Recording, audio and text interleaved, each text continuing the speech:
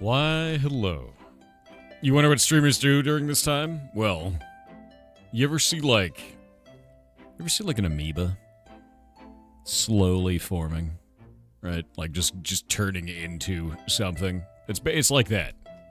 It's like you take all of the slime in a room and you just slowly pull it into the form of a human being.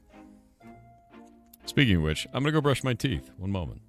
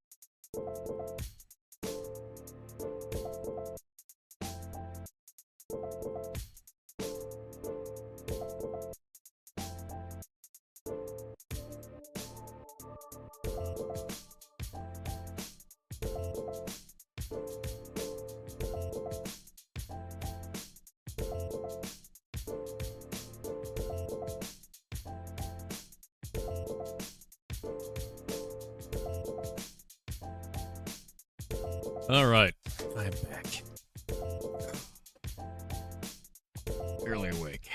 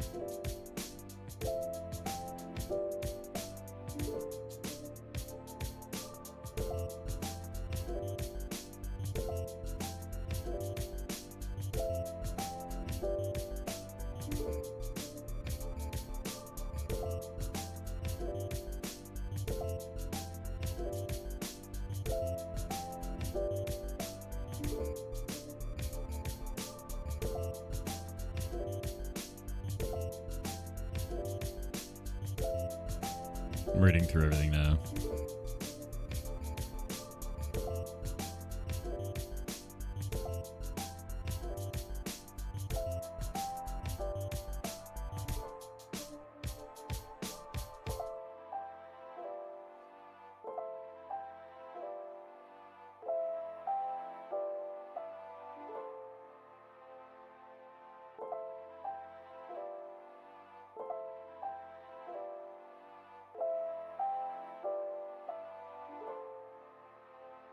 What is it called?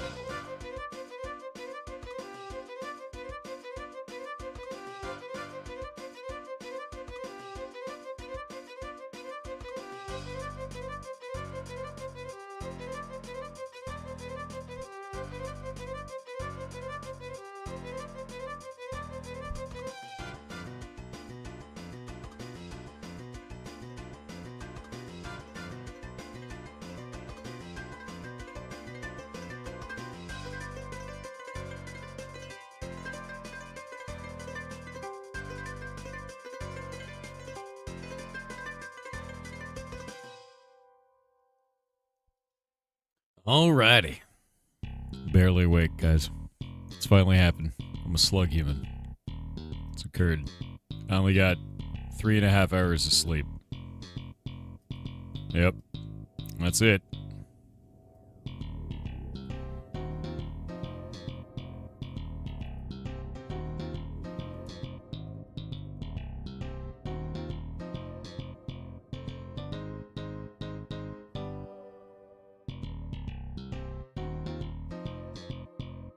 You like Hey After Nemo? Yeah. He's got a cough, which is not the best. And every 12 hours he has to take Benadryl because they don't know why he's having the reaction he is. But if it persists for 5 or more days, we're gonna put him on steroids. Is the idea. We don't know why he's doing this. Yeah. Surely you need more? Yes. It's no. The weirdest part about this is it was his right eye, and then it was his left eye 12 hours later. So it's like, and it's his foot too, so it's systemic, whatever it is. It's not just like a localized allergy. No freaking idea, man.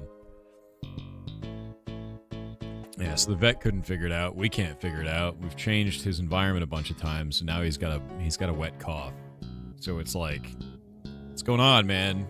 And his lungs are clear, they're not crackly. So it's like, could be a reaction to the amputation. We don't know. We don't know enough information. All we know is that Nemo is a very unlucky little dude, and we got to keep figuring it out. And I got no sleep as a result. Could be allergic to the suture materials. We brought that up. It would be a localized allergy, not a systemic one. The vet. That was one of the first things we brought up to the vet because they're dissolving sutures, and dissolving sutures can sometimes trigger an allergic reaction. But that would generally be a localized reaction, not a systemic one. Is there a Ferret version of being allergic to cold? No, he's not cold. He's a warm little dude. What are off starting to life? Yeah, ferrets. Could he be allergic to his painkiller? I don't know. I think that was something that got brought up. I'll make sure that got brought up. Pretty sure. Because it's gabapentin. I don't think I've ever heard of a gabapentin allergy, but anything's possible. Yeah, it's his front foot and his eye each time. Autoimmune system, that's what I'm hoping it's not, but we don't have enough information yet.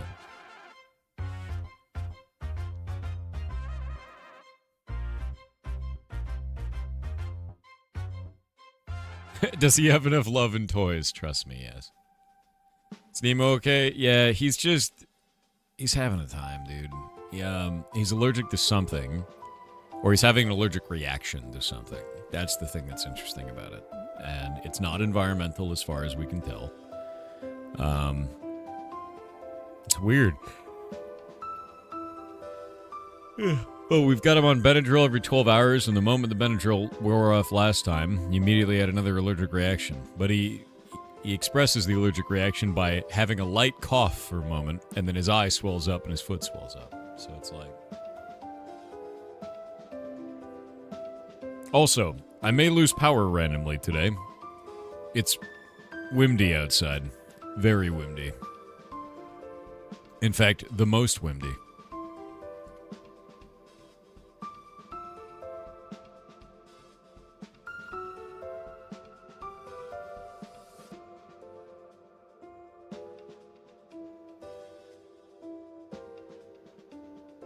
So if I lose power, the stream will be back. Yeah. It's the most wind.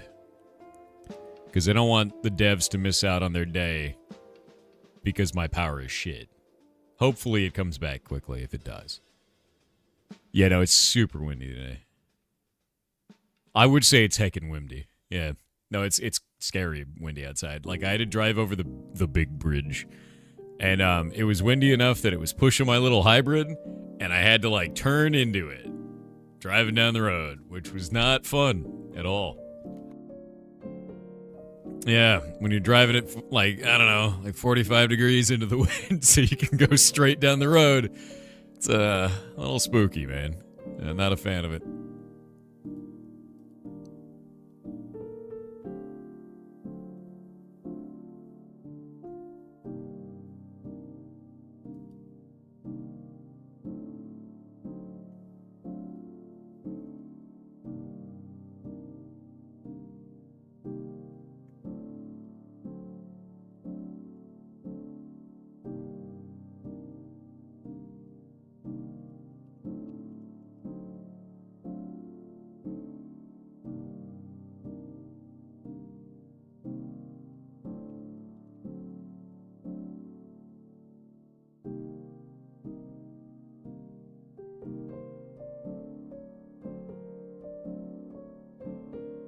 Huh.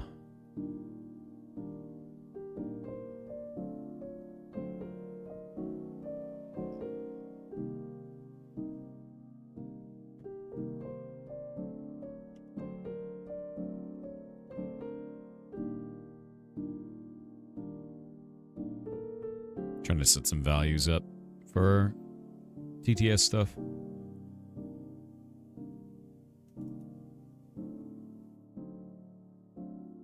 Let's see, there's loaded, default value 0. And then end.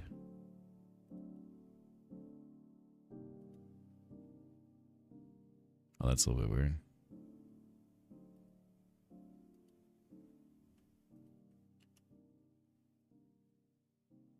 Slowly but surely waking up. But yeah, dude, it's actually like, I don't know, it's rough.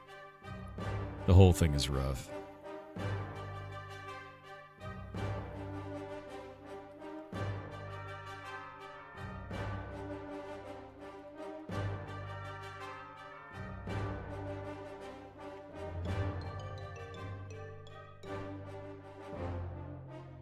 All right, there we go. I do believe I got it. I do believe it.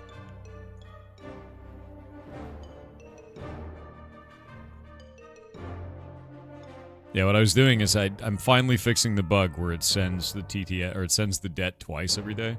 The reason that's happening is because I'm streaming to both YouTube and Twitch at the same time, and then StreamerBot goes, "Oh, you ended the stream on YouTube. Oh, you ended the stream on Twitch." And then it sends the stream end twice, which is like, God damn it, dude.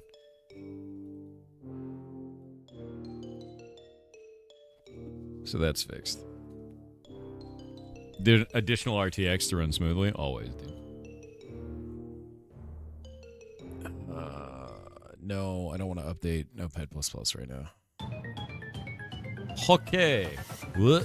I exist. I am real. Unfortunately, the time of man has come to an end. Once I wake up enough. Don't worry, I'm almost there. I'm almost there. I'm finished updating, kinda. We'll get to it. How's Nemo? Nemo has some kind of an allergic reaction that we can't understand. We took him into the vet. He stayed there for hours. And, basically, his diagnosis is we don't know. And so we have to keep putting him on Benadryl every 12 hours. If that persists for, I think, 4 or 5 days, we're going to switch over to steroids, is the idea. Because we don't know what's causing this. It doesn't seem to be environmental, because we've changed his environment entirely. In one of the cases, he sat here in my office next to me for 12 hours, and I checked on him like every hour or two. And no reaction until the moment his Benadryl wore off, which was about 12 hours after he had it the first time. And then immediately his eye swelled up and his foot swelled up. But the thing that's weird is that it was the opposite eye from the last time. So this means it's a systemic reaction. So it's within his system somehow, like not just a localized one like you would expect from touching something, and it would only affect the thing that touched. It's throughout his system. And the only reason I knew it was happening is because he did a little light cough, and that was it. So we didn't know what the hell was going on. But the idea is keep putting him on Benadryl, keep waiting to see, and then put him on steroids for the long term if it doesn't go away. I don't think he ate a spider. That was our guess at first, that he got bit by a spider, and then it came back. The moment that it came back, exactly 12 hours later, like, okay, this is something different. So that idea is out. It's not based on his food. It's not based on his bedding. It's not based on his enclosure. It's not based on the room that he's in. It's not based on anything that I'm doing, because I interacted with him all day, and I thought maybe it would be like, I don't know, my chapstick or some shit that I'm using, something like that. But no, it's not based on any of that. There's nothing burning in the house, like candles or scented stuff or any of that crap. We don't have any of that in the house because it's different ferrets have different reactions to that. We just don't know. We even asked about his sutures, because his sutures are the dissolving kind, like his stitches are dissolving. And sometimes animals can have a reaction to the dissolving suture, which is rare, but it can happen. So then we brought that up, and the dog said, no, that'd be a localized reaction. It'd be around the site. And his surgery site is perfect. There's no bruising. There's no nothing. Perfect, right? Cleaning fluids and wipes? No. We've completely washed out everything that he had with just water. We've tried doing it with cleaning agent that we normally use with all the other ferrets. No reaction difference. So we don't know what's happening is the thing. Right now he's got a cough, which means he likely has a light cold. And we're just monitoring that too. So he's sick. He's reacting to stuff, and he's missing a leg. Like, he's going through it, and like, God damn it, right? Like, that's just... So I slept maybe 3.5 hours last night, because I had to drive all the way to the vet, the emergency vet, and then we had to hang out there, and then I had to drive all the way home. So the only thing I did yesterday was I went to Dollar Tree, because there's a Dollar Tree right next to this vet. And I went in there, and I just kind of shuffled around for like 30 minutes, and then I bought 2 giant cups, which is funny, because those 2 giant cups are very close to the giant cup that I already use. And I got those at the thrift store, and they were like $3.50, but the Dollar Tree sells them for $1.50. So now I have 2 more of them. I think they're downstairs, but I gotta wash them because they were in a Dollar Tree. Yeah. That was my day. That's my day so far. Yeah, normal Dollar Tree experience. Exhausted and finding weird shit. Exactly. I think my favorite part of Dollar Tree, to be honest with you, was walking up and down the aisles and just seeing every aisle having half-eaten candy in there because somebody had just grabbed candy off of a shelf and then eaten part of it and then just left it, which was like, cool, man.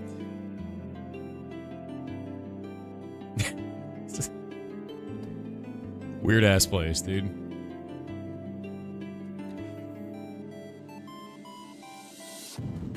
Do you have a scrapbook for all the ferrets you've taken care of, the public can access? Not a scrapbook, but we have this. Boop. We've got, if you go to ferrets.live and you click on the little notepad up here, that'll take you to the wiki, and then you can see every ferret that's ever been here. Ta-da!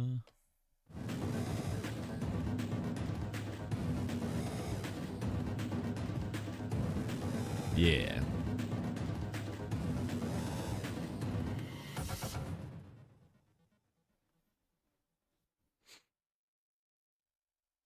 Morning, fellow goblins. Good morning. Also, if you go to the Twitch page for this, everything's clean right now. Well, it's all empty. I think Shay's getting ready to clean the whole room.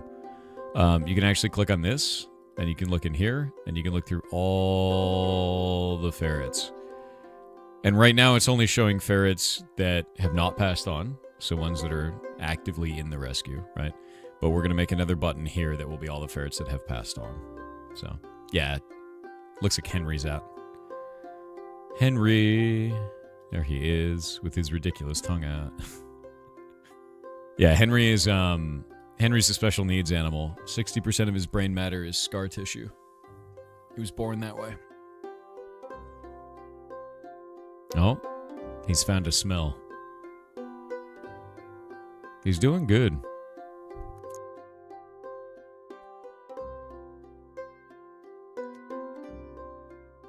Hell yeah. Long live Henry? Yeah. He's a special needs guy. He's got neurological problems, but he's a good little dude. He was grumpy earlier because he was in the wet world. Yeah, he probably had to get washed because he pooped on himself or something ridiculous. That is usually how he goes. He's like, ah, yes, a gigantic 20-foot by 20-foot room. I'm going to poop here and then roll in that somehow. Oh, had to clean his nails. Yeah, also common. Very common. Yep. He put his paws in poop. Yep. That's him. He doesn't have really good motor control, so he does stuff like that. There's not really anything we can do about it other than clean him. Oh yeah, I added this to the patch notes that I'm putting up today. And I believe Jake's project is now done. I was supposed to be done with my project, and then Nemo turned into a bubble boy. So there's that. Let's see.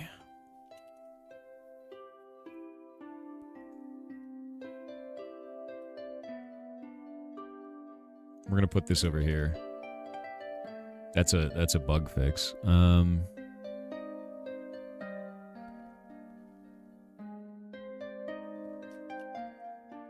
Oh, is that something that they did? Potion effects applied by consumables no longer show up under every buff classification in the profile menu? That was the thing? Why is the server not starting? Oh, it is starting.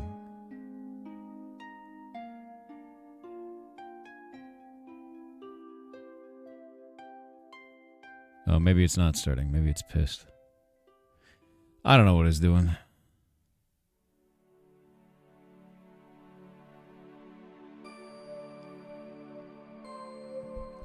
Nice. Alright. Let's see if we can get this shit running. You got a singular ad? Nice, dude.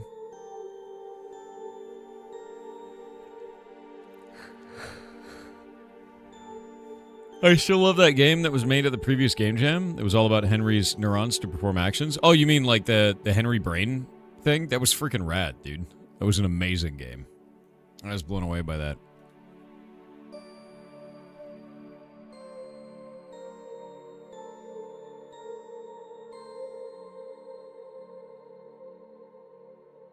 Remember starting watching Henry has gotten better? Yeah. Henry's doing really good. Can we donate to the Ferret channel on YouTube, or is it just Twitch? Just watching the channel is a big deal. So our YouTube one is not monetized because YouTube has a bug. And what the bug is if a stream lasts longer than 12 hours, all of the viewership of that stream doesn't count towards monetization. So our channel hasn't been flagged for monetization yet because it doesn't have enough watched hours despite having about 50,000 watched hours. So there's videos up on the YouTube channel. If you go watch those, you can help that channel become monetized by watching them. So if you get yourself and your friends to watch every one of the videos, that helps a lot. Because we can't monetize otherwise. It's also why we started releasing shorts. You had no idea? That's stupid. Yeah, here, let me show you. It upsets me like you wouldn't believe. We've already talked to our YouTube partner manager about it, and they're like, yeah, there's nothing we can do. It's a bug. Well, we're Google. Can't do it. Beyond our powers. And I was like, you're full of shit, man. It's like, this is the stupidest shit I've ever seen. But if we go to earn on there, you can see that it's set to this. Let me actually get a couple of things together.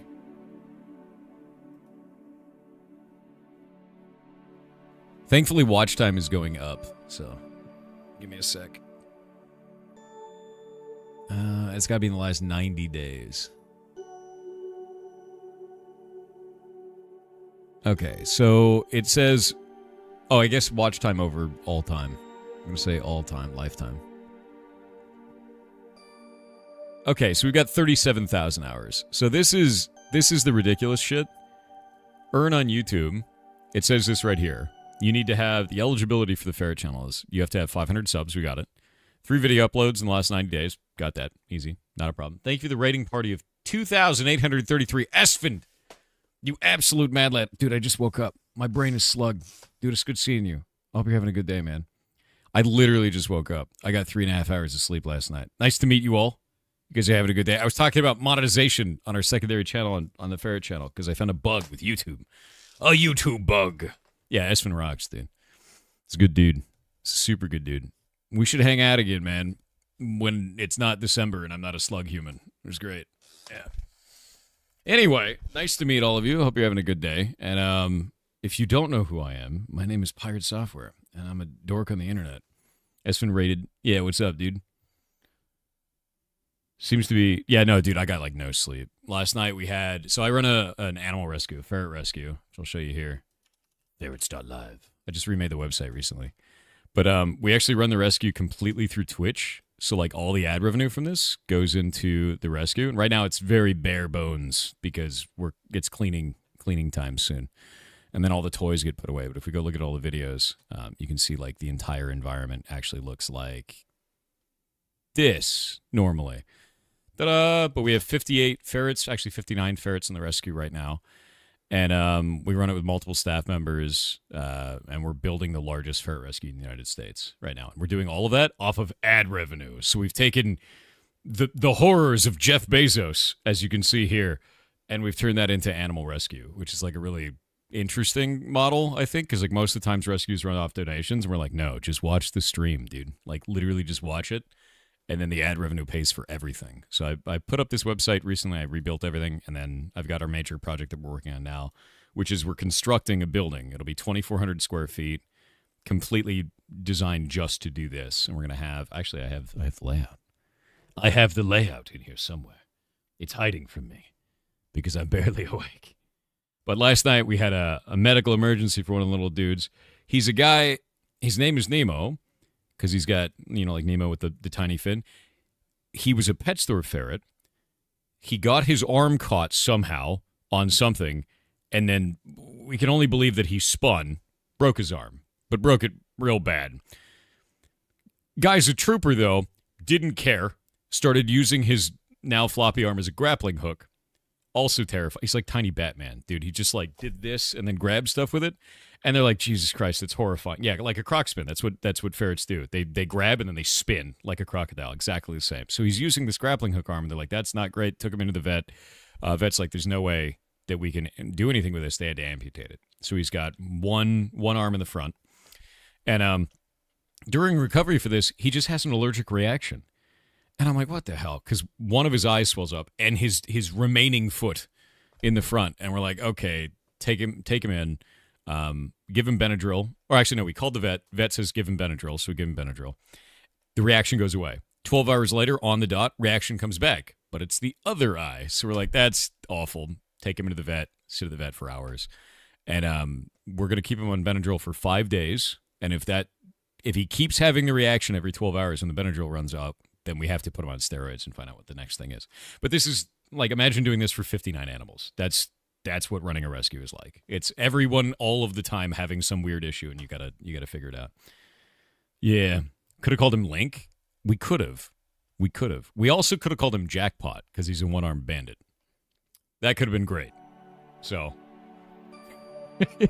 he could have had that would have been an amazing name, but hindsight, right? Yeah, no, giving him steroids is probably the only thing that'll calm that down. But yeah, so that's what I've been talking about today. But right now I was talking about the monetization of the Ferret channel because we found a bug with YouTube. I stream the channel on YouTube, but we can't get the channel monetized. And the thing that's weird is we have 37,600 watched hours on that channel. But it thinks we only have 1,220. Because if your stream lasts longer than 12 hours, it no longer counts towards this verification check for monetization. Which is like, ah! So I had to start producing videos on there, and then people watch the videos, and then that counts for valid hours. Or I cut the stream at 11 hours, and then somebody watches the whole hour, and then it counts, which is like, great. Thank you, YouTube. Yeah, so it's super annoying. Like, but you can see we have the hours, but it doesn't count. Like, it's like, all right, man. So that's the secondary channel for that. We also have, if we go up here, all of the ferrets are listed out on the wiki, so we actually have a massive wiki for everybody, and then you can see information about each one of them. And we recently, based on Alveus Sanctuary's extension, because they have it open source, we actually forked off of that and then made an extension for the ferrets that you can see here, where you can see every one of the ferrets, read information about them, and have links to the wiki as well. And if you're in chat, you can do things like this. If you're a moderator, you can type their name with an exclamation point, and it'll pop up right away, which is great. So, and we're adding more and more stuff to this right now. And this is Henry. Henry is he's a bit of a medical mystery. He was born with 60% of his brain being scar tissue, and he spins. He's got a neurological condition where he just spins in a circle, and he's got a little bit of a head bob that does this, and that's about it. That's all that happens to him, is he just has that kind of an issue, you know? Thought that was a gift? No, that's Henry, dude. He just spins. It's part of his condition. Yeah, that's about it. Also, what we're doing right now is I'm waking up. I stream for 12 hours a day. This month it's 7 days a week. I know you're gonna vacuum. That's why all the toys are away, I was telling him. So like, I stream 7 days a week right now for this month, 12 hours a day. But we're doing something rad. Pull this up. Every day this month, here, we could watch this. So that way, I can say it. But the old I, the one from before, look, I'm short now. Great. Fantastic. December, we're going to be doing an event for the entire month, the whole month long. And we're going to be calling it the Indecember Games Show. This is not anything that I've ever done before in the past. I've never tried to put on a major event, and this is something I'm going to be doing for the whole month of December. One of the things that I've seen with traditional game shows is they're usually quite short. It's usually just a day or a couple of hours. Those games don't get a lot of breathing room. It's usually just an ad that plays. So since I'm doing it over the entire month, we're going to be playing those games on stream. We're going to be talking to developers. We're going to be interacting with those communities. We're going to be really doing deep dives on every one of these to get you a good understanding of not only what the game is, but who is making it and what's the reasoning behind that. So we've got a number of games that are set up already. We've also got a number of game developers that are set up to be able to go and do those interviews along the way. And I hope it turns out really cool. Outside of that, I've also seen inside of the indie scene that money ends up being an issue for everybody. It's incredibly expensive for the indie shows to be able to show off their games, and it ends up being a huge barrier for them to be able to do this. So I'm doing it for free. We've got corporate sponsors, we've got some other types of sponsors that are in there, and we've got you guys as the viewers, so the indies aren't going to pay a dime. That's the whole point with this, is to make sure that there's no barrier, that you guys get access to the devs, that you get to see their cool work, and you get to be, like, see the interviews with the devs. And I want to do this. If it works, we don't know if this model is going to work. I haven't seen anyone do this before, but if it works, we're going to do it every year. But there's also, if you are an indie dev out there, or you know an indie dev that wants to be a part of this, they can reach out to me at pirate@sidequestmedia.com. If they send... Not anymore. Don't. We got 500 games that applied. It was insane. And I can only cover like 75 to 90 throughout the month. So, that being said, please don't contact anymore. There's so many of you. We've already managed to show off 12 of those games. And the other thing that I'm doing is I'm putting out videos for each one of them. So, you can see here, we had the video for so this is Solarpunk, which is really cool. And then, like, they usually take about an hour to 2 hours, and then it gets condensed down into a video. So not only am I making it so that we have it all live on stream, but then we go and put it up on a video as well. And so, like, it's a full interview with the dev. Like, basically the requirement for the dev is, show me your game. We have to have it playable. And then also, let's talk about your game. And I'm just adding them slowly to the thing is basically the idea there. So, yeah. The Solarpunk segment, you need it? It's up on the channel. You can have it. Yeah. Will you upload every gameplay that you'll be playing on YouTube? Yeah, every single one of them is going up. We're trying to fit it to one a day, and that's difficult. It's a lot of video, and our editor is basically going to explode by the end of the month. So hopefully they don't explode. Hopefully they survive the process is the idea. But yeah, so that's what we're doing all month. We're going to have the first one up at 3 a.m., which is in about 2 hours. I stream from midnight until noon. Yeah, poor editor. Poor editor. The next video comes out today at noon as well, because we're hopefully having one video out every day, just like I have one short out every day. I think today's short is about a moose. I think it's about orcas eating moose. That might be today. Yeah, it's a lot of pants for one person. There's a lot of pants. This is a good idea. I like it. We've learned a lot of shit on this first go. I'll tell you, it's kind of horrifying. If you'd like to see. I could show you this, only part of it. I could just kind of slide it on screen. Do you want to see what my schedule looks like? This horror right here is what this looks like. That's what that looks like. It's a deep horror all the way, just with all of the information that I need. Yeah, it's a lot, dude. So, like, that's the rest of my entire month. So I can't miss a single day. I can't take a day off. And the reason why, like, normally I take Thursdays off, so I only stream 6 days a week. But I was like, oh, shit, there's so many indies that applied. Let's just add Thursdays back in. So, like, the entire day, like, the entire week, I'm not missing a day. It isn't pre-recorded? No, we're just watching the time loop. He hasn't escaped. God damn it. No, it's not you're pre-recorded, you goblin. So, yeah, we're actually, like, I'm just not going to take a day off. We're going to have Thursdays be the same thing. January 1st, you die. I think I, like, ascend or something. Like, I'll probably, like, split out of my own body and turn into, like, a flying meme or something. I don't know, dude. Something's gonna happen. Thank you for in December, by the way. It's awesome. Thank you. Yeah, no, just to be clear, it got so much interest that I'm doing this again in June. We're gonna make in December, because it's in December, and then we're gonna do Indie Summer, because it's in D-Summer. And we'll have June as well. So we'll do it a second time every year. And then we'll do it every June and every December. And then every July and every January, we do game jams. So that's cool. So you should go sign up for the game jam. Yeah. Props to Kronos for putting up Thor's calendar together. Yes! It's Kronos' job, is to do the thing. Your mind will become a fractal? Like you've looked outside? Dude, I 100% have looked outside. 100%. Anyway, right now, I'm trying to fix this because I broke all of hunting in our video game. So I gotta fix that. Log in. Oh, it's mad. One moment. Give me just a second. I have to log into this shit. No one will know what the keys are. Log in, damn you. Nice, nice, nice. It's logging. Production server, yes, please. All right, we're good. Yeah, starting soon. That's my... Don't look at this. I should probably make another button for that. I just haven't done it. Leaked, I know, right? Damn, dude. Why is this... Wait, why is the world potato still in here? I thought I deleted potato.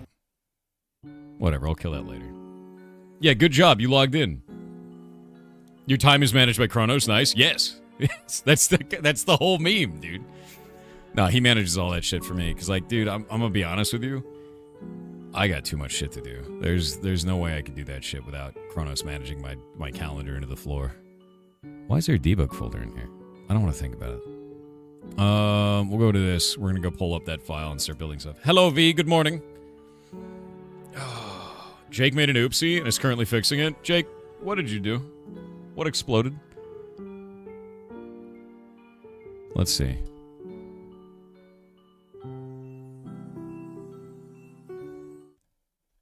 I know it's bad because Jake hasn't messaged me yet, which means it's bad enough that he's hyper-focusing on fixing it.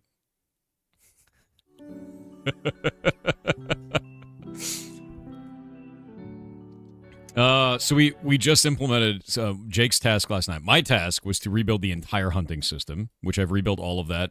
I've also added a number of new minor POIs to the game. What? Okay, I can't read that. That's insane.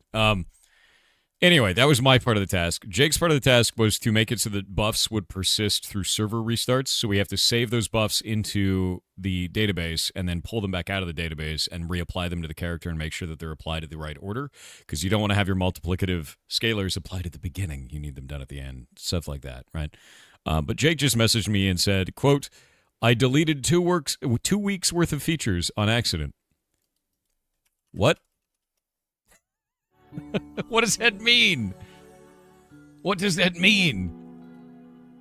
We have version control. What does that mean?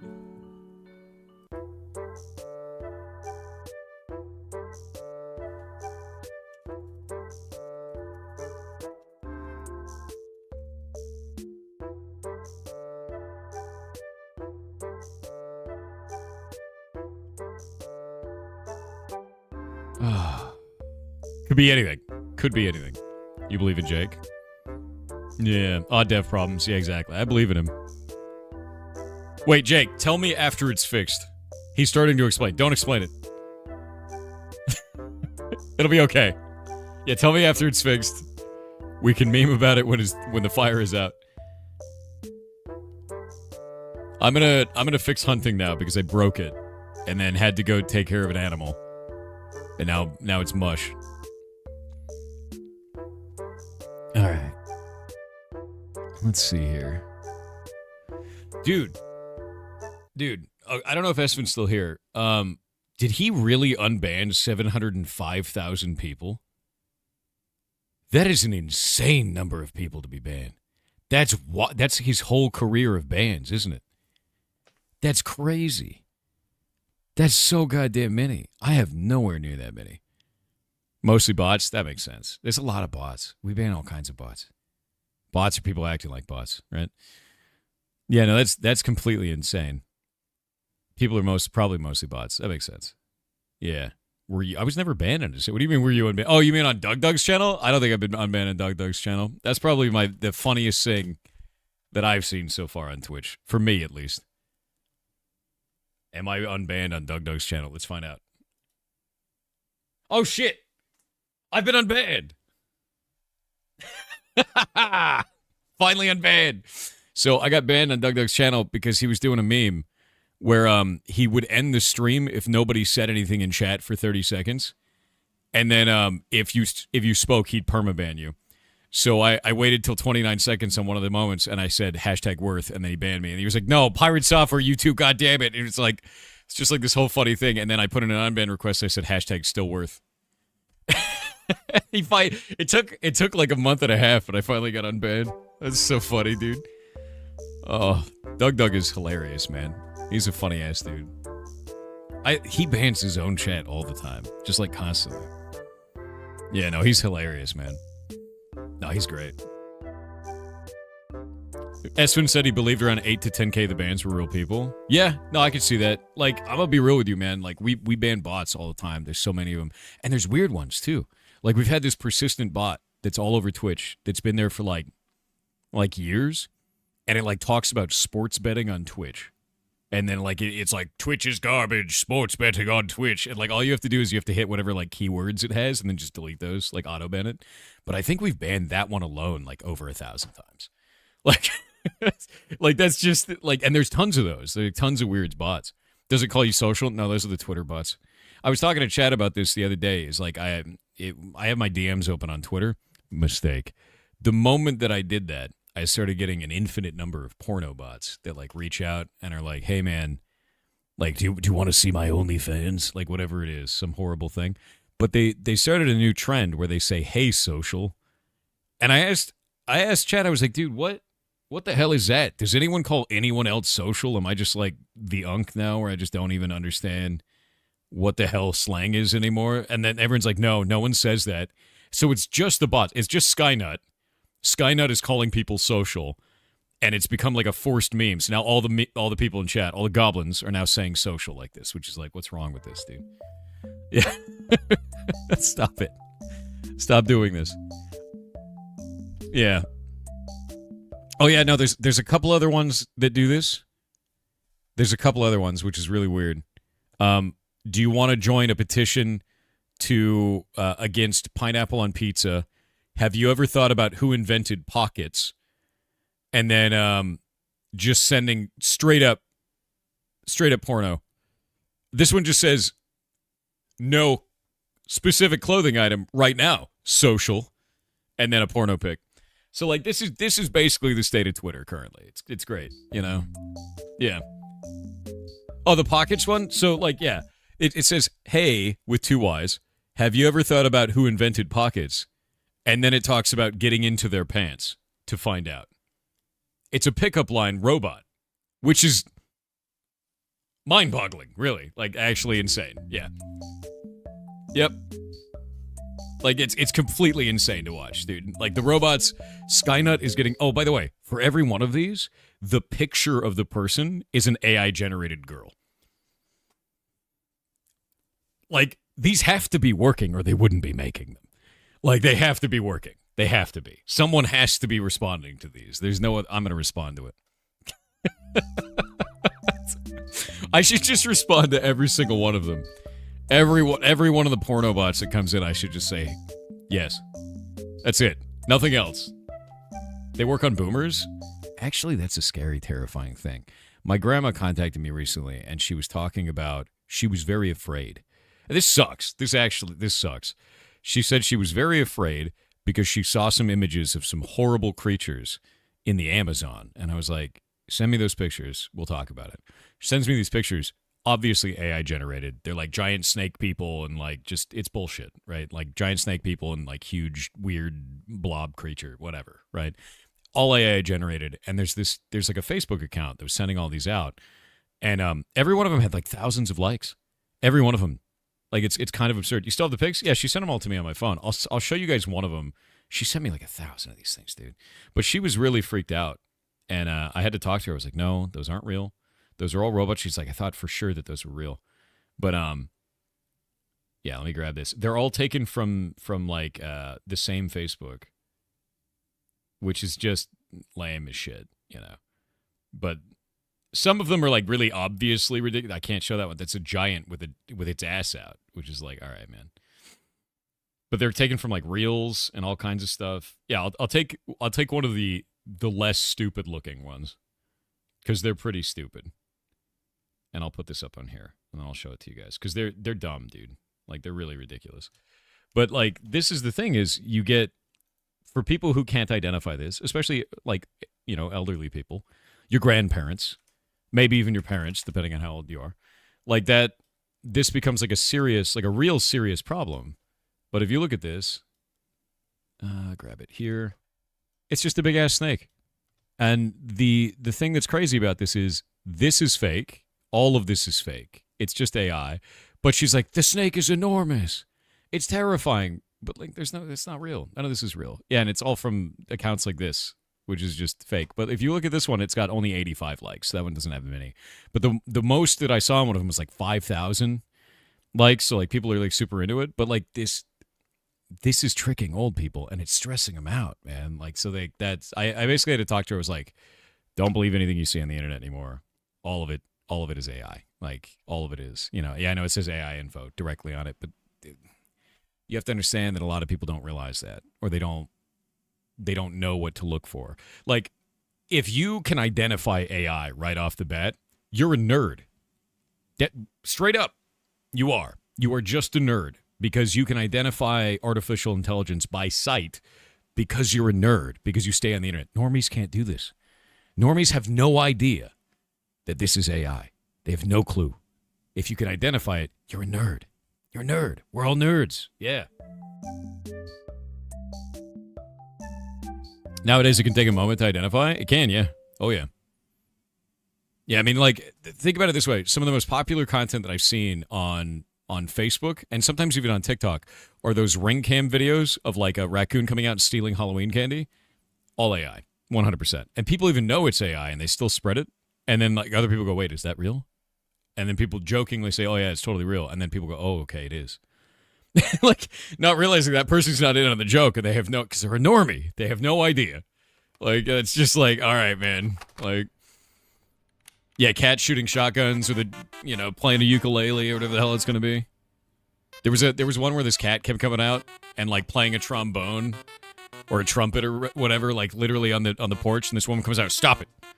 No playing that trombone at night. Right? That's just ridiculous. What do you code Heartbound in? It's done in Game Maker Studio. It's a 2D pixel art game engine. Awesome. You can do 3D in it, but I'd rather do 2D in that. You saw that one? Yeah, it's super common. Ring footage of porch pirates and explosive packages? Yeah, all fake. All fake. It's nuts, man. I can't believe those videos of cats playing instruments isn't completely real. I know. It's shocking, isn't it? This is how it happens, though. Like, we joke about this, and someone goes, yeah, that is real, isn't it? Isn't it? Yeah. I don't know, dude. The bad AI religious fake archaeology videos on YouTube are wild. That's crazy. I haven't even gone down that route yet, man. That's completely nuts. No, that's wild to me. Snake body look like concrete to you? Some of them get more absurd than that. Like, I can show you one of... You guys want to see one of the more unrealistic ones? Because, like, there's a lot of them that are just not realistic at all. Like, this one's definitely not realistic in any way. This one's not realistic at all.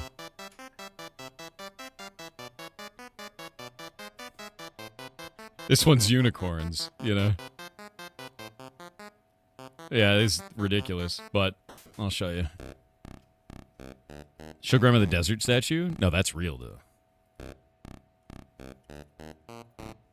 Unicorns aren't real? No, but, like, this is the kind of stuff that account is producing, right? So, like... and then you've also got this, which is just... right? You know, like, it's just mysterious black mass. Right? Like, what are you gonna do? What are you gonna do, man?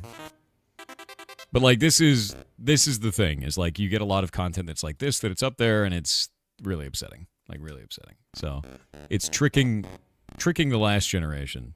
Maybe even the last 2 generations. Don't know yet. Yeah. It's all fake. But me, I'm a totally real human being, so you can trust me on that.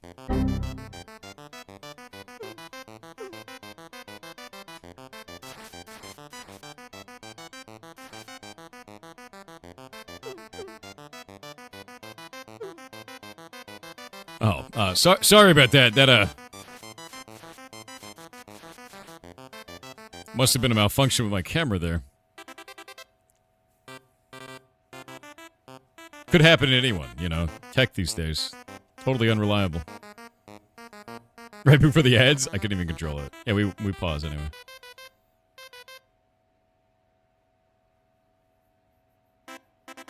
Thor runs on Windows ME? How dare you?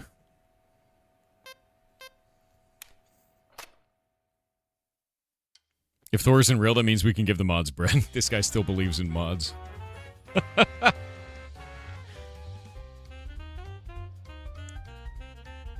How do you know I'm not just multi-boxing, dude? You'll never know.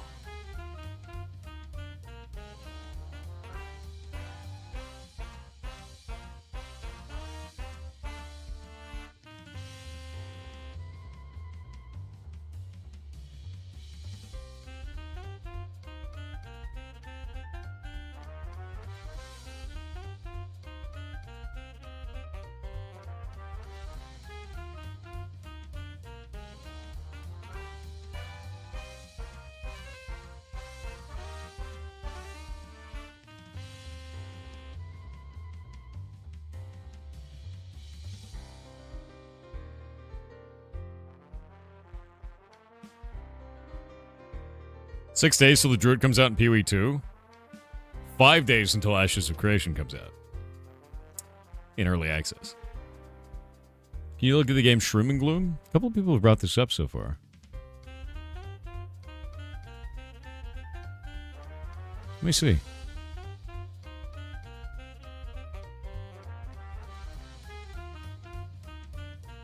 Oh, this looks great, dude. Hold up, we'll look at this.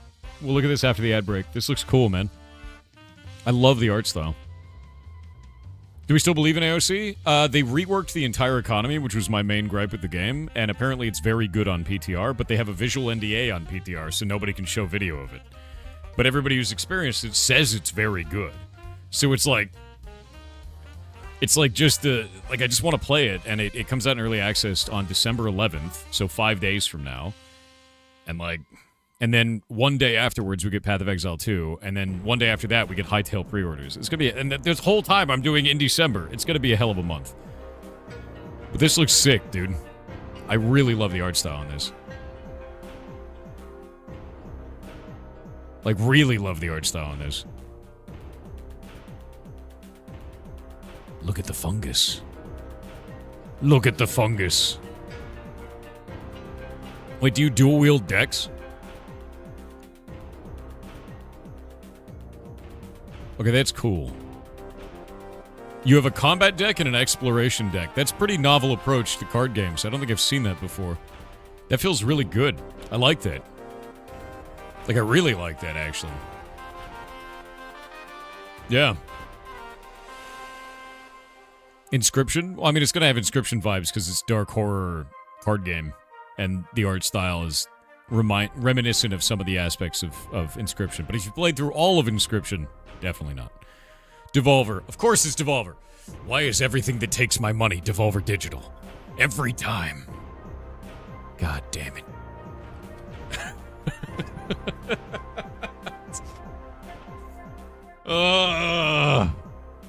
Every time. It's always the same, dude. They know, I know. It's every time. Every time I want to buy... No, is Devolver bad? No, they're really good, which is a mistake for me. I have this thing called a wallet, and it cries every time I watch a video, and I'm like, that game is cool, and then I find out it's Devolver, and I know why it's cool. Devolver's really good. I mean, I recently played through all of Loop Hero, I played through all of Bollock's Pit, and I just loved it. Like, there's other games I want to play for Devolver as well, because everything that I touch that is published by Devolver is solid gold, and I think the reason why is because Devolver has a very good, I guess, flavor master is usually what it's called, where basically they have a very good team that knows exactly what kind of game they should be publishing that feels like a Devolver game. So then they find an indie dev, they go, that game's a Devolver game, do you want us to publish you? And that's it. Like you know exactly what you're in for. It's the same kind of brain loop for every one of Devolver's published games. Yeah, they got a good flavor master. Taste master. Took a while to get into their stride, but they really nailed it lately. Yeah. And the thing is they've been publishing just baller games over and over again. It's phenomenal, actually. Thank you for the subs, man. Great. Thank you very much. You see the new avatar for the last Airbender fighting game? No. Is it good? Indie game sommelier. Yeah, exactly. I don't even know if I pronounced that right. Ever since Gungeon? Enter the Gungeon is awesome. Yeah, actually. It's really, really good. Please stop showing me roguelike deck builders. My poor wallet is crying out in pain. Actually, I think we're showing off roguelike deck builders today. Oh, wait, no, we're not. We're showing off a different kind of roguelike today. For one of the games. And we're showing off a different roguelike today, and I'm going to be honest with you. I don't know how people are going to like this, but I like it. So that's how I feel about it. I'll see. I'm interested in seeing how the general internet feels about games like this one that's coming up today. So we'll see. We'll see today. And then all right, cool. And then we have we have a roguelike, which is a weird mashup roguelike. You'll see. We have an action RPG, which is interesting. And then we have, how could I describe this? A first-person shooter existential horror. I don't know how else to describe it. It's ridiculous. Yeah. It's gonna be weird. The third game is really weird today. When's the first showcase? Hour and a half. Just about. Which means I have to make buttons. I'm gonna make the buttons before the stream, but I had no sleep. No. It's like a alternate reality horror. Like, question your life horror. It'll be interesting. It's gonna be neat. I'm excited to see it.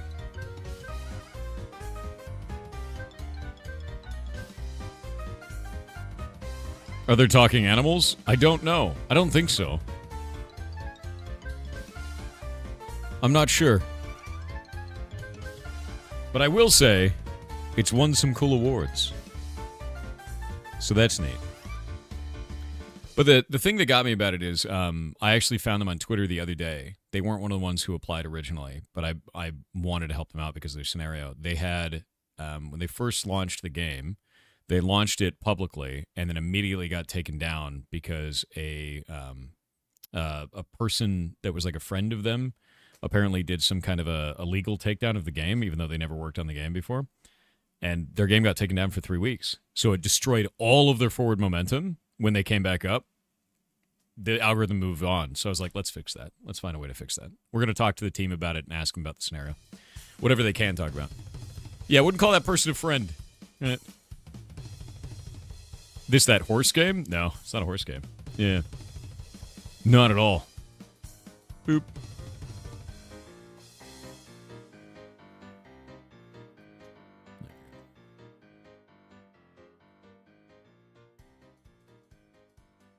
Do.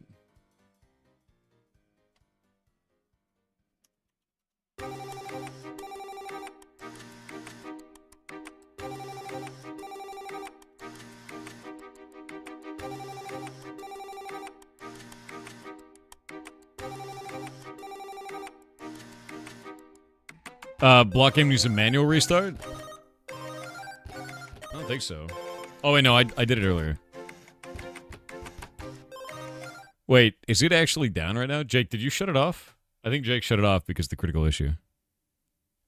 He's still working on it. It's not connected. It was hours ago? Okay. Dude, I don't know, man. Like I said, 3.5 hours of sleep. Why do you think I'm wearing this shirt today? Like... Okay, I need to go and look at hunting right now because I'm a slug human. No, not the phone again? Yes.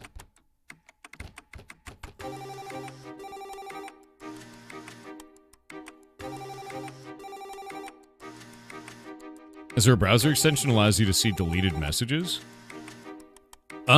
Sometimes. So it depends. If it gets stopped by automod, no. Because what happens is there's 2 tracks of data on Twitch. Let me MS Paint this so you can have the visual representation of the memes and talk about the blackboard. You know, we'll do this. Hey, look, MS Paint has layers now. Fantastic. It also has Copilot. If you ever want to use AI, it's definitely not a bubble though, right, guys? Definitely not. Definitely not a bubble. We totally need AI in MS Paint, right? Right? Okay. Anyway, the thing that's really interesting about this is if you have Twitch and you have your 2 pathways for this, normally you'd think like, oh, Twitch, you just have chat. Well, it doesn't work that way. You have kind of 2 ways that this goes for chat. And the first one is that any message that gets sent in this channel is actually held for about 3 seconds. It's very, very short. Something around 3. It's like 2 to 3 seconds. And then it goes through to chat. But during this section, there's automod. And what automod does when you have it set up this way is that instead of showing the message and deleting it, it actually kills the message before it ever gets sent to chat. Normally, your message just goes through to chat. It's already there. But with this, it never gets sent. So things like Better Twitch TV won't even pick it up at all. And we've got some, like a lot of auto mod stuff that will just auto-catch, like, certain phrases and shit. Like, you know, racial slurs, crap like that. And those people just get giga insta-banned. And their message never hits chat. Better Twitch TV never picks it up. None of that stuff. Same thing for, like, large ASCII dicks, which is very common on Twitch. You know, that just immediately gets deleted. So, basic stuff. Yeah. Very common Twitch messaging. AI good 101 beep boop. That written by robot hands. That message right there. Yeah. Why would you need Copilot in MS Paint? Do you want to see something even more horrifying? You ready? Open up Notepad. What? What is that? It's in Notepad too. It's everywhere. But it's not a bubble, guys. It's not a bubble. Remember, it's the future. And remember, we're 3 years into all of us losing our jobs to AI in 6 months. Don't forget that either. Ridiculous. Actually insane.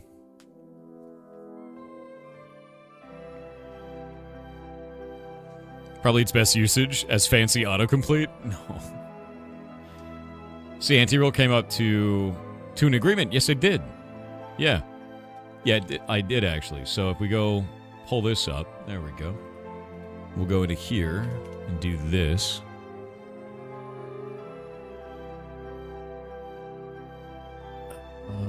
This was my response to that. I was pissed about the marathon thing, man. I was really pissed about it. But this was my messaging for it. I don't think it should have happened in the first place. I think it was probably the most egregious mistake that I've ever seen Bungie make. And the way that they handled it was terrible. I don't ever want to work with Bungie ever again. We did a sponsored segment for Marathon. I won't be working with Bungie even if they rebuild Marathon, even if it's all copacetic between the parties, because that was beyond the pale for me, man. That was the most absurd shit I've ever seen in my life. And with that in mind, Anti-Real presumably has received a very large amount of money.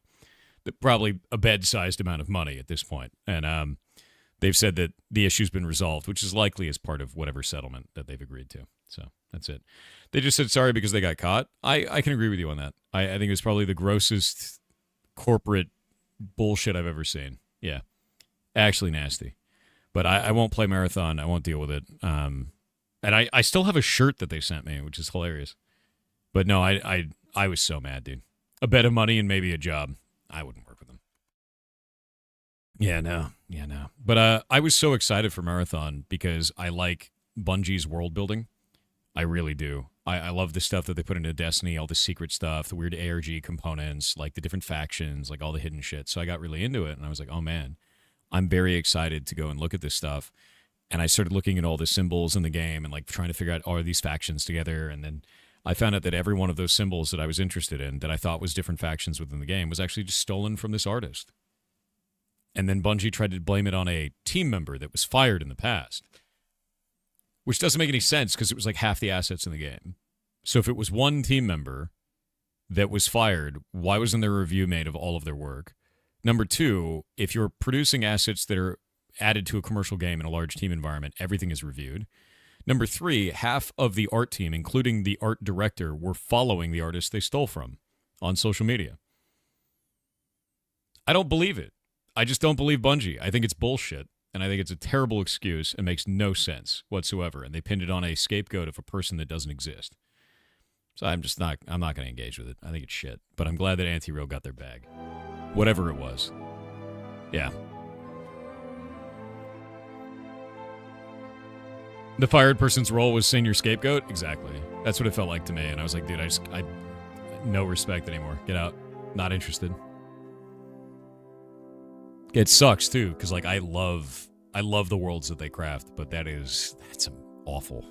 Just awful, man. I gotta build these monsters.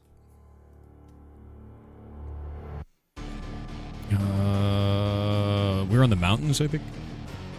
How's the game coming along? Which one? I work on lots of stuff. If you think about Heartbound, I just released an update 7 days ago, and I release one every month. If you're talking about Block Game, I'm working on it right now. Because it's broken, currently. That's fine. We'll get there. Move to other view. There we go. Mountain Skeleton, Mountain Vex. Good. See the final trailer for Iron Lung, the movie? Dude, Iron Lung, the movie? I didn't know anything about that. That's terrifying. Iron Lung is one of those types of games that scares the shit out of me, dude. You'll buy Heartbound, looks fun? Don't. I'm going to tell you right now, do not buy my video game. Wait. It's in early access, there's a lot of scuff, and I keep adding new stuff to it. If you want a complete game, don't buy early access. I would wait. I would wait. You might like it more later. But if you want it, that's fine. You can still do it. Just understand, work in progress. Trident. Oh, we got a different dude here. I forgot. Some of these guys throw stuff and some of them don't.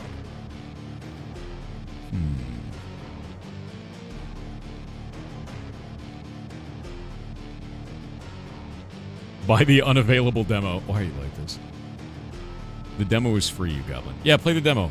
Play the demo first. That's always my advice. And if you like it, cool. And if you don't like it, cool. Either way, I work on it and release an update every month.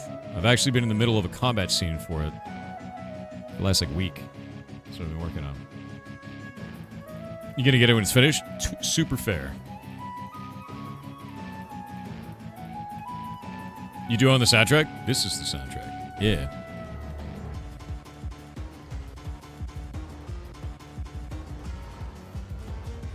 Hype for Jotunheim? Yeah, I mean, Jotunheim is pretty sick. Like, the biggest thing for Jotunheim is that it swaps polarity based on your actions throughout the game. So if you're, more curious, you go to Muspelheim. If you're less curious, you go to Niflheim.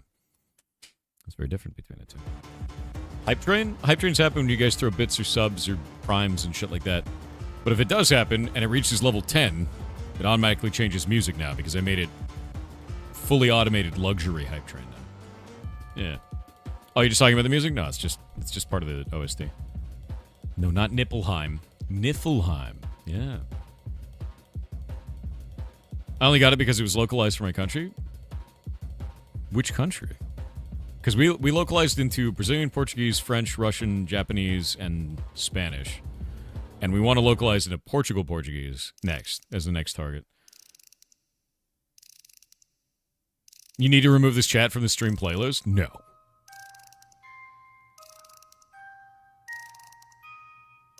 You don't want to go to Nippelheim. Trust me, it sounds good, but it isn't. Jesus, who hurt you? That's terrifying, dude. Alright, we gotta grab this. And we gotta go down to here. We're gonna make it these drops for that. Alright, there we go. It's not going to permanently associate with the hype train now. I'm sorry. No, it always will be.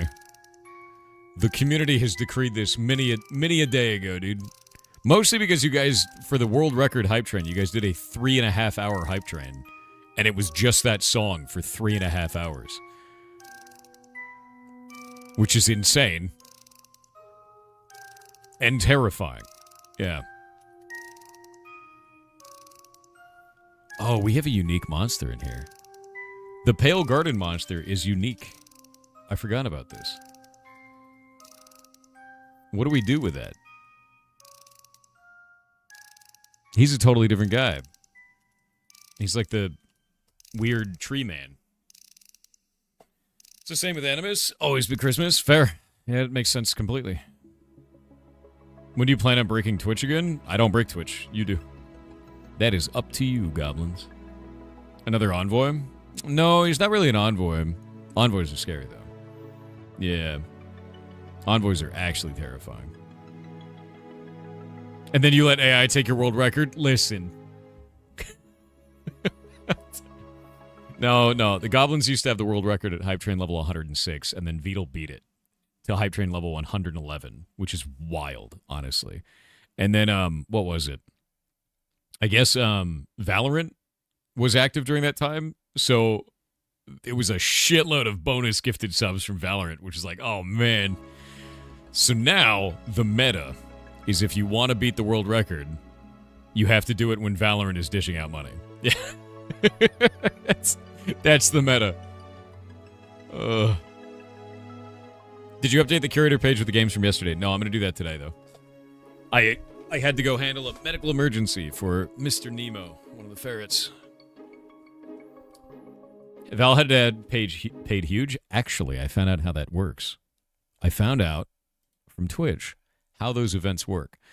I thought that those types of events, like when Valorant paid out, I thought that they had to pay per sub, and they had to pay like each one of those bonus subs, right? They don't. They don't at all.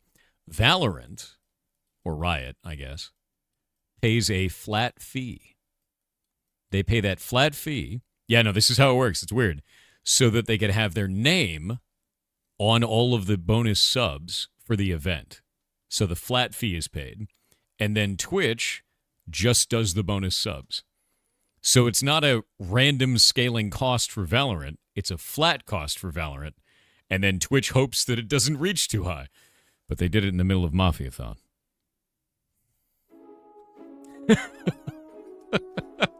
So it's really interesting. It's really interesting to watch this because I'm like, there's got to be a limit. Like, it makes me wonder, they must be making those corporate like groups pay so much that there's no possibility of loss for Twitch. That's the only way that I could feel that has to work, which is interesting. But you basically pay to have your name on the gifted subs, not for the gifted subs themselves. Fascinating, really. Infinite money hack, a little bit. Yeah. Loss is a bit disingenuous. I mean,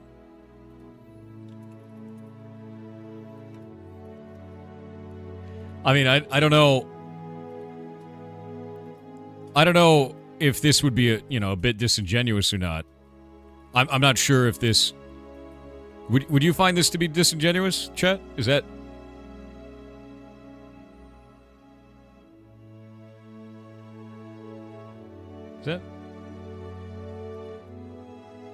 what? What do you mean sigh? What do you mean sigh? Do you want to see something really funny? Do you want to see something really funny, actually?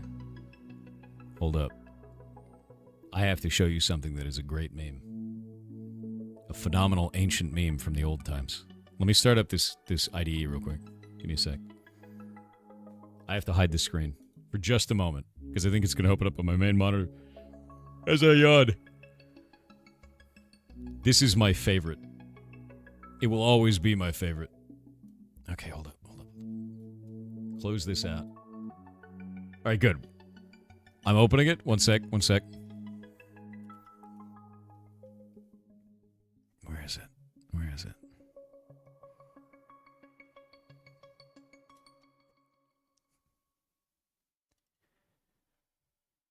I want you guys to look at this. So this room has been in Heartbound for a very long time, but I want you to look at the placement of the cups on these tables. Might have been there, I don't know, for a pretty long time.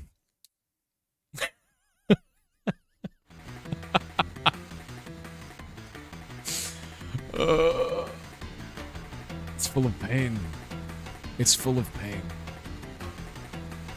Yeah, no, I love that. I love hiding shit like that in the game, dude. This dude's gonna have special drops, I think. I just don't know what I want him to drop.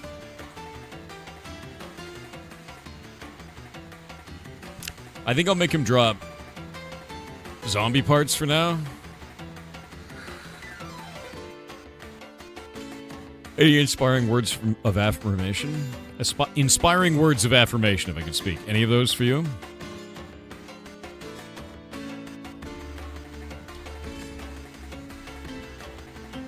Don't waste your time with trivial shit like that. You don't need inspiring words of affirmation. You live in the best time in history. Like, literally the best time in history. You can access all of human knowledge, the touch of your hand, out of an object that sits in your pocket. You can talk to people anywhere in the world in seconds. What you do is magic now. So, use it. Do cool shit. Don't worry about the small stuff. If you get upset at something on the internet, stop using that part of the internet. Do cool stuff instead, man. Don't ask Rock how you feel. I swear to God. Oh my God, what was that yesterday? Grok is actually really dangerous, I found yesterday, in the most interesting way. Uh, it doxes you immediately. You can just straight up dox people with it. They need to fix it too.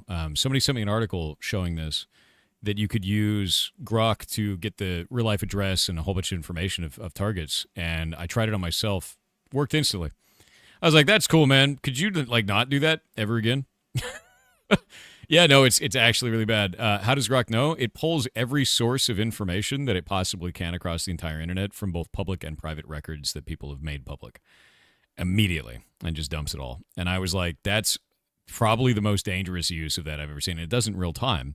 So since it does it in real time, it can pull current information off of the internet, and it will go and do a deep dive and do a scan and then search for all of the information that it needs and reply to you in seconds. But yeah, no, 100%. Hey, it's crazy for pen testing. I think in this case, it's much scarier because it's both public and private information. Sounds like a class action lawsuit in the making. It sounds really bad. And I didn't believe the article because I don't believe shit on the internet unless you try it, right? And I went to try it and I was like, no, this is actually really bad, dude. Like, this is real and just as scary as you would think. Yeah, it's not great. So yeah, no, I'm very interested in this because I want to see how quickly guardrails get put in place, or if they even care to put guardrails in place. Because I think what it does is if you do that, it will hamstring the AI's ability to research information in any possible way. And I doubt that guardrails would stay in place.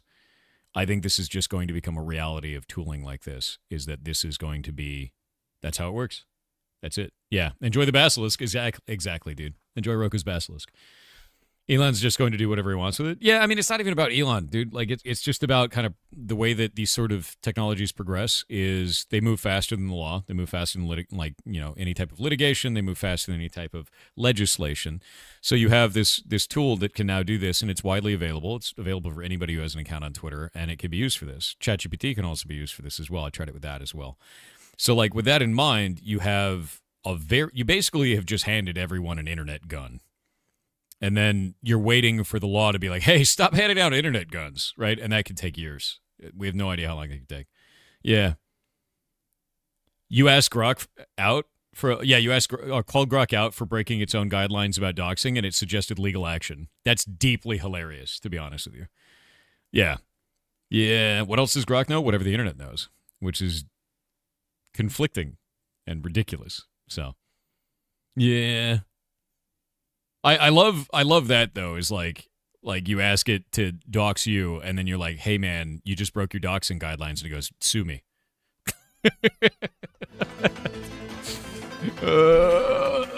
Like, all right, bud. It's not great. Yeah. It's not good at all.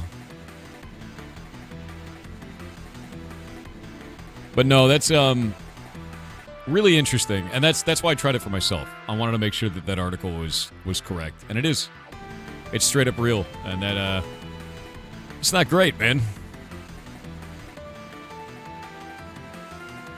My God, I finally got into the Plains Monsters. We're almost there. Tried it? Frightening? Yeah. Yep.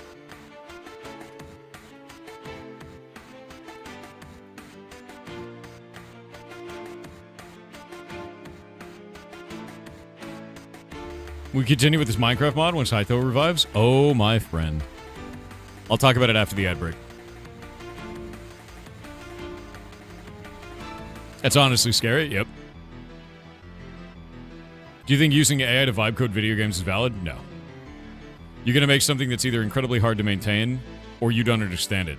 Like, think about it this way. If you use AI to vibe code anything and you actually have no understanding of that language, or you don't have any understanding of the systems it's designing, you've basically ushered in Warhammer 40k and you're just a tech priest. That's it. You're just praying to the machine god and you have no understanding whatsoever of how that thing actually works. Do you think that's a really good way to maintain any software? Not really. Yeah. Do not be a tech priest. Stop it.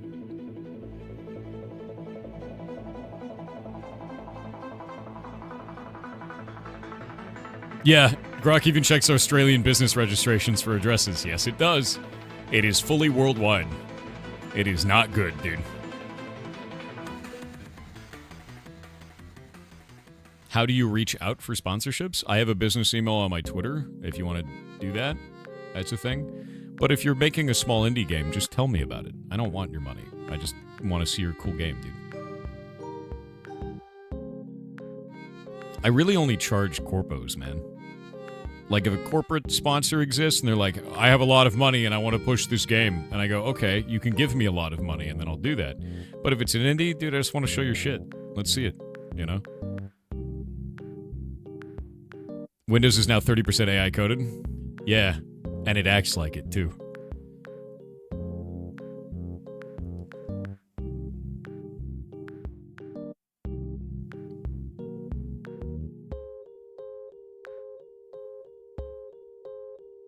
World, I already feel like I'm having a heart attack. Can you calm your ass for 24 hours? Here's how you fix that. Internet, unplugged. Touch the grass. The internet can't hurt you if you're touching grass. Infinite divs, you're goddamn right. Windows Crash Explorer, when you log in. Oh. We're back. Internet off, phone off. Yeah, I mean, that's the way that I go to bed at night. I take my phone, I turn it off, not in, like, sleep mode, and I usually put it in a different room, and then I go to bed. Because, I don't know, dude, that shit's stressful. There's no reason for it. If you're touching grass, you're looking outside. Yeah, you should look outside. Look outside. It's a good idea. It's a good idea. Just think of all the outside you could see, right? Look outside, Jen. Trust me. Sunlight hissing intensifies. That's why I have blackout curtains. And the outside can't get in. The graphics outside are amazing. I just hate the storyline. I think it's a little bit imbalanced, but that's fine. You know, devs will work it out eventually. Right? Oh no, they just added more pay to win. Oh. I'll stay inside then.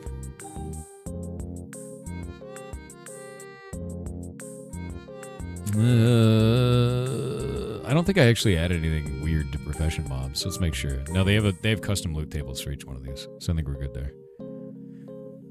I think we're good. What if I made hunting parasites, dude? Outside runs on Windows 11? Grim. Actually grim, to be honest with you. We got Savannah monsters now. Almost there. Just a few more biomes. And then I'm free. And then I'm free. No longer bound by block game bullshit. I will ascend. Alright, there we go.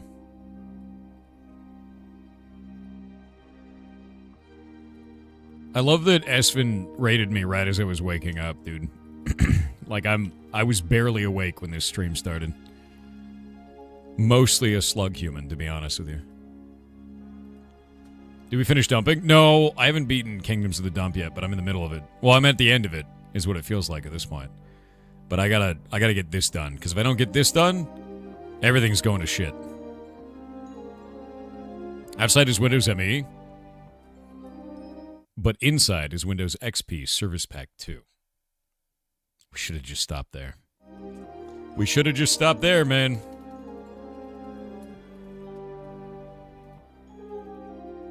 I miss it. Wait, this is a skeleton, bro. Do we only have skeletons in that zone? I think we do. Ah, wait. There's a zombie. Put that guy up here. Snowy environments actually have a lot of different monsters. I didn't realize how many. It's got Rattlebones, it's got a Forgotten, it's got a Chilled Dead. A lot of different guys. And it has a ghost. It's got a Frozen Soul. Neat. I think that's the most monsters in a zone.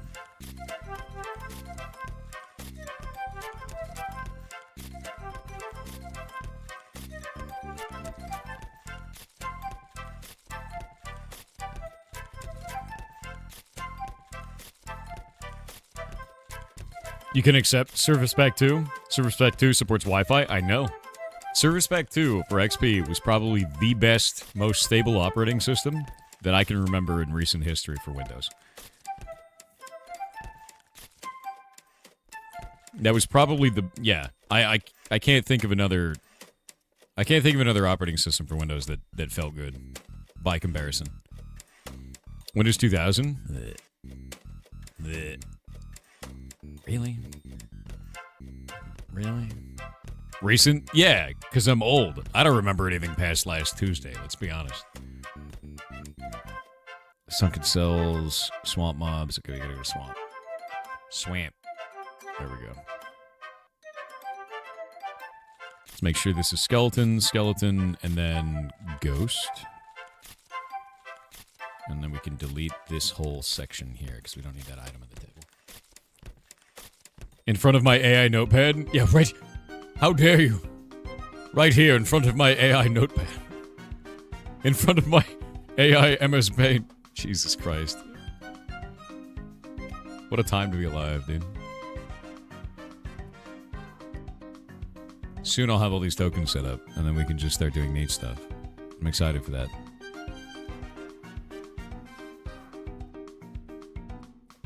Hey, I just realized something. We don't have enough slimes in the game. I think slimes only spawn in swamps. Which I think is bad, actually. I actually think that's really bad.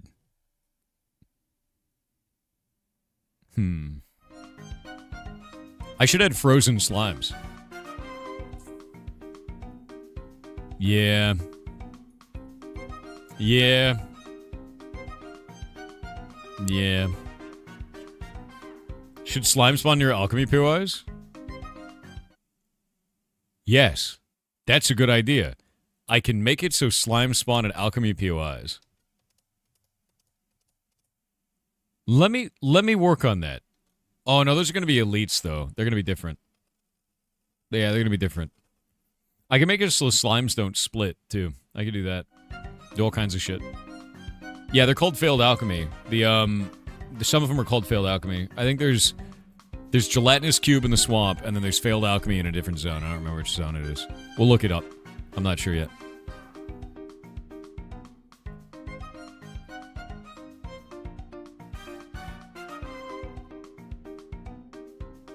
A Fae?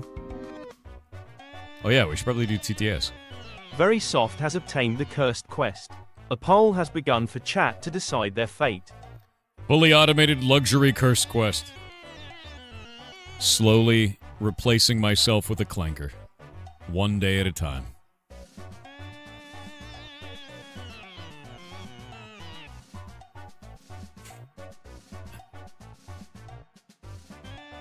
Underground mobs. There we go. Okay, this is going to be a lot, actually. This is going to be a ton of shit. I need to add the special drop to this, too. Where's our vanilla drop here? There we go, vanilla. Yeah, there's a jungle slime. We'll fix that one.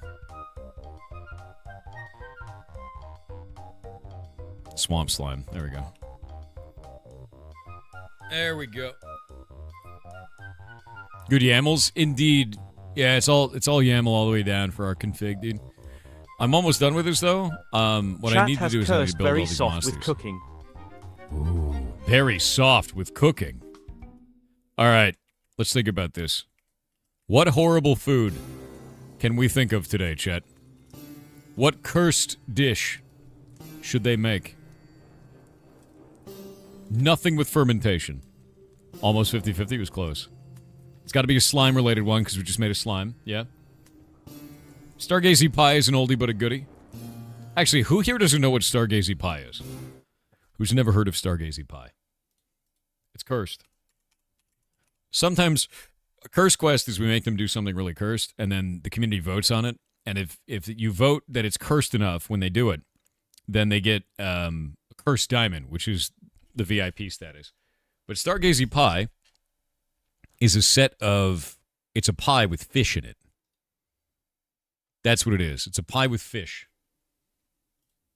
But it's called Stargazy pie because... Well, I've got an image here. One moment. It's called Stargazy pie because they're gazing at the stars, my dear. That's a pie that looked outside, is what that is. Yeah, it's real horrifying looking. Yeah, it's really, yeah, dude. So, like, that's what that is. Yeah, that's what that is. Yeah. Meat Jello, I believe that's called aspic, spelled A-S-P-I-C. Yeah, meat Jello does exist. Aspic is a thing. It's a savory Jello, and that's kind of creepy looking. You know, it's a little bit look outside. I think this one has, it's got a hard-boiled egg, carrot, peas, and what looks like turkey maybe in a Jello. Aspic is real. Actually, yeah, here's what you need to do. This is going to get weird. You ready? You ready for the nightmare that is about to be your life? Yeah. You ready? You need to find like a head-shaped mold. I know you can get this at like Halloween stores. And you need to make a head-shaped aspic, which is a meat Jello in the shape of a head. Like a face. You need to make a Jello meat face. And then you have to document the process. That's the quest. Jello meat face. You could use canned tuna. You could. You could use canned chicken, canned tuna, whatever you want to be. It will be done. Congratulations, Very Soft. I'm looking forward to your meat face. Oh, wait. Bonus points if you make your own mold of my face. Somehow. Bonus points. Others have done this in the past. There are 3D models of my head. You can ask Mirror for one, because they 3D printed my head, which is sitting on the shelf right there. It's terrifying. Yeah. Yeah, Mirror's right there in chat. Somehow. It's actually horrifying. Okay, we've got a lot of underground monsters to go through. Because I have underground and then I've got deep underground for each one of these. And I'm just gonna do one of these and just make a bunch of these so we can have all the tokens ready. And then we'll change the drop rates for each and every single one of these monsters. I'm pretty sure there's like 4 monsters for underground layer and then 4 monsters for deep underground layer. If I remember correctly. So, we can make the drop rates exactly the same between them. They don't actually need to be any more extreme at all. Oh, actually, hold up. This has got to be this, that. This one has to be this, that. And I'll change the drop rates for shit in a moment. We'll have a spider under here. We'll have... Oh, a lush zombie. I forgot about these. Lush zombies should probably have something with herbalism, right? And lush skeletons too, because they grow in like bright biomes underground. And then we have the dripstone guys too. We have the like wet cave variants for a skeleton and a zombie. So I think I need to put special drops for those as well. We're gonna do these all in one go because I can do the deep version and the more surface version at the same time. They just make our lives easy. Hell yeah. Alright, let's get rid of all these. We don't need any of it. They don't need to have this bullshit anymore. We're moving to a new system that's just better. Also, for the person earlier who asked about Hytale, will the block game development continue on Minecraft? It will for about a year.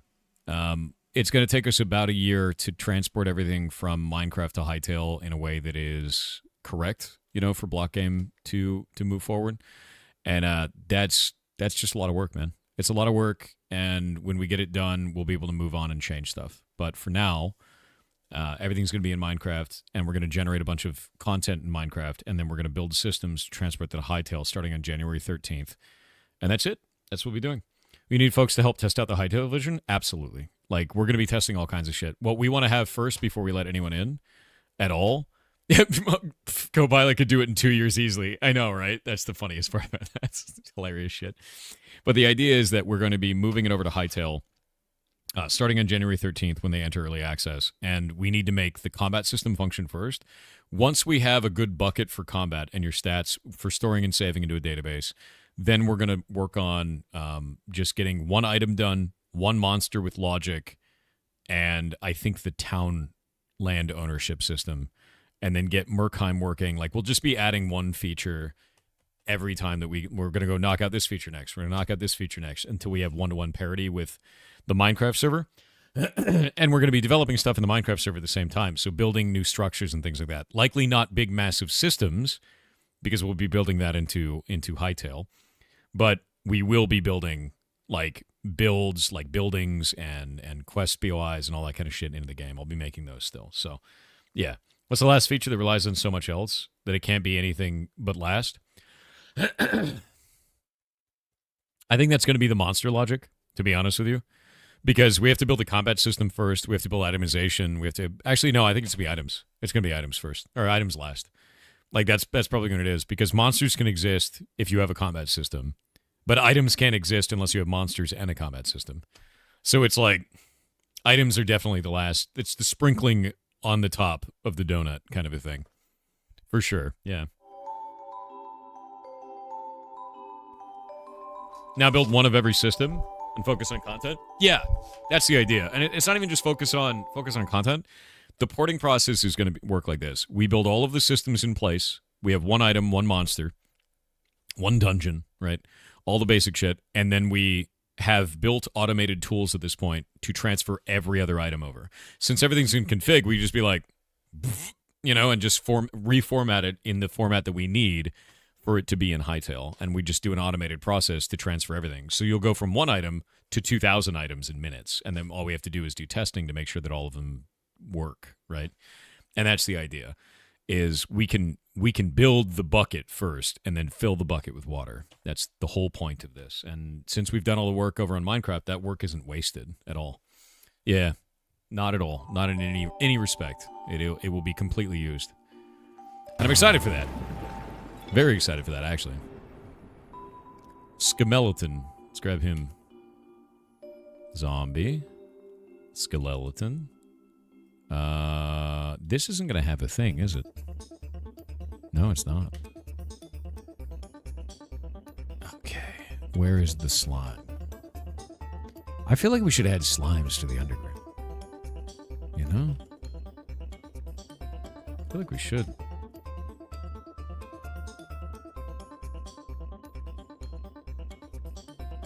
My eyes. Okay. This is gonna be, what, gunpowder?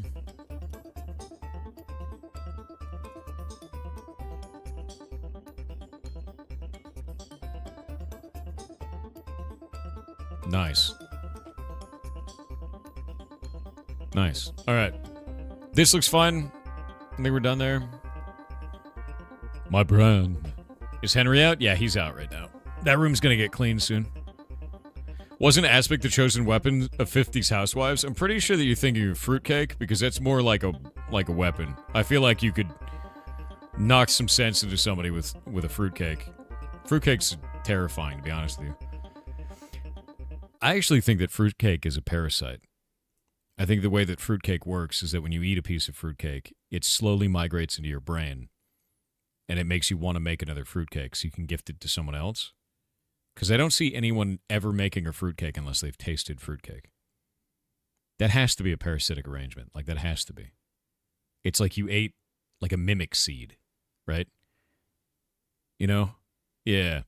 The only logical explanation. Like, you ever see a guy, like, bite a coin, like, in media?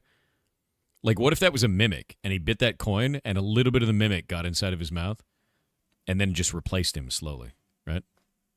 Because a mimic's, like a baby mimic, like a mimic egg, is a coin. They reproduce via coins that you pick up. And then you transport the coins into a city. And when you pay for something with those coins, they activate eventually. And then they slowly turn into a chest. Somewhere. Yeah. And then the shopkeeper's like, goddamn intern stole from the till again. And they don't realize. But it's too late by then, isn't it? Because the intern's gone. He must have skipped town after stealing all those coins, right? He definitely didn't get eaten by the mimic in the back. That couldn't be that, right? And now you have a D&D campaign. Enjoy. Yep. Coin to map the chest. Yeah, I can see that. It's just the plot for BG3? A little bit, yeah. All right, these are set up correctly. We've got our dripstone guy. Oh, no, that's not set up right. I gotta fix that. Hold up. And bam. And we'll add some unique drops to these soon. Dude, you freaking out over there? You alright? It's funny.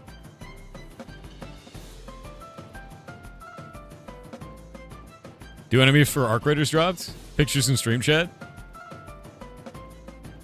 Is it cool? Or is it like Basically, what I want from arc raiders at this point is I want the arc to produce screamers. And if you don't know what that movie is, good. That movie is amazing, but the idea is that if you have watched Screamers, if you have, you know exactly what kind of Screamer I'm talking about. Screamers is a movie about robots that kill people, but it's real. It's not like Terminator. It's more like very efficient, self-replicating Sawbots. They're horrifying. Yeah. What was they called? They were called Screamers. The movie was called Screamers. It's horrifying. It's a really, really... That movie will kind of mess you up, to be honest with you. There's a lot of death. It's Tremors, but with robots instead of worms. Yeah, until it's not, is the problem. Like, there's a certain point where it's not Tremors anymore, and it becomes something very different and very horrifying. And I love that moment, actually. I think that moment is probably one of the coolest moments in that genre of movie. Did I seriously... Okay. That's fine, I guess.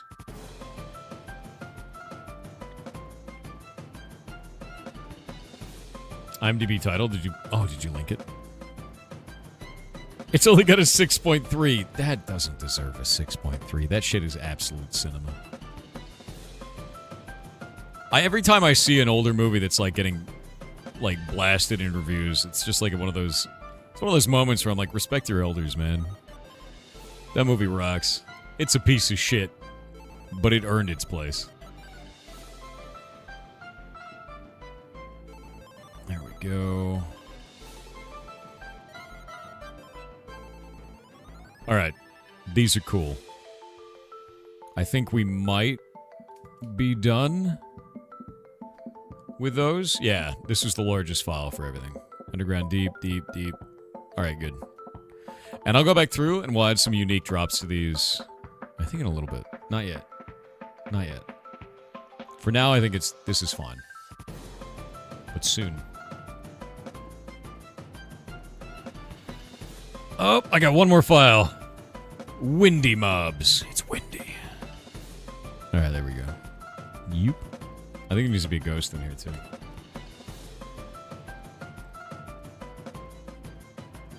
Oh, they don't have a zombie, do they? Wait. I totally forgot I added this monster. I totally forgot about this. Hold up. Is the server not open? It's not. Warp, Murkheim. Monsieur Jake, are you still hard working on whatever it is that you blew up? I would like to know. Hold up. It looks like Murkheim spawn is in a pit today. We love that. You ready for Wendy's, dude? Wendy's. Wendy's nuts, dude. All right. Snowy Sparkles said Seasons Greasons Thor and chat. Sparkling Spike from YouTube here to say on the weekends and from December 22nd to the 29th expect delays for timestamps. I've been enjoying Indie-December and helping the VOD watchers. Since I'm unable to access a computer, I asked the devs to consider porting the games to consoles or mobile. Also, I've pinged you in stream chat of cursed IRL block game fanart I made for Thursday's stream. First block game fan art? Where did you do that? This is always one of the scariest things. Jake and I send like weird snippets of messages to each other, and he just sent me a message that said, "Still working on it. Don't eat food right now." What did you do? Don't tell me till it's done, but I want to know. Something's really wrong with the game, dude. He blew something up. He sent it to me in stream chat. Let me look. Okay, the only thing that I could find are like weird robot dogs that have Jeff Bezos' face and Elon Musk face. That's probably the scariest thing I've ever seen in my life. These are man-made horrors beyond my comprehension. 100%. Like, what is that, dude? Why is the robot flesh-colored? I hate that. I hate the hell out of that. Is that real? That's real, isn't it? Those are real, aren't they?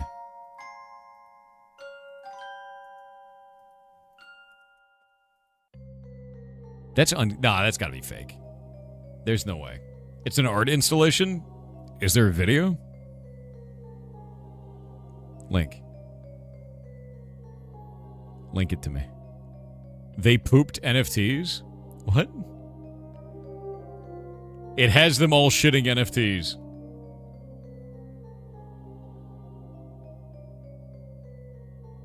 Link me a video.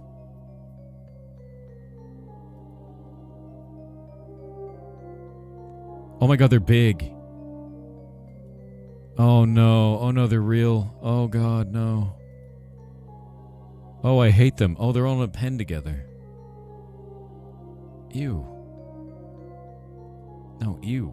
Brother, ew. No. No, that's horrifying. That's what that is. Yeah, no, that's... You ever think, like you remember, like, 5 years ago, before anything weird was going on, and then you were like, man, the future's going to be really cool. We're going to space, and, like, all this technology is going to be really awesome, and things are getting, like, way cooler, and, like, maybe we'll have, like, really cool video games and, like, cool technology, and maybe Star Trek might be real, and then they turned Bezos into a robot dog. Do you remember that? I remember that. I remember hope. Yeah. Yeah. It's a horrible thing. Yeah, I don't like it. Yeah, get the flaming warper. No. Get the heavy flaming warper. It's a flaming warper. It warps flaming. Yeah. Are these the AI Terminators we'll be fighting? Dude, those are the Terminators. They've come back. I want to forget. It's too late. Yeah, it's too late.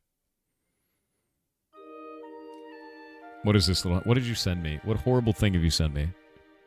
Please don't send me. Ever seen Mars Attacks? Yeah. Oh, Jesus Christ. What have you done? No! Guys. Is that necessary? Did you have to do that? Did you have to? I hate the future. I hate the future. Oh.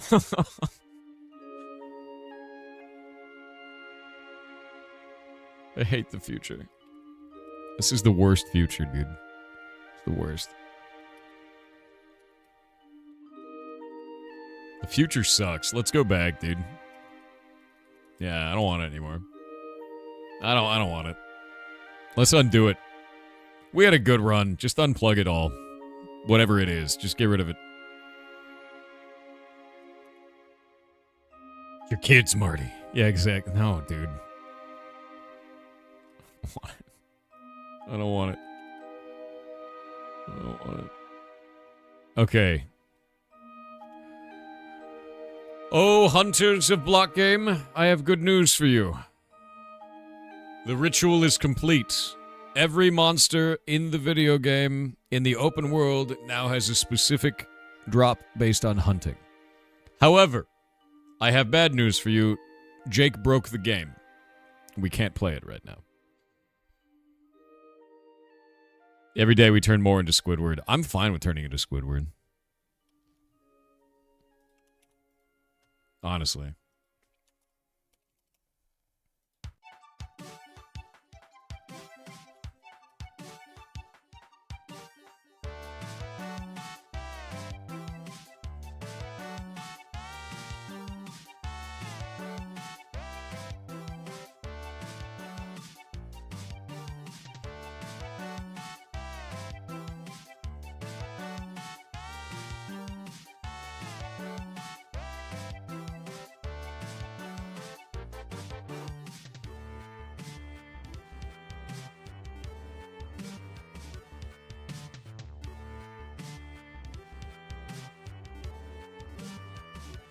What games are you gaming on stream lately? We're doing in December all this month, so I play 3 games throughout the day. We interview the developers, and we do that every 3 hours. So the next one's going to start in 45 minutes. And I need to build some things. Do we become handsome, Squidward? No. You become handsome, Squidward, for a couple of years, and then you immediately turn into slug, Squidward. That's basically how that goes. Welcome to aging. Yeah.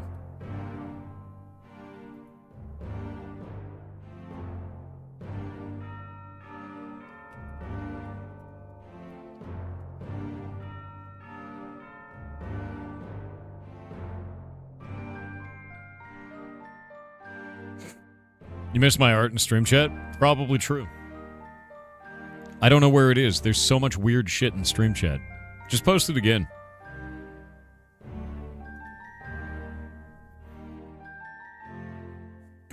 Wait a minute.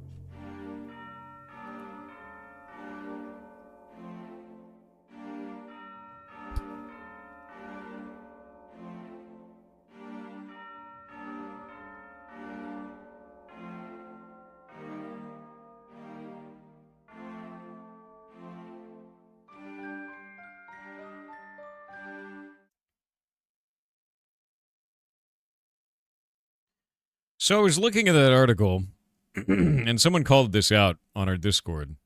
But there's all these, like, horrible man-made creations that should never exist. Like, just cursed shit, right?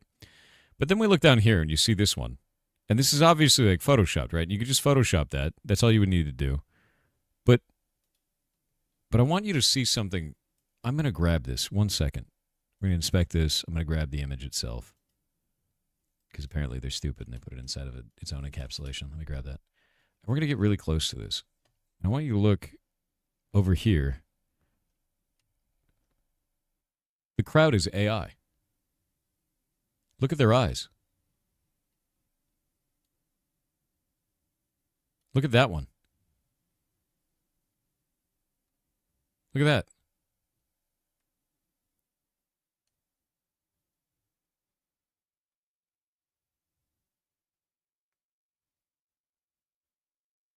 Was this event even real?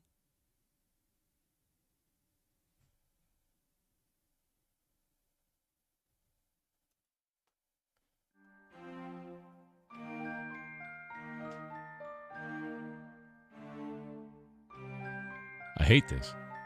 No. The front of it was just Photoshop. But the background was AI. Why?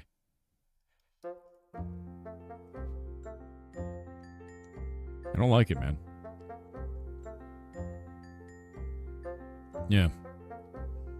I miss retrofuturism. Retrofuturism is my favorite subject. If I was going to... This is actually something that I've thought about a lot. Is if I ever made a tabletop RPG setting, it would be retrofuturism. And the idea with that is, what did people in the 70s think the future would look like? That's what it would be like. Fallout is post-apocalyptic retrofuturism, yes. Yes, it is.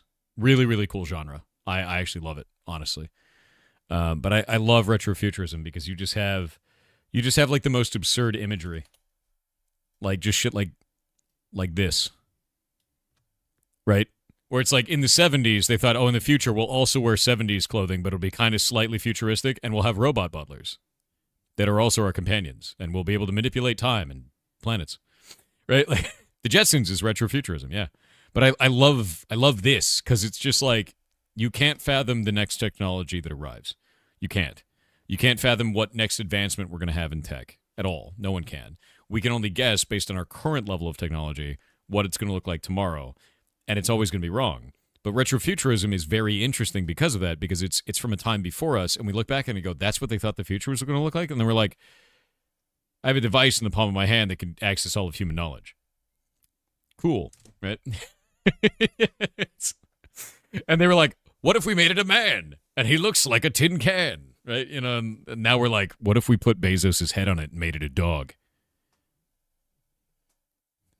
I miss retrofuturism. I miss when we had hope. I miss when technology was hope. Yeah. Yeah. Yeah. Yeah, in space with a tape recorder computer. Exactly, dude. Post to the art and stream chat. All right, let's see what you got. Ew. Ew. Ew. Pirate Software's Pilk, dude. Freshly squeezed. 100% real. Why? Why? Now it's just hope to make more money? No, it's grifting. It's like 100% grift. That's all it is now.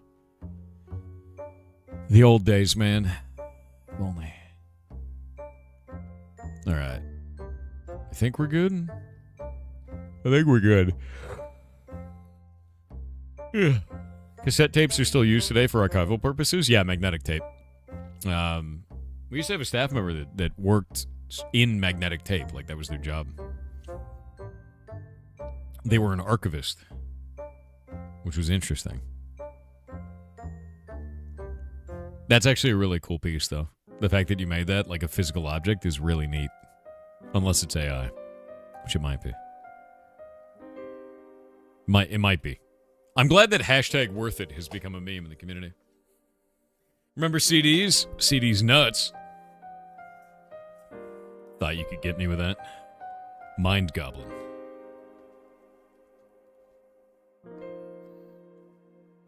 Cheap in bulk. The speed doesn't matter for archival. Yeah, that makes sense. It's really cheap, and it lasts forever. Forever, dude.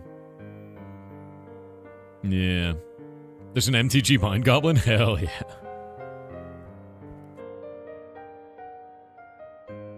Oh, there is actually a Mind Goblin. Hold up.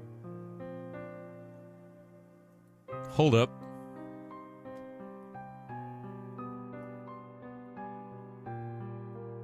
Was this from the, This is from the hilarious shit, right? Is this even... There was like a... Magic the Gathering did like these April Fool's Day style cards. I think this is what that set was, right? Yeah, the unsets, or whatever it was. Unhinged, that's what it was. Unhinged. Unhinged, unglued. Correct? Yeah, they were really interesting. I really, really liked that when they did that stuff. When another player says the phrase Mind Goblin, interrupt them and transform Mind Goblin. These nuts. You gain 3 life. Create a 1/1 green squirrel token. When you transform these nuts, say the phrase Mind Goblin these nuts, or sacrifice these nuts. Fantastic. Who's Urza? It's so sad that Urza died of Ligma, chat. That's so sad. Are those real? Yeah, they're real cards, but you can't use them in tournaments. They're not generally used in play. MTG Unglued. Yeah, the Unglued set is an expansion set. It's a non-tournament legal expansion set released, and it's a satire set, and it was launched in 1998. And I believe they've done a couple of sets since then. Like, I'll show you one of them. They actually have one that's like a wide card. It's made out of 2 cards. Let me grab this. Remember, yeah, there we go. It's the big furry monster. You must play both BFM cards to put BFM into play. If either BFM card leaves play, sacrifice the other. BFM can be blocked only by 3 or more creatures. And it's just 2 cards. You have to play both of them. Just shit like that is really funny, dude. Yeah. They're called unsets now.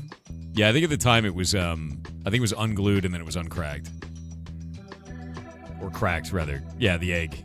But this shit's hilarious. That's OP, they all are. They're all really funny. Yeah, let me find... Yeah, the chicken was one of them. Remember the chicken? God, there's so many stupid weird ones. Chaos Orb. Yeah, here we go. Here's another one. Chicken Egg. During your upkeep, roll a 6-sided die. On a 6, sacrifice chicken egg and put a giant chicken token into play. Treat this token as a 4/4 red creature that counts as a chicken. Chickens were like a thing in the cracked version. There were so many weird cards that came from this. Elvish impersonators? Hold up. I forgot about these ones. Let me find it. I love this shit, dude.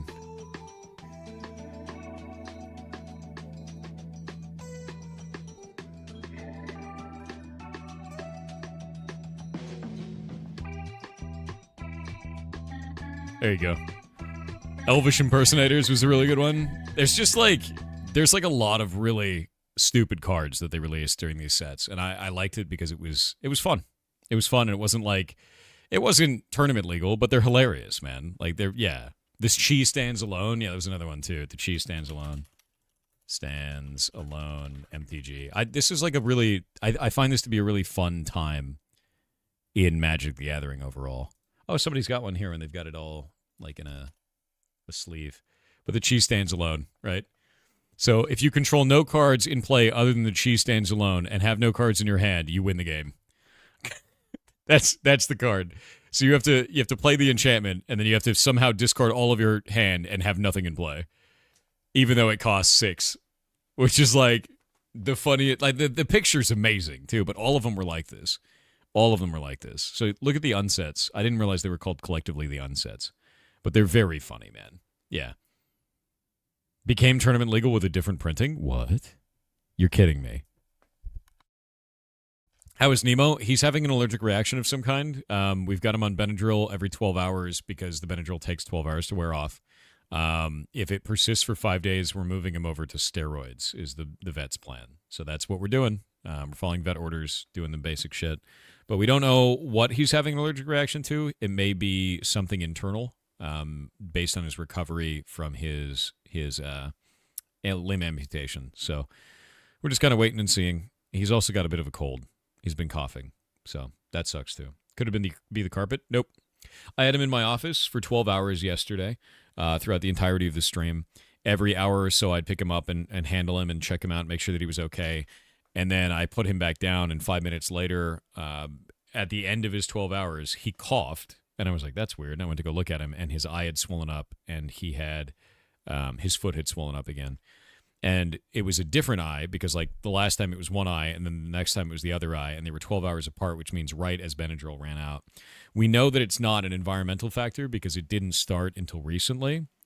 So, like, it wasn't happening the whole time he was here. But we don't know what's causing it. And we know it's systemic, so it's not like he interacted with an object or a thing. It's just, like, happening to him. So I don't really know what's going on. The doc doesn't know what's going on, and we're just going to wait. Could it be the water? Why would it be the water? The water's just filtered water. There's nothing in it, you know? Yeah, so we're not really sure what's causing this for him, but we'll figure it out. Could it be the stitches? So I asked them about that. Like, we asked the vet if it was the stitches, because the stitches that he have are the kind that dissolve, and sometimes animals will have reactions to that. But the vet believes that that would cause a localized reaction before a systemic reaction, which means his healing site would be inflamed. And it's not. It actually looks fantastic. It's not inflamed in any way. There's no like bleeding or anything. There's no bruising even. Like, it's perfect. The wound site is great. So can't be that. We just don't know what it is. It's something. We don't know. Did they rule out antibiotics they gave him after surgery? Don't know yet. Like, we just there's no correlation to anything right now. And if it was the antibiotics, he would have had a reaction within the first 24 hours, and he didn't. So we don't know there either. Yeah. And you fully checked him for even a single flea. Yeah, there's no fleas in the house. We've done sweeps on everybody. We actually do weekly sweeps on all the ferrets for that because fleas are in our area, and we use a flea comb to, like, look through them. And there's no flea dirt, no fleas. We got nothing. So nothing there. That's no idea. You know, we just don't know what it is, and that's it. The only thing we can think of at this point is potentially an autoimmune thing or a mystery. It's a mystery is what it comes down to, but autoimmune is still on the table. Environmental is still technically on the table, and that's that. Just me, no, I haven't worked here since 2016, man. If you want to see my work history, do exclamation point jobs. Yeah. Around 80% of the people on your class copy-paste AI code with zero clue of how to write it. Yeah, it's a nightmare. I think the worst thing, dude, to be honest with you, is how very few tech jobs there are right now for juniors. We've seen this so many problems. Not exclamation work, exclamation jobs. Yeah, work is not one of the commands. But yeah, we've seen so many people just not be able to enter the industry in any respect in tech. Even for stuff like help desk. because the requirements have raised so high for no reason on entry-level positions, which is stupid. And then also a lot of companies are now switching out their junior positions for AI. But I think this is going to cause a serious problem. And that problem is not going to hit us until about 5 years from now. The reason why I think this is dangerous is because you are no longer investing in juniors, which means 5 years from now, who are you going to promote to senior? You're also telling an entire generation of people not to enter tech because they don't have a chance of making a living in that industry. Do you know what happened last time we did that? We had to have the show Dirty Jobs fix it because that's what happened to trades, where suddenly no one wanted to work in the trades because it was looked down on, because it was gross, because you were lesser for working in the trades. And the show Dirty Jobs helped to fix that. Do we really want to do that again for tech? Because that's what's happening. Immediately, like so many young people are like, I don't even want to learn it because there's no reason, I won't make any money. And I'm like, that's a horrible outlook. Like, we do not want that. We don't want people thinking that. We don't want the industry turning down people like that. Yeah, it's not good. It's really bad, man. So the way that I will always feel about this is do whatever you need to do to live, make a living, but keep learning anything you can in technology because it will apply to other aspects of your life. Even if you don't get a job in tech, learn it because eventually that bill is going to come due for all of tech. And they're going to go, where's seniors? And all the seniors are going to start retiring, and they're not going to have anyone to backfill. And it's going to be a nightmare. And then there's going to be a boom of new jobs is how I feel about that going. Python helps accountants. Yeah, I mean, if you want to work in, actually, if you want a solid job in tech that I don't believe anyone can really replace right now, learn COBOL. Because you're going to work in the medical industry and the banking industry just instantly. And they always need jobs for that. Always, always. And that's like you work the same job for 50 years kind of shit. So, yeah, that's a solid one for sure. Yeah, Python and COBOL, man. Good shit. Your brother just got laid off from his junior position because they outsourced to a country where they didn't have to pay as much. I hate that shit. I know that happens a lot, and that's very, very common for profit stuff. Like the way that I handle it because I'm a CEO. Neat, right? You guys made me that in 2023. But all of our staff get paid the same based on the role that they're in, regardless of what country they're in, because I don't believe in localizing pay. I think that's shit. I think it's really, really bad. For the worker, I think it's abusive to the worker to be like, oh, you live in Brazil? I'm going to pay you 10% as much, but I'm going to pay you the rate that makes sense for Brazil, but no one could live on in the U.S. I think that's awful. Like, that person's doing the same level of work as the person in the United States. Pay them the same rate. And so that's what I do. And maybe that's stupid. Maybe I'm throwing money away, but that's like a moral imperative for me, to be honest. Yeah, I think it's gross. Jake, you fixed the thing? Okay. Explain to me what happened. What did you do? Let's see. So post-mortem. When you began to develop this new update, you wanted all of the unfinished existing changes you had in Clock Game out of the way. So you get stashed those changes. Then you made this update as normal. When the update went on the server, players started reporting that several new features added recently, such as EXP bars and item glow, were no longer there. To my horror, when I went to check the codebase, all the new code had disappeared. As it turns out, instead of stashing only what I had selected, it stashed everything I had not yet committed to the repo. So then logically, you're like, oh, let's just pop the stash and call it a day. Simple enough. No, apparently not. Because when I did that, it brought back the new features, but deleted all of my progress to today's update. So long story short, I just remade today's update entirely from scratch in an hour.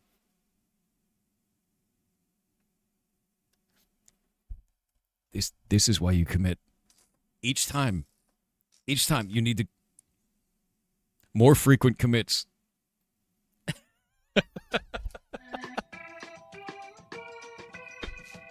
Commit more often, Jake. Oh, you can commit more often. It's okay. Do smaller commits as you complete features. That way we'll have a backlog and a record for them. That's quite funny though. Also, go get some water, man. Yeah. Also, since you did it all in an hour, we should probably test everything before we turn the server on for players, because that's gonna be scuffed. There's got to be scuff in there somewhere. I guarantee it. That's how that goes.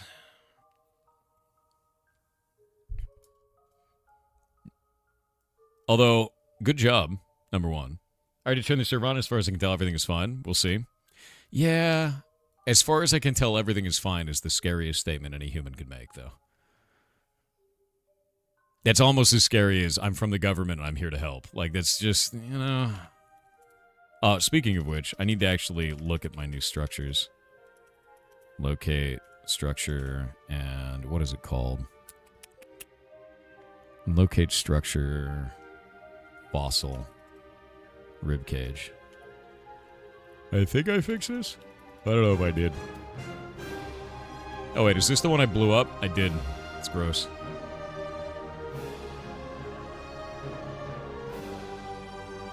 Time to ask Thor what he thinks about birds. Birds aren't real. Yeah, it's a government drone. Why do you think they land on power lines, man? They're recharging.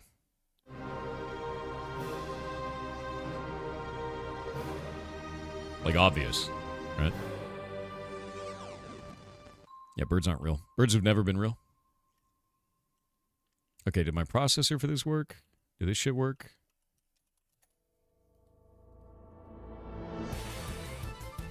No? Maybe? Am I just unlucky? Okay, just unlucky. Nice. Looks good.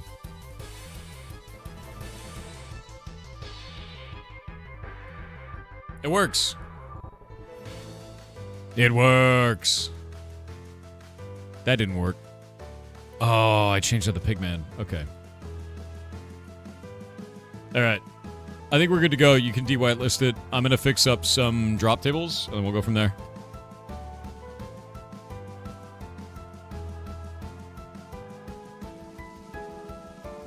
You see Netflix is buying WB for $82.7 billion. A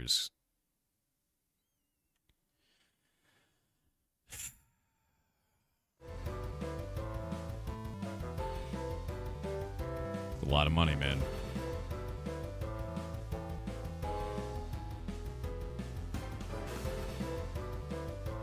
Why? I don't know. Wait, doesn't that mean that it's WB Discovery too? Because like Discovery and WB merged, didn't they? And now it's like owned by Netflix or whatever. So like, what happens then? Like, what happens after that? Yeah, they get all of HBO Max on Netflix. Yeah, they get all of WB. Do you think Netflix... Okay, hold up. Hold up. The most cursed thing that could come out of this is Netflix does a live-action series of Animaniacs.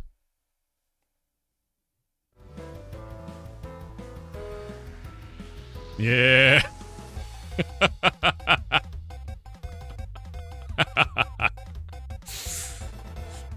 And it's like gritty. Yeah.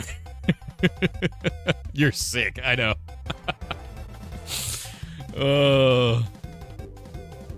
Live action series of Animaniacs, dude, because it's WB, right? Is that still... I'm pretty sure Animaniacs is still owned by WB. Yeah, ew. That's the tweet of the day. Seeing as your reaction is horrific, that's going to be the tweet of the day.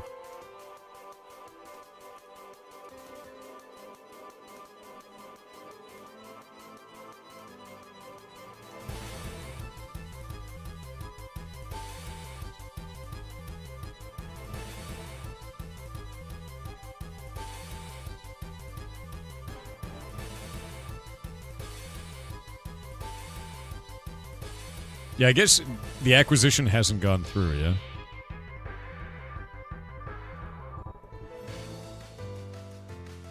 Don't give them ideas? Oh, I'm doing it. You know what I'm doing? I'm manifesting this timeline. I'm manifesting the timeline in which the Animaniacs have a horrible, gritty live-action TV show on Netflix. I'm doing it. It's too late. I'm summoning it like an old god.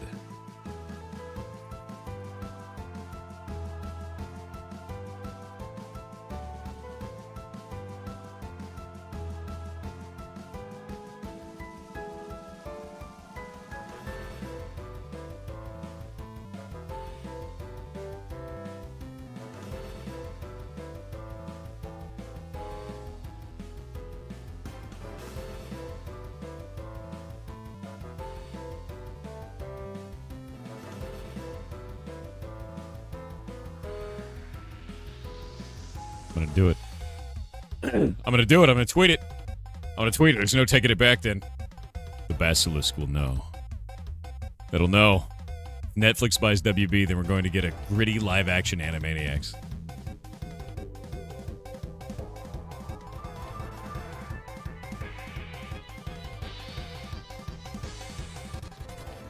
It's too late. It's too late. The post is real. You could manifest any better timeline? I could. But I won't. I refuse.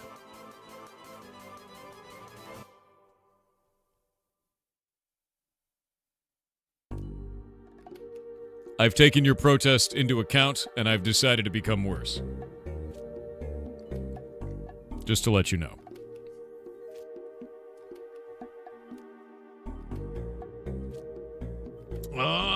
What else we got today? Oh, I gotta set up the game. We have 3 games today.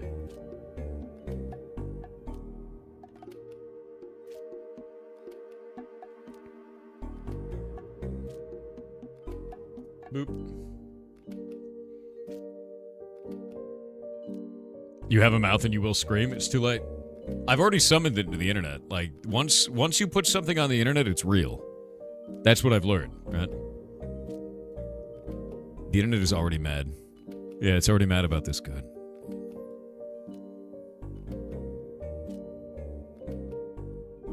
Oh, wait. Actually, wait a minute. Did you just put Fifth Element? Who owns Fifth Element? Who owns Fifth Element?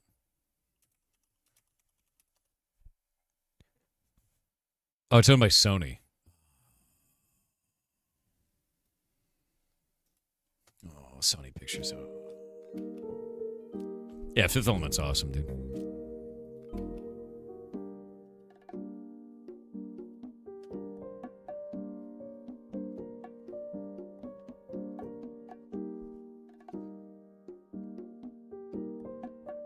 We need a Fifth Element MMO? No, we don't. We need Fifth Element to stay solidly as one of the best goddamn pieces of cinema of all time. And then leave it alone. Just re-release the same movie with no updates on current media. That's all you have to do. That's it. Just leave it alone. Leave it alone. Don't remaster it. Don't change shit. Don't update it. Just re-release it. We don't need Han Solo to shoot second. He shot first. End of. Leave it alone. Done.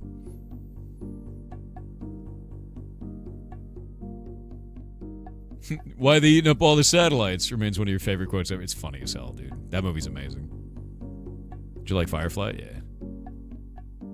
Everybody liked Firefly. Let's be honest. It's good shit. To be honest with you, though, I know this is going to be blasphemy. I am less a Firefly enjoyer and more a Red Dwarf enjoyer. And I know that's probably heresy, but I don't care. I think it's fun. Yeah. Red Dwarf is awesome. I mean, it's both, but it's more Red Dwarf, honestly.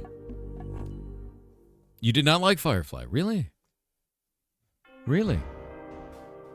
You never saw Red Dwarf? Go get it. You can get it on Amazon. It's great, dude. It's good shit. Red Dwarf is super funny shit. Very, very funny. The best character in Red Dwarf is the cat. End of. End of. I have to show this to you. Catman, Red Dwarf. And then we'll get into the game in 5 minutes. Or 15 minutes, rather. Oh my god, dude. I can't get over it. It's such a ridiculous ass character, dude. Alright, I'll show him after the ad break, because it's really funny. Okay, I'm going to hide the screen real quick, because I got to start setting up all the stuff for the in December stuff.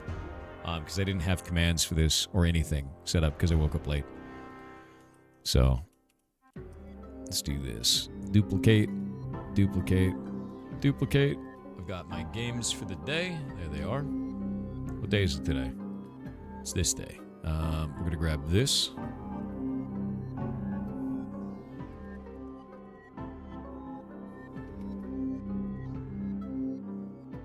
go. Grab this one. We've got some weird games today. I'm actually really excited for this because we have like kind of non-standard video games today, stuff that I don't think I would have seen without in December. I may have found a lot of the other games that we had, but this one, literally, I don't think anyone would have seen it.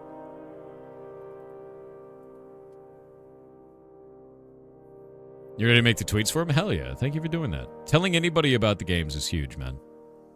Like, telling people about in December is absolutely fantastic behavior.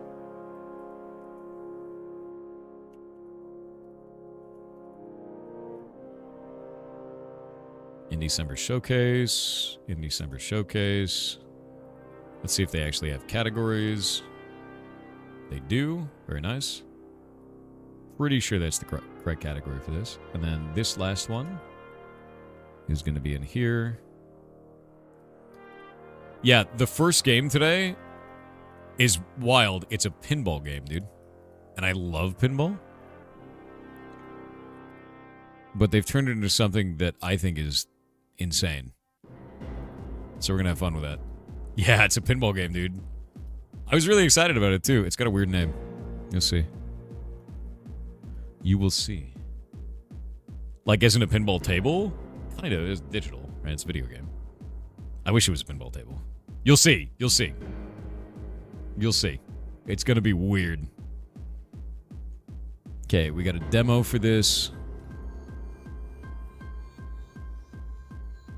All right, so in Red Dwarf, basically the idea of Red Dwarf, because I was talking about it before the ad break, is the main character does some stupid shit. I don't remember what it was, but he had a cat. I think he brought a cat on a spaceship was the problem. But they decided to put him in cryosleep. Yeah, Lister. They decided to put him in cryosleep and, like, for his crimes of whatever, all the shit that he did. And I can't remember what any of them are, but one of them was he had a cat. So they put him in the cryosleep, and while he's in cryosleep over this long journey, there's a radiation leak on the ship. So the ship doesn't remove him from cryosleep until millions of years later when the half-life is reached for all the radiation.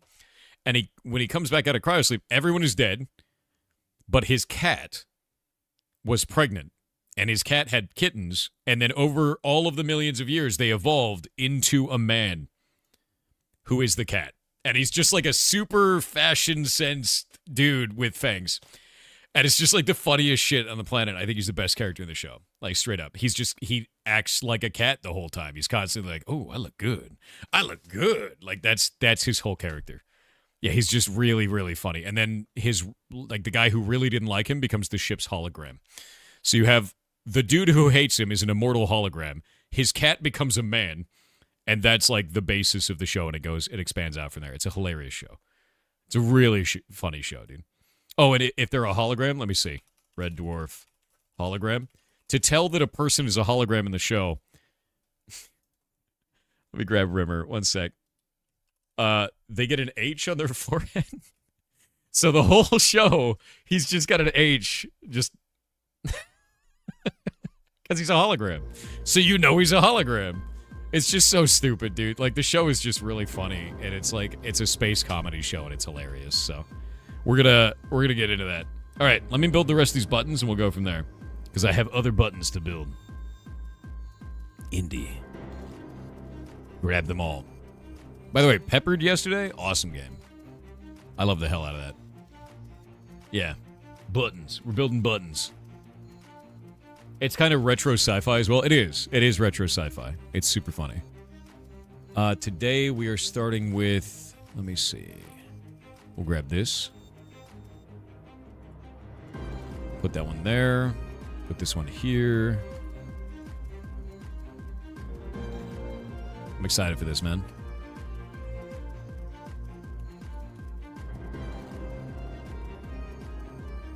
There we go.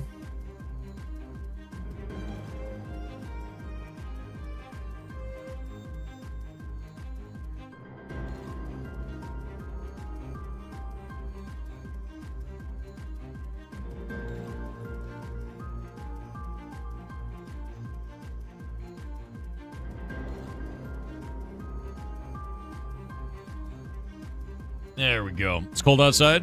There's no kind of atmosphere. You're all alone, more or less.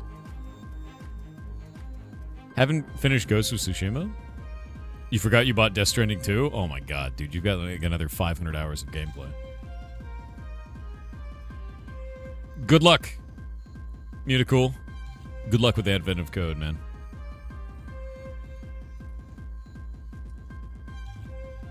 Alright, there we go.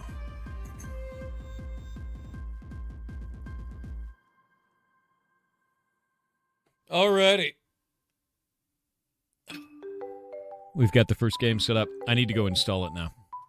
Give me just a minute. I'm gonna turn this off. All of the drops should be ready, but there are drops that are not working inside of 2 of the minor POIs, which is fine. Those don't matter for right now. Scientists just built a cassette tape made of DNA. It can store every song ever written. Gross. Yeah, I'm gonna say gross. That's a gross. I'm gonna give that a classic gross. Yeah.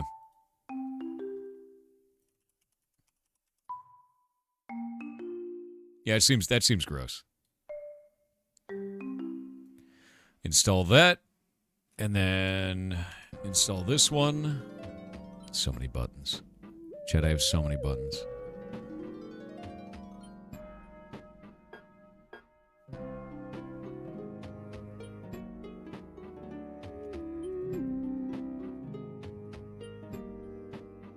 And we need a key for the final one.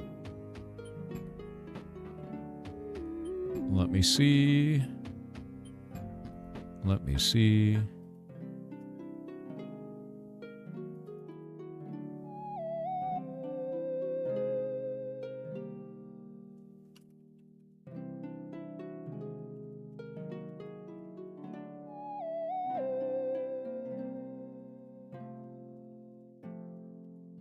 Okay.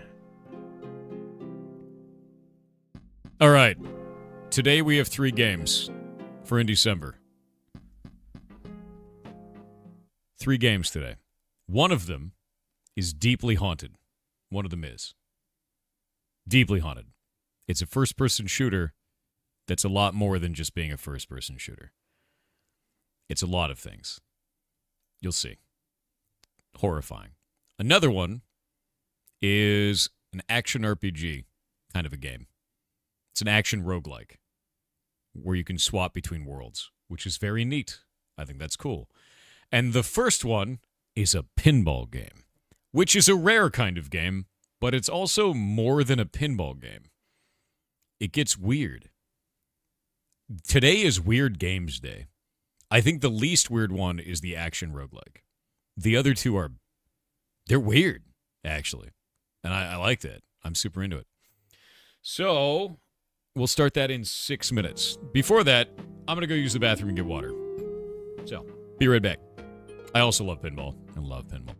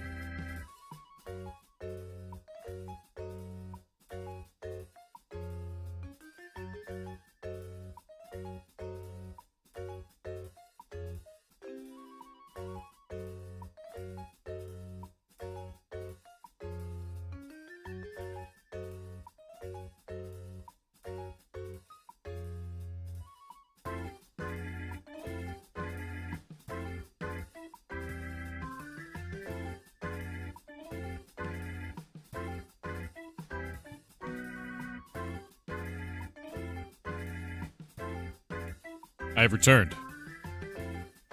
I have returned. We have a few minutes, so we're doing TTS. Clockwork Piece with 500 bits said pool bugs are land crustaceans but not insects. However, all insects are crustaceans anyway. Yay genealogy shenanigans. You're a crustacean. Everything revert to crab. Eventually. Frothing Loins with 500 bits said biological fun fact time. The human rectum is one of the few things that can expel 3 of the 4 states of matter. In the unlikely event it also expels plasma, please head to the nearest emergency room. No, if it expels plasma, I'm turning into a power plant. Yeah, I'm gonna make money off that. 100%. Black_08_skull said hello Goblin Lord, the second round of the gaming awards has started in which you can vote for the player's voice game and it says 100% fan voted award. Ooh. Ooh. The player's voice award is pretty cool. I like that. You accidentally fed the mod's lungs? You know, fair. That's fine. Good old lungs, dude. Sneakiest said hey Mr. Kitten Sofher, seeing as mods can't have bread can we give them bread-shaped cake instead? Cake? As an American, our bread is cake. Denied. Dial_Corthwy said hey Thor, sorry to hear how windy it is there in Washington, but as a meteorological coincidence it is also very windy here in Alaska also, so now people don't need to go down a dark desert highway to feel the wind in their hair. Hope you find out good news or a better treatment option appears for poor Nemo and that he has an awesome trip in Dreamland and he does not open the door. Yeah, no, he's doing all right. He's a little sleepy because of the whatever it is. My brain is turned off right now. But no, he's Benadryl. That's what it is. He's on Benadryl right now. That's doctor ordered. So the vet ordered him to be on Benadryl. We have to do it every 12 hours, and we're just gonna monitor. The idea is to do the Benadryl, wait 12 hours, and then after the 12 hours are up, see if he has another reaction. If he does, do the Benadryl, wait 12 hours, and just keep doing that. And if he keeps reacting for 5 days, we're gonna switch him to being on steroids. That'll be the next step. Yeah. That's it. That's how it works. And yeah, it's rough, dude. The entire universe has had to get him, and he's winning. Yeah, I mean, like, dude, I was holding him the other day, and I was like, you gotta stop being unlucky, man. Like, what is this shit? That is not fair. He loses his arm at like 6 weeks old, and now he's allergic to life. And it's just like, God damn it, dude. Like, all right, swapping over. _bubonic_plague with 500 bits said good morning Lord Thorington.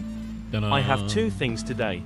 First is, the government is legalizing K-cars, which are the tiny compact trucks, vans, and cars. I know. They are extremely fuel efficient and are easy to maintain. And they're Second only like... is about Moss in space and returning to Earth. Link incoming in 3, 2, 1. I'll skip the link. I didn't know about the Moss in space thing. I'll look at that. But I heard about the K-trucks that are being produced or being able to be legalized in the United States. They're like $2,000 to $3,000 generally. So like, I'm super excited for this. No, Space Moss. Yeah. Yeah, K-cars. Use motorcycle engines. They're very tiny. Yeah, they're like $2,000 to $3,000. And like, they're very small. They're super small. But like, I live in a rural area. I want one, right? It's also, I believe Ludwig has one. Which is really funny to me. Yeah. All right, so first game of the day. Are you ready? It's called Dwarf, a pinball roguelike. I love pinball games. Pinball games I find to be very rare. But look at this. It's not just a pinball game. It's a pinball game with a bunch of different stuff in it. And I have no idea what's in store here because it has levels, it has different game modes, it has like 3D environments. Yeah, dude, this is really, really interesting looking. Like super, super interesting looking. So I'm excited to play around with this, and I want to see what they've added to the pinball genre because this looks cool. Like legitimately. Also, I can make your balls stronger for a price. Well done. Well done. This chat will love this. The internet will love this line. You've already hit 1,000 points, dude. 100%. So I'm really excited for this. We're going to get started on it, so give me just a minute to get all set up, and then we'll go. Can we steal your balls in this game? I don't think so. It's not like Ball X Pit. There we go. Grab it. Add to... And there is a demo for this already, so you guys can play the demo. I'm going to link that in chat real quick. Dear God, my ears.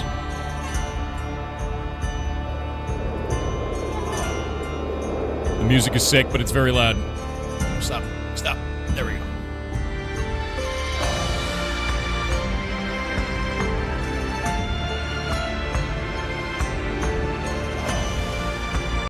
Ugh, there we go. I'm saving your ears.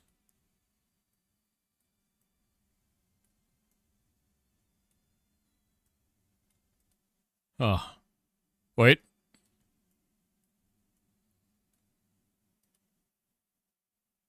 All right. I think we're good. I think we're good. All right, give me a sec to fix the display. Maximized window? All right. No. What is exclusive full screen? Uh-oh. Oh, no, it's mad. Give me a moment.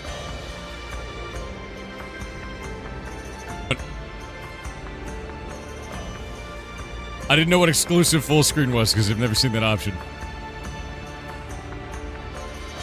Full window. There we go. We're switching stuff. It'll be fine. It'll be fine. Don't worry about it. Don't worry about it. Don't. All right. Their windowed full screen mode works. Looks good. We're going to set this to 1440p. We're going to set the audio to be set up correctly. Language is set up right. Everything's looking good. I think I have everything set up. Okay. Wishlist the video game, by the way. If you want a wishlist, that actually helps the devs immensely. That is the best possible thing you can do. And we can go into Dwarf, a pinball roguelike. Grab that there. We can go to audio game, properties. Dwarf, a pinball roguelike. There we go. I think everything's working. Can you guys see it? You see everything? You're supposed to break it during gameplay, not an installation. Fair. I'll break it at both. That's how it works. Good? Yeah, okay, rockin'. I'm really excited for this. They actually have, like, feedback setting, wishlist button, like, all of this looks really good. And I'm excited to... I haven't played a pinball game in ages.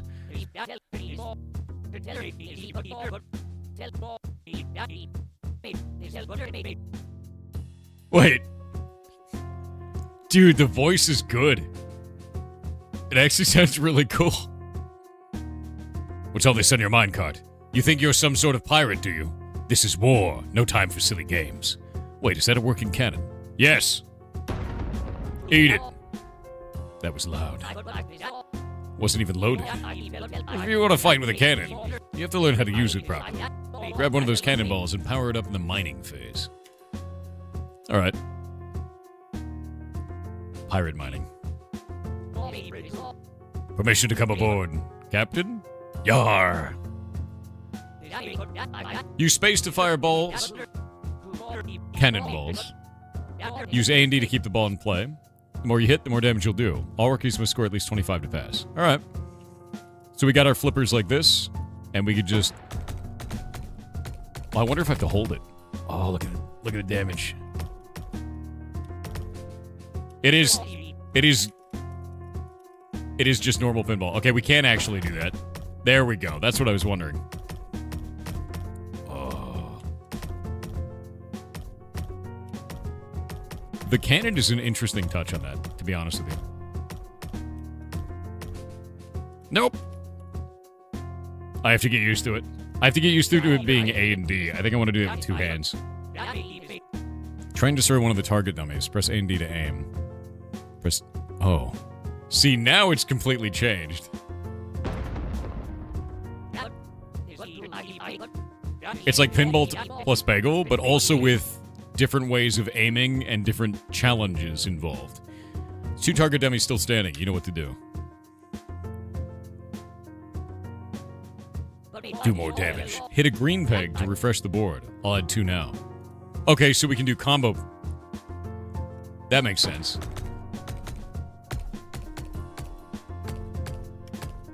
Ah! That would make it difficult to hit that. Oh, it didn't kill it. Yeah. Mine ore to build up your frenzy meter. Once full, your cannonball +1/+2 deals 2 damage per hit instead of 1 for the rest of the round. I love pinball, dude.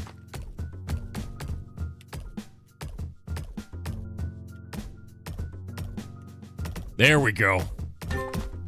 Oh.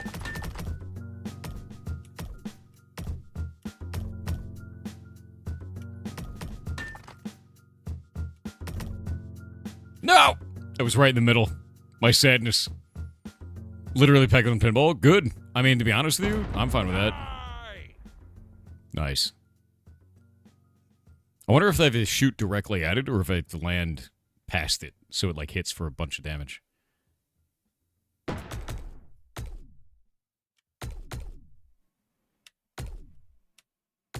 There we go. Nope. I need the mining. It has begun. Oh, so the environment actually moves as you go, too, it looks like. What is that over there? Money. I love money. Oi! Where are you running off to, you bumbling sphere? I'll go grab it, and you can try again. Alright, fine with that. I love free stuff.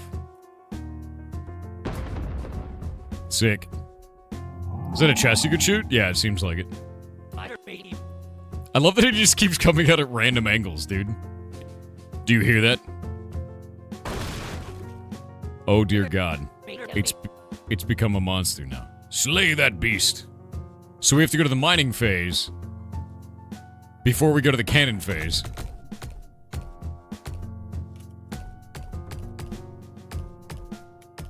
And then the cannon phase allows us to do the roguelike portion of this where we're fighting monsters.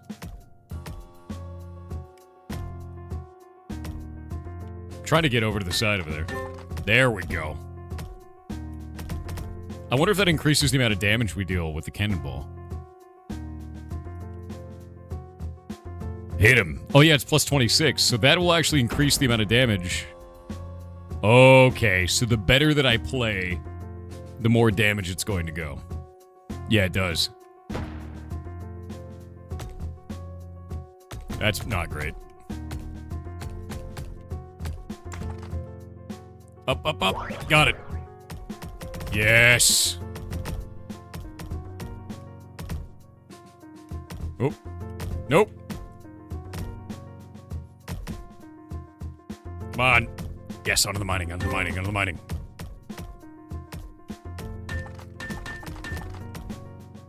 I'm pretty sure that troll is dead. I'm pretty sure it's dead now. I think it has enough HP to live. All I gotta do is hit it at this point. Oh.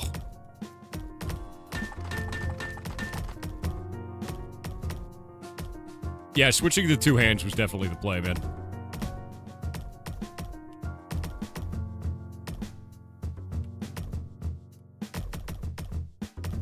No! Sadness. We're rich. Goodbye, troll. Victory is mine. Huge overkill, too. You may be strange, but you've certainly got some balls. Head down to the mines and give him hell. Alright. So now it turns into a roguelike. Oh, we actually have powers, too. Adds 1 extra refresh to the board.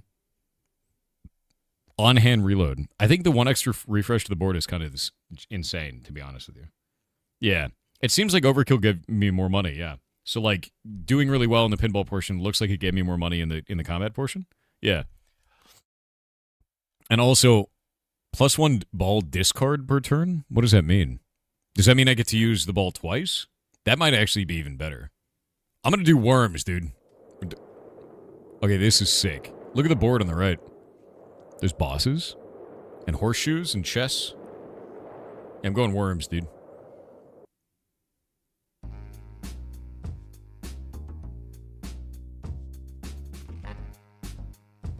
What are those red ones, man?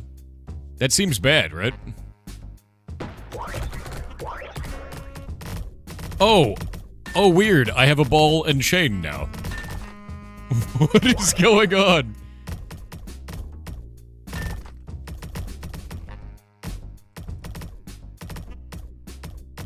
Look at it.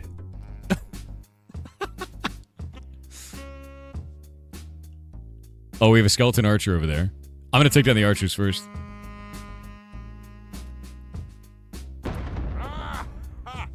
Wrecked. Alright. Yeah, I wonder how I get the ball and chain. That one doesn't have a ball and chain anymore. It must have been from something I picked up. We got ads. We're going to wait on the ads.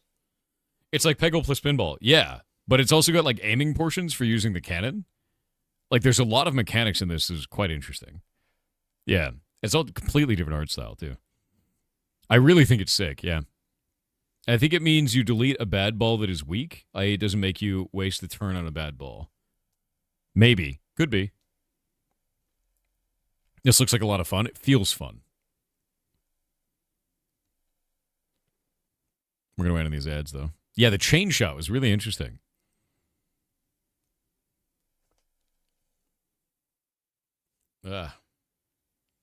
You know that the human body is really well designed when your eyelash falls directly into your eyeball and it feels like a knife.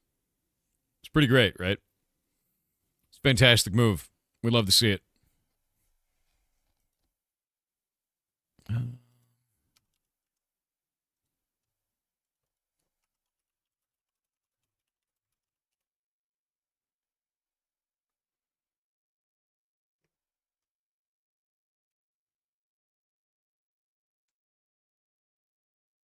Devin chat.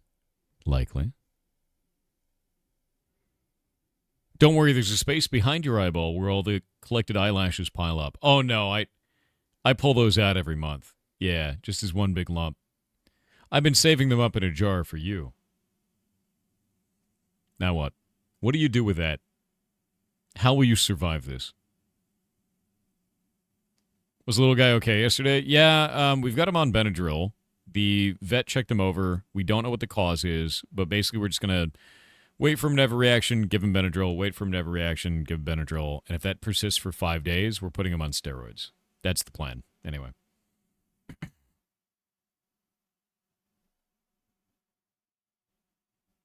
Jar lashes. Look how upset Chan is. Yeah, you put him under your pillow for the eyelash fairy. Exactly. If you don't put them on your pillow for the eyelash fairy, then the eye fairy takes your eyes. So, still got my eyes. All right. Back to it. Oh, no. I took out the low spots there. And because I took those out, I don't have any defense anymore. Sick. Oh, wait, the skeleton knight is on his way. And there's also a chest in the back. Your current ball is a bomb ball. Mining phase explodes after 5 hits. Battle phase explodes after 1 turn. Hover over text for more information. Okay. So we get a bomb ball.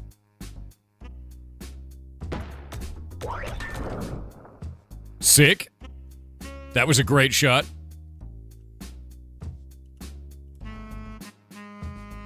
Eat it.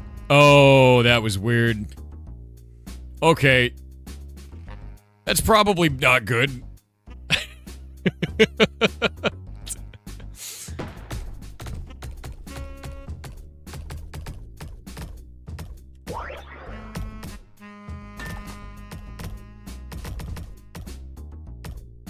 Come on, come on, come on. There we go. We don't want to get rid of the red ones. We do want to get rid of everything else. Yes. No! It'll explode next turn. It's about to explode, yeah. It blew up in the right spot. Calculated. My man, what... What is happening with these dwarves? Doubles the effect of soul relics. Take 1 damage when triggered. On mining frenzy begins, increase current damage by 50%. On ore depletion, gain 1 gold. I think this, whenever we get mining frenzy, increase current damage by 50%, seems really busted.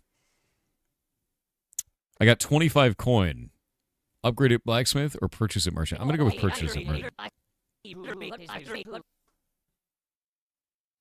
I have some spare balls in me sack here. Just don't ask me where I got them from. I know what you're doing. This man's got a lot of balls in his sack, guys. It's fine. Don't worry about it.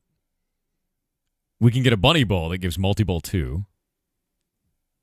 We can get a scatter shot cannonball. I think I want to do bunny ball, man. The idea of getting multi-ball seems insane.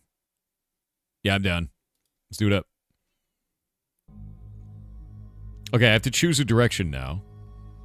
Do I want to go to luck room or skull room? I think I want to do I want to know what the luck room is.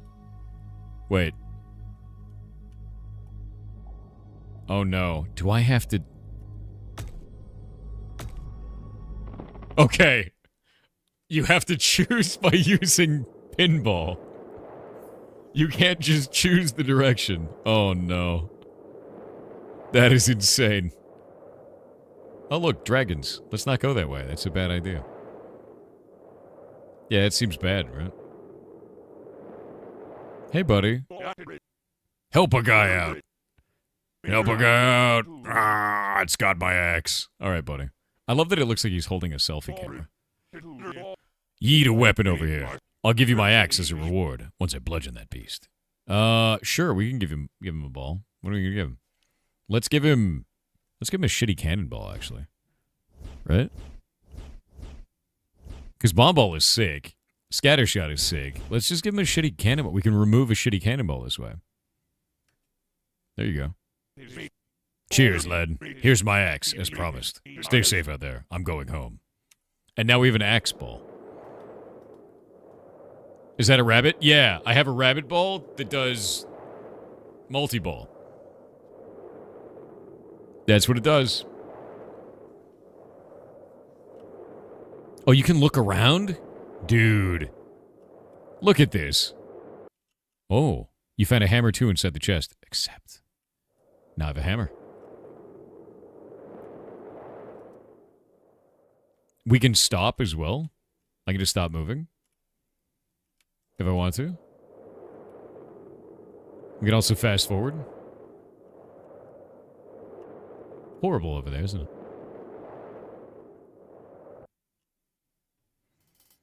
Okay, we got spider webs. Also, there's like spider eyes and whole spiders and like a giant web for this. That's cool design. I really like that. Hammer 2.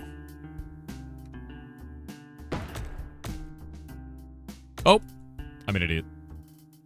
I thought they were going to bounce off his eyes. The damage is so low. I'm going to destroy those eggs. Sick. All right. That's what the hammer does. Oh, God, it released a baby spider. That's bad. Oh, this is bad. A spitting spider, a normal spider. There's a lot of spiders, man. Yeah, the pedipulps being bumpers is really interesting. I actually really like that. It's really good design. The current ball has the damage totem trait, battle phase, damage in an area where they're placed. Should not be shot directly at enemies. You kidding me? I want to shoot that everywhere, dude.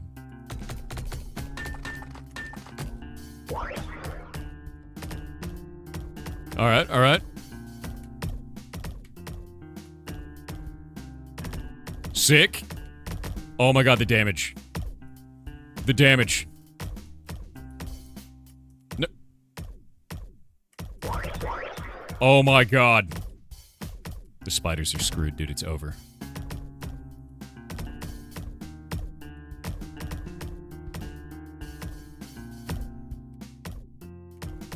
The damage is enormous. Alright, finally lost. Where can we shoot this thing? It's a totem. I feel like... There? Die, you ugly beast! No! Okay, so they can get trampled. We learn. I didn't realize that the totem could be run over. My sadness is real. So sad. It could have been amazing. Oh, I suck. Alright. I keep screwing up that one all the way on the left. Eat him. Only 5 damage. I'm gonna die. I think I'm gonna die to spiders. Yeah, learning. Getting knowledge. cool. Spitting spiders. My favorite. Shaman's nerf, dude, 100%. I thought I was gonna rip house with that. What?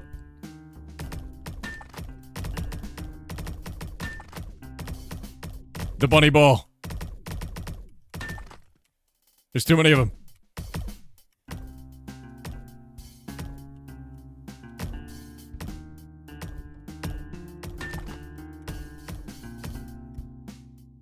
Okay, so multi-ball is cool,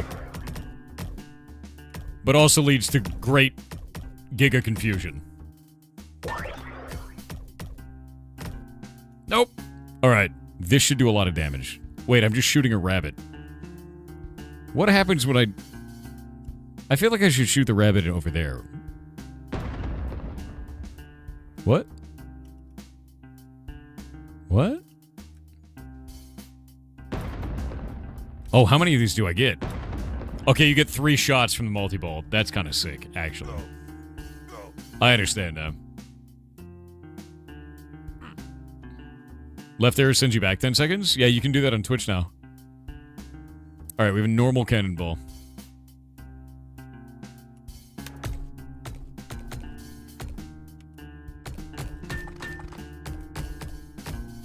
Nope. No! Alright.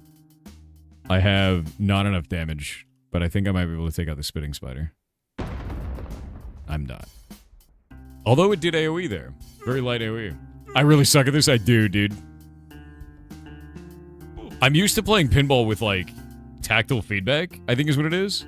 I wonder if I can play with the controller, actually. Can I play with the controller? You can. Oh, that might be a lot better, actually. What? Oh, because it was a bomb ball.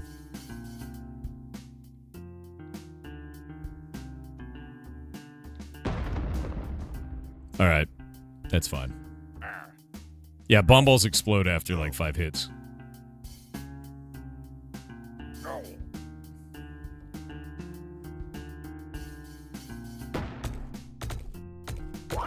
Nice, nice, nice.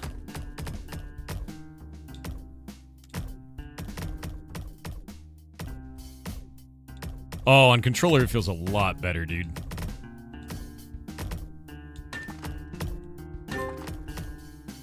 Nope. Messed that up. 3 hits and then 1 turn? Yeah. I think I can kill that one over there. And then we'll leave the bomb ball to destroy... Yeah, destroy that thing over there. That worked out. Like that. I'm still taking a lot of damage, though. Honestly, I think this chain ball is probably the best thing that I have. It is absolutely insane in terms of chaos and extra... Oh, it's weird feeling, though. The weight of gravity, because the small one is super strange feeling. I really like it. See if we can do this. Didn't do enough damage. You gotta do more damage. What? What just happened? Oh, you lose a turn because you're reloading. Oh, no.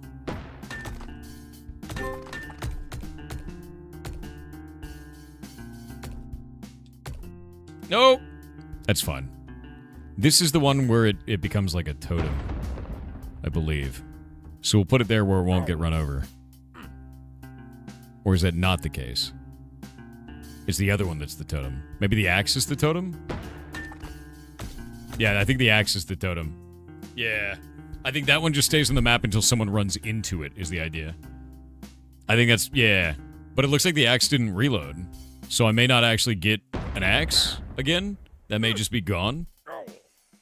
Yeah, this is going to be the learning run for sure, dude.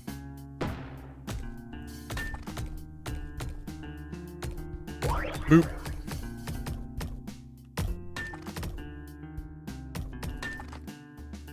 Come on, come on. Nope. Honestly, having 3 sets of flippers is really interesting and super weird. Blast him. It says in the top right, you can hover over the trait for more info. Oh, no, I'm not worried about the trait. I'm more worried about, like, that axe is gone. It's not reloaded anymore. But it doesn't look like it's gone, actually. It looks like it's down here. So that's really what I was after, is fine. I know what the traits are up here, but these... I didn't think it reloaded, but it looks like it did. First game of the day? Yeah. You can discard to get to it quicker. Discard. Oh, with X. I like the scatter shot. I'm going to keep the scatter shot, and then we'll do that, because scatter shot does the ball and chain. I'll start discarding the normal balls. The one thing about the scatter shot, it moves really weird. Because the gravity of the small ball... like, it's probably the strangest one that we have. Yeet.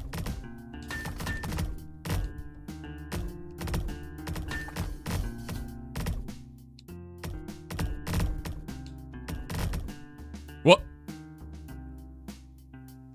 We win! Oh wait, no! Oh no! I've been rused. The dev thought of that. The dev thought about it. Okay, so I'll discard the other shitty ones in the future. However, that does mean that I will get to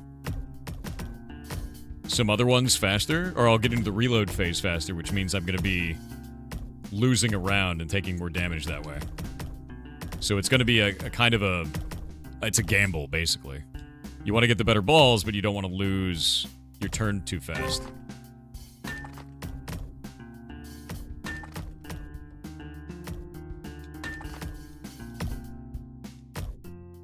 The angle of this. Oh, nope, screwed it up. All right. I think we win on this one. Yep. I want to get that chest. Oh, hit his leg instead.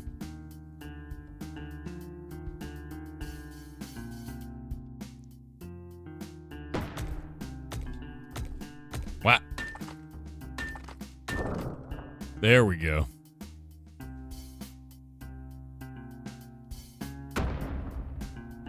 Oh, the bomb. I'm trying to land it, like, right near him. Alright, we got the damage totem one now. And I know now kind of how to use this thing. Although it seemed like before I got a lot of damage, and then it didn't do a lot of damage. Alright. This one is, like, weird shaped, so it can just lay flat.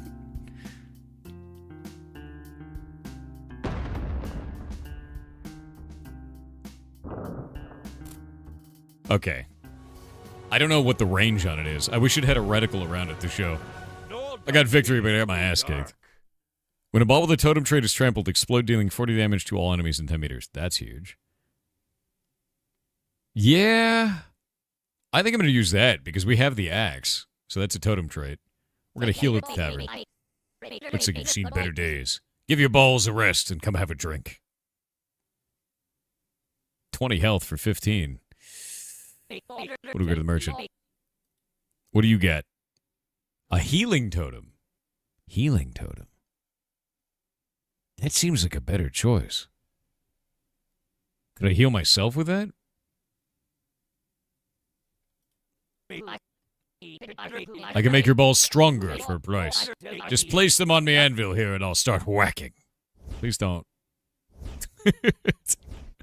Please do not. Okay, so we can just increase the damage of these. The scatterball becoming 2-3 is kind of huge.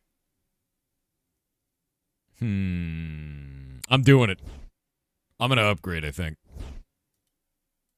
Yeah, I'm going to upgrade. I want a stronger scatter shot, dude. Alright. But there's nothing else in here that I need. Back.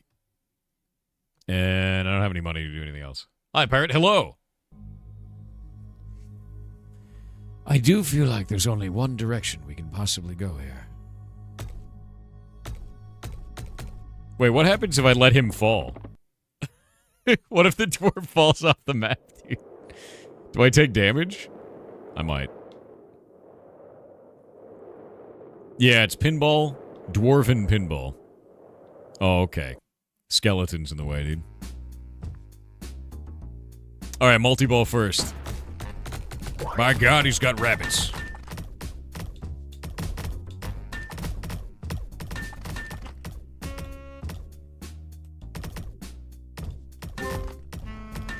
Nice. Oh, oh. Got it.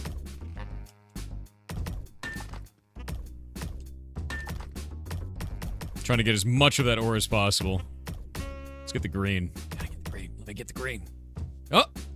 Fell off the map. Sadness. That being said, we now have a shitload of damage. Like a shitload of damage.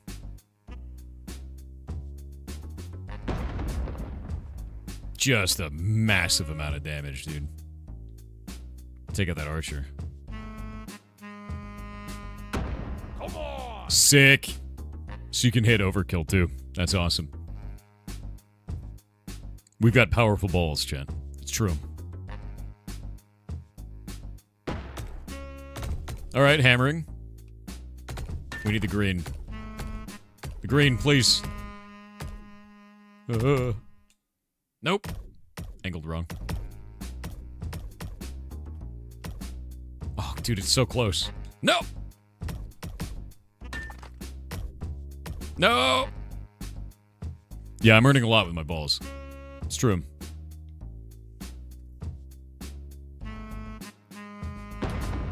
Oh, okay. That's in a weird spot. Oh.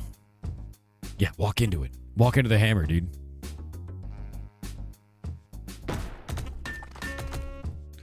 Oh, the scatter shot's level 2 now, so it has 2 of them. Oh my god, it's even more insane. Oh, it's beautiful. It's everything I wanted and more.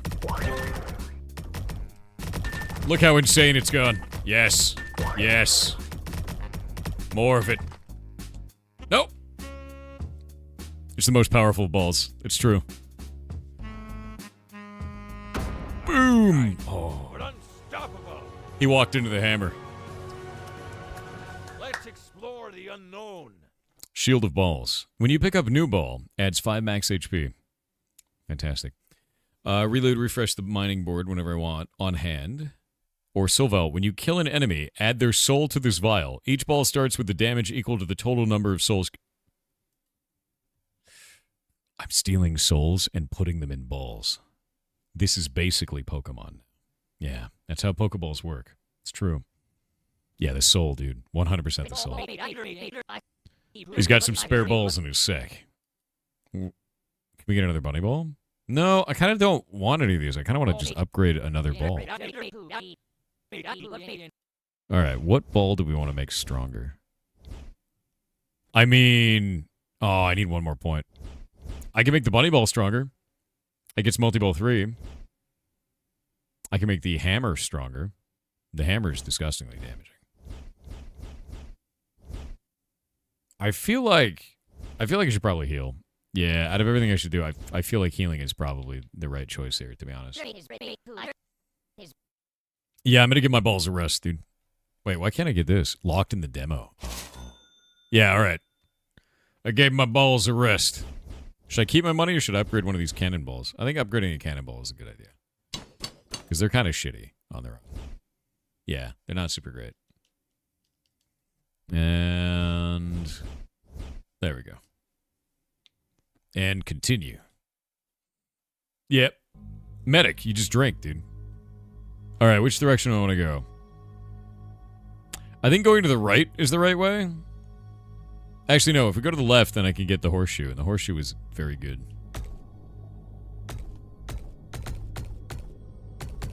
Nope. Oh god, that does do damage. Wait a minute. You could totally die while choosing a level. No. No! Whatever.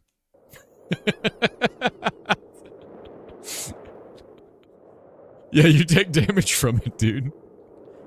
It's not good. Oh, it's so funny. The randomness of physics, you know? There's supposed to be a boss coming up. Which is probably bad. You know?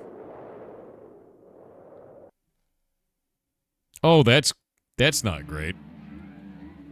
It's like a lich or some shit. Alright, let's blow it all up.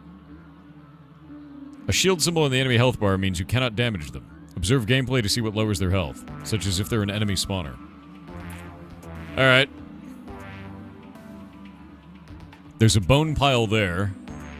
There's a necromancer all the way up there. Like a glove. Hell yeah. Nope.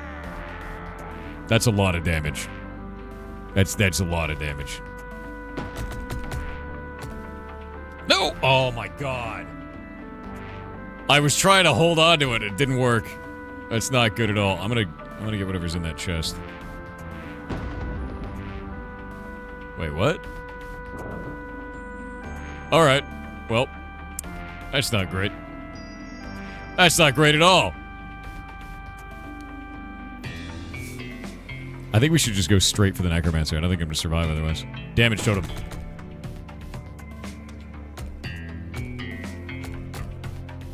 Oh, come on.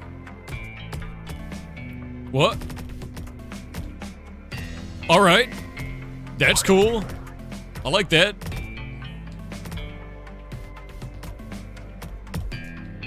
Ooh. Ooh. Let's do it again. That is cool. Oh, the boss. The boss damage, dude. Alright, totem's doing really good now.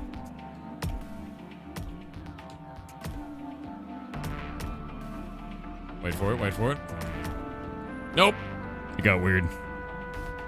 Alright. If I can hit this just right. I suck. Oh, no, I got him! It got him for 41 damage, so every round is going to do 41 damage to him. Now we just have to survive. We're not going to survive.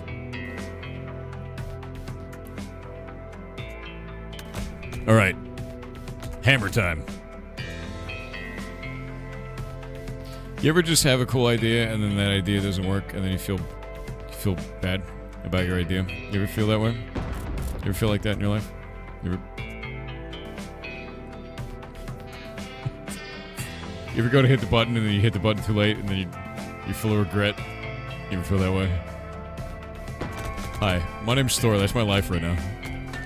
Oh, eat it. Oh, yes. Honestly, it seems like the play is to get it in that cannon. Like, as much as possible.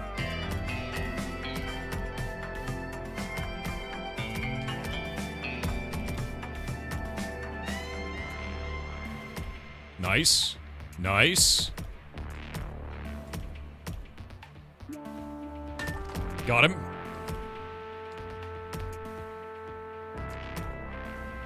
Dude, I gotta ask this dev, like, why pinball? I have to know. I'm just so interested in what they've done here. Okay. Do I kill the skeleton knights? I think the answer might be yes. Got him. I think that gives us a soul, too, doesn't it? Yeah, pinball is awesome. I do love pinball. What? I feel like that teleported through my flipper on that one, actually. I may have been robbed. I may have been robbed. Yep.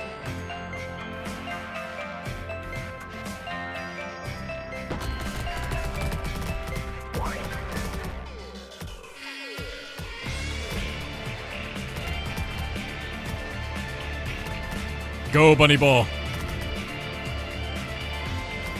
Show them your power. Hell yeah. Can we talk about the saxophone for a minute?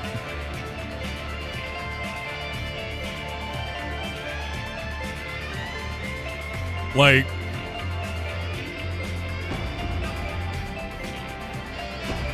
Like, that's insane, dude.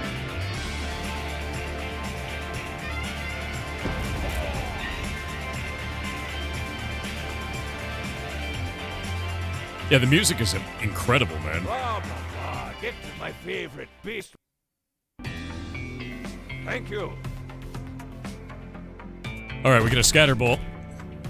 This one doesn't do, like, a lot of shoot damage, but it does a lot of board damage. Oh, got it.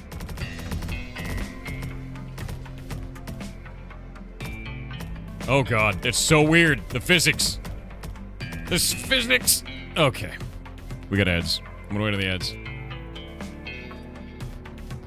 The skeleton head? I don't know. I think it's like the mining node, so maybe it does damage to the necromancer? No, I'm dead, dude. There's no way. I had delusions of grandeur, thinking I would survive. There is no way. You have to buy this game. It's super cool, man. It's such an interesting idea. I'm loving it, man. I'm just shit at it. 100%.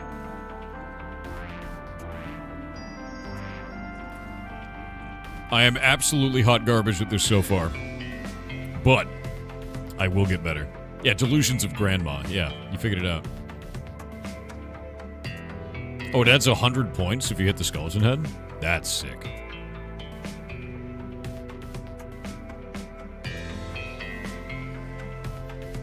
We're gonna have the dev on in about 15 minutes.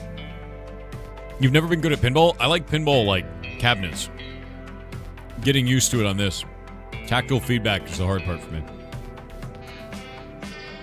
How's the thing? This game is awesome, dude.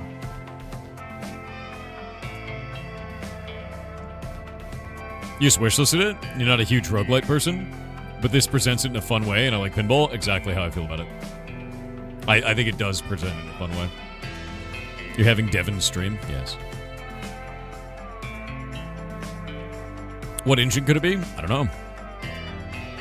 We'll have to ask. I love the pixel art overlay for these. It's so crunchy feeling, you know?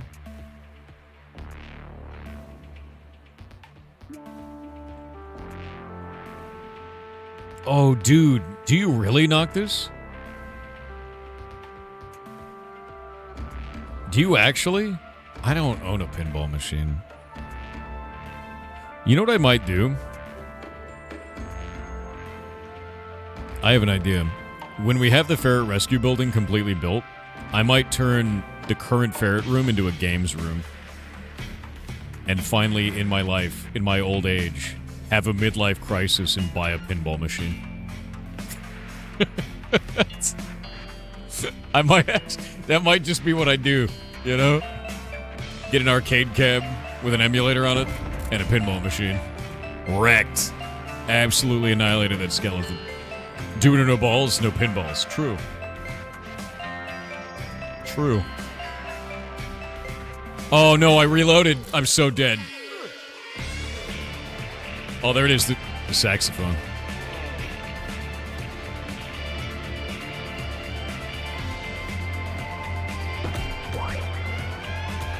Oh god, wait.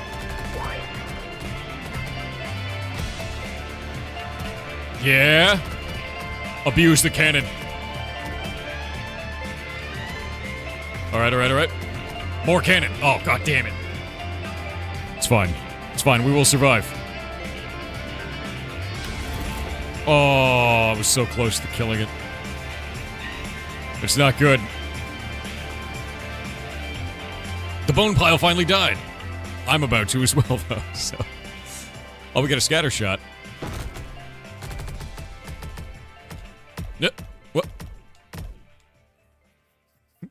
Scatter shot is so weird. It's such a weird ball. It's such a weird ball. Oh. Can someone make a custom Ferret pinball machine? That sounds insane.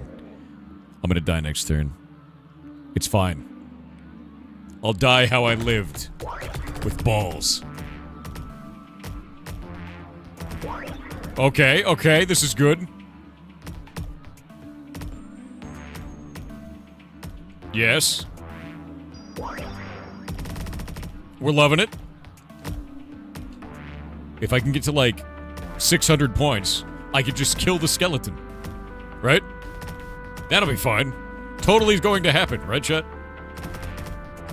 Right? You have to believe. Believe in the heart of the balls. You didn't believe enough.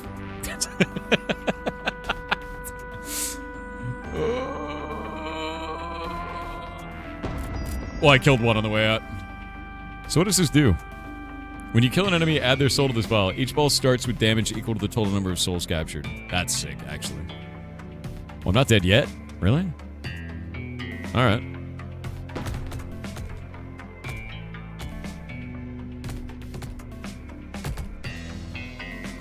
So each one of those skeletons that I was killing was actually adding damage. Come on, man. Come on, man. Oh, come on. Come on, man. Got it?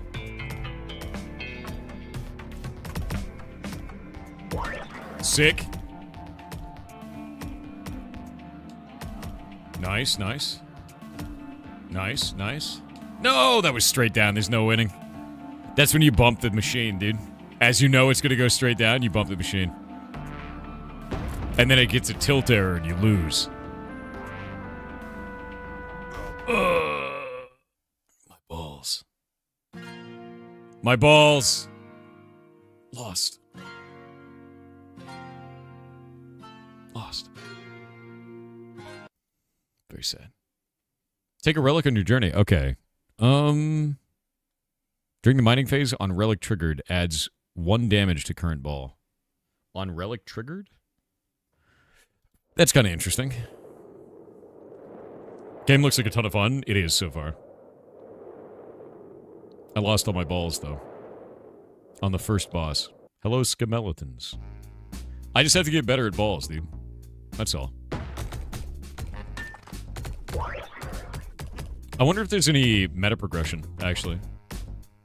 Is it like a pure roguelike, or is it a roguelite? Am I unlocking stuff? Nope. Oh.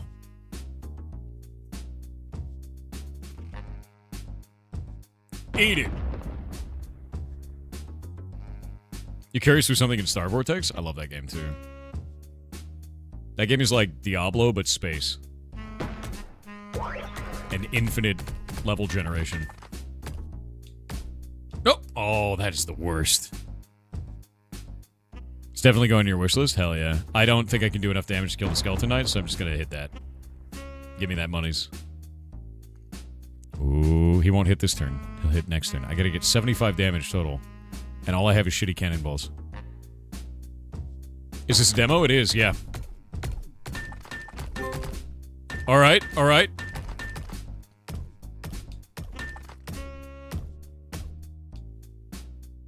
Want to get that last one. Maybe get this? Yeah, yeah, yeah. Okay, we can kill the skeleton now. Perfect. Got a lot of good damage out of that ball, dude. And deleted. 97 damage. Woke up to some light snow. God, I wish. Eventually, I'm hoping it snows here. 57 damage ball. But it's a cannon, so we'll just put it there. I think he's going to shoot me. Oh, wait, no, he didn't shoot. That ball's going to go off. It's going to blow up. Yeah.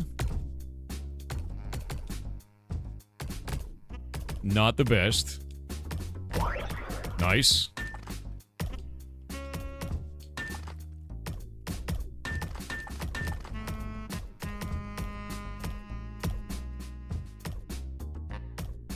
Ooh. Oh. Alright, that guy's gonna blow up from the cannonball and from getting hit. Sick. I love the dwarves. When ore is mined, 5% chance to gain 1 gold. Adds totem potency. Adds +1/+3 to all balls with totem trait. I mean, it's a mushroom, right? It's hard not to take the mushroom, but also getting bonus gold this early? He's got balls in his sack, Chet. Healing totem. That costs, how much is that, 15? A bomb ball gets explode. I don't think the bomb ball is super good.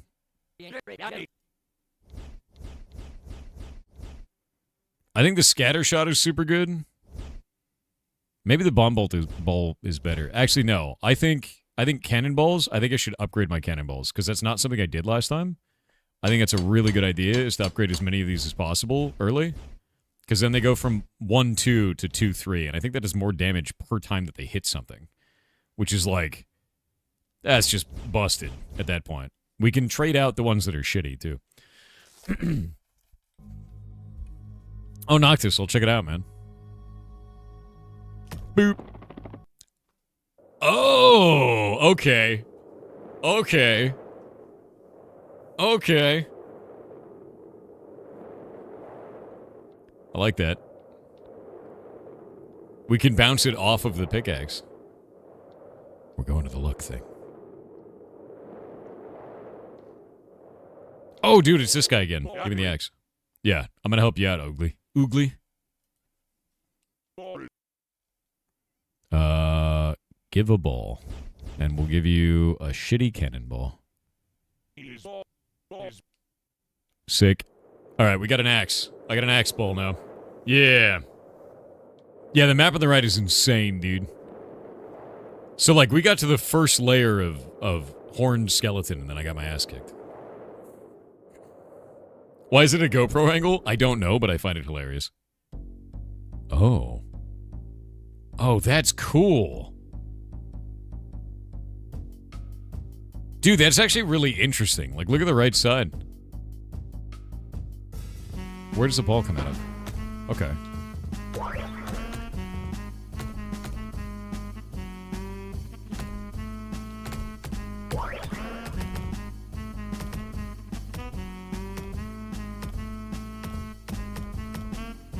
There we go. What happens if it lands in that? I was actually trying to get it inside the pipe. Yeah, where's the ball stored, dude? Okay, we got 42 damage. We got a champion rat, a giant rat, a skeleton archer. I think I gotta start weighing in damage on the skeleton archer, to be honest with you. No! Oh god, this giant rat on its way. They have some kind of poison cloud on them. It's not good.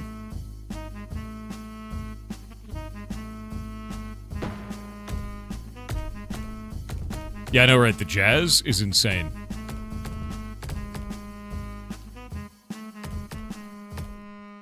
The music is incredible. Oh, oh. All right. So we get a map feature that adds a shitload of damage, is the idea. Ooh.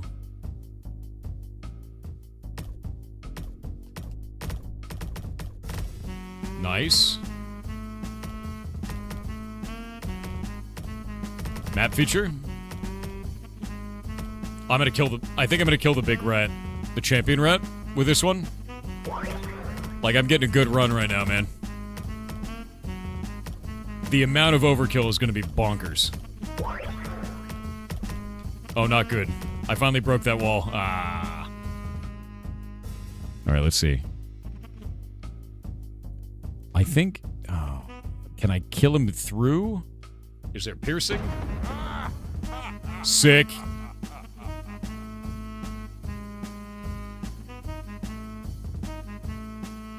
The damage is stored in the balls, Chet. It's true. That's how it works. There we go. Oh, come on. Yeah, yeah, yeah.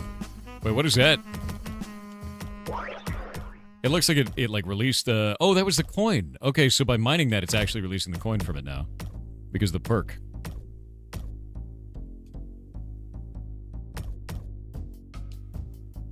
Trying to get over to the left side every time. Sick. Honestly, I think the map features are really awesome. I think that feels very, very good. 53 damage, I'm killing the archer. got him. Goddamn giant rats.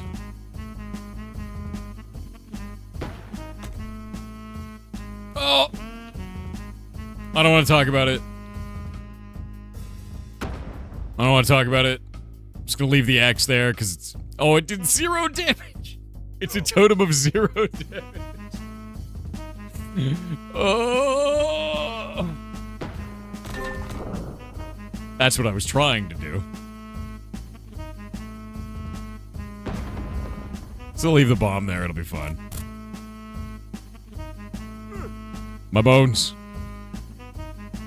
Yeah, this is gonna be great, dude. I'm ready.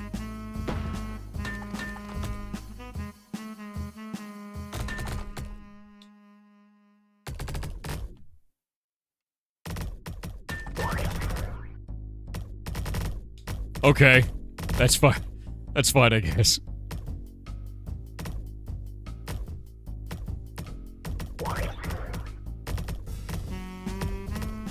Sick. This is great. This is not great. This is the opposite of great. Okay.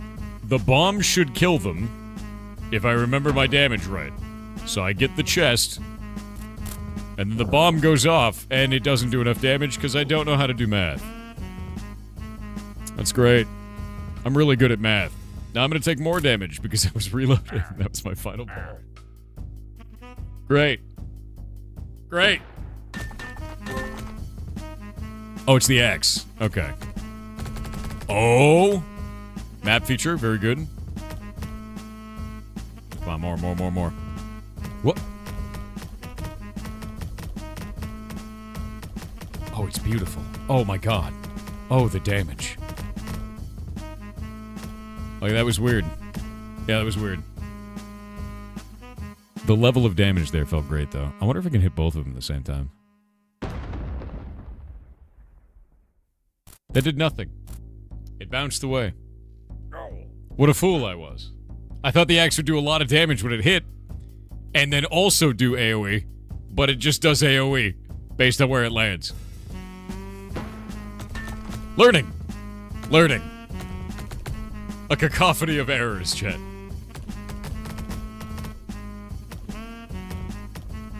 I'm almost out of map stuff, dude. Any more map stuff? Come on, scattershot. Come on, scattershot. In there. Yeah. Oh, the chain finally broke off. So now it's just a normal ball. I dig it. I kind of feel like the scattershot perk is neat, but adds to the chaos of the ball in a way that is not beneficial 99% of the time. Nice.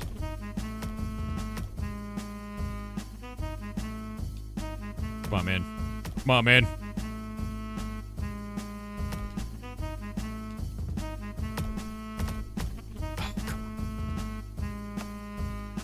Let's see if I can get back in there again. There we go. The map is effectively clear right now. Mining Frenzy? Wait, that's going backwards during Mining Frenzy? What is going on? Got it, finally.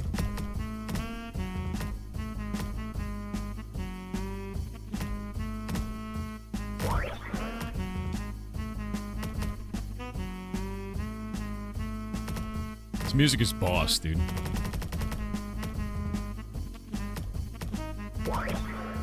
Oh, finally. I finally lost. Wait. That one exploded. We exploded the ret. Happened last frenzy as well.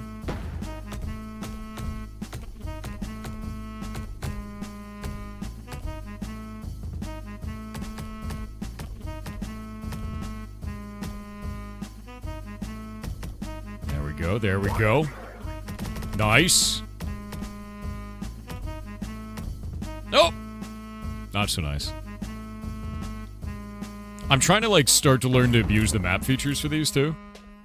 Because if I can get that done, then, I'll just have a much better time. The tutorial said not to hit the enemy directly with the totems. Oh, I know, but I was hoping that it would actually do some damage based on its total damage. I was incorrect. Boom! There we go. Let's go throw that bomb there and then take an extra point of damage. It's gonna be great. There's no scaling on the initial hit. Yeah.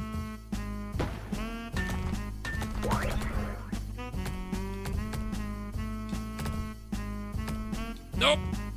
It's fine. Alright, there we go. We won it. At great cost to ourselves. Don't underestimate me by my height. Doubles the effect of soul relics, taking 1 damage when triggered. Definitely don't want to do that. Extra ball to the... Yeah, extra refresh to the board. Disgusting. Love that. I've got 27 coins. Alright. A cannonball, a barrel ball that heals, a healing totem ball. I feel like the healing totem something is something I want to try that. And then upgrade. How much does the upgrade for this cost? 12? Yeah. Yeah, now I have 0. That's perfect. All right, done. The zeros really add up to some great damage. I know, it's basically like watching my own shame in real time.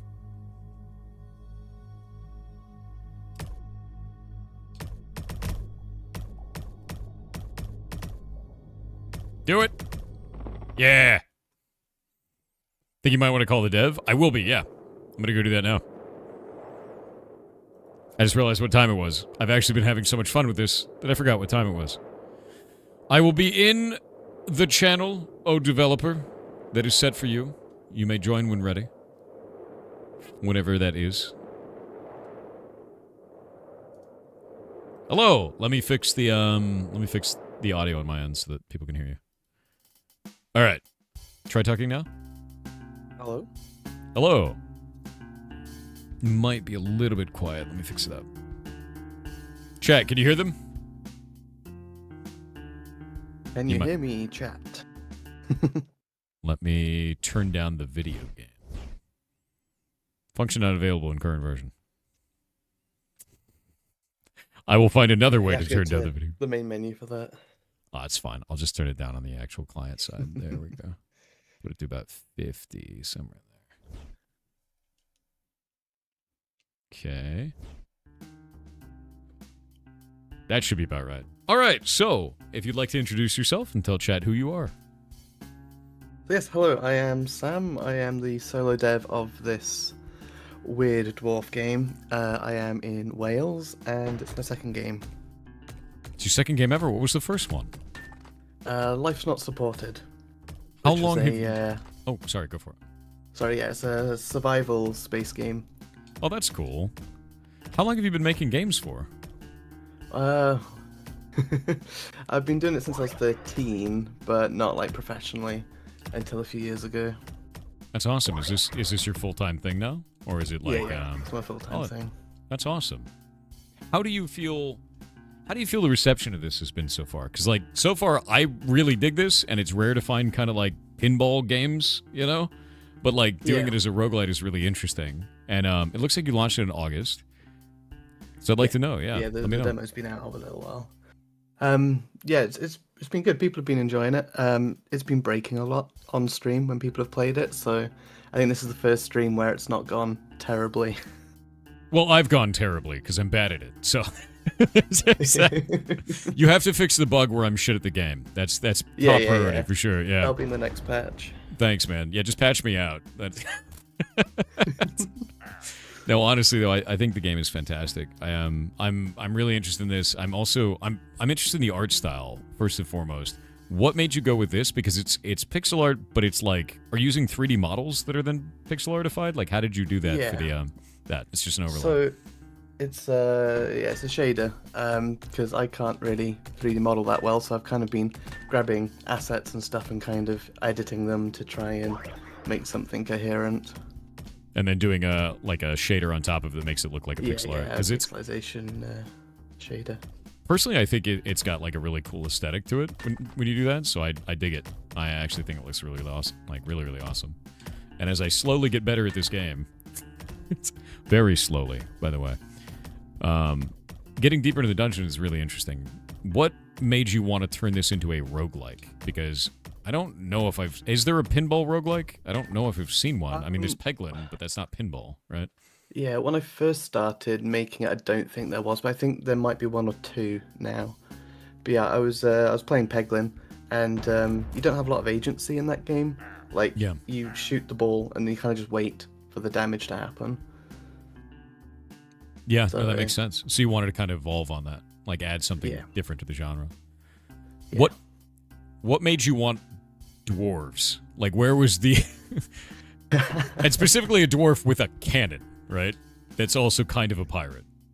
Yeah, so that's a weird one. I was gonna make a dungeon crawler about dwarves and pirates like 8 years ago, I think. So I had the domain for Dwarf, and I've just kind of been sitting on it, and then the pinball kind of mixed well with the mining and the breaking and the...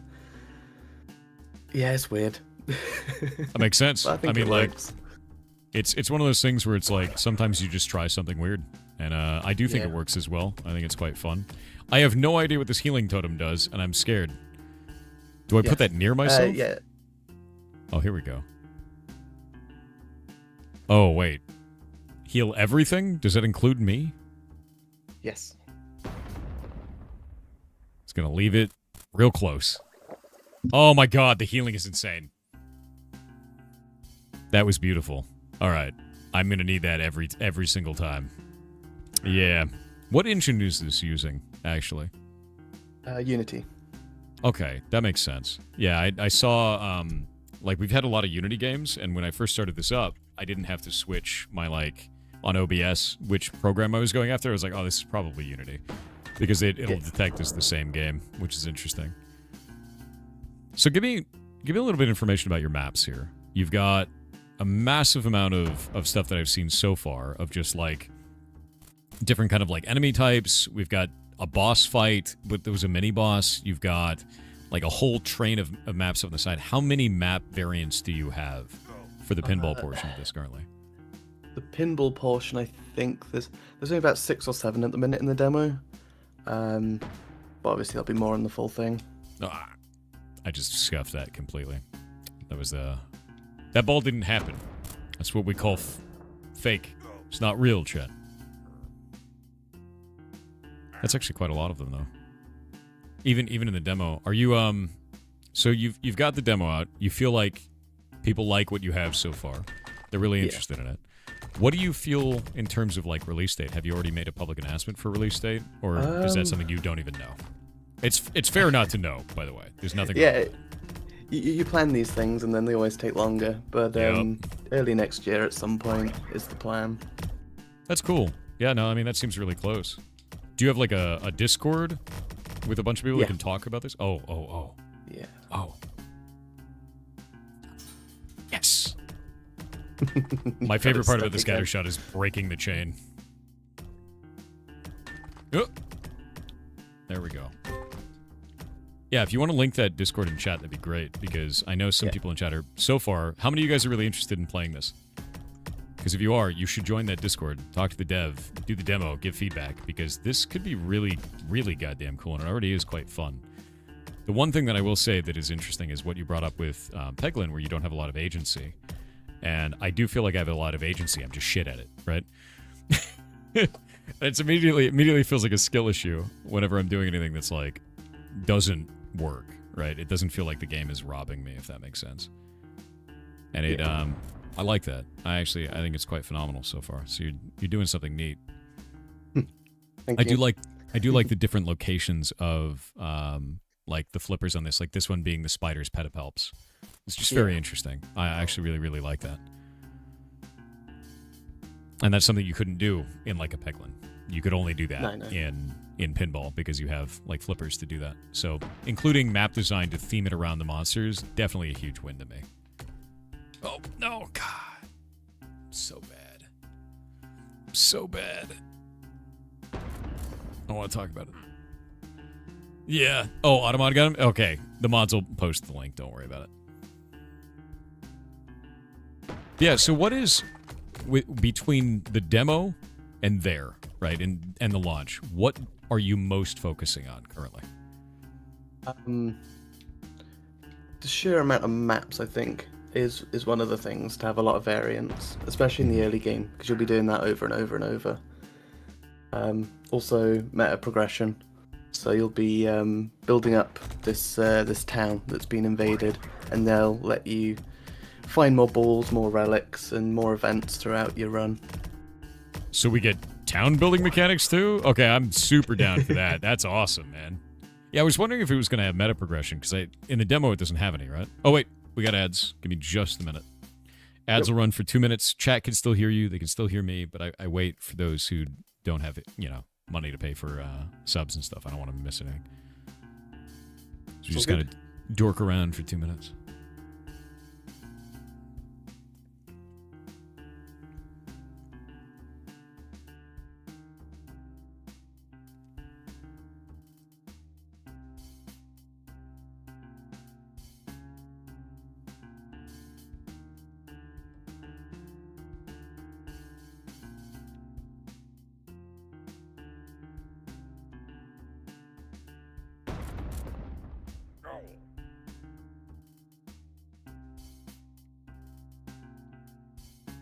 Yeah, Bezos Claus, dude. He's here for in December. Yeah, I'm just vibing on the music, dude.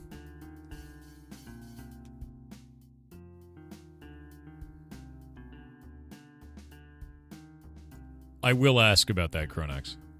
Yeah, 100%. And Gorth, you as well.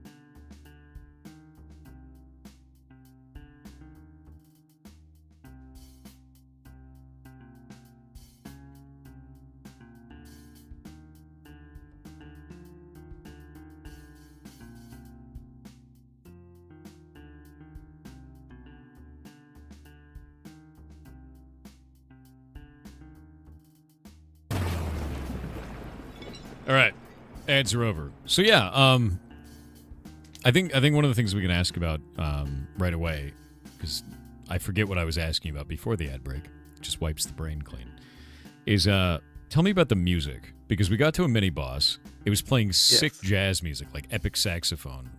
Did you make the music? Is this something you contracted out? Like, where did this come from? Because it's amazing sounding.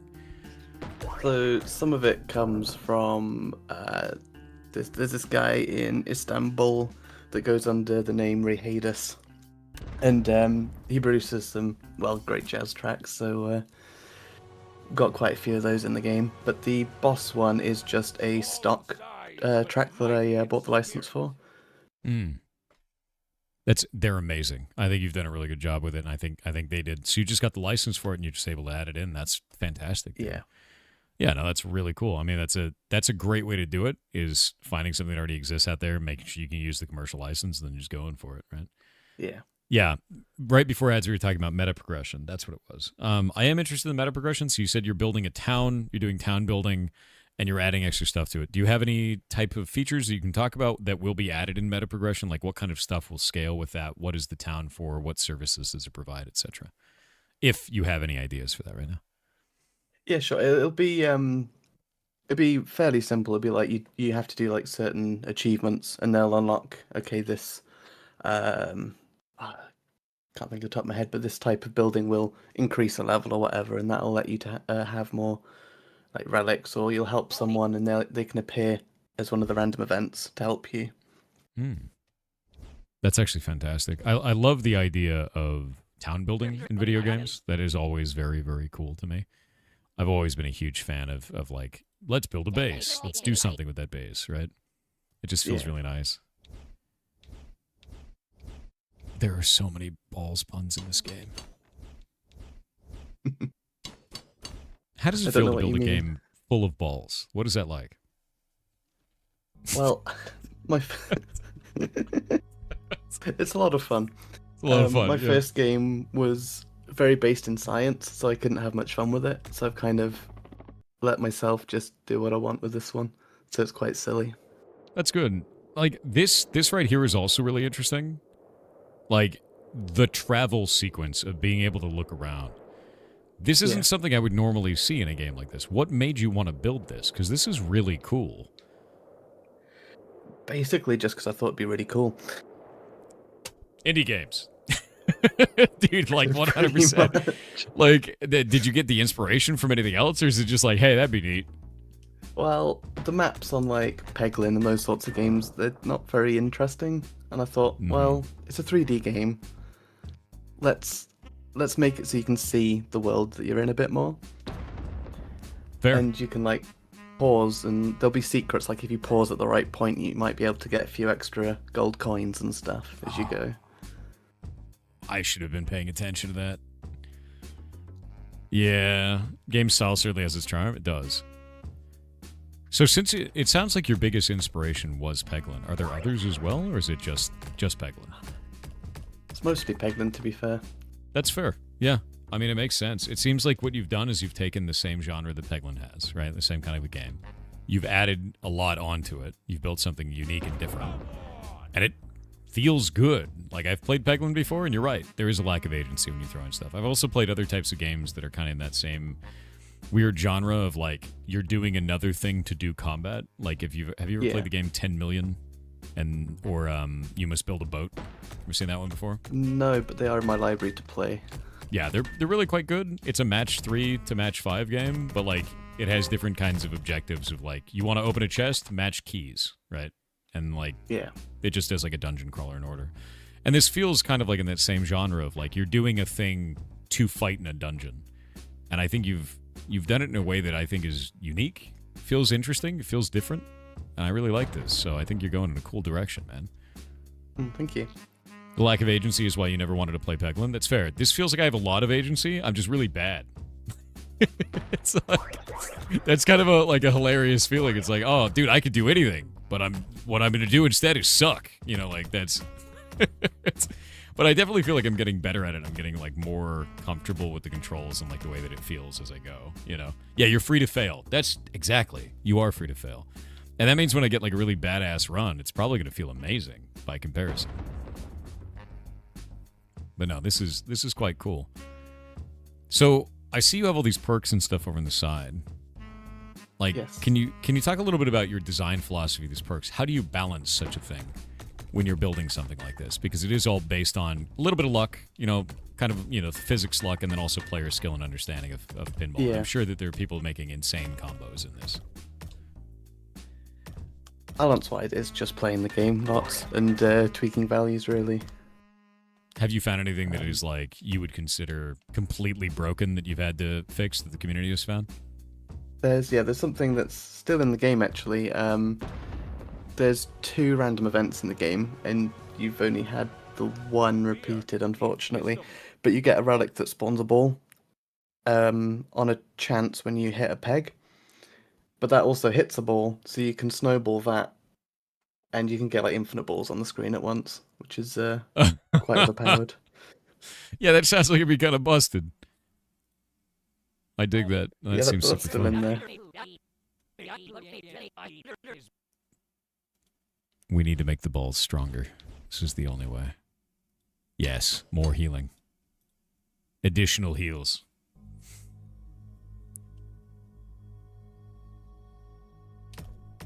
Oh, got it. All right, boss fight time. Can you talk a little bit about your design philosophy when you're trying to build an encounter in this? What are the things that you take into account? How do you decide what kind of a monster is? What about the layout for that? Like, I'm interested to know your design process from start to finish on that. So the first thing is sourcing the models and stuff to make sure I can actually have an enemy. And then it's, I guess, looking at what themes I can then put into the what board aspects I can put in that'll tie in with that, like the spiders you've got the flippers on there, and the with the rats, you've got the sewer with the leaking water. Mm-hmm. So it's more like you're mostly restricted by art, effectively. Yeah. That's like your first restriction, because you don't build the models yourself. You have to source them somehow somewhere else, and that's through like online packs or I'm gonna guess like little contracting kind of stuff if you can. Yeah.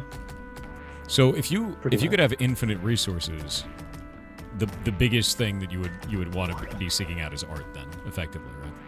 Yeah. Okay, Yeah, definitely. that makes sense. Are you hoping to put this into early access when it launches? Or are you hoping more to put it into like it's full out and you just keep updating?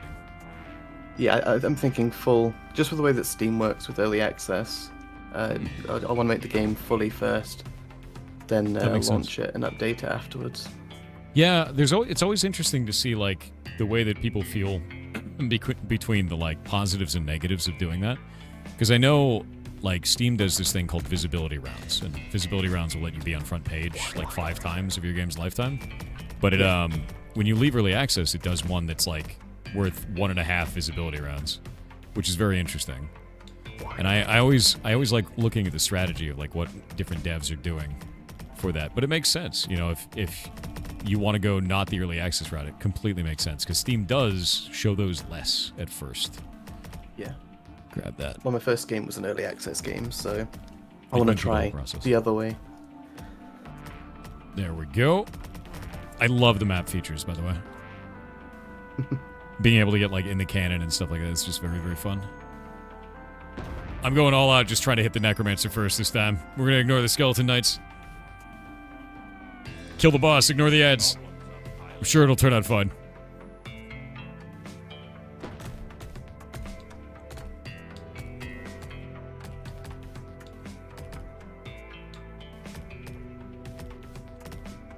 I wonder how much this is going to heal me for. Should be 15, I think. Is that the max? Will it actually do damage if I hit enemies with it, or...? I think it'll do the 1 token damage you get for hitting it. But with this one, the more damage you do is how many turns it stays around to heal you 15. Oh. Yeah, that's kind of huge. I love this music, though. It sounds really, really good. Are you concerned in any way because you have to source everything? Are you worried about a cohesive style, or do you just do a lot of like flavor testing for music to be like, I have to find music that sounds like this? Yeah, I spent a lot of time on the music to make sure it fits the vibe. Yeah. And I do edit the models and the textures to make sure they look good with the pixelization, to make sure everything is cohesive. That makes sense completely. I really think that you've done a really good job of keeping the style cohesive so far. So I think you're doing it for sure. And it feels quite good. Oh, it heals the skeletons! Damn it. At least I get 15 HP around. Like, that's kind of sick. Nice. Let's see if I can remember... Oh, God. See if I can remember how to use a totem for once in my life. Oh, wait. That, barrel didn't stick around. Did I not do enough damage? I had like 500 damage on it. Not sure, I missed that. Weird. Did it get trampled? I don't think so. It was all the way over to the left. Bit on. It's fine. Mostly just interesting. It was 1 turn per 50 damage, I think. Yeah, it just died. Disappeared. Interesting, though, because, like, that makes me want to, like, play with that ball, like, you know, that ball differently. Yeah. And, like, determine, like, how I want that one to go, if it lasts multiple rounds. I love that, though, is the idea of each one of these kind of has an identity and a role within the game. Feels nice. And that way you can build up a strategy as you go. I do feel like I'm getting overwhelmed by the enemy power right now. But I have another hit. Sick. Thank you. Alright. We should have the lightning taking those dudes out. Yeah, the sax song is great, dude. Are you going to be releasing an OST with this? Can you release an OST? I don't think I can, Makes but sense.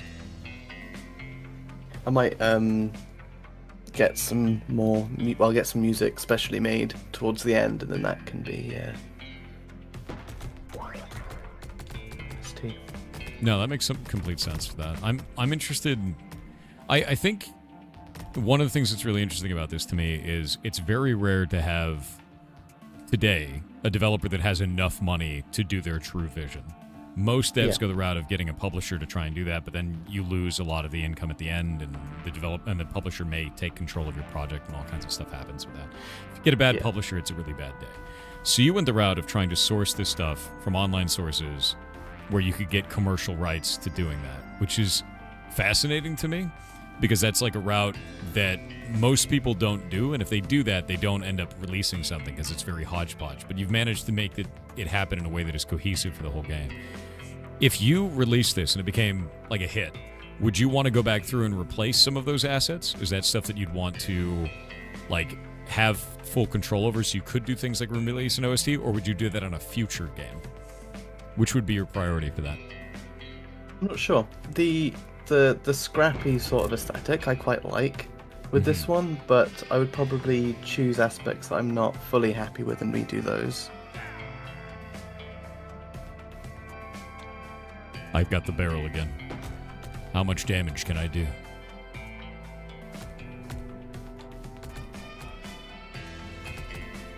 Oh. No. None, apparently. Fantastic. Yep. Destroyed. Female dwarves have beards? Do female dwarves have beards? That is a question. Yes. I think the beard is actually the dwarf. I think a dwarf is actually a parasite that saps energy from the body, thus shrinking the humanoid. Yeah, the dwarf is stored in the beard. Yeah, the dwarf is stored in the beard. Kind of like the damage is stored in the balls, as we've seen here. That's where all the damage is, Chet. Yeah. Oh. Can I kill the necromancer? No! I'm having that problem where the necromancer is very strong. I just shot this, and it hit my own totem and reflected back at me.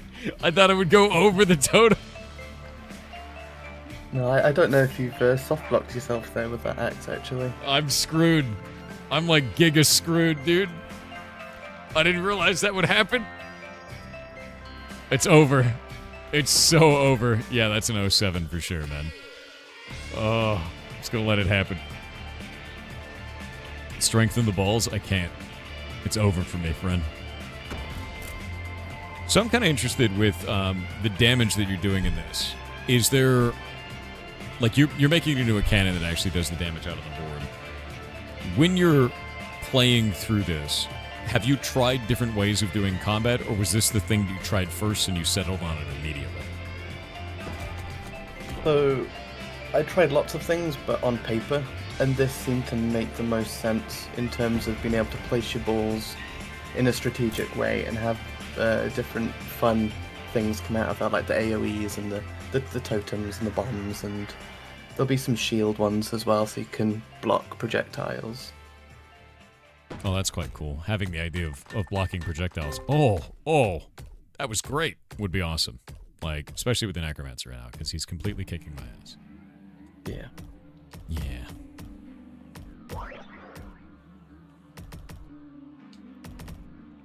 Come on. No! No! Oh. It's ogre. It's all ogre now. It might be a little bit ogre. But now I have 2 totems. And a bomb. Okay, we're so back. I'll never be able to hit the Necromancer. Because I softlock myself, but no minion will be near me to survive. It's fine. I can't do any damage, and he can do all of it. I'm winning. Yeah.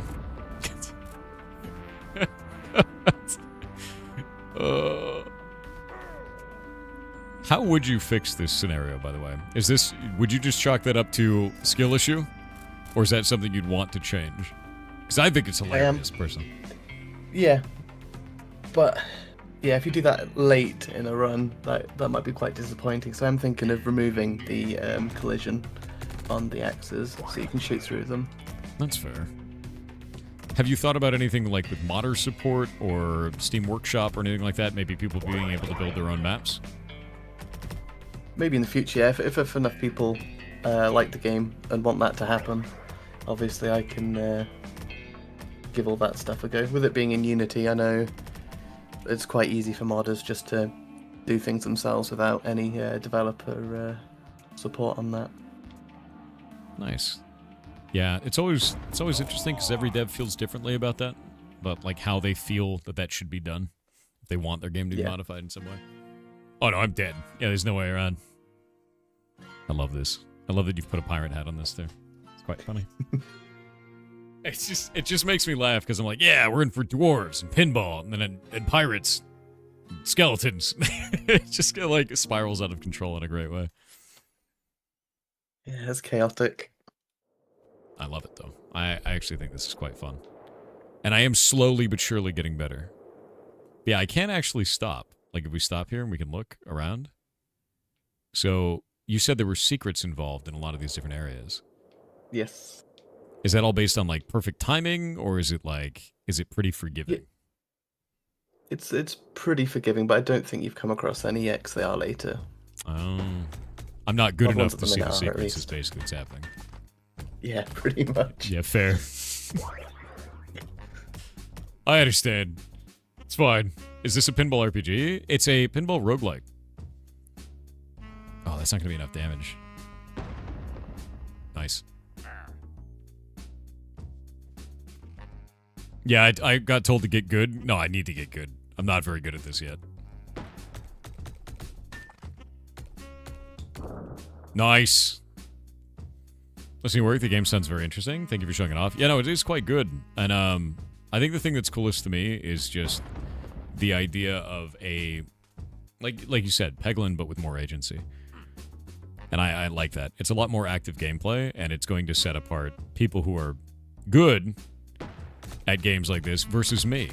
That's effectively how that's going to go, I think. Slowly but surely getting better, though.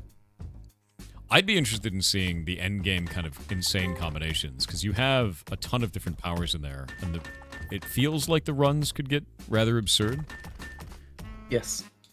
The GIF I use on the Steam page shows one of them getting out of hand. I will show that in just a moment. Got over 100. It's going well. Yes. Oh. Have you thought about any types, because you've got kind of a game here that's very skill-based. Have you thought about doing anything with, like, leaderboards or, like, community leaderboards or challenges in some way? Not yet, but it's something I could do in the future. If, once the game's finished, it feels like that's the way it wants to go and people want it, then, sort of thing I can add, yeah. Yeah, I dig that. Ooh. I'm glad, like, it seems like you're really open to just kind of whatever with this. Yeah, well, with my first game, a lot of the updates that came with that was based on what people wanted, and that worked really well. That's fair. Does this game have meta progression? Yeah, so he was talking about it earlier with being able to create a town, and then as you go through, you can build up that town, and it like adds stuff to you. So you get stronger in some way based on the town buildings and what you rebuild with it. But I think it's cool. I like town building. I like the idea of town building being meta progression, because a lot of roguelike games I find just you select the power from a grid, and you're like, I leveled up damage, and that's it. And that's like the whole thing. But the idea of building a town and having like more like people in it, and that also powers you up is neat. I like that. I think that's really quite cool. And that'll be all in 3D, like the traversal. Love it. Small in size, but mighty in spirit. Very good. When frenzy increased frenzy by 1. Cannot trigger itself. I'm going to go with a totem potency. Totem potency seems really good. Because if I can get a healing totem, I'll be styling. The bomb ball. The bomb ball is, it feels so hard to use. There we go.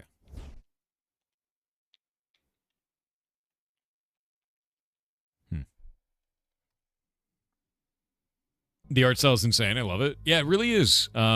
It's really quite cool. He was saying earlier that he sources 3D models and then uses a shader to make it look this way. And I think it looks phenomenal. Like, it's really unique and weird. So, it's weird in that, like, that's kind of cool. I haven't seen that before, kind of way. Yeah.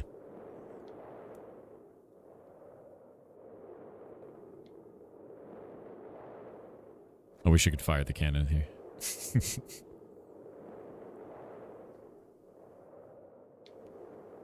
So between the demo and the full game, is there a lot of difference for map distribution? Because it seems like there's a ton of encounters on the map right now. So, yeah, I'm going to shrink the map on the right, I think, and make more floors.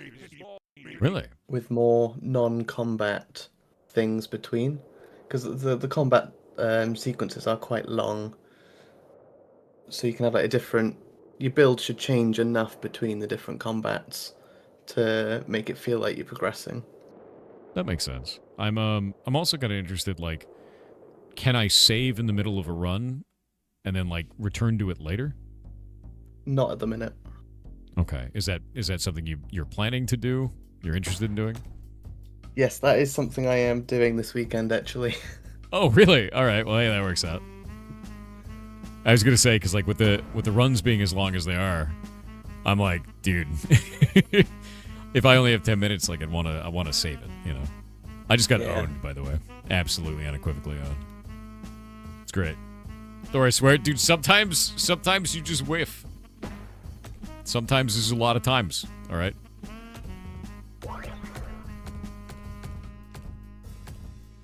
You try it, little ham. You should go wishlist this game and then play the demo. And you tell me how good you are at pinball, which is probably better than me. Oh yeah, this is something that's kind of interesting to me, is most pinball games will have a tilt feature. And I don't believe this has a tilt feature. Is that something that you'd be interested in adding? Do you want that to be a thing? I think it's going to be a relic. So like something you don't want to have in. Not as a main thing. Fair. But yeah, totally fair for that. Tilt is always a really interesting thing. Is like, for those who don't know, when you're playing pinball, the idea is that you push the pinball machine, but you can't push it hard enough because then it'll put it into tilt and you can't use the flippers until you lose. It's something that a lot of people do when they're playing pinball to try and get the ball away from unrecoverable situations. This ball is so weird. No! Yeah, gently nudges only, exactly.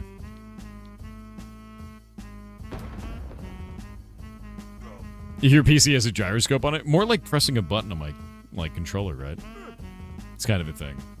But it's fair if you don't want to have that in the game, because like it's always like an interesting thing where you're effectively creating a new genre of game right now, right?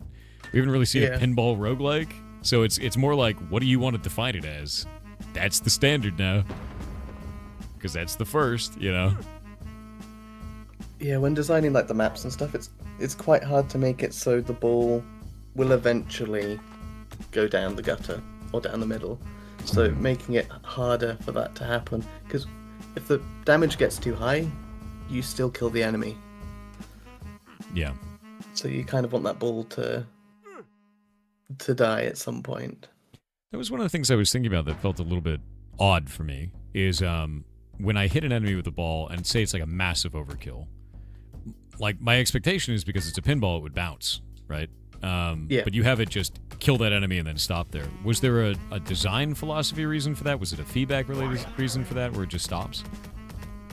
Well, there are relics that feed off of the overkill system, so I wanted to make it, if you're doing lots of damage, you can lean into like an overkill build. Oh, wait, when you said maybe that'll be a relic earlier, it's not something you meant as in leave it in the past. You meant the tilt feature being a relic, an item in the game that would allow for it. Yeah. Okay, I totally misunderstood that. I was like, wait a minute. All right, yeah. So the relics are the power-ups over on the left side, like that mushroom and the strong arm. Yeah, I think chat misunderstood that as well. That's quite funny. Oh, that's cool then. So you want to add that as a power-up then. All right. Neat. Yeah. Let's see if we can do... There we go. I have the totem out. There's no bullshit. Does 53 damage around, and that guy is an archer. Great. Killed the other dudes. It's totally fine. We got ads, by the way. I'm gonna wait on those. Cool. Yeah, the idea of piercing damage seems really cool to me. Yeah.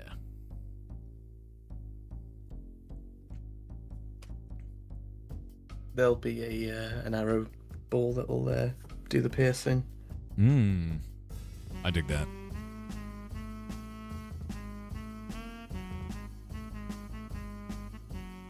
I bet it was tricky figuring out where to put the quarters to play the pinball part. Hell yeah. That's the cool thing about having a system like that is like relics. You can add all kinds of weird ideas. You know, all the power-ups are really interesting. Do you like jazz? I do. As you can see.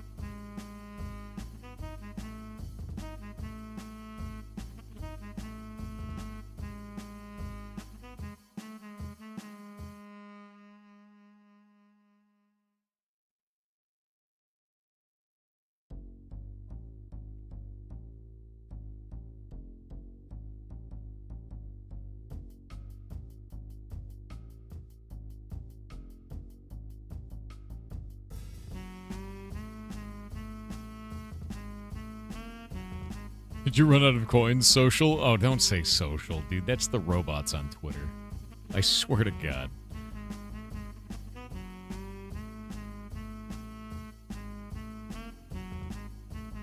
Alright, be gone, Bezos. Be gone! Whatever you say, social, I swear. You guys are gonna make that be real. Alright, we're back from the ads. Chat has said, and this is a great addition, I agree with this. Can we have an epic sax dwarf in the corner that shows up every once in a while when the song is playing? Yes. I am writing that down. Just the idea of like every once in a while he just pops in. Just slowly, you know? The saxophone is the best, dude. I think saxophone is underutilized in video games. We need more. I was thinking the exact same thing. You never hear it, you know? It's never in games. Love this map feature. Oh. I really like the idea of dynamic targets like this. Like the pouring water is really, really cool. Oh, not enough damage. So I got something earlier called a precise hit. What was that? It was like a crit of some kind? That is when the damage you do is the exact amount of health that the enemy has, and that'll be another build thing you can lean into. Really? That's super interesting. Be relics that be like, okay, if you're within like 3, so you've got to really kind of be quite skillful with the pinball section to make sure that the numbers are correct. Is there a reason to build that, say, over doing overkill? Because I noticed you can do overkill 2x, but I don't know what that does either. I'm not quite sure. Yeah, so the overkill, there's like a relic that will do half of the enemy's health to the nearest as damage to the nearest enemy. And if you have like overkill times 2, that'll times 2 that damage. That's really awesome, actually. So precise may have something that just straight up kills the next enemy if you get it correct. I really like that. I think that's a really awesome system. I love the idea of like weird scaling combos and like super cool, strange powers, you know? And it seems like you're really leaning into that right now, and it feels good. And like I can feel that I'm slowly but surely getting better at it, you know? Slowly is the operative part there. That's the most important part. But getting there, you know, and I think that's actually really awesome because it shows me that the game has a high skill ceiling as well as weird powers to learn, you know? That's what I'm aiming for. Good. No, that's you're definitely good. You see the skill ceiling there. It's got me. Yeah, definitely the skill ceiling, guys. It's not me being horrible at the game at all in any way.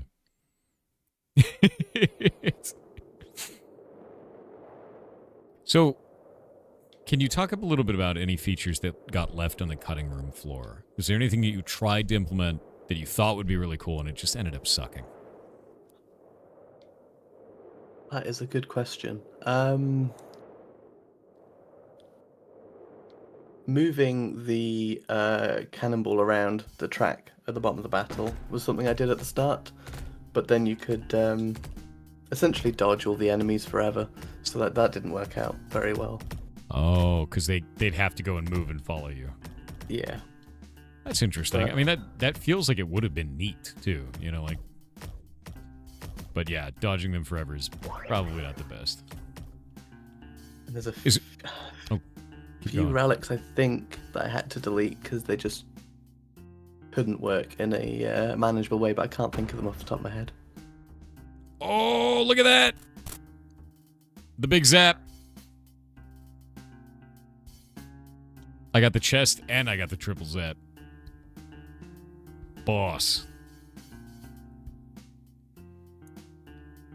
No, I love this, though. I think this is really cool. There we go. Do you have any plans for updating the demo before your full launch, or do you want to keep it exactly as is? Yeah, so the demo is kind of the current version of the game, so I'll keep updating that, and it'll cap out at the first floor, and then as I keep developing beyond the first floor, nobody will see that until launch. Cool. No, that's really awesome. So then you'll be updating the demo and like adding extra stuff to it. That's great. Yeah, because one of the things I was thinking about is like this gives a really good representation of it, but if you're adding a ton of stuff, I know people would want to get like a more fleshed out example of it, you know. Definitely. And I'm enjoying this, and I think the biggest thing that I'm enjoying about it is like I can see where this is already fun, and now that I've talked to you, I know what the vision is, right? And understanding that vision, I can see where this is going, and I really want to play it at launch. Like I really do now. Thank you. Who are we gonna hit with this? 132 damage. Wrecked. Victory's mine. The zappening is working too. I might zap totem up there. Yeah, it's a fun way to not do early access, but still kind of do it. It's just updating the demo for sure. Not early access, but a little bit early access. Yeah, you don't have to buy the demo then. No. No. Not you too. Hey, I broke the bomb ball. Oh my god. What just happened? Wait, does it blow up after 10 now? I upgraded the bomb ball. It used to blow up after 5, now it blows up even larger after what looked like 10. Holy shit. You're a goblin. We know now. It's too late. We know now. The demo is free, you goblins. Don't listen to him. Don't do it. You sold your soul to purchase the demo. You had to pawn your grandma to pay the demo. Put the demo back. Go get your grandma. What's the matter with you? Oh. So, have there been any balls that you've tried to implement to this that also just didn't work? Like maybe earlier versions of these that you've tried, or like stuff that you thought would be cool for that, and you just, you know, tested it out, and you're like, wow, that did not function at all. Was a pain to get working. This one, specifically? Yeah, specifically this one. Weird physics, is that why? It gets stuck on all the geometry. I've had to add special zones where if it gets stuck, it'll add a force to the small ball to make sure it doesn't anchor underneath like the spider legs. Yeah, but I have to keep it in. It's a really chaotic and weird ball, but it really doesn't want to play. I'm gonna be honest with you. I've noticed this many times already, and like when it got stuck the first time, I was like, "Oh no, I've soft locked myself," and then the chain broke, and I was like, "Oh crap!" Yeah. So you've seen this, you've thought about it, and like that makes sense to me because it's super weird physics. Like it even feels like it'd be weird to implement too. Yeah, Very strange. You can't feeling. trust it. No, I don't trust it at all. Especially when you upgrade it and it gets 2. Like, oh. When it gets 3, it is a lot worse. On peg hit, 5% chance to hit again. Ignores peg durability. Or soul vial. I'm gonna go soul vial. Soul vial seems insane. Yeah. Stronger balls. Explode 3. How do I tell what the Explode 3 does? Is that listed anywhere? I think it's just trial and error.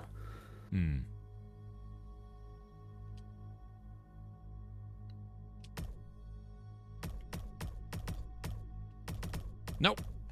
Yes. No. No. There we go. Yes. All right. I got on the side that I wanted. I wanted to see what this was because I hadn't gotten to one of these nodes before. The leather package or whatever this is. That looks good over there. That's great. I'm not gonna go that way. Full of dragons. I need more balls. I don't think I need more balls. I need stronger balls. Wait.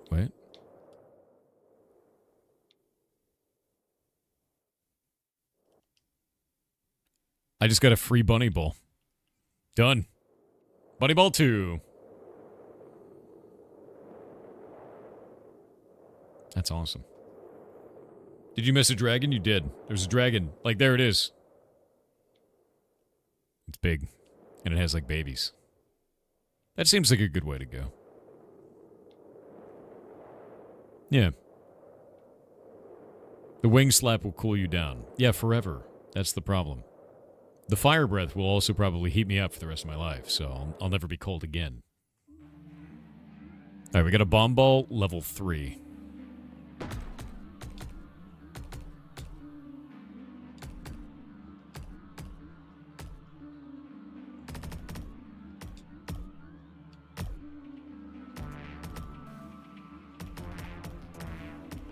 When's it gonna go off?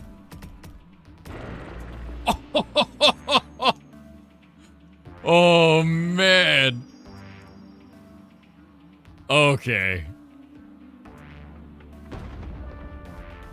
That should do it, maybe? I should have launched it farther. Oh my god. You can hit it with your next ball if you want to push it a bit further up. True. Okay. I will do that. Oh no. Okay, wait. Believe. Yes! Yes! 595 damage to the Necro, dude. I love that you can launch it on the board.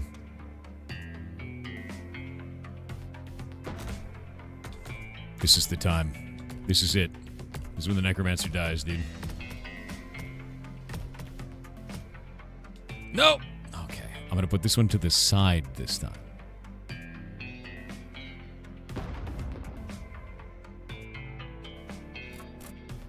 Sick. Alright. Just good enough.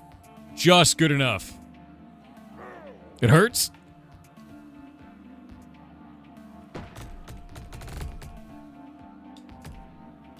The Necromancer must die.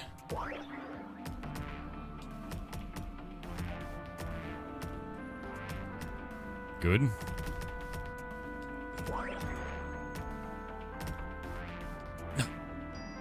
Sadness.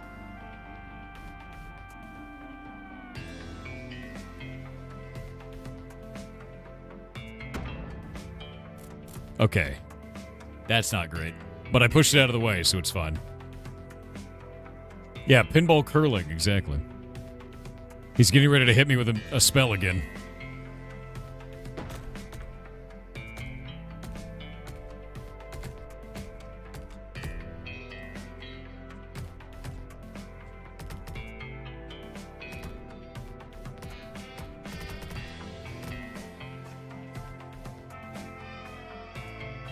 Alright, here we go.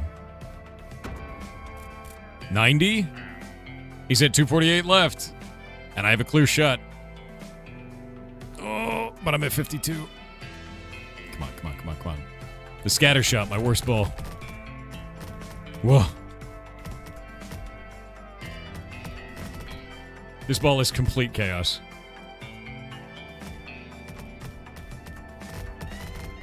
Great. An absolute mess. Sick. He's at 172. I just have to survive. Maybe I'll Mr. Burns these enemies where they all get, like, jammed up so they can't hurt me. Because they're all in, like, a corridor. I can believe.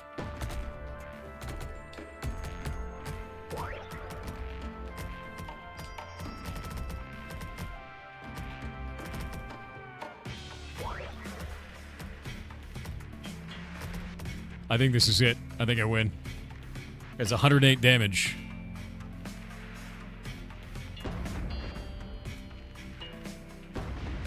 Oh, it's only 36 per. He's at 49. He's gonna hit me with another 8. Come on, man. I think I got the necro. I think we win. Oh no, I'm reloading. Come on, man. Oh god. Don't you move around. The cannonball.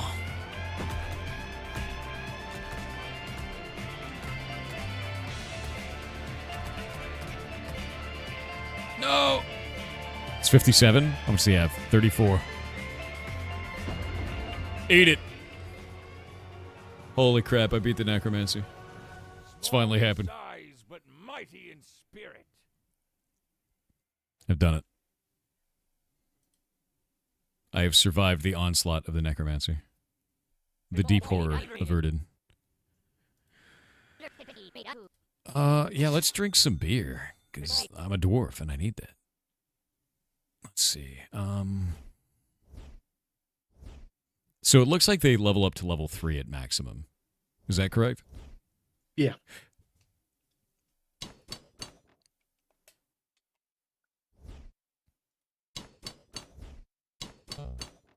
And I've got 13 left, and that is not enough for anything. All right. I've got everything upgraded now. We should be good to go. Do you heal between encounters? You do not. Yeah.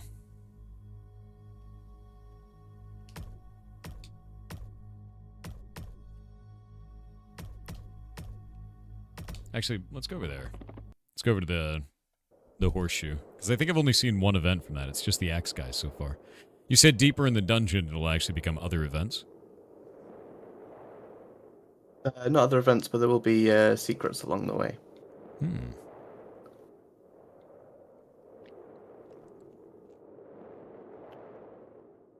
And there will be in the real game, but there's only 2 in the demo so far. Explain to me this. Why the GoPro aspect of it? It's hilarious looking, but what prompted this camera angle? I realised that if you just parented the camera to an animation, it looked really silly, so I just did it. I love that your answer to a bunch of this is, it was funny. And I liked it, and that's it. Pretty right? much. No one's going to tell me no, so... Exactly. It's one of the reasons that I love indie games more than anything else, is because it just comes down to, that's funny. I did it because it's funny, you know? Yeah, exactly. Base dev answer, exactly. I mean, that's something that you just don't see a lot of in AAA, and I think the reason why is because it's risky, right? And there's also a lot of red tape when you do stuff like that. There's always, like, approvals and other stuff that it goes through, and it just ends up being kind of a nightmare for some stuff. But for indie, you just like, I thought it was funny, so it's in the video game, because the video game is my video game, right? And that's it. Basically, this game. It's a good way to be. Like, this game wouldn't exist without that, so I'm glad you have the opportunity to do such a thing, and I hope to be able to play this a shitload more. Wait, is that another Necromancer? What? But I just lived through a Necromancer. How many Necromancers you got in this place? Yeah, they just repeat till you get to the final boss. No. I've not made any more yet. Oh no. Well, I mean, he's a Necromancer. I guess that makes sense. I gotta kill his final actor, right? Exactly. Right in the center. Robbed. Robbed. And what about a second Necromancer? Dude, I don't want another Necromancer. You can keep him. Yeah, just keep him, dude. Oh, the big bomb ball.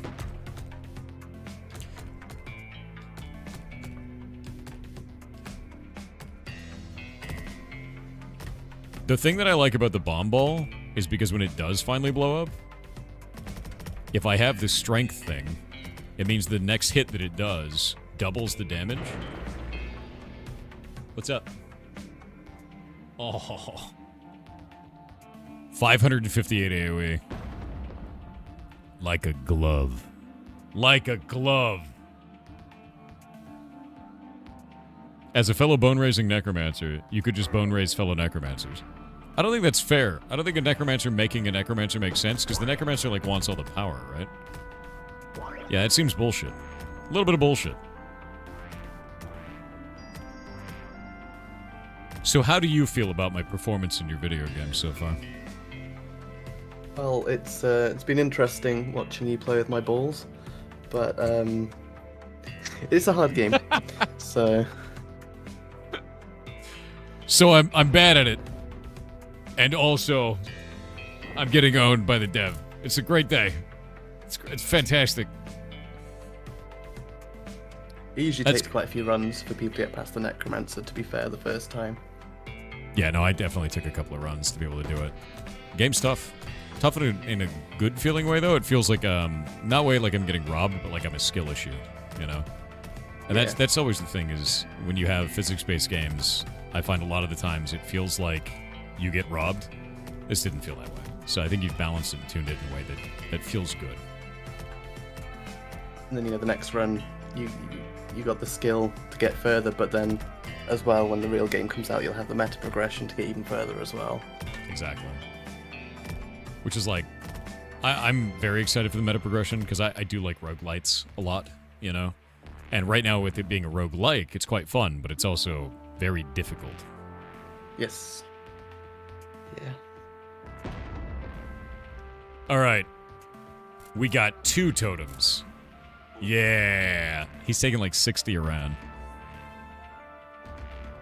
Oh, my bones.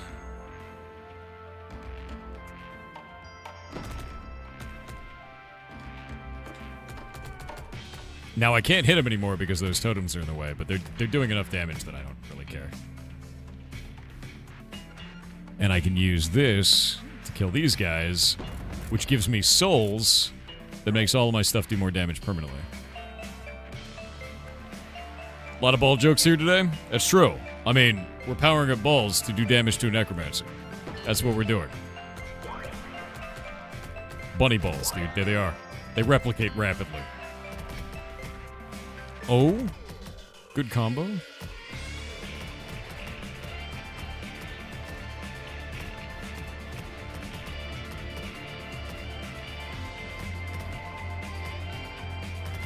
Why the bunny ball, though? It does 3 shots and splits the damage between those 3 shots, which is, like, really cool.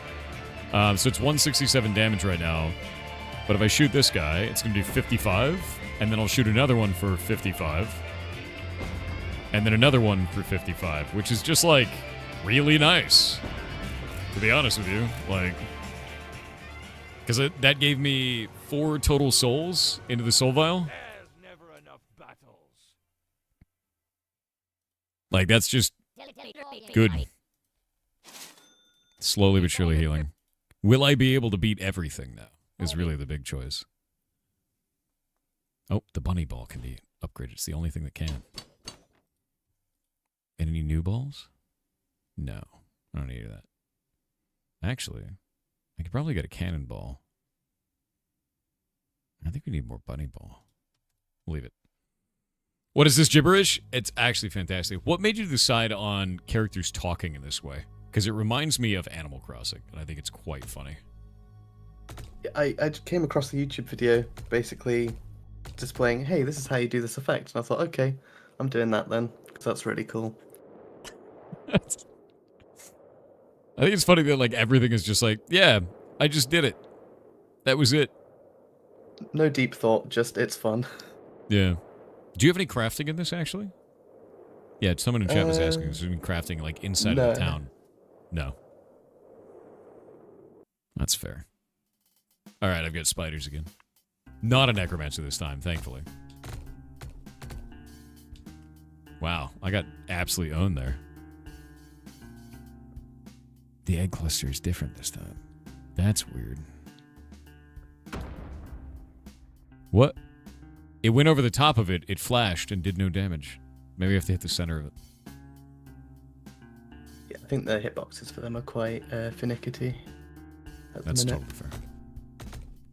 Not a problem at all. So if you, like with you making stuff for quite a while now, you said this is your second game. What advice do you have for anyone who is a would-be developer today? As in where to start, or just where in to general? Start? Any advice in general? Anything like that? I always ask like different devs this because the answer is always different. Everybody kind of feels differently about the thing that is most important to them or has helped them the most in their progression. I think learning to program is probably incredibly important, and to learn from scratch is probably the best way to do that visually. What do you mean when you say learning from scratch? Can you describe that? Yeah, there's a programming kind of toy language thing, open source, I think, called Scratch, where it's like a game engine. But oh, you're saying using Scratch itself? I think from using Scratch. All right. Okay. I think so. I tried to teach some people to make little games and stuff, and that's always been the route that's stuck the best. Oh, that's actually really cool. Yeah, I've never actually leaned people towards Scratch. I mean, that's something that I'd heard about before, but no, that makes a lot of sense. I think that's cool. Yeah, actual Scratch. That's so easy to misinterpret. That's why I was like, wait, what? Yeah, no, because for me, it's like, oh god, I just got owned. Most of the time when I try to get people to engage with it, I tell them to do game jams, but building something in Scratch would be really interesting. What if we could do a jam in Scratch at some point? Get people to make stuff in it. Because it is really accessible for younger people.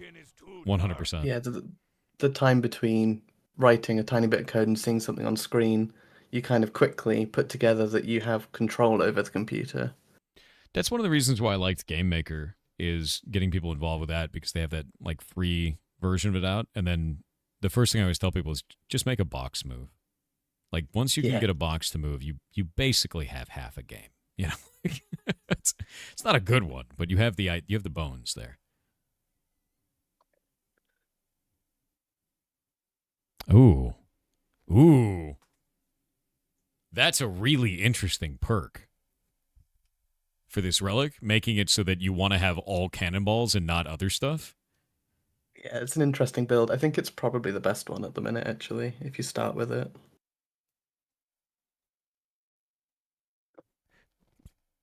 On hand refresh, remove all balls from the battlefield. Deal 10% of the total damage to all enemies per ball removed.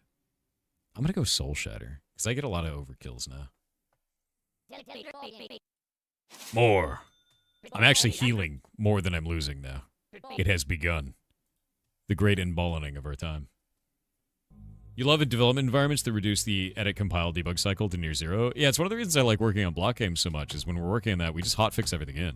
Because we've built the framework at this point to just be able to hotfix, so you guys don't lose access to the server when we're doing it. And then, like, with Game Maker, the compilation's like, it's like 30 seconds, man. Maybe a minute, you know? If even. Yeah, the hubris is beginning. That's when I know it's a good roguelike, is when I can feel I'm getting the hubris, like I'm invincible. Give me 2 necromancers, right? That's when I know. And that's when you're about to die in the roguelike, no matter what's happening. Oh, this map is cool. This is a totally different one. I hadn't seen this yet. You've made it this far now. Yeah. Never thought you'd see the day. Never thought I could play with my balls this well to reach this far. But I did it, Chad. Ball master. Oh, oh. Nice. What? Look at the balls. It's just like Ball X Pit all over again. That's all that's happening.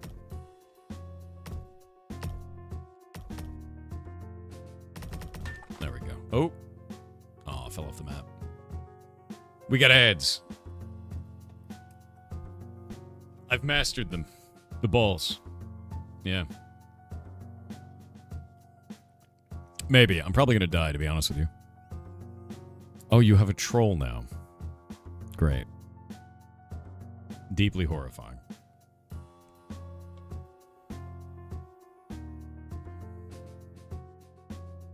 What's up, little ham? What are you gonna try? Oh yeah, we'll talk about it. Yeah.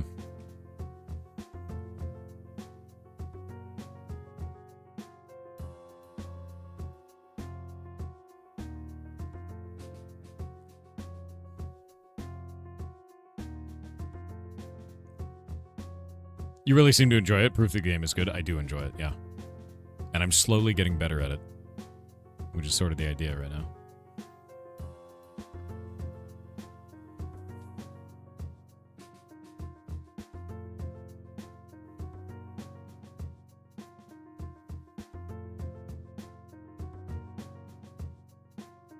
No, good questions aren't being missed. I'm reading.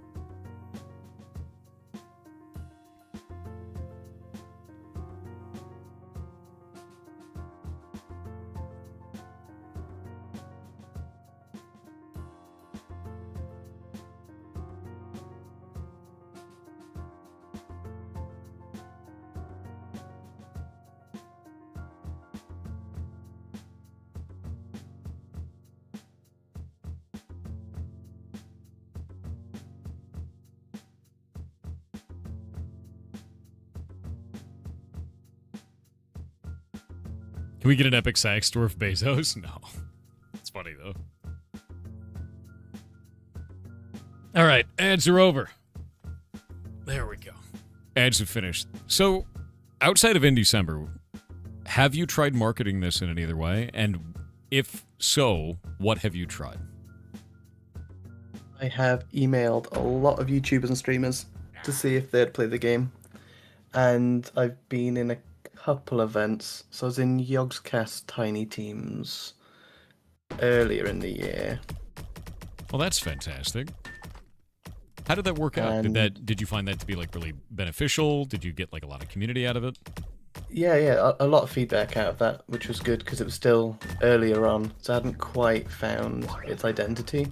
So that helped smooth that out. That's really good. Yeah, no, that's awesome. The thing I'm always seeing more than anything else is that it's so hard to market indies. Like, so difficult. And it's one of the reasons we did the event for this, you know. You only have ball this has questions. Been a fantastic opportunity. Oh, I'm glad. I hope people in chat are enjoying it. I'm really enjoying this game. Ooh, wait. I'm gonna use the bunny on that one, and then I've got another bunny. Hell yeah.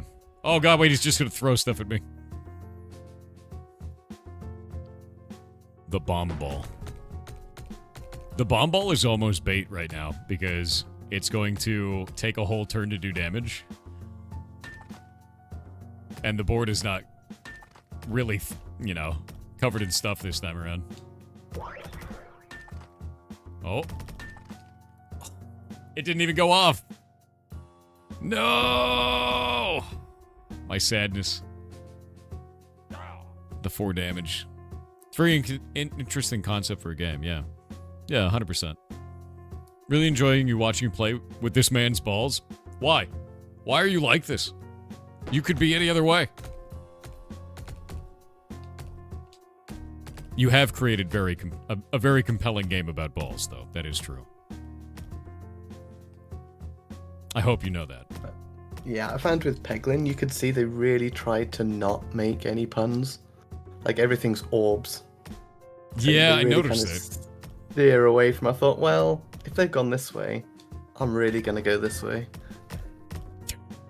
So you're like, they don't make any ball jokes. This whole game is going to be a ball joke. Exactly. Done. That's my identity now. You know, I respect the shit out of that. 100%. I definitely guarantee that as I play this on stream, it's going to become the stream's identity as well. And the goblins will be talking about it for, well, forever now. Like, once they get something, they have a new toy, it's permanent. Yeah, it's Everyone's got permanent. balls on the mind. Is Thor getting good? I'm trying to. Like a glove. Zap him. Like a glove. I'm winning. I'm winning now. Exhausted. Devil's advocate here. Peglin has puns of another kind. Okay, buddy. Another refresh in the morning. Sick. There we go. Ooh, barrel ball is really interesting. Healing during the run seems busted. Yeah, I'm gonna do that. Nice.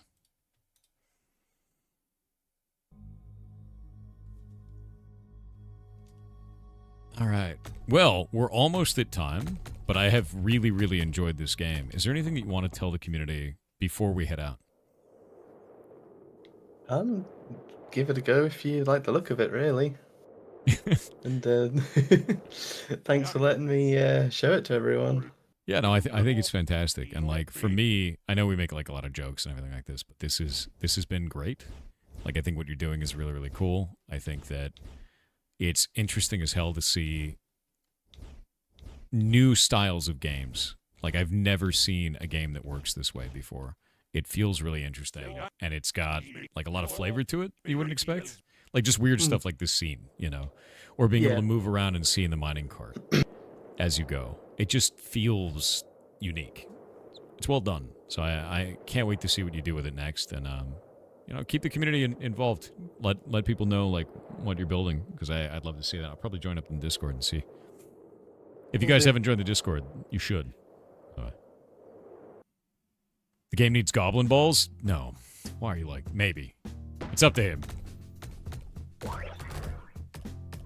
you go. Whoa.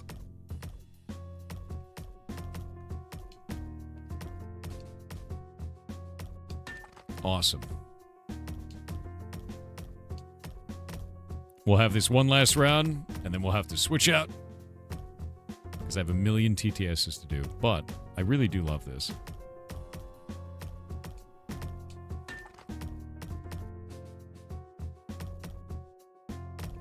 Nope. All right, so I have 190 damage on the barrel. I'm going to drop the barrel right next to me. And you said it should last 1 turn per 50? Yeah, it says 4 turns at the top. I wonder if it got crushed last time. Maybe it got hit somehow? Are those goblin magi? I hate it. Goblins shouldn't have magic. That's a bad idea. It's a bad idea, chat. Don't learn magic. Please. Yeah, no magic for you. No. Oh. We have the power? No.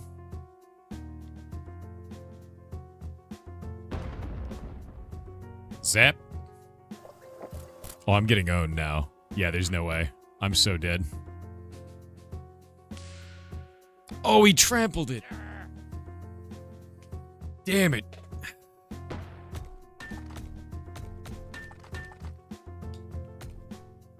All right.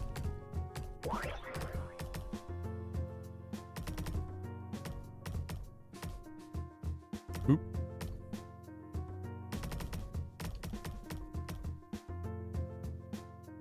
I think I'm actually going to lose here. The nightmare is real. The goblins are way too powerful. The goblins are slaying me, dude. This game is addictive. It really quite is. It's got that kind of quality where, like, you can sort of just... Oh. You can sort of just chill out and feel really good about it. You know, as you play through, knowing that it's like something you can get better at over time. And, like, not, you know, not be bound only based on the RNG. It's also bound based on your personal skill level. You have a lot of agency. Which is interesting. Very little of it is like physics memes. It's more like, are you good at pinball? And the answer is, no, I'm not good at pinball. I just love pinball.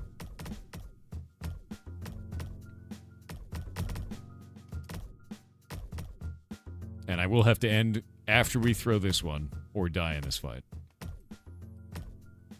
Likely I will throw it. We'll see.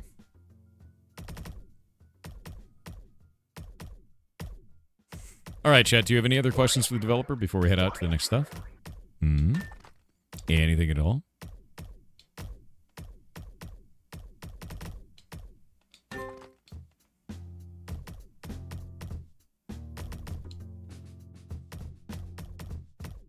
$880 damage. Oh yeah, do you have any plans for a Twitch integration? That's a really good idea. Not thought about that. I'll have to look into what can be done with that. It is definitely one of the things that we've found to have a great deal of fun for roguelikes, is being able to have a Twitch integration, whether I'm playing something like Noita or otherwise. Communities just like to try and kill the streamer, which is fair, you know, like... Happens all the time. Are there any other games other than Noita that I should look at for integration?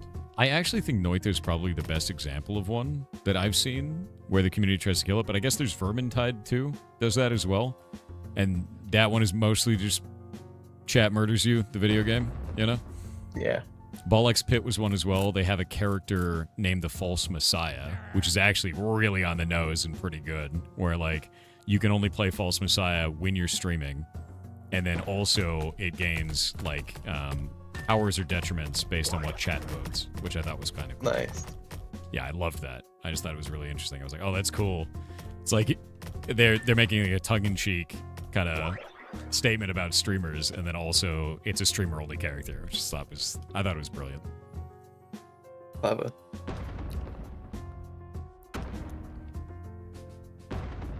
Oh god, wait. No! It hit the totem both times. The bomba. This could be the new Marbles. You mean like Marbles on stream? No, I don't think it's that. Marbles on stream is always ridiculous to me. But yeah, I think those are the games that I feel are the best for that I've seen, personally anyway. This feels broken, by the way. Soulvile is insane. Only if you get it early enough. Fair. Yeah, super fair. Riftbreaker as a mod. I have intentionally stayed away from Soul Drain. I do not wish to die to Soul Drain. Alright. Well, I got pretty far into the map. I'm all the way up here now, which is pretty good, I think. This is the run sort of a thing. However, we are running out of time. So, that's about it. That's the whole thing. It was really nice having you on, and I think your game is really, really fun in a very addictive kind of way. In a positive addictive kind of way, more like. I do love playing with balls now. It's true. After Bollocks Pit, and now Dwarf. Dwarf, rather. Dwarf. Yeah, it's got me. Balls games are in. That's how it works. No, we know. God damn it. Chat is full of goblins. But thank you for being on, and I'm really excited for your game, and I hope it does really well, and I hope that a lot of people find it through this. We're going to be making a video out of this as well, so it'll be up on YouTube permanently once this is all over. Oh, thank you. Yeah, absolutely. Yeah, thanks for the opportunity. It's always good to be able to share my balls with the world.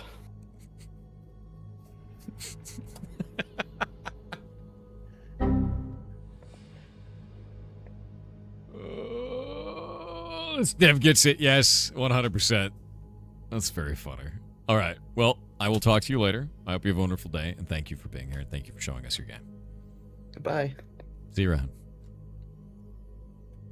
I have to stop playing this. If I don't stop playing this, I'll never stop playing this.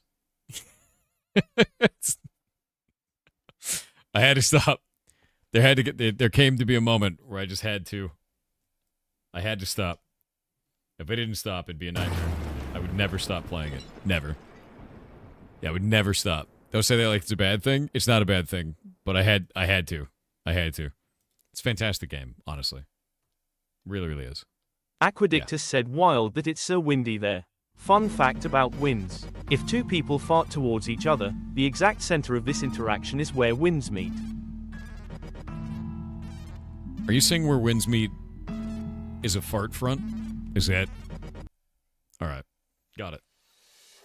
K1 Air Chew 1RL with 500 bits said there's a newfound horror to Skynet. Imagine in 20 years how dirty talk is going to be like when the new generation starts trying to reproduce after having their first adult-themed exposure was with chatbots.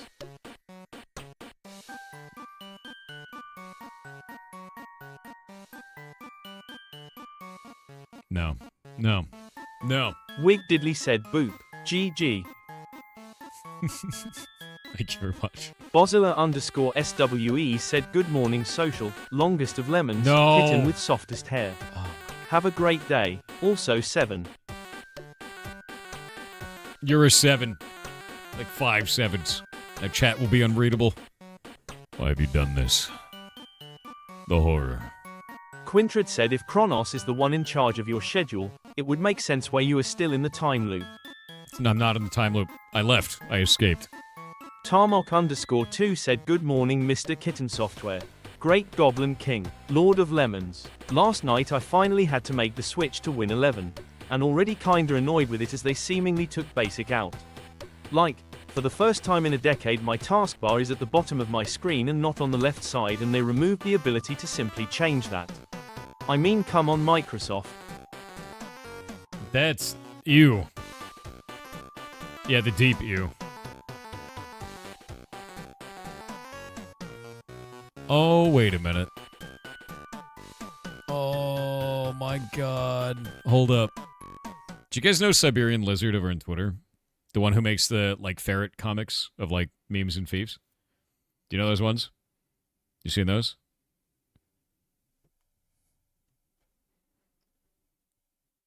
They drew Nemo. They drew Nemo. 'Cause he's sleeping. He's got his missing arm. Yeah. Oh. I'm gonna link this to you guys. Yeah, he's super cute. Yeah. Nah, memes thief stuff is awesome. Siberian Lizard's rad as shit. 100%.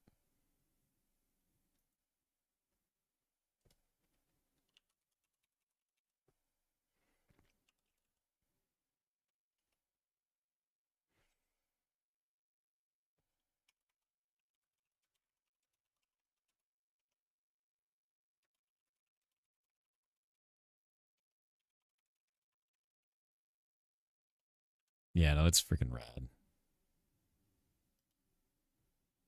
I can't believe how ridiculously that's super cute, man. He's got his missing fur on his leg there still too. Oh, that's so good. Thank you, Siberian Lizard. You're the best. Red.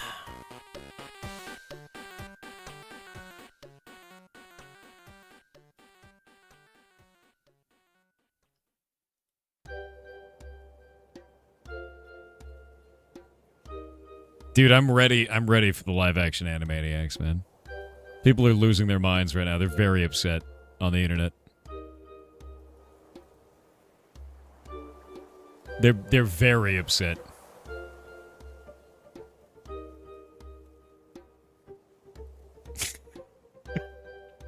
Wait, what? Oh, okay. No, I made a joke earlier. I was like, says Netflix is buying WB. And I'm like, if Netflix buys WB, we're going to get a gritty live-action Animaniacs. That's what Netflix does. They're like, yeah, real IRL adaptation of everything we own. All of it. Yeah, it's... Because they're buying them for $82.7 billion, by the way. Yeah. Terrifying, truly. Goof264 said, hey Thor, for someone that's had 10 years in the military, what would you recommend I get into? I have been thinking electrician, but I enjoy tech, and want to know other people's thoughts.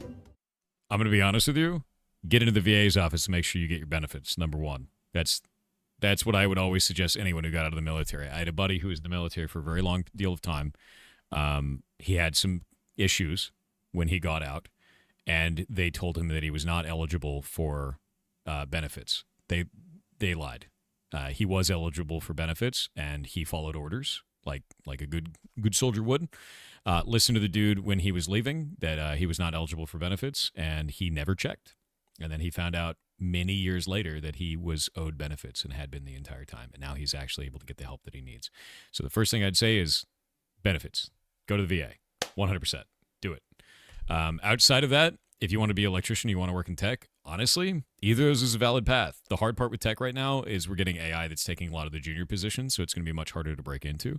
With the electrician, you're going to have physical labor, right? It's going to be difficult, but you always need electricians, and it's pretty resilient against the current economic trends with AI replacing juniors. So that really comes down to which one do you enjoy more, and are you willing to wait long enough for a job in tech? Because it's very difficult to break in right now.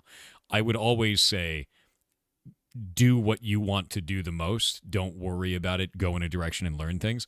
At the same time, electrician's a more stable thing right now, and you can always learn tech stuff and learn programming and maybe, learn IT while you are running a job as an electrician. That is totally a valid way to do it. There is always ways to do both. So I'd say do both, but electrician's probably going to get the job faster currently. Yeah, one of the more demanding trades. It is. It's incredibly demanding. And the reason why is because when you mess it up, you don't get to go home that day or ever again. Yeah. When you screw up on the computer, you might get fired. When you screw up as an electrician, you light on fire. It's different. It's different. Yeah.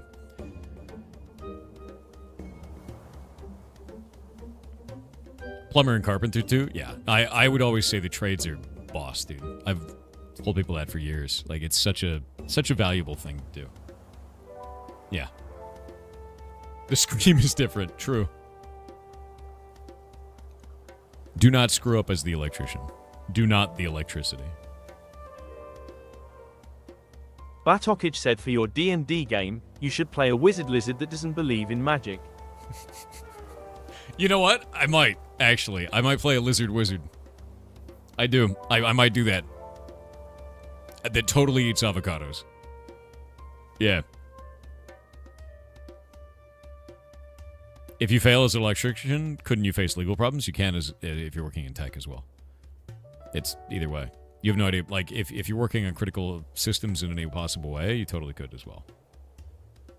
You honestly combine both things. Home automation, that's local only in demand. I mean, that's the thing is you can combine both of those skill sets, and you can learn both of those skill sets at the same time. Only spells acid spit? Nice. No, I'm super down, man. I think that's a good idea to learn both. Freakomancer said, have you heard of the Q Fake documentary? It's a Japanese YouTube channel that makes horror stories. They are absolutely phenomenal in the production value. If you want to watch them, you have to start at the first video. I had no idea. Here is the link to the first one. https:// I will skip the link. It'll be up on the Discord. Actually, who here doesn't know about my TTS system? Who here is new and has no idea how our TTS works at all? Anybody? Anybody never seen the TTS system?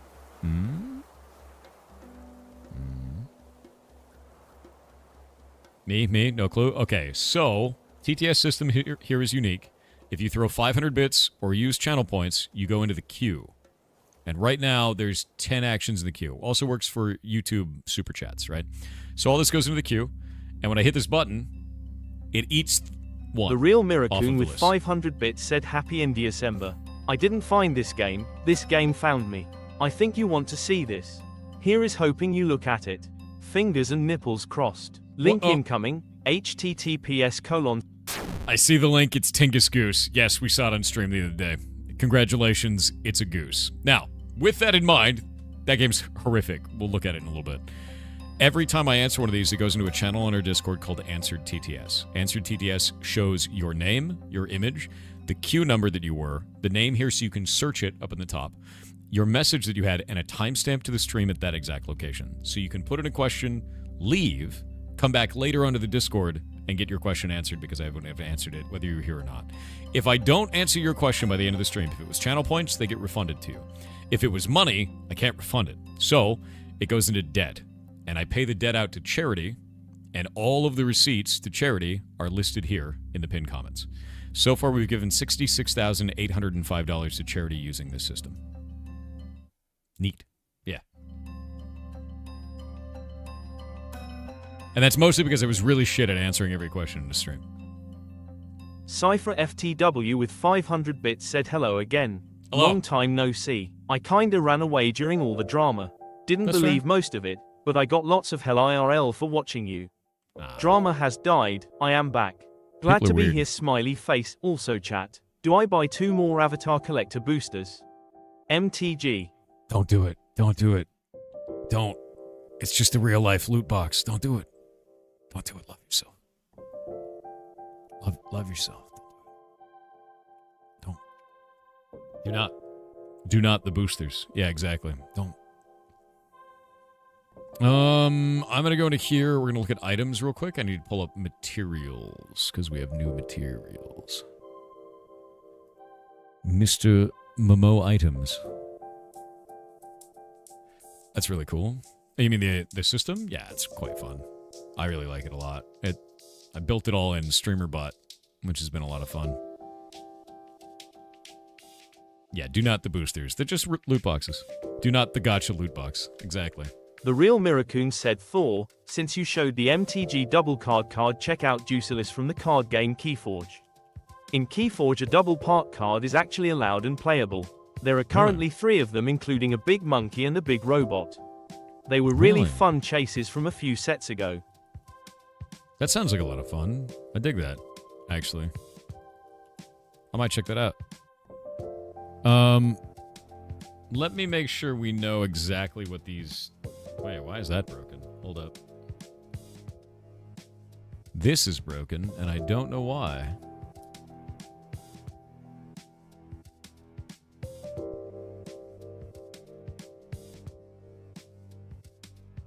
Minecraft stats? Why is that broken?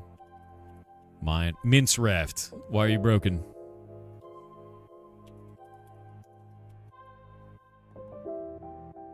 Alright, well. That's weird.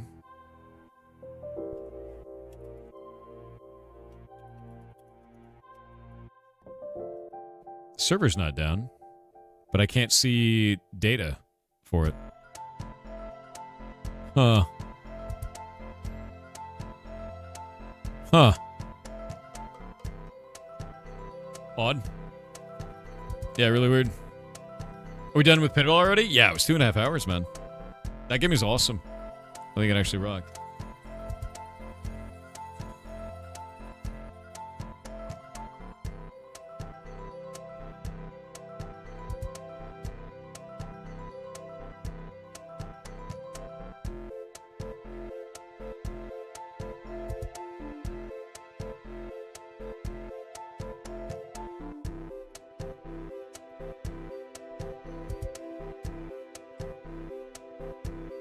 Okay, let's see here.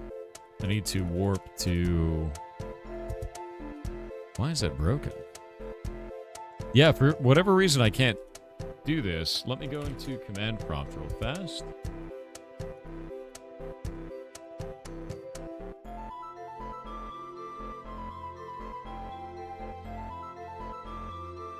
Wait. What?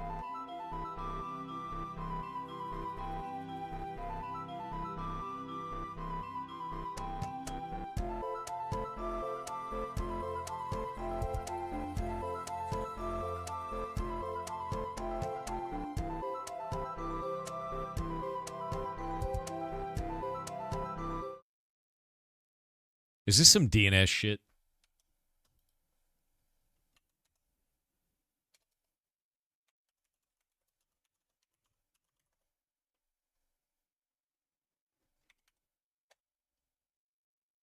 This has got to be some DNS shit. I can't ping our server, but I can connect to it via Minecraft. Did they change the IP address of the server? No. What's going on here? What is happening here?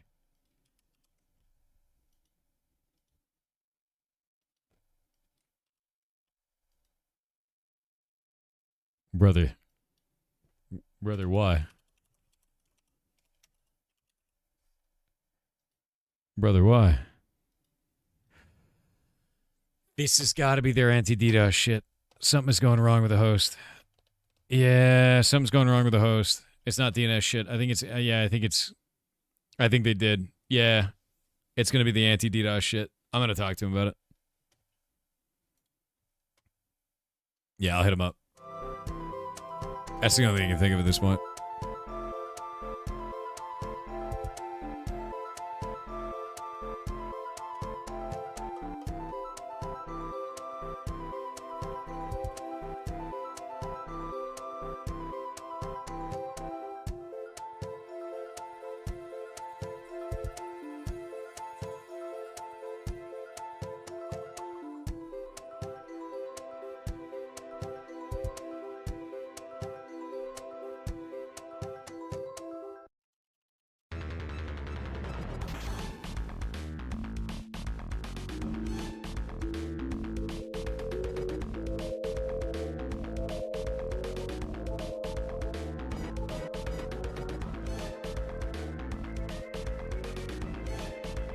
Yeah, I'm asking him.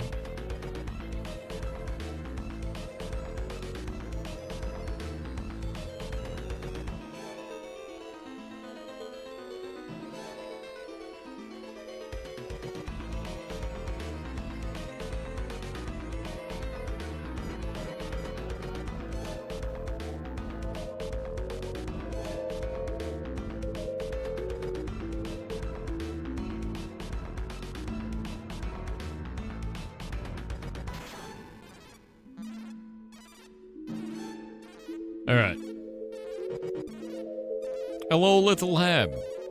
I am fixing drop tables. The enlarged emote is so good, dude. Yarwa! Yeah, no, this is super weird. I think this is going to be DDoS mitigation stuff on their side.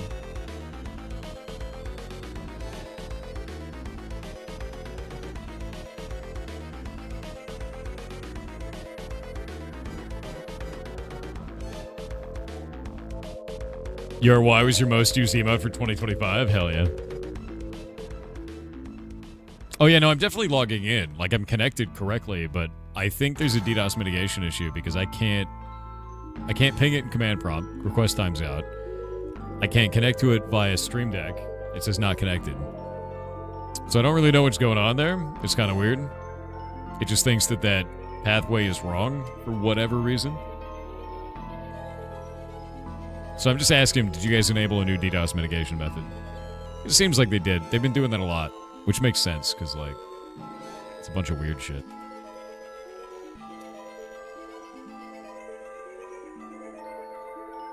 Thanks for gifting those subs, man. Super nice of you. IAM Bear Warrior said, hi Thor and fellow goblins. I want to shout out a really cool 2.5D pixel art platformer called Replaced. It's a cyberpunk thriller story and the art looks gorgeous. Its release date just got announced for March next year. Here is a link if you want to check it out. I think you will like it. https://store. Cyberpunk is awesome, dude. Cyberpunk thriller story. Look, I already catastrophically broke block game today. I only can afford to do that once a day before throw saws off my fingers. Jake, I wouldn't be sawing your fingers off. I'd be sawing off this clone. You know? Like, just the fingers for this one clone. The next clone would still have them. It's fine, right? It's not that big a deal. It's not that deep. By the way, can you stand Can you stand about 6 inches to your left? And let me know when you do. You do that for me?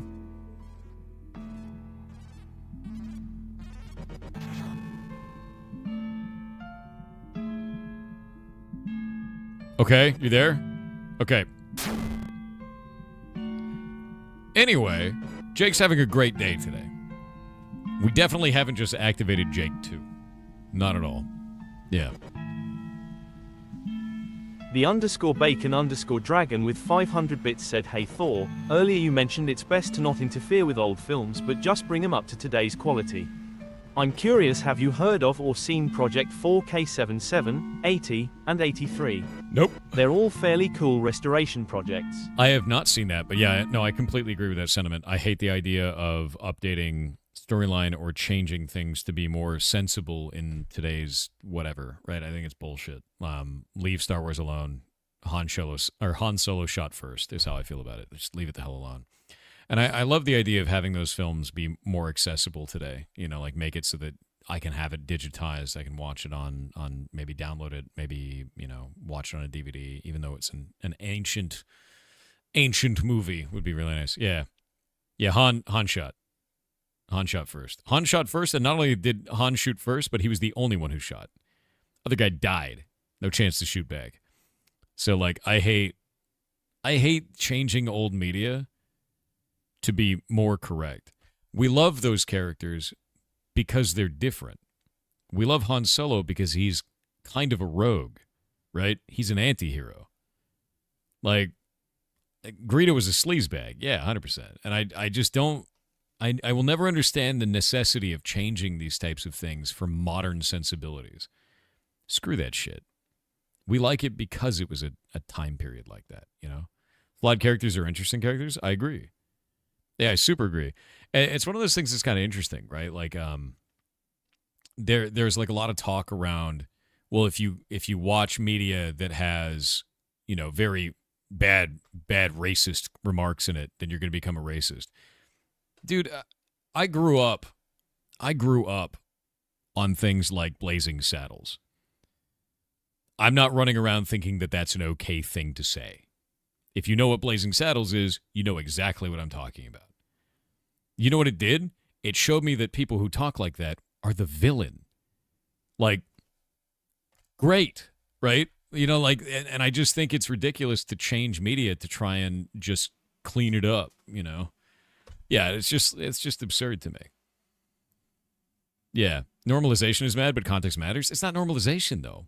You make a super big villain say the bad guy word, and then you're going to be like, wow, I don't want to be that guy. I think it's a bad guy, right?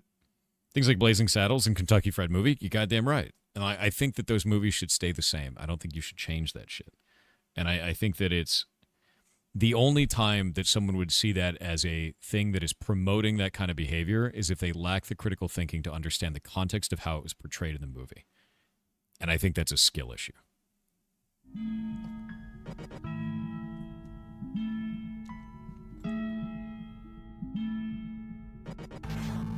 All right. Satire's lost in far too many? Yes. You miss Gene Wilder? Yes. Yes, indeed. Django Unchained, Tropic Thunder, yeah. Literature becomes sterile and boring, yes. I like when we have those types of themings in, and I think it teaches people context, and that's important. Yeah. Nobody throws shade at Django, I know, right? Yeah, no, Gene Wilder, I grew up loving everything that Gene Wilder was in. Everything. Everything from, like, Young Frankenstein all the way up, dude. And it just, I don't know, it kills me. Absolutely does. It was like Gene Wilder and, God, who else? Gene Wilder's the biggest one. Yeah. Gene Wilder and then Weird Al. Weird Al was a huge one for me. I love that, dude. I got to meet Weird Al, though. That was cool. I actually got to meet Weird Al twice. One time at Orange County Fair, because he played Orange County Fair all the time. And then one time at Denver Comic-Con, which was kind of cool. He was like right across from us at a booth. I was like, that's freaking rad. Yeah, John Cleese. You miss Robin Williams? I do too. Mel Brooks is awesome. I actually love every movie that Mel Brooks ever made, and I can't believe he's still alive. The man has to be a lich. Like, he has to be. You know, like, that's wild to me. Rilla's amazing. Rilla's awesome, dude. UHF is a great movie. No, I super agree with that. UHF kicked ass, man. Absolutely loved it. He looks like a lich now. He's 100. Is he 99? I thought he was 100. I thought he was 100 now. He's going to release Spaceballs 2 in like a year and a half, which is crazy because he's like, yeah, I'm 99. I got another movie in me. Like, what a complete and total badass, man. What a complete badass. 99 years old. He's like, let's do it again. It's time. Spaceballs 2, The Search for More Money. Like, god damn. What a boss, dude. Weird Al 66, yeah. Yeah, he's not allowed to die until Spaceball 2 like comes out. That's true. It has to. It has to come out before he dies. Maybe he needs money. Dude, you're 99. You don't need money anymore. What are you going to do with it? Bury you with it? Like, I need this money so I can build myself a solid gold casket. You know? Yeah, I think Mel Brooks is doing just fine in the old wallet there. Merchandise. Yeah, exactly. God, I love Mel Brooks.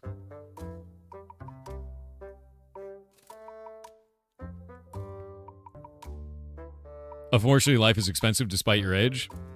We're talking about Mel Brooks, man. Mel Brooks is in no way hurting for cash. Just be honest. It's pronounced Igor. Exactly. Yo, you missed that part. Yeah, that's what I was like, dude, no. Yeah. For anybody else, 99, you're probably worrying about medical bills. It's Mel Brooks. He's not worrying about medical bills. At that point, do you know, honestly, if he has that kind of money, you know what he's worried about? Finding the right doctor. Not the price of the doctor. Which one's going to let him survive to the end of Spaceballs 2? That's what you're after at that point. Yeah. Who's the guy who played Lord Helmet? Oh, I don't know. His net worth is around $100 million. Jesus Christ. Oh, my God. That's terrifying. Yeah, give me all of the drugs to keep me alive. I am Mr. Burns. I'm Mr. Burns.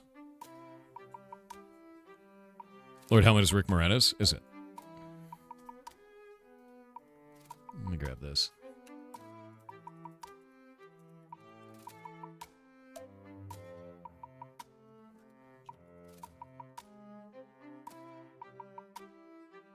Actually, can you guys guess my childhood hero? I think I've talked about it on stream. I have two. I have two childhood heroes, and I wanted to be just like them growing up.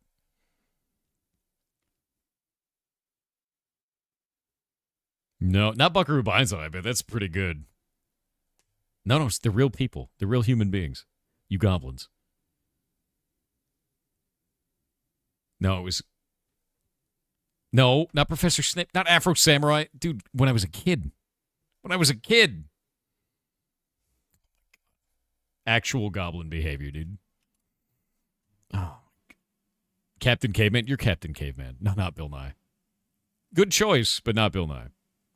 John Candy? God, I wish. No, I wanted to be, honestly, Gene Wilder and Jim Carrey. I used to sit in front of the mirror and make faces to try and make faces like Jim Carrey could. Yeah. Like, I was such a dork. I was like, oh, man, I want to act like Jim Carrey. That's awesome as hell. I just thought he was so cool, dude. Jim Carrey's awesome. And his facial expressions are just like, you've never seen anything like that. Nothing like that. That's right up your alley, honestly. Yeah. If you're wondering why I could go like all the stuff that you see in all the clips and everything like that, that's just because when I was a kid, I was like, I'm going to be Jim Carrey. You want to know the worst part about it? I have no ability to control my eyebrows individually. Do you know how many facial expressions disappear when you can't control your eyebrows independently? Gone. Reduced to atoms.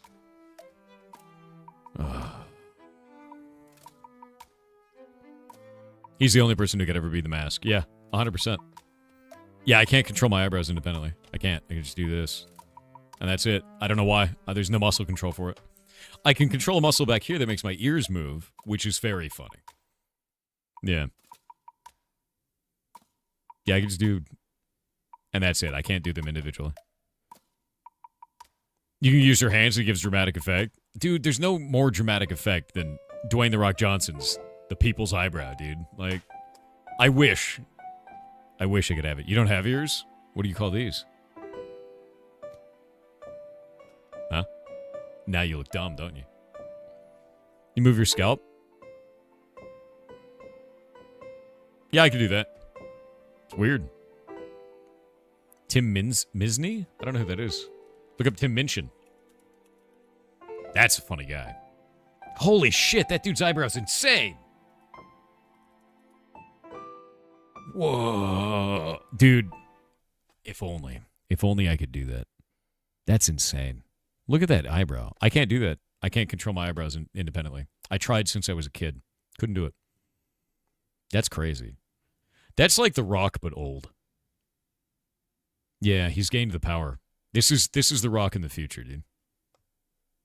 Yeah. I've been told you have stage eyebrows? Interesting. I don't know what that means. Yeah, why is it always bald people with the cool eyebrows? Do I have to go bald to have eyebrow control? Is that what needs to happen? Is like eyebrow control suppressed by hair?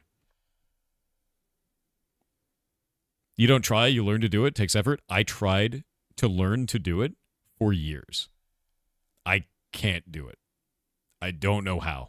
Yeah. The day that I can control an eyebrow independently, I lose my mind. That's how it'll work. It'll be like I looked outside. I would never stop. The other person who could do it that blows me away, Electro Boom. Electro Boom does his, like, the wave eyebrow kind of a thing. It's insane. You ever seen that dude's eyebrows on YouTube? Like, I'm telling you, I have, like, eyebrow control envy. I can't even do that, dude. It's insane. Look at that. Look at that. What the shit? I can't even do that. I can't control them independently. I can just make them go up and make them go down. And that's it. Like, I know, that's crazy, right? Yeah, he's got the flow. He's got some serious flow on it. But no, it's something I've never been able to do. I've tried so many times. Just can't do it. Lost power, dude. You can do away from one side to the other? God damn it.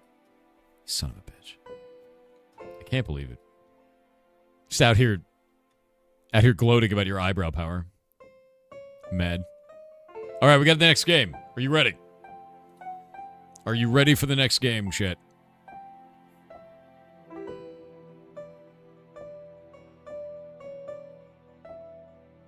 As I'm sitting here spamming about eyebrow power. The sad music running. All right. I will set it up. Give me just a moment. Just a moment. I believe this is also a demo for this. Downloading the demo. The third game, we need to wait for keys, and I need them to send them. So...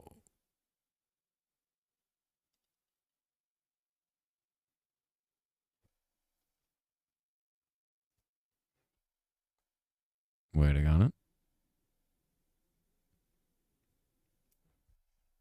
All right, it's downloading. Should be ready. Yeah, it's already ready. Add this to in December. Add Dwarf to in December. In December, there we go. And whoop, whoop, whoop, whoop. This game is a roguelike. Or it's a, not sorry, it's an action RPG. I think it has roguelike mechanics, though.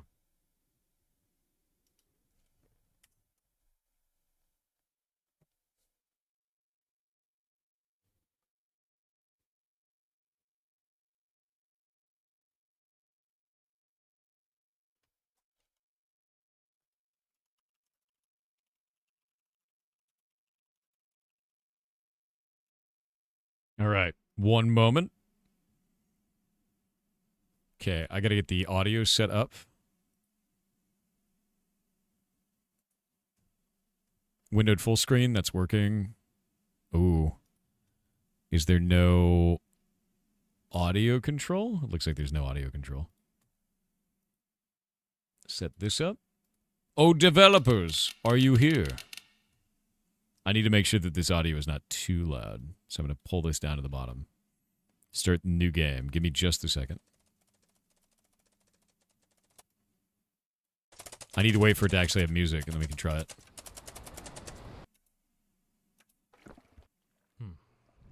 All right. This should be fine. I'm going to set it up again. Here we are. All right. I'm trying to make sure that the audio is correct so it doesn't blow up.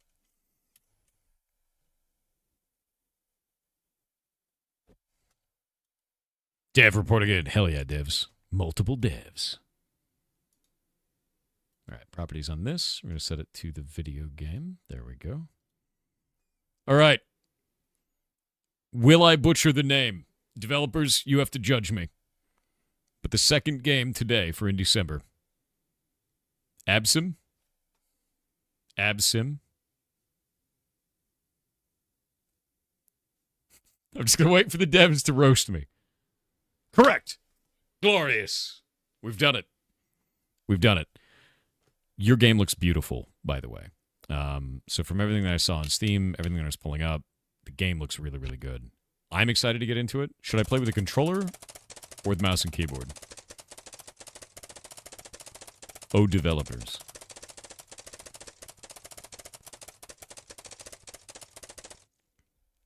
Objective: retrieval of information held by the Keepers of the Abyss.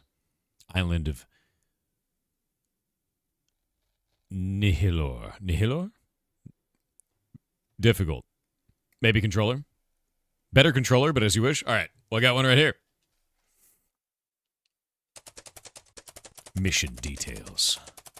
Primary objective: identify and retrieve all documents, instruments, and records collected by the Keepers of the Abyss.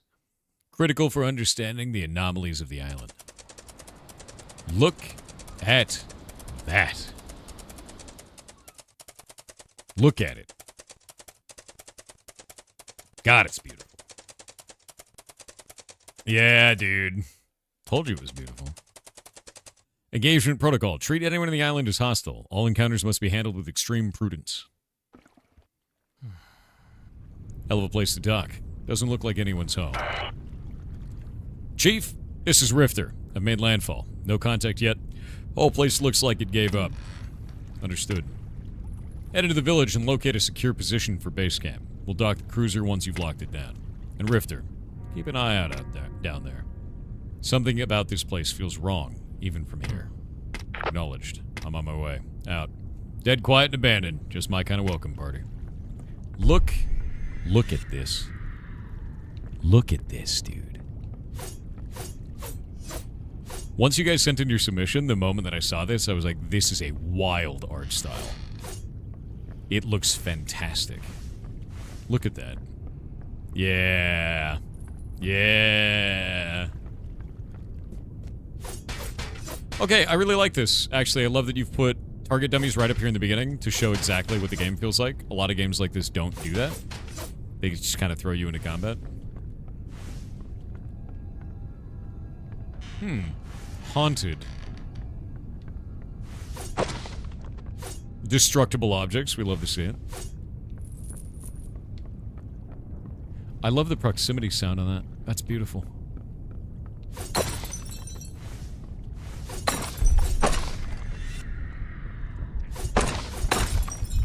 Oh, okay. It's a little bit of look outside going on there. Nope, don't like that. Oh. All right.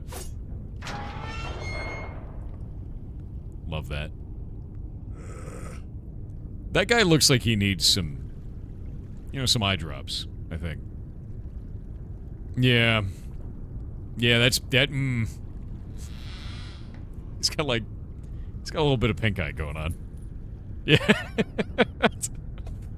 It asks little of us, only the memory, only the blood.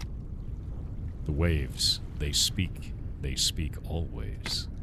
The crystal, it wants it, it wants it. We had to give, we had to offer. Oh. I thought I was gonna fight him. He just, Alright.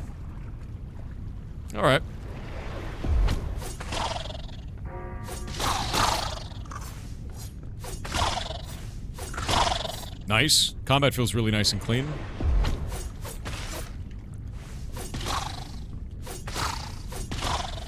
Really, really clean. Exactly the way you'd want it to feel, to be honest with you. It looks like enemies actually do have, like, kind of hit animations, so if you hit them, they do get stunned slightly, at least on those small enemies. Absum dust. Nice. Not exactly a friendly neighborhood, is it? I should contact HQ to let them know. Ah, that's I feel like that one's not going to get stunned when I hit it with a sword. Oh! What the hell is that thing? You are not meant to die here. You are different. The Absum remembers you. Who are you? What are you talking about? Look inward. Let the Absum show you what you are. Reach into it. Oh, I'm being brought into a cult. That's perfect.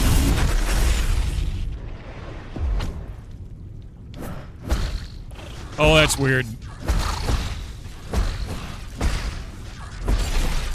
Let's get rid of the lightning ones. Alright. Easy peasy. Rifter, your vitals just spiked through the roof. What the hell happened out there? They're gone. All of them. Gone? As in retreated? Dead. Torn apart. And I don't remember how. You're not making sense. The last Aether Pulse showed you trapped amid those entities. Then the instruments went dead. Now your aura reads clear, no sign of harm. I should be dead, Chief. I felt them closing in. Then it's just flashes. Heat. Blood. Alright, whatever happened, we'll figure it out later. Right now, I need you to find a secure spot for the camp. You're still our eyes on the ground. Understood. Rifter out.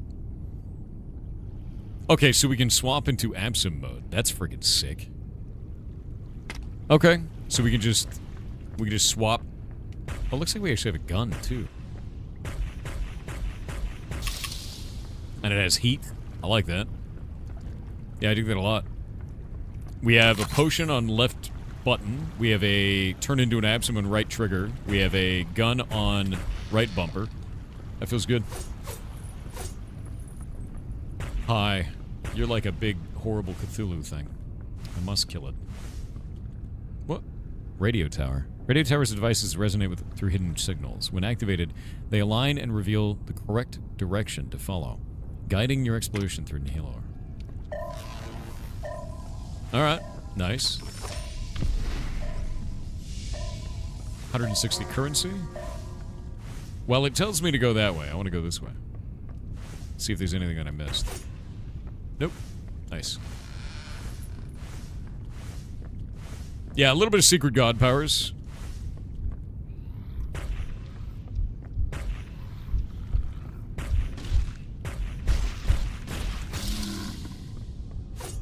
What? See if I can get through that. Those eyeball doors freak me out, dude. Sanity depletion. While in Absumilith,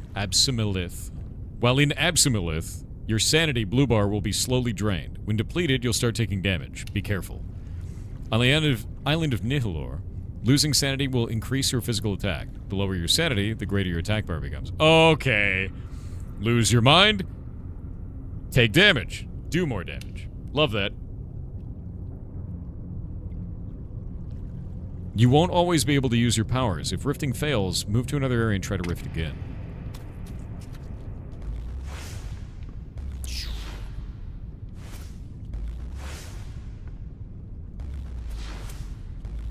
Oh, that is freaking sick. Look at that, dude. We can't rift everywhere. Oh, that's really interesting. That's a really... I bet there's going to be boss fights and stuff that use that. Oh my god, we got ads. We're going to wait. No, I dig that. I dig that a lot.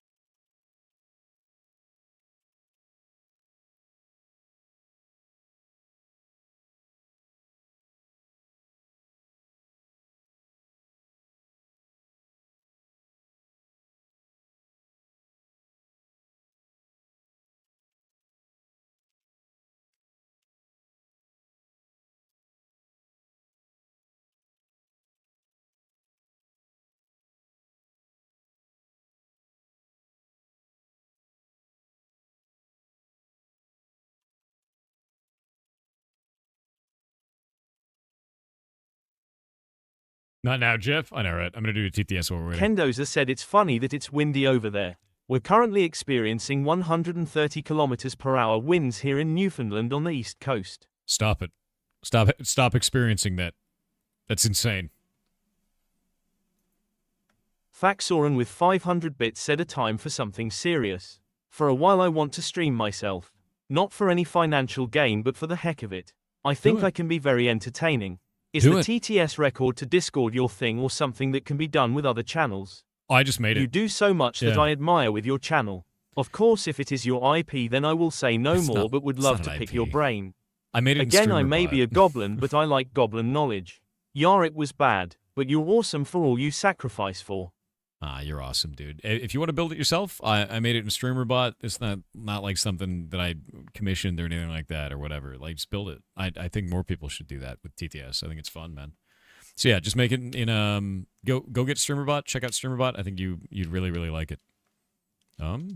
Interesting. There we go. Now I can move. So my sanity is slowly depleting while I'm here. But we can get over obstacles this way, and then the sanity comes back up.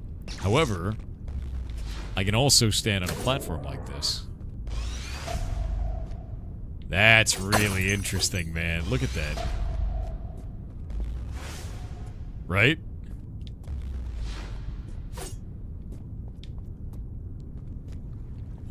That means you guys built every environment twice.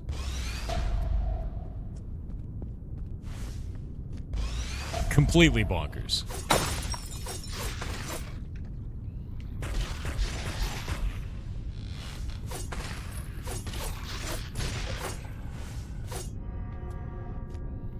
Okay. They don't exist on the other side.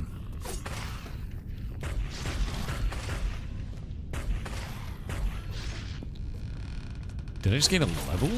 I'm getting XP for doing this.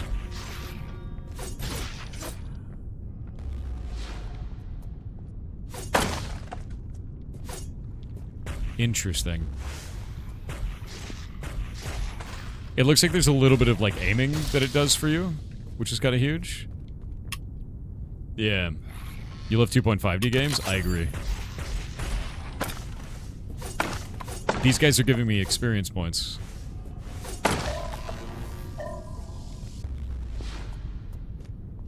Okay, nothing this way.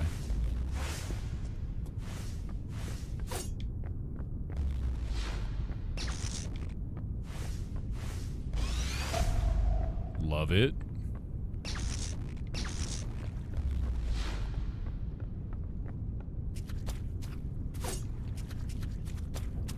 Oh? I thought maybe there'd be something like in this room. It looks like you can get secrets. Oh, yeah. See, I gotta have some dust there.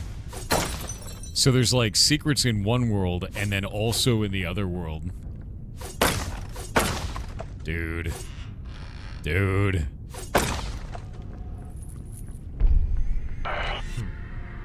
Chief, this is Rifter. I've reached an open area in the south quadrant of the village. Looks stable. With enough room for 5 modules. It's an old square. Might have been used for gatherings. You may start your landing. Copy that. Any further encounters since last report? A few small clusters, and none too welcoming. Nothing I couldn't handle. Understood. Set up the beacon. We'll be there shortly. On it. Small custard. Dude, I want a small custard. I'm down. Expedition skill tree. By accessing a Lumiflora checkpoint, you can open the Expedition skill tree. From here, you can unlock new abilities and services for the Rifter, enhancing your strength, versatility, and survival in the field. Each upgrade represents the combined progress of the expedition. You can unlock new skills using skill points. Skill points are earned through the Rifter's actions during exploration of Nihilor, such as defeating enemies, discovering hidden areas, or completing expedition objectives. The more you explore and adapt, the more your connection to the expedition grows. Holy shit. I love The Alchemist. That is beautiful. Oh my god, there's so much. There is so much in here. There's so much... maximum sanity. Rift switch sanity cost -5. Oh, that's the security guy. So I was gaining experience for this guy by killing those units. The occultist, dude. What is this? Armory?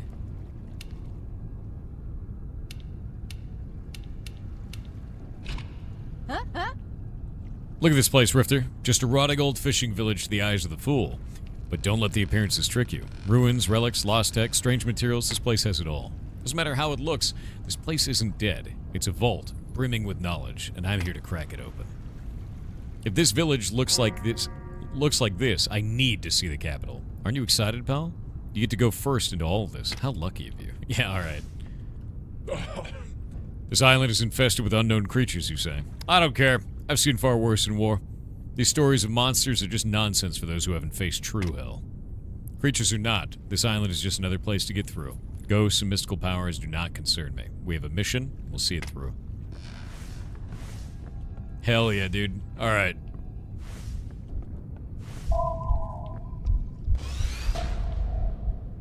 Absum crystals. Attack the central core to summon waves of enemy. Oh, okay. But my sanity.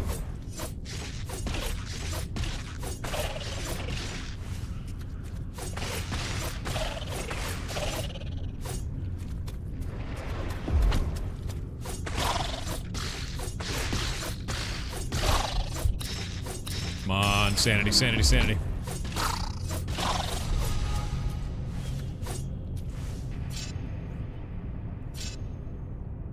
Corruption 33%, crystallized attack.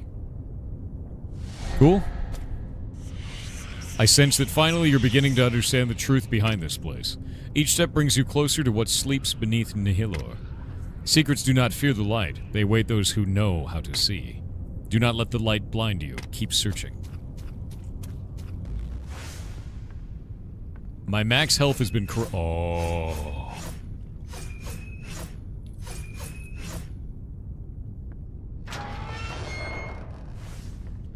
Absorb the corruption. Look at the 20 bonus damage!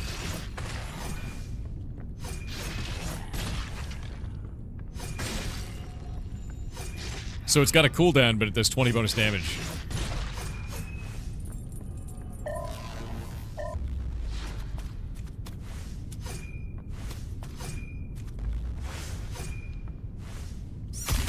Ah! Okay, so tiny little thing that squeaks and explodes. Got it.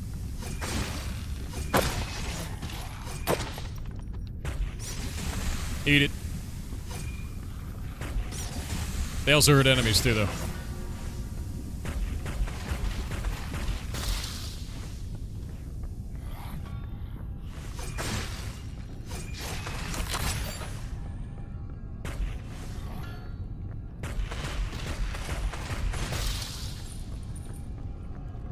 Hey, buddy.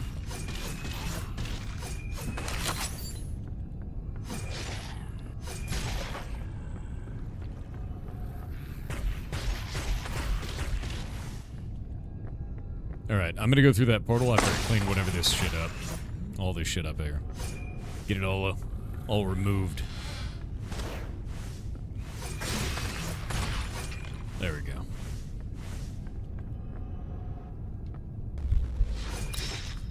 Alright, let's rock.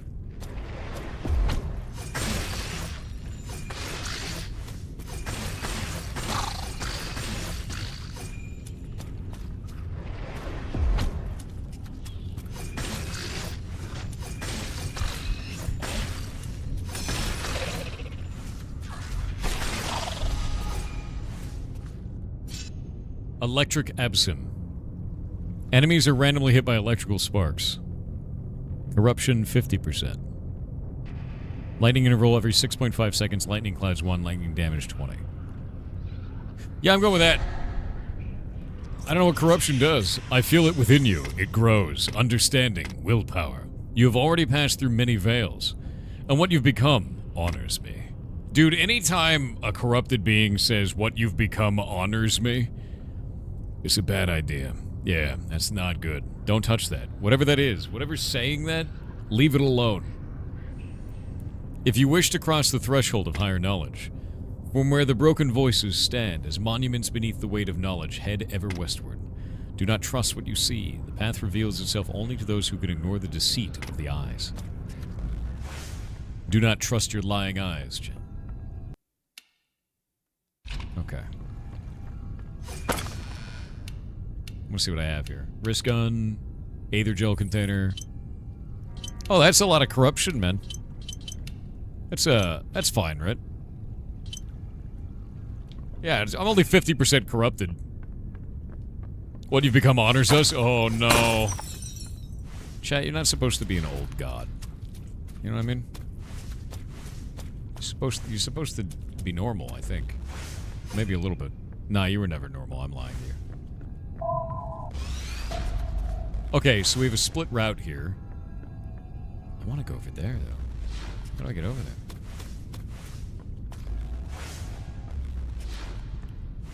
Let me in. What? Huh.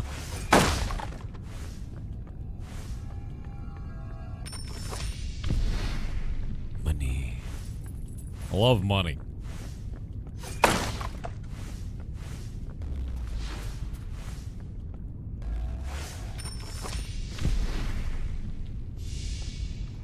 Stimpack Enhancer, so Stimpack is now level 2.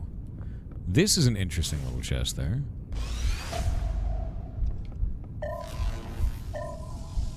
Special enemies. Enemies with purple health bars have armor that makes them tough and dangerous until you switch their dimension and use Rift Switch. Okay. We can fight them in both dimensions.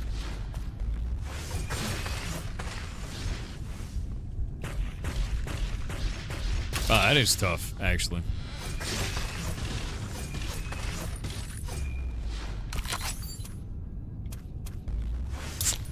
Wait, Rift Switch is... Oh.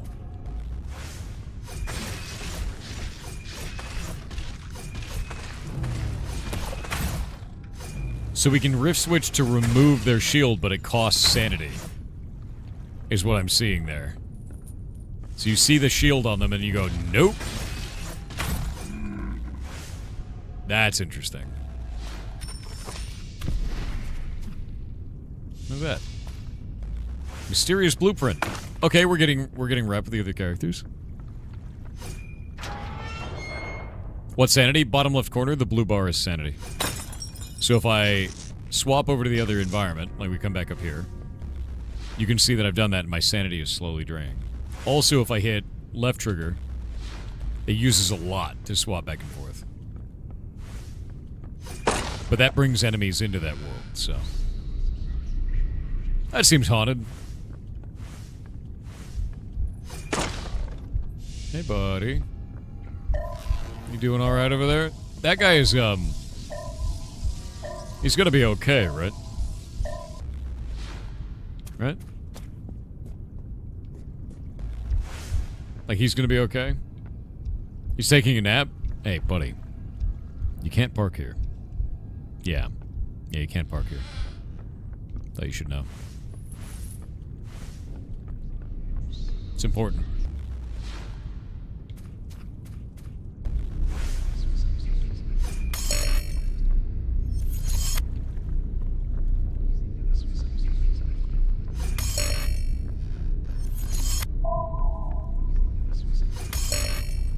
Okay.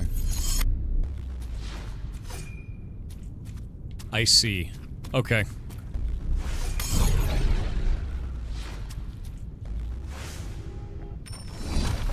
You have to use the other dimension to determine which ones you're allowed to break. Oh dear, that's a lot of corruption on that. Bullets hitting enemies generate lightning that strikes nearby foes. Enemies transported with rift change will receive electric damage. I think the bullet one is the way. I don't know what corruption does, though. How much corruption do I have? I got 58% now? It's a bit spooky, you know? I don't like that. Lightning bullets is pretty neat, though. I need to figure out, like, what does corruption do to me? I don't want to go that way. I want to figure this out first. There's got to be a way, right? He's got to have a thing.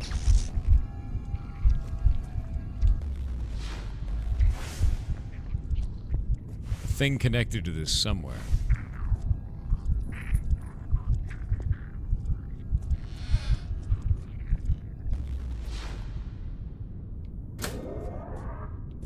Funny.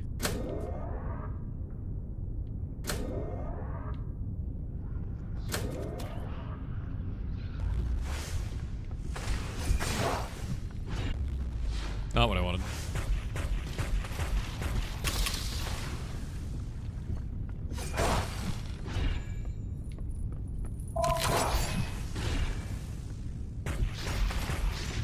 Nope.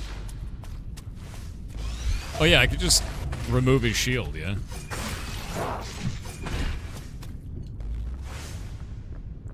Oh, wait a minute. Okay, so Rift Switch doesn't just do that, it teleports them to the other dimension. So when I swap him to a different dimension, that's what's happening. I didn't realize that was going on. Okay, that's neat.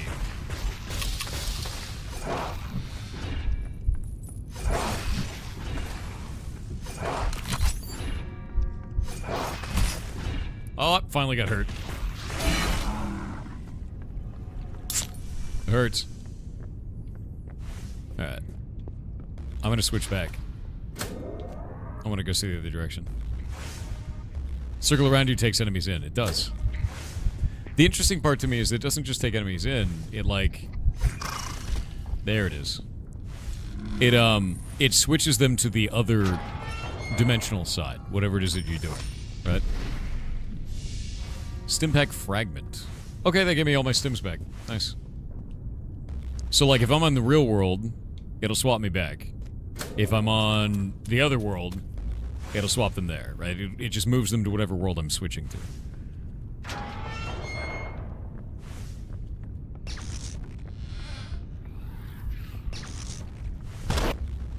Nope.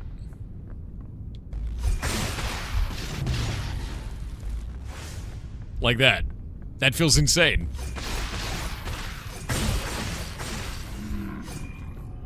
What an awesome feeling ability. Like...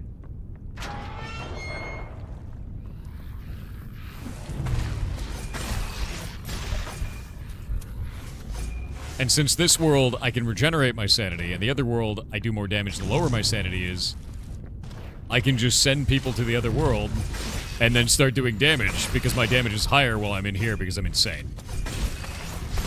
And the longer that I do this, the more damage I'm going to do. Like that. And then I have to get my... Yeah, it's very risk versus reward concept.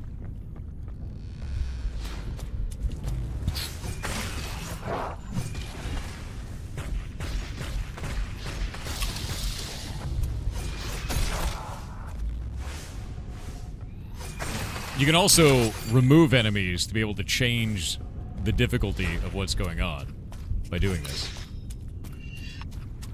More.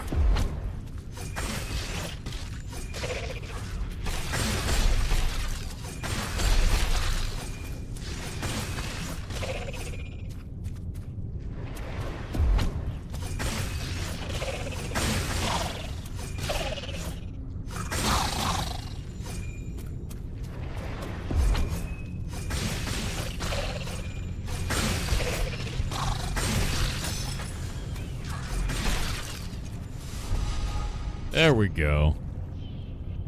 The Rifter's max HPs are increased. Max health increased by 10, but max health decreased by 15%. That's a net loss. Rifter's chance to make a critical hit is increased. Ooh. Yeah, that's the one. More sanity. Slowly going insane. It's fun. You start to feel anxious because of the heartbeat audio? Heartbeat audio actually makes people feel anxious, which is usually why it's used. It's smart, to be honest with you. I use it too. Same thing.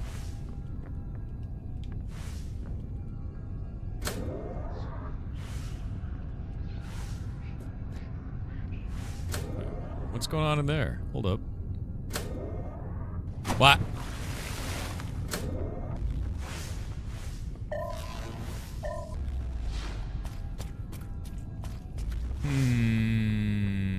There's gotta be a way in.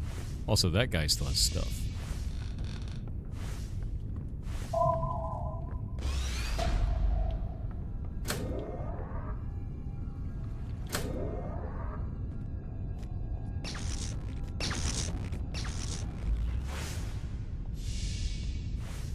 Oh. Oh, my lightning is totally killing that guy. Look at him, he's just getting zapped. Streamer blindness? Streamer blindness. How do I have streamer blindness? What do you mean? Chat, no.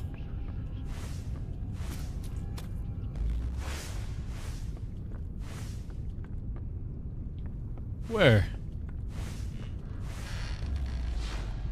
I've survived this.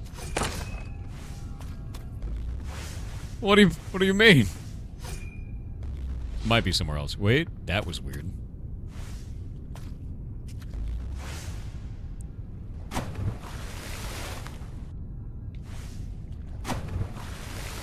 I managed to get on top of a building. Broke it.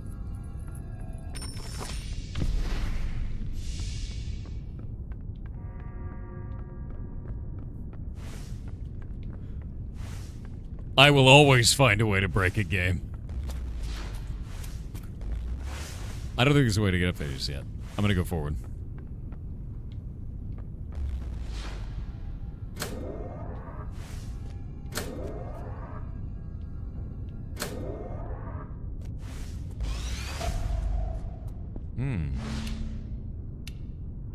Manage expedition. Okay, so we can manage the expedition from a distance, is what it looks like. I love that. Max HP. We actually have the chief. Recall drone. The botanist. The blacksmith. And the alchemist is not good enough yet. Down you go. It looks like whatever this is down below. Maybe we'll get back down there.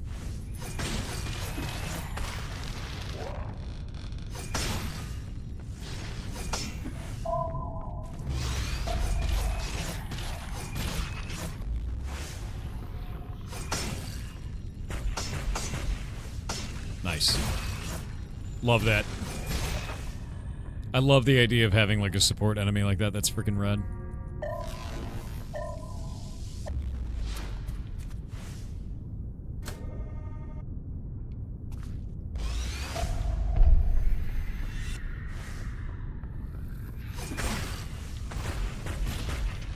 There's a lot of enemies in here. And you said I had streamer blindness. How dare you?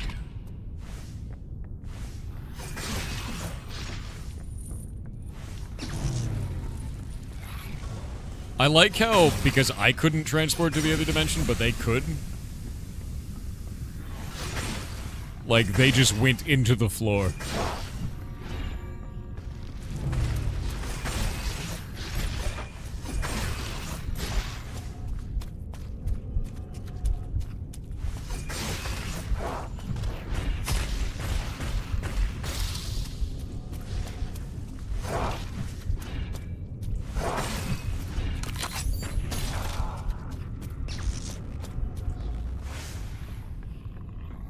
Oh my god, he's up there.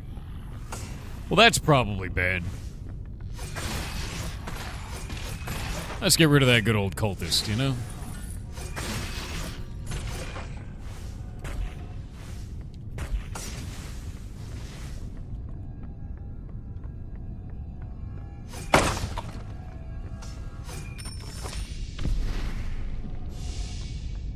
Seed of cleansing. I don't know what that does.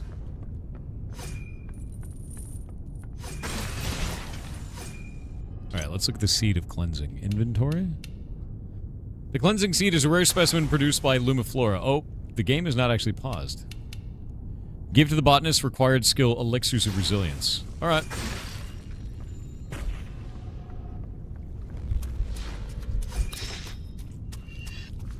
Like in all the different games. Honestly, this is awesome.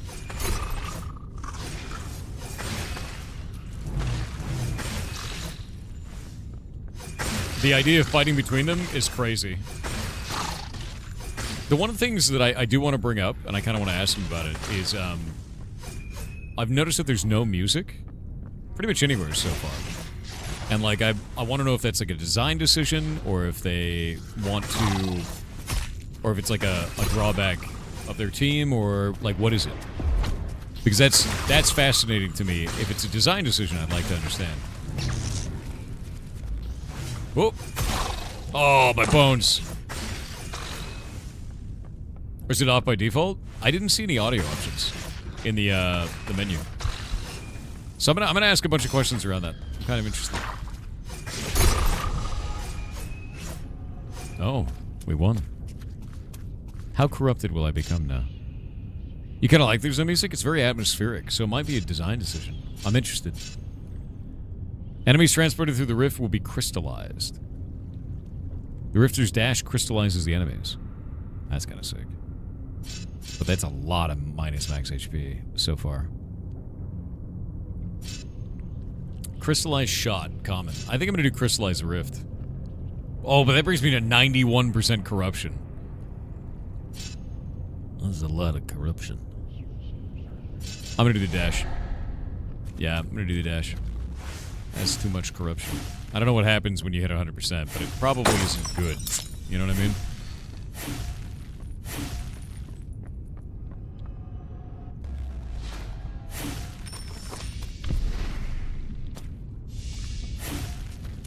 Another mysterious blueprint. Hell yeah.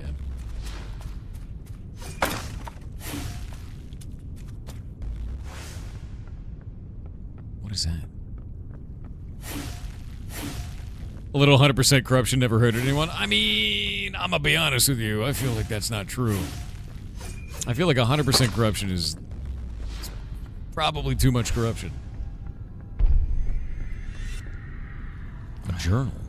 Note 3. We've reached the inner market, but it's not what we hoped for. With the few survivors left, we built a crude barrier of scrap to keep the maddened villagers away.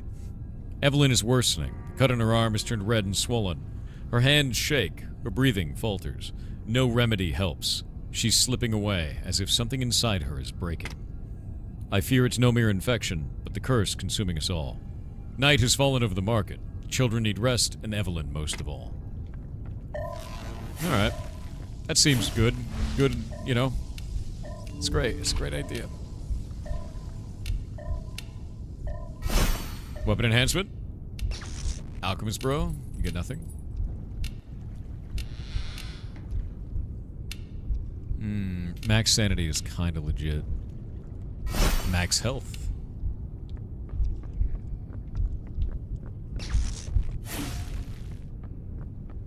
%100% corruption is rough, dude. Oh, wait.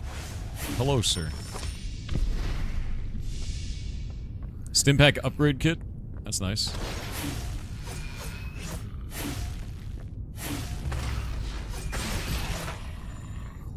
Absolutely crushed. What is that? Abysm dust. So I can go down there. I want to investigate more stuff first. We got ads. I'm gonna wait on the ads. TTS time. Dude, this is sick. Alex Giget said, awesome hello, mechanic. Ball King. I am here to remind you that you have 5 appendices. The balls have 2 extra appendices each Don't that say can get it. infected Stop or it. can suffer from torsion, which is different from the normal ball torsion. Stop You are stuck in a ball loop. Have a No. ball with your not-so-new info. No. You a ball cum. The real Miracoon said Thor the reason saxophone and other brass is so underutilized in games is twofold. 1. Most music build for games is done with DAWs and the notes are often entered with a MIDI keyboard translating poorly to brass. Sure. 2. Brass, and also guitar, only sounds good with proper articulation, the way of pallying. Not only is the theory behind that more difficult, most built-in music instruments do not properly support it. So you need to buy a VST. So it's far more expensive for a composer.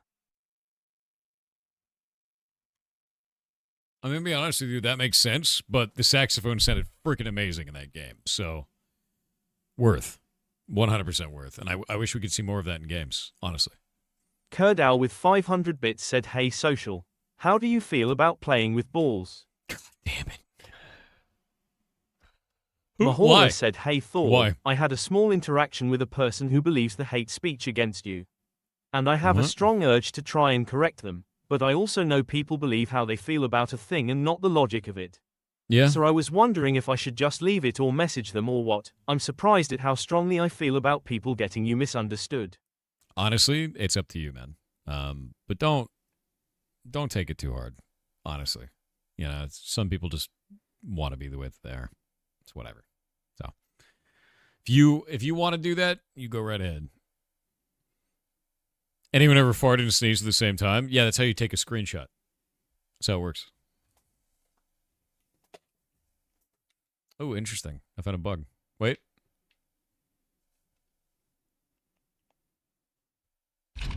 There we go. That was weird. All right.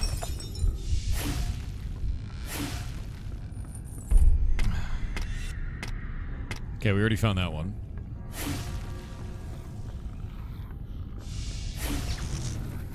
Hilarious.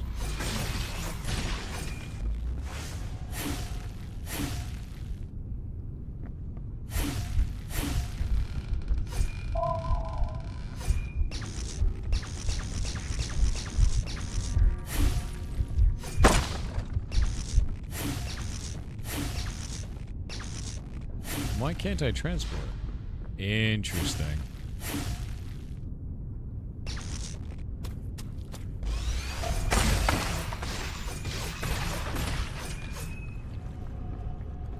Nice.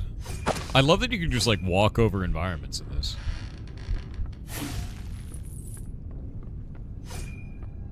Wait, am I stuck here now?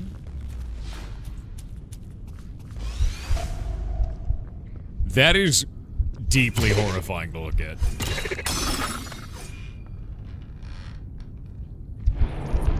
Uh-oh. Hey guys, that was a key. That thing was... That was it.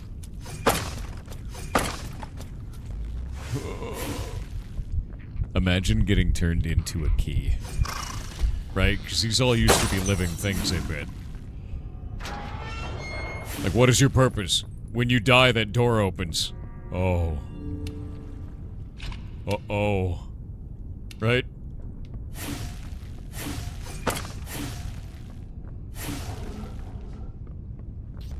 Where you at? I know you're in here.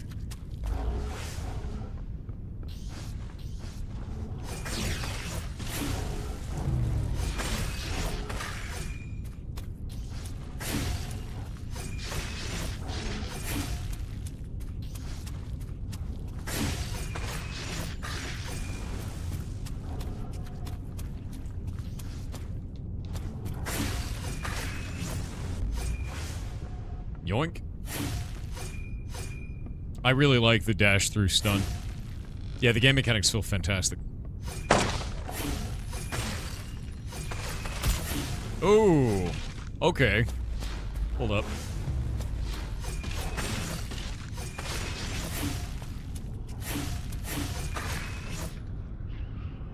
That felt real rough.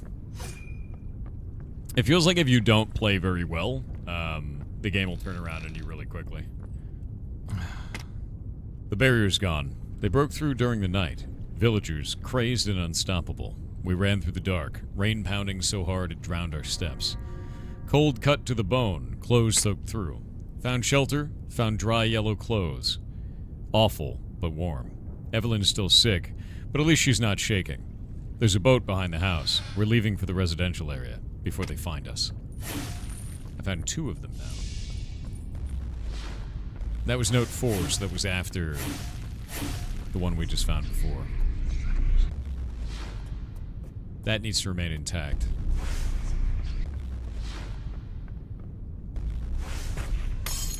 There it is. And that one. Give me the chest! Is there a 4th one? Or a 5th one, rather? Those 2 are the ones I'm supposed to break. They're both broken now. Ah, it's down there. Okay. Yeah. Boop. Yoink. Getting real close to corruption there. Ugh.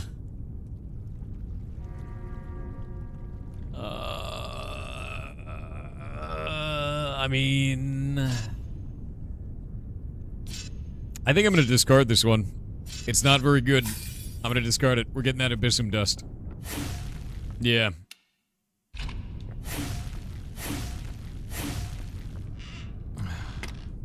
We made it to the residential area, but the night brought something I can't describe. We were heading for the dockyard when Evelyn collapsed. Then came the madness. Gods help me. She killed Ellie. Our little girl. But it wasn't her. I swear it wasn't. Something else was inside her. Something dark. There was no time to think. I had to. I stopped her. With my own hands. Evelyn. My Evelyn. Bertie hasn't spoken since. He just stares. Hollow. Terrified. I've lost them all. I've lost myself. I spent the night beside their bodies. Frozen. Empty. At dawn, we'll try for the dockyard. But I don't know if I can go on. Maybe it's better if I don't. Damn. Well, we got some grimdark fantasy happening. The writing is quite good. Don't look at it. Don't look at the mark. Don't look at the mark. Hey, I'm gonna look at it. Do not be afraid, Rifter. You've already stepped where others would turn away. You can feel it, can't you? The weight beneath this place, the strain in the air. The world is shifting, and you are standing at its fault line. What sleeps below is not darkness, but a choice. A rare chance to make things right. Come closer. Help restore the balance. Knowledge must endure, or all will collapse. I don't like it when disembodied voices start giving me moral lessons, especially in places that smell like death. Rifter, this is Base Camp. We're reading heavy distortion on your channel. The hell did you find down there? Who are you talking to? They can't follow you here. Their fearful minds are too small to see what truly lies beneath. The ritual isn't destruction, it's preservation. 4 lives not stolen, but offered, so the fracture may heal. You are not their enemy, Rifter. You are their only hope.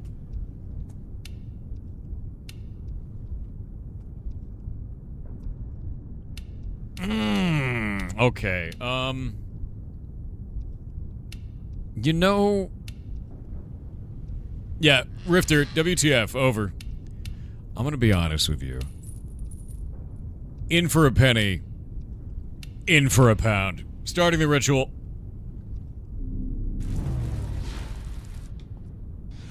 You understand. You are brave. This will not be easy, but no great act ever is. Now be careful. They're coming. gotta get my sanity back. Ah!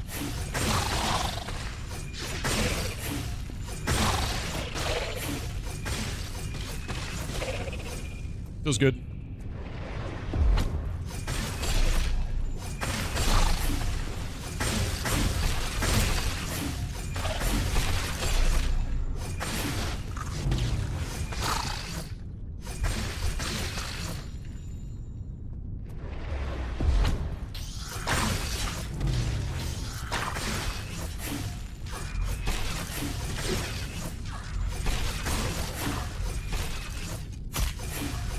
Damn. Damn. Those bullets hurt, man.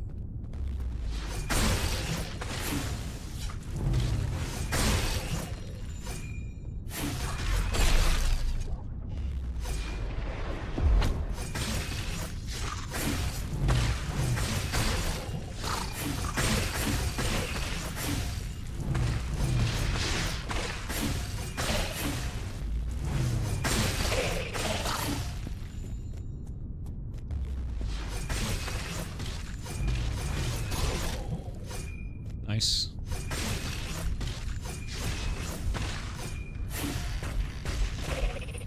Eat it. You carried the weight, and you did not falter. Thank you for trusting me. Thank you for giving this world a chance. Rifter, this is base. Do you copy? We detected a massive energy discharge. What's happening out there? Just interference. No hostile activity detected. Continuing reconnaissance. Out. No survivors.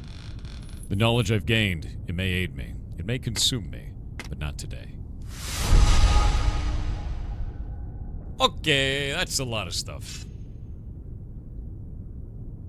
We just increase our melee damage at all times? Yeah, done. And this one... I'm only a little bit more corrupted, right? Movement speed, that's busted. That's always busted.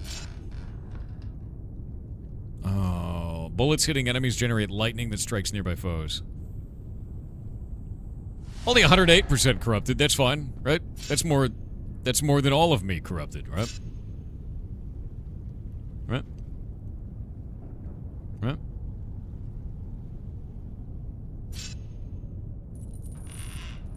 Yeah, it's fine. It's fine. It's fine. Purification Rift. Oh, look. Look, guys, they were saved. Yeah, look how saved they are. Look how saved they are. They're very saved right now. Yeah, 108% is fine, right? Like, if we look at it, I'm just... very, very corrupted. It's fine.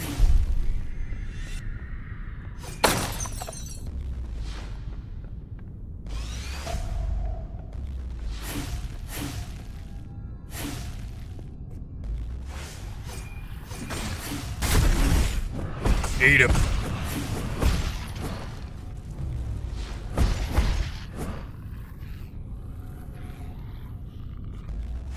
Love it.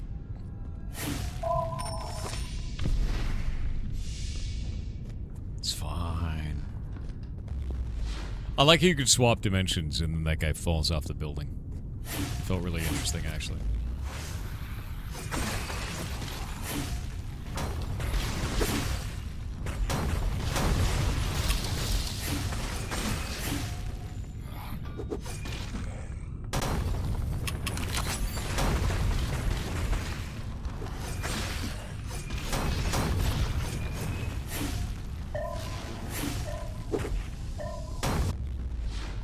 Hello, sir.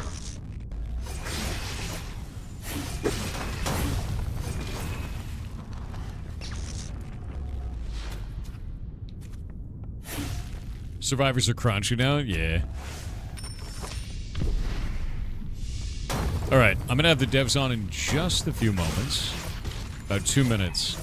But this is cool. I really like the world crafting that it has. I'm very interested in design, you know?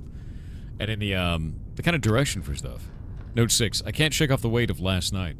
Every thought cuts like a blade. My boy's silence. It's worse than any scream. On the way to the dockyard, we passed through the carpenter's district. I found an old friend there. Together, we set charges to destroy the bridge, to buy some time. But they came, the abandoned ones. We were trapped.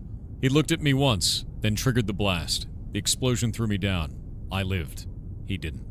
The bridge is gone now, just smoke and splinters. I keep telling myself it meant something, that his death, her death, all of it, meant something. But the voice in my head says otherwise. We're close to the dockyard. I just need to keep moving. Just keep moving. Oh.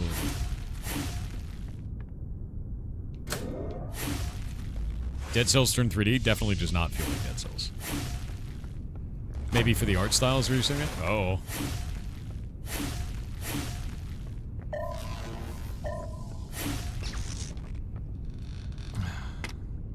We've reached the dockyard at last. My heart feels like stone, each step heavier than the last. Birdie walks beside me, silent, eyes lost somewhere I can't reach. Evelyn, Ellie, all gone. Everything turned to dust. We hide in the shadows, waiting for night to cover our escape. The land is sick, poisoned by madness. I can feel it sinking into me, but I can't stop now. Birdie still breathes, and while he does, I have to keep moving. Once we reach Lang, maybe we'll find help. Maybe someone will hear us. If we survive, if he survives, then maybe all of this, everything I've done, will still mean something.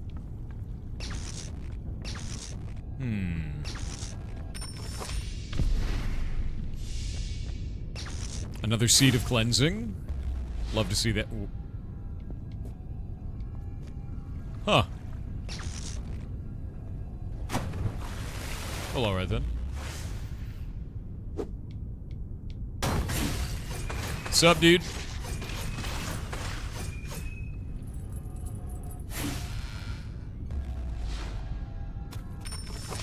Yoink. Not sure if intended or hilarious.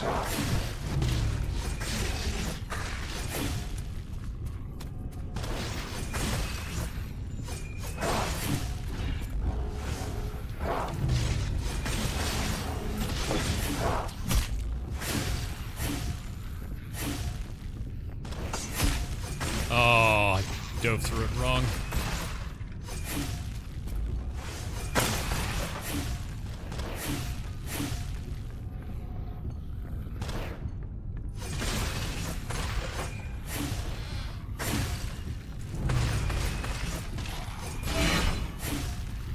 I really like the purification. That system seems really cool.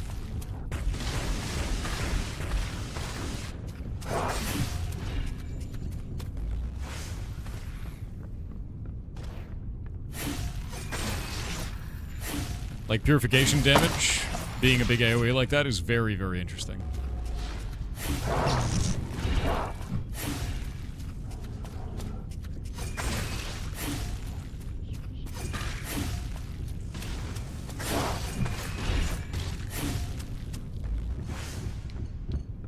Wait for my... Gotta wait for this to get back up. Stun him.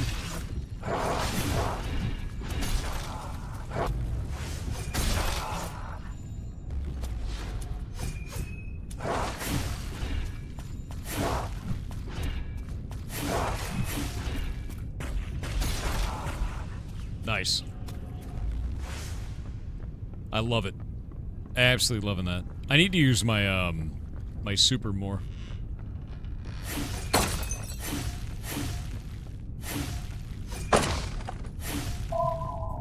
Alright.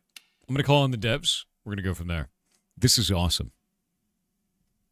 This is really, really cool, man. You guys are doing an amazing job with this. Alright, hopping into the channel now. Where is it? Boop. There we go. Whenever you guys are ready, come join on in.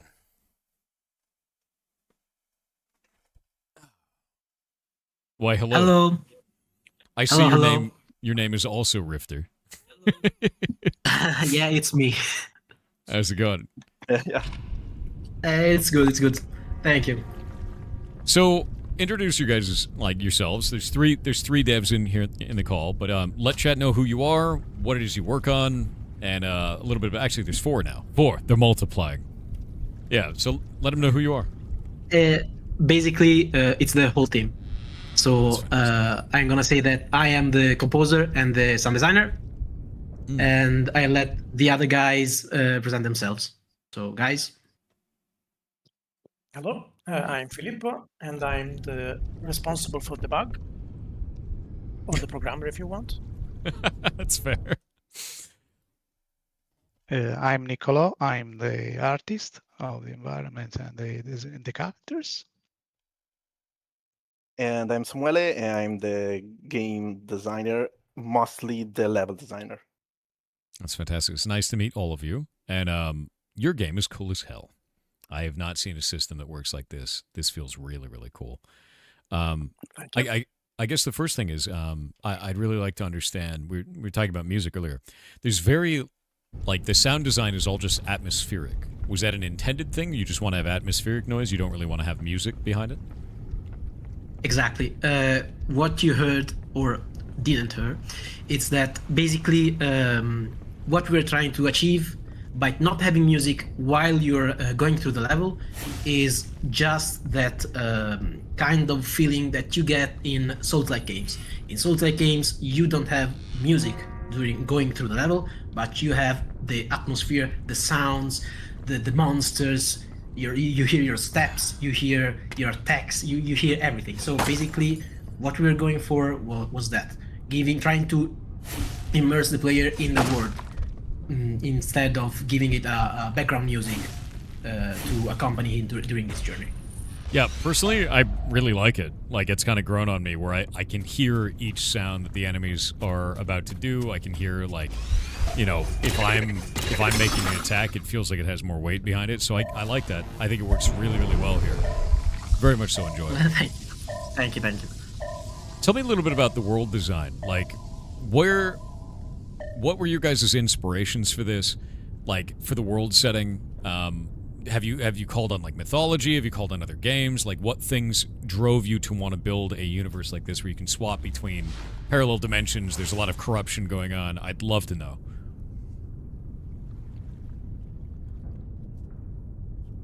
Okay, yeah, basically, we, of course, as you can imagine, and as you can see, we got a lot of inspiration from Bloodborne, and a lot of the setting, a lot of the vibes, so we get it from there. But we wanted also to give something different, so we want to give a different mechanic, something fresh, maybe something more entertaining, because sometimes Bloodborne, of course, is amazing, is a masterpiece, but in some aspects, maybe, at least for me, it was a little bit slow in some aspect, so we wanted to give something a bit more fast. So that's why we wanted to introduce this mechanic of switching in real time, to have these we call it internally rift dancing. And so basically you use your powers, the rift mechanic, you need to go once again in the other, from the Abyssmalite to the normal world to get, let's say, breathe again, because you don't have sanity anymore. So you have to balance between these aspects to have, as you said during the stream, the risk reward. No, so you get more power, but you risk to get damage and this kind of stuff. Yeah, so far it's really felt like a good balance of risk versus reward for that. Like, I actually am very much so enjoying it. It's hard to get that right too, where it's like, oh man, you want the player to feel compelled to stay in the risky situation so they can get a little bit more, and I feel like that every time I'm in there because I do so much more damage when my sanity is like near zero. Yeah, that's what we are going for. So we are happy to hear it. About the word you were asking, most of our influence, if you want, comes from Lovecraftian thematic, basically, as you may have noticed. So all these kind of corrupted, crazy words, there's a lot of lore in this game, and trying to show it in a demo of 1 hour is not possible, of course. But we have lots of things in place for the players to experience in the full game, basically. And you have some hint of it with the mysterious figure that speak with you.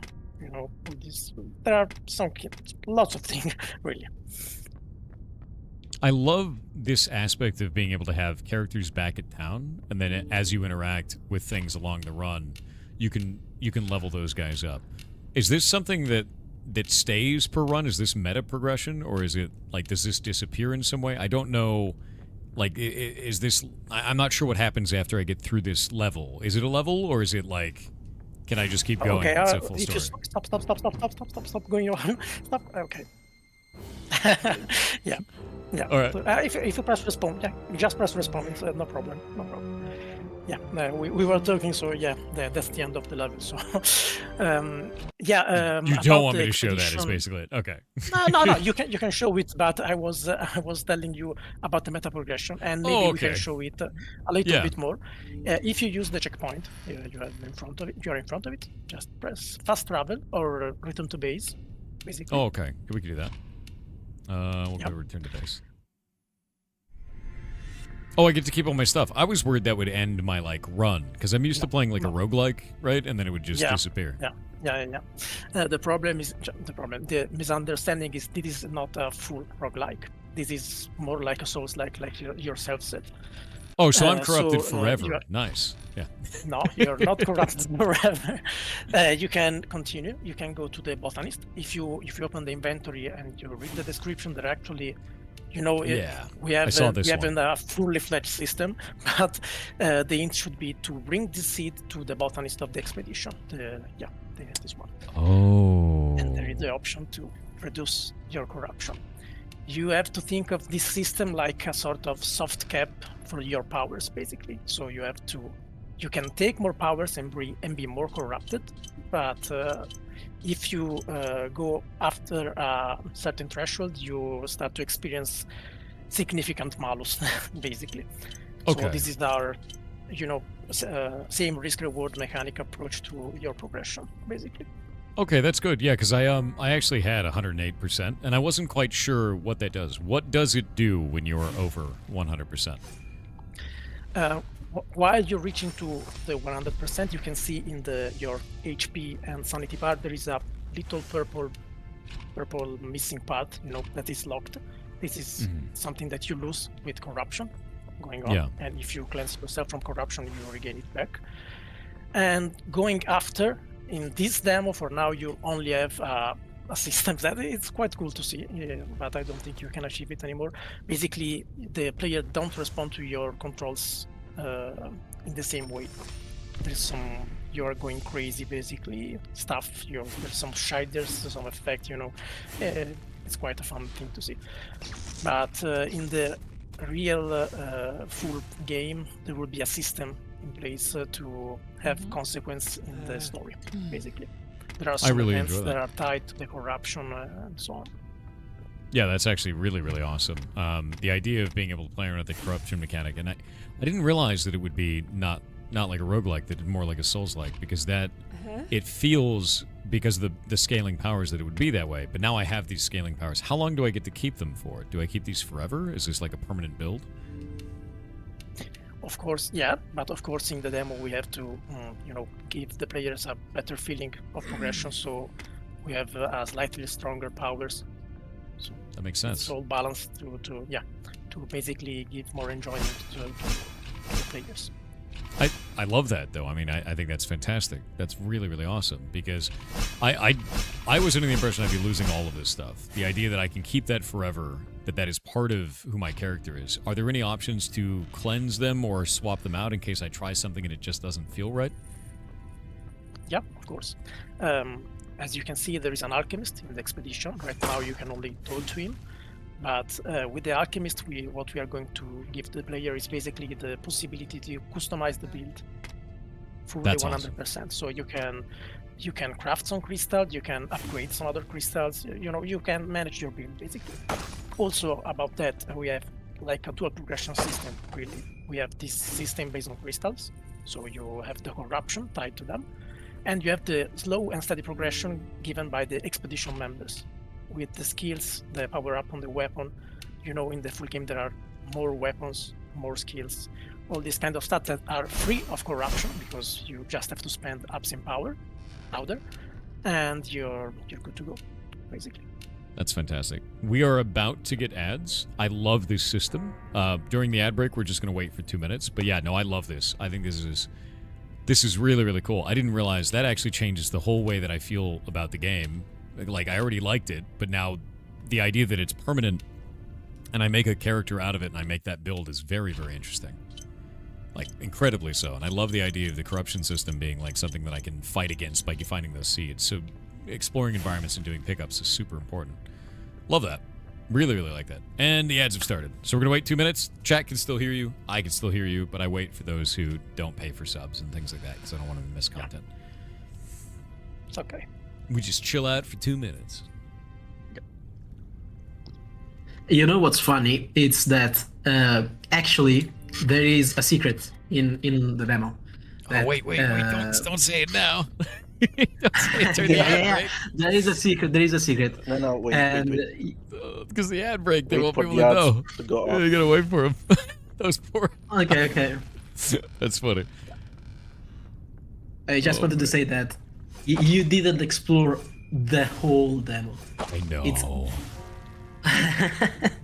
The streamer blindness But- will always get us.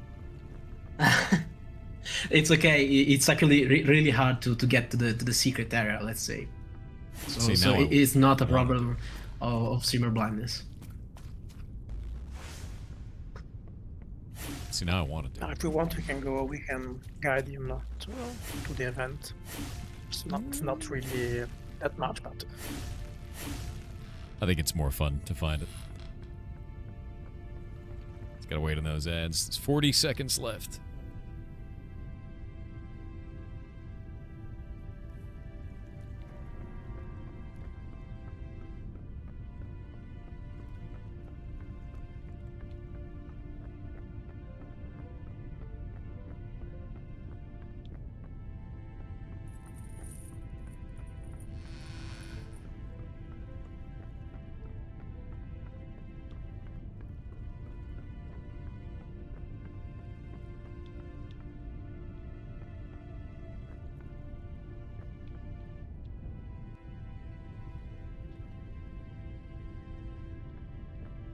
And the ads are done, but Bezos is still on screen for 10 seconds. As people catch back up to the stream. Okay, so you were talking about there being a secret. Okay, there we go. You were talking about there being a secret in the game that I didn't find, but I'm not. Don't tell me what it is. But you have secrets in the demo, is what you're saying. Yes. And what you found, the notes you found, actually tell a story. So Yes, I there is also did that. see that. I did see the notes were telling a story. I was reading each one of them, and it was that was really interesting, and it made me want to kind of follow in the footsteps of what they did with like the broken bridge, and see if I could go across Yeah. said broken bridge. That was the first thought that I had was like, can I find that place? Oh, And also, another thing that is in the demo, it's that you've seen those like books that you can pick up. mm-hmm. For example, at the end, those tell a story too. So there is also that you can pick up and read. That's awesome. That's actually So really we awesome. tried we really tried, because I'm telling you this because when we were thinking about the game, about the setting, about everything, basically what we made is like a timetable of the events that bring the player to where he is when he starts the game. So you can see that in game fully, but there are some bits of lore that you can read to what happened to this place, why is it like this, what happened to the fishing village, why is everyone corrupted, what is Absim. So there are bits and pieces of lore scattered around the whole game if you want to know what is going on. Yeah, no, that makes sense completely. Like, I've been seeing stuff kind of hidden all over the place, little pieces of things, and then, like, it seems like you guys are doing this very lore-heavy. You want to do a lot of world building. Can you talk a little bit about your process for building out the world and how you were portraying that to players, especially with missable content like that? Like, how do you balance that around that for the player? Is it more of like this is a bonus kind of a thing?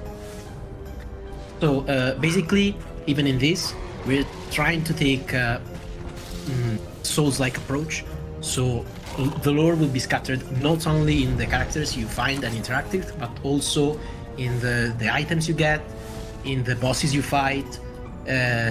So there will be some kinds of hints of what is going on, but we would like the players to also think of, imagine of what could have trespassed here, why is everything like this. So we're going to guide the players, but also leave them the fantasy of imagining why everything is like this. That isn't to say that things won't be explained, because they will, but also we'd like to have the players some agency to imagine why the world is like that. That's fair. I like that a lot. This boss fight has got a lot of mechanics. I really enjoy this so far, by the way. Thank you. It's kind of investigating the whole environment while I go through. And I love, this means you guys had to build every single environment twice, which is the part that just kind of blows me away. You should ask someone. Yeah, we have to build basically everything twice, and it's not just copying the things, right? Because as you can see, some parts are missing, some parts are different, and this kind of stuff. So it's not just you copy and paste, but you do it and you change it. You do all this kind of stuff to give different environments, even if they are really similar, of course. Yeah, no, I noticed that completely, because you have like different platforms are there, different things like that. How do you balance and test around this kind of a mechanic of being able to swap back and forth between the two different worlds? Because I found a way to get up on top of a building earlier. It didn't feel like it was intended, but it feels like this is one of the things where you have to test every single environment. You have to test every single location. Like, how do you approach that? Yeah, basically, as I said, we have to test a lot. And also, I'm the level designer and the main tester, of course. As a small team, we are all tester. We all have to do all the stuff because we are really few. So we give each other a hand in every single aspect if we can. But yeah, we have to test a lot. We have to try to think out of the box and say what could happen, what a player could do, and this kind of stuff. So, and at the end, it's really hard to think every single thing that could happen. So that's why we put like a way to get back up. Or the respawn, we put the respawn, so you always be able to go back to a checkpoint. And in the water, we have a safe spot, like you go back in the last available spot. So yeah, I did notice that, because I fell off the map earlier and it just teleported me back to the right spawn. So no way to soft like myself that I found. I was like, oh cool, they really accounted for this, because yeah, it seems like a really wild feature to test around, personally. Like, that's crazy to see.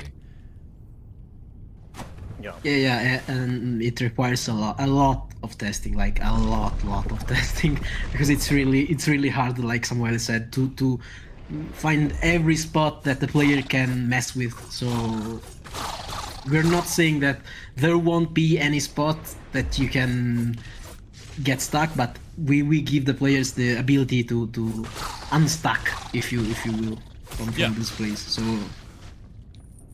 okay, let's talk a little bit about the art. What made you guys choose 2D characters in a 3D environment? I personally love 2.5D like this. I love games that are using 2D sprites and then 3D environments, but I'd like to know what drove you to reach that conclusion for this. Basically, we started from. I'll let you talk in a second. We started from a side-scroller pixel art game. This is our second title. So we wanted to have a step further, and our artist Nicola is really digging into it. He's studying a lot. He really went through all of this to give us this amazing art, and I leave him the word. Yeah. Basically, what said somewhere. So we had a foundation with our first game in pixel art, and we had the chance to study that form of art a lot. So we wanted to take it a step further with the 3D environment, and I had the chance to play the Octopath Traveler series, and I enjoyed it quite a lot. I had So immediately we thought of tried to- Octopath Traveler with this. It's yeah, that absolutely makes sense. It's they're both beautiful. You guys have done an amazing job on this. We studied them a lot. We tried to replicate their feeling of this world. So we are very happy with the result for now. Speaking of which, what engine did you guys use? Because I know Octopath Traveler used Unreal. And we also did that.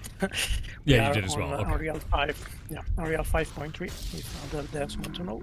But you know, as Unreal is a very versatile tool, but we are using just a base feature, no nanite, no lumen, no fancy stuff, because we need to have a performant game, basically. So we wanted to have this playable on Steam Deck, maybe Switch too, who knows. So yeah, we use it's basically Unreal Engine 5 stripped down to the bare minimum. Nice. Yeah, no, so it is playable on Steam Deck then? Even in the demo, or is that something for planned? Yeah, even I think I haven't a Steam Deck, but we had some players that played it on Steam Deck, and they say that performance was alright, so I think it should be playable. That's fantastic. Yeah, no, Steam Deck, this feels like I'm playing on controller, and this feels like it would feel really good on Steam Deck, so I'm excited to hear that. So, I'm going to ask you the hard question, which I always love asking. What do you think your game does the worst? Something that you wish it could be much better at. Probably the fact that it has a bunch of deep mechanics, so it's not really easy to get into it, to master it, and this kind of stuff. So we wanted to give deep mechanics for the sake of the game to have, because as you can see, we gave to the player Souls-like experience with a mix of roguelike experience. So because we wanted to give the player the choice to play as they like. If you want to have a fast build with with roguelike stuff, you can go for it. But if you want to have a less fast build but permanent one, because you never died in the demo, but if you die, you will lose your absent powers. So if you want a more permanent one, you go for it. So for this reason, even the riff dancing, this kind of stuff it has a bit of high curve of learning, but once you learn, as you did, really good, basically you get rewarded because the riff dancing is powerful, and you get to stun everyone and this kind of stuff. Yeah, no, it felt, honestly, I didn't feel that as a weakness playing through this. As much as maybe you guys are worried about that being a weakness, to me that just felt like there was a lot of stuff to explore immediately, like in terms of powers and you know, combinations and things like that. I was immediately thinking about how all that worked, and it didn't feel, I guess it didn't feel impenetrable, it didn't feel esoteric, like it made sense immediately. So maybe not as much of a weakness as you think it is. Oh, we are glad for it. Yeah. Because we are always, I mean, as you are a dev as well, so you know you're always concerned how the player could take some aspect or some mechanics and this kind of stuff. So you're never sure how they will get it, if they will feel about it, and so yeah. Yeah, this feels good and everything makes sense. I think the only thing that was kind of unknowable until you played around with it was what is the difference between purification damage and crystallization damage, right? That's about it. You know, and once you try it, you're like, oh, okay, I know what purify does now.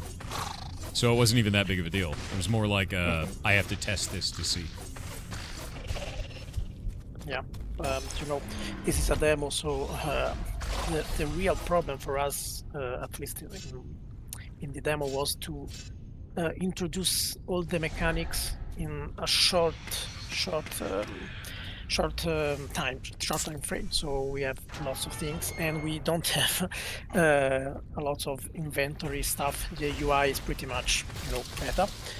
So even explaining some things like the effect of personalize should have, you know, like in Hades, the little sidebar, side box with all the explanation for the effect. And right now we don't have it, but we will try to have it for the full game, of course. Yeah, I mean, the UI is pretty simplistic, but it does everything that I need it to, so that makes sense. I'm excited to see what you guys... If you think that these are the biggest weaknesses that you have, I'm excited to see what you keep adding in this game. Because this feels like a very polished experience, an incredibly polished experience. Speaking of, let me pull this up and grab this real quick for the community. If you guys haven't picked this up, definitely do. It's in demo, so you can just get the demo. The demo feels very, very good. Like, you would not expect that to feel like a demo. I felt like it was already a purchased game. And this is, you guys are the developer and the publisher of this. Your last game was Chronicles of Heroes? Yeah. Chronicles of Two Heroes, Amaterasu's Chronicles of Wrath. Two Heroes. Yeah. Well, that's cool. So, with this game, you guys, when did you start working on this? When did you first, like, maybe concept it out originally? And how long has it taken you to get to this point today? We started basically after we gave, of course, a bunch of months of support for our previous title, and at some point, once we finished with it, we started to develop this from the concept and all the other stuff. So it's a bunch of, I mean, it's a couple of years now, so it's a lot, because it requires, we are really few, we are just 4, and we made a huge step. But we are happy about this because we love how it's turning now, all the stuff, and how is the art going. We were a bit of scared at first because, of course, you go from full pixel art to 3D environment and lights, but yeah, we wanted to have this step forward. So yeah, it's a couple of years now, and probably will require another year to fully develop.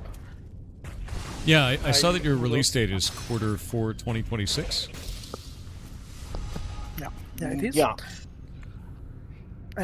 I want to add a little thing.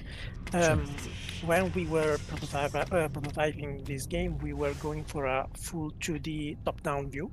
So Oh wow. the most part of the first year was like all the game was in flat 2D, and then we decided to make this step up to go for 3D.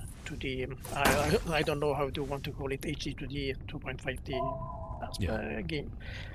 And yes, we are aiming to release at the end of this year, hopefully, because as you can see in the game, most of the mechanics are there.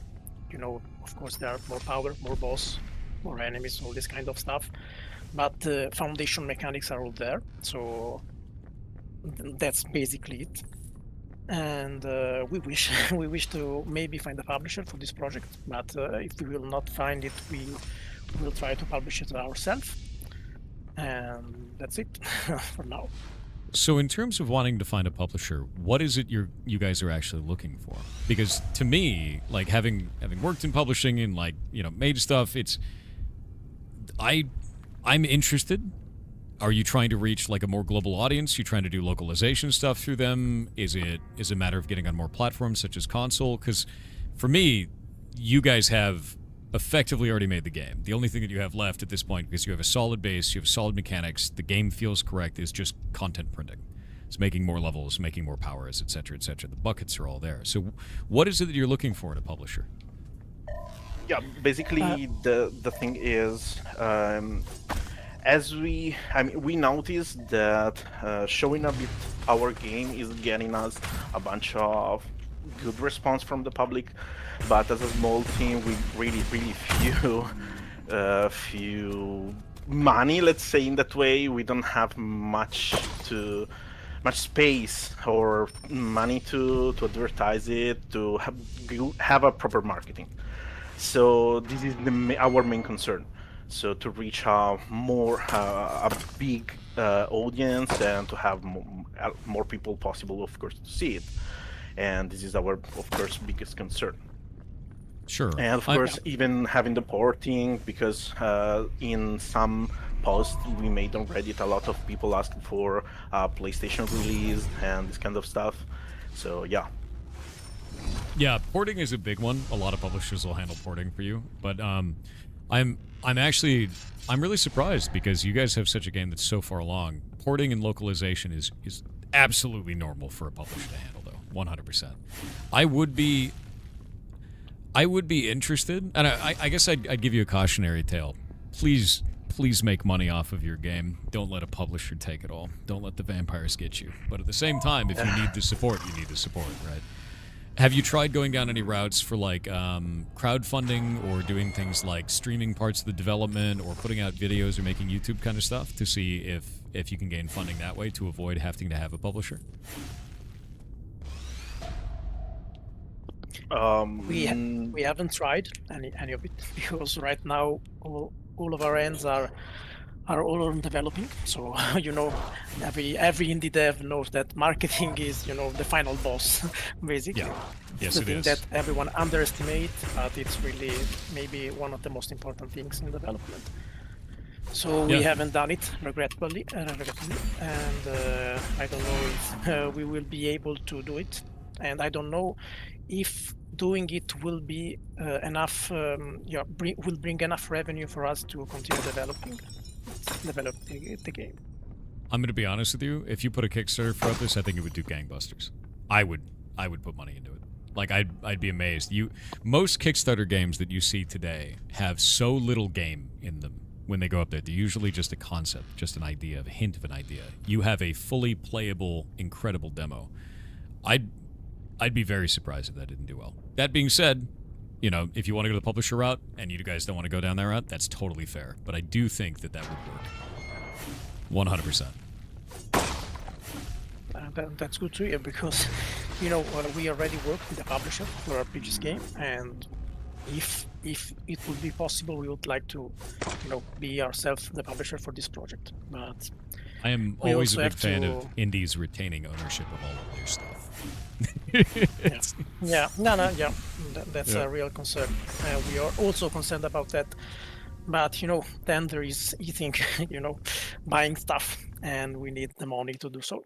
And for now, we haven't done anything about marketing, so we can say really if it's a route that would be possible Sure. for us. But we will try to.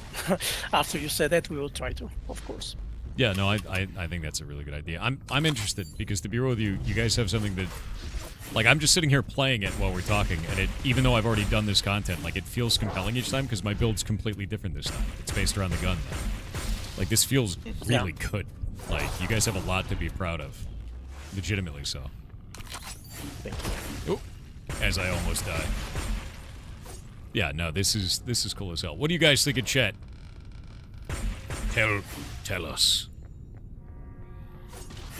Do you guys have a Discord for your community? Yeah. You do? Okay, good. Do we have a link for that so we can put it up in chat? Yeah, chat's saying Big W looks dope. Cool shit. Yeah, this is really cool.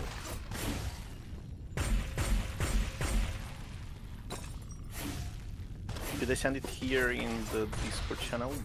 Yeah, if you send it in the Discord, I can spam it out to them, so that way none of it gets lost. Because we've got like anti-botting stuff and things like that. Because people will come in and spam links. Yeah. Yeah, the dash is really good feeling. Bloody good, and About art the style is dash, dope with the lighting. Yeah. What's up?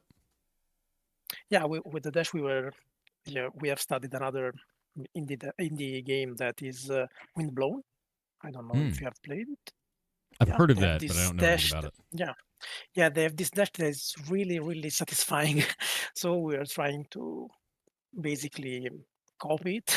I don't know how to say it, but yeah. So we have to thank them for this. Yeah, no, this is you guys have done a really, really good job, and I'm surprised too. Like, how much of an audience do you think that you've garnered so far? Like, how many people do you have in your Discord? Have you had trouble getting the word out about the game? Because you did say that marketing was the final boss of indie dev, and it is. But like, have you had difficulty getting people interested in it, or has it been mostly every time someone finds out about it, like, this is cool? Because for me, this is really, really well polished and already feels incredibly compelling. Well, our audience in Discord is like, I think, 200 people, but they were there from our previous title, basically. And by the way, on our previous title, we did do a Kickstarter for it, and it was successful. But yeah, that's it. That's about it. We have these 200 people that helped us shape the game like it is right now. But I don't think it's a big audience, I would say. I'm actually amazed. You guys are just suffering from eyes on it. Like this game is incredible. You guys have a Discord of 273 people. Like, look at this. This is boss. This needs 100% more eyes on it, man. Yeah, 100%. Yeah. How much is the demo? It's free, you goblins. I swear to God. Yeah. Buy the demo. Not like this. Not like this. Oh my God. Yeah, no, I'm constantly amazed by stuff like this. It's so rough making indie games because there's so many just absolutely phenomenal games out there that don't get really any visibility. And I think yours is definitely one of them. Like Absim it feels incredibly fun to play. And I'm rather blown away that there's not like a massive community built around this. You guys are making something really cool, and it feels really cool. And it feels like a really interesting marriage of what I would generally feel like a roguelike style mechanics, but in a slower paced, more methodical way of doing combat, which is probably from the Souls-like influence that you have there. Like, this feels really good. Like, I don't know, I'm going to buy it. Like, Yeah. Give me a chance to give me money. You know, like, I want it now. You have to buy the demo. Buying the demo right now. It's happening. Slow corruption, you know? No, I'm really impressed with this, and I think you guys are gonna do great. I'm really, really impressed. I really do. Like, even just as a point of consumer on my own, like if you guys did a Kickstarter, I'd throw it on it because I think this is really cool, and I think it deserves to be owned. For me, the way that I feel about it is it deserves to be owned by you guys because you've already put so much love into this. You can feel it in everything that you're moving, like the way that it feels, the powers and how they work, like all the monsters, everything feels like you put a lot of time and care into that. And yeah, I think it would be a shame if you didn't fully own the creation that you made. This is phenomenal. Yeah, but that's thank you. Thank you. It's really something for us. You know, your words. We don't hear it enough. Maybe, I don't know, or maybe we deserve to not hear it enough. I think you should hear it more because this is awesome as hell. Yeah. Feels like a game Devolver would publish? Yes. And that's actually a really good way to put it. I find that Devolver Digital usually publishes kind of games that all feel sort of the same way in terms of flavor and quality, and they're always great. And this feels like it would be one of those types of games, 100%. Like, it feels like I'm playing a fully fleshed out Devolver Digital published game. So, like, I know that's kind of a weird thing to say after I was like, hey, you should fully own your game. But, like, that's a badge of honor kind of a thing. Devolver is one of the few that I would say is amazing, so. Yeah. Quick, ping the entire Discord. Everyone's here. The goblins already know. Oh, God. Not using the sword this time is completely different feeling. And it's still, like, absolutely valid gameplay. It feels great.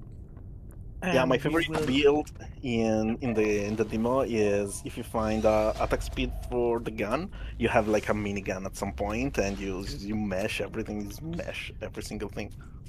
Oh, I'm super into that. Yeah, I went the sword the first time, so this time I was like, I want to go like bullet, and then the first power I found was splits 5 ways with lightning on every shot. I was like, all right, that's great. Yeah, you know? Yeah. Do you want a hint about the secret I was talking about earlier? The fact that you're saying that means it's in this environment, so I'm not leaving until I find it. Yeah, it is. It's exactly here. Somewhere in here. Yeah. Is there a way I can screw up and not be able to see it? I don't think so, because you can see it. But it's hard to see, but you can see it. All right. I will find it. I'll stay here and just never leave. As the mysterious figure says, don't trust your eyes. Oh, I love that. I love that you've put that into, like, the game's mechanics, is the idea of, like, don't trust your eyes. Because he just said it offhand. A lot of games will do that if, like, I said an edgy comment, right? But this one, yours is like, no, I mean it.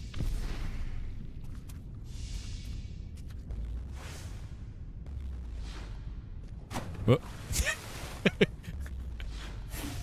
See, and that's what I was talking about earlier about people finding ways to just break the limits of what we said it's walkable and not walkable.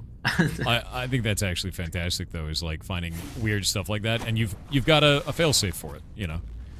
Yeah. Oh, we got ads. We gotta wait on the ads. No, seriously, you guys are making something awesome.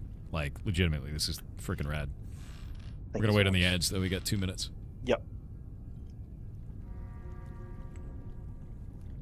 You guys are all... Oh, okay. Chat was asking if you were Italian. Yeah, we are. Yeah. They've Maybe our spotted the accents accent. betray us. Your accents have betrayed you. Yeah. Yeah. This little accent, you know, it's not thick accent. Yeah, we apologize for our English. No, your English is perfect. You're totally understandable. It's funny because we actually have people... pasta. We have people that come on every time, and they're like, oh no, my English is so bad. I'm like, no, I understand you completely. I'm American, and my English is bad. I barely know our own language. It's the only one I have. That's it. That's all I got, man. Yeah, and mostly for us, this is like really. It's the first time we have this huge stream, and being in front of so many people, it's really something. It's I don't know. It's even Scary. harder in this way. Yeah. Scary. Yeah. Do you want to know the weirdest thing about English? Do you want to sound more American really fast? Yeah. Yes, please tell us. All you have to do is open your mouth really big every time you say a word. That's it. That's all it is. You just make your mouth huge, and you'll sound more like you came from here. Yeah. I don't know why we do that, but we open our mouths gigantic whenever we're talking. Yeah. Don't worry, devs. We judge you for every word you say. Fantastic. That's the way. This is what we expect. This is Monsters. what we We want. deserve it. We deserve it. It's okay. You hate that works? Yeah, no. If you want to sound more American, just make your mouth big. You know. That's it. It's really silly, but it works. And the ads are over. All right. Be gone, Bezos. Leave us. Okay, here wait. Yachts. There we go. Yeah, I just had to say yachts, and he ran away. He was going to go find the yacht. I really dig this, though. Like, you guys have nothing to worry about in terms of like, you know, the game not being up to par or anything like that. I think whatever that kind of fear was, has driven you to make something that is ridiculously polished. That's the only way that I can put it. This is ridiculous. This is the level of polish that is... I wouldn't expect this in an early demo with the game being a year out. I'd expect this from the game is done kind of a feel. And it feels great. Like, even in the fact that you have catch-alls for, like, little tiny stuff that could maybe happen, you know, like getting stuck in walls. And falling off the map and whatever. I'm terrified of this guy. He's, like, sitting behind these stairs. Yeah. Like this. Yeah. We don't know why, but yeah, he's there. I'm getting trolled. I will find this secret. I'll find a way.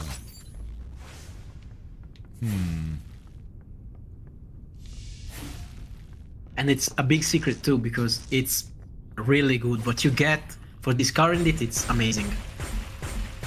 Oh man, now I really want to get it. Yeah. I really want to get it because I found this one. Yeah, and it's not so easy. I made it on purpose. I liked that. I liked that one. It's a good feeling. Yeah, because I don't know if you noticed, but there are this kind of structure every time you need to rift. This kind of triangle things. Yeah. And Samuele did not put it when you have to rift in certain place, so you don't know if there is something. And he just do this for fun, you know. Yeah, So we have to find the things. We have to test to find the things, basically. Yeah. Aha! I don't know why I'm on the roof, but I'm on the roof. Yeah. My lying eyes, huh? Definitely don't want to trust my eyes. There's gotta be a way. Oh? Oh. This is one of the notes we were talking about that you found scattered around the place. Yeah. Reached the fisherman's district and had just begun to settle when it happened. A roar shattered the silence. Glowing purple sphere appeared, pulsing like a living thing. Those too close were turned to crystal, their terror frozen in place. Okay, so this is when Evelyn actually got injured. Yep.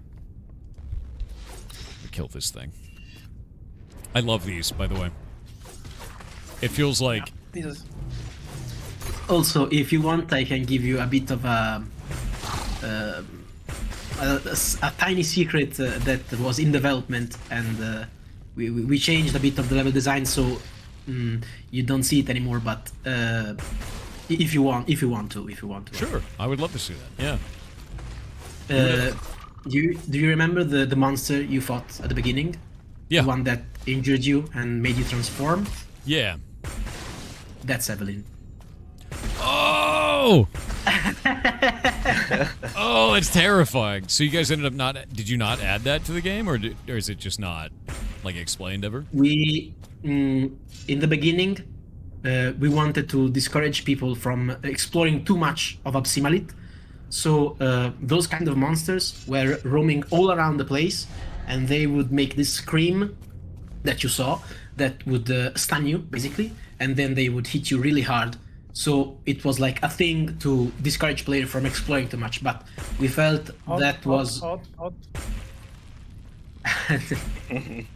we felt that was too punishing, so we decided to just remove it, and maybe we'll add something later that feels like that, but it's just a thought.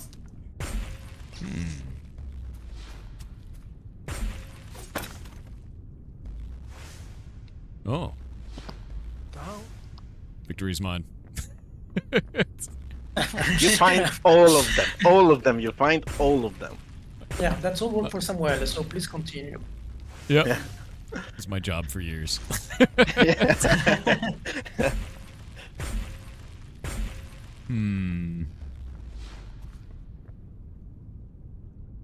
Hot.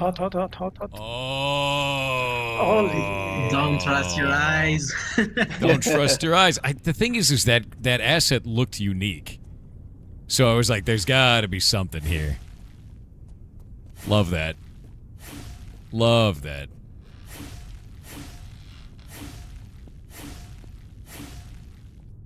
And this is actually something that oh wait, stop. You have done well following the signs, and now you stand before this ancient place of power. Take what dwells within, claim these forgotten gifts, and with them, you may yet save the world. Invoke the temple! Oh god. Okay. Ta-da! Yeah, that's pretty sick. We're gonna do that. Okay, if you take this one, this obscurus one, yeah, and now just play. You will see what happened if you are corrupted. I'm gonna keep getting more corrupted first. I just want to be. Yeah. Do it. It's more, just even more. Critical chance to 55%. Sure, man. Yeah, this one. Yeah. Yeah, it's a great idea. You're pulling a lot of rare ones. Yeah, you're actually really lucky with the pool there. One obscurus and one legendary is like. Oh, it's probably bad. Oh, no, it's not good. My bones. Oh no, guys, I'm drunk on power. It's not good. Okay, there we go. We're good. Had a little bit too much corruption, you know. Yeah. Oh, ow! What? Oh, it hurts. Oh, that's bad. That's really bad. And you can discard the boon if you want, with the manager on the inventory on the select. Discarding the boon would require me to not be as powerful. I can't allow that. Okay. That's right. That's a line of thought that we share. So yeah, go for it. Yeah, I need to be really completely powerful. I don't have any of these yet, do I? And another like funny story about this corruption mechanic is that like in development we thought that it would be fun if corruption meant that you actually saw things that weren't there. So enemies, stuff, and if you'd go for that, you'd take damage. It's like visions.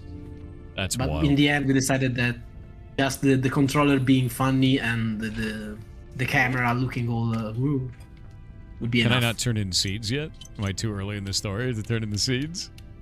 You need the talent. You need the talent. Oh. On the On the checkpoint, you checkpoint. unlock it. Yeah.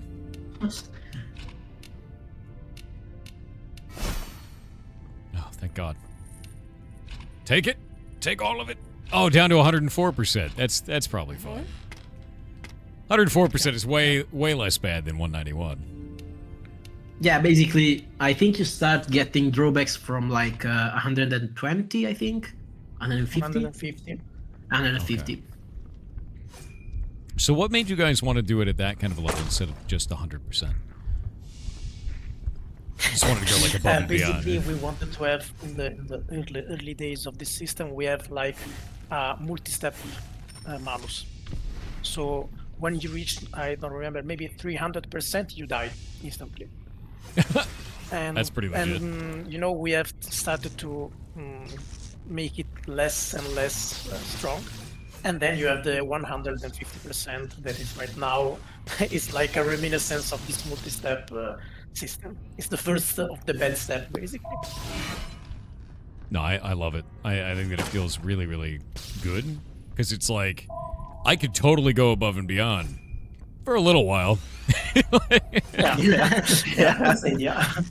Also, that we can say that in the full game, you will be able to make certain choices only if you have a certain amount of corruption. For example, open a corrupted temple that needs you to have at least 130% of corruption. You know, stuff like that. That's interesting. Do you have any or idea? even being able or not being able to talk with some NPCs that they want you to be corrupted or not to be corrupted because maybe they could be scared of you or this kind of stuff. So you're really leaning into the lore and kind of unlocking aspect of corruption as well. I like that a lot. Do you have any idea about... I don't know, is there any repeatable content that ends up being a thing outside of this because it does have the roguelike elements?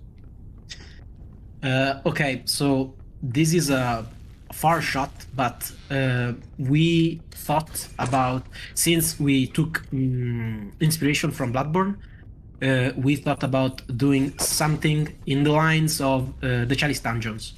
So a side mode that you can play whenever, and it's just basically dungeons, and you find power-ups, you find crystals, and you find things that will help you through the story, but it's a separate mode. So, and it's infinitely replayable. I love that. No, I think that's awesome. That's it. Yeah, they have so many good ideas. Agreed. You guys have a lot of really good ideas with that. I would absolutely love that. Because that's the thing with this is like, this is fantastic, and I would love to have like a, how really broken can I make my character? Like how incredibly broken can I build him? How deep can I make the corruption before it claims me? You know, that kind of a thing. Yeah, that's basically the theme of the game. That's fantastic. No, I think you guys are doing great. I'm very excited to see what you could add to the game. Very, very excited for it. Thank you. Yeah, no, absolutely. If you had any advice for younger developers, because we have a lot of devs in the community, people who are just starting out, some people who have been in the industry for a really long time, what advice would you give somebody who's just starting? Just don't. No, I'm kidding.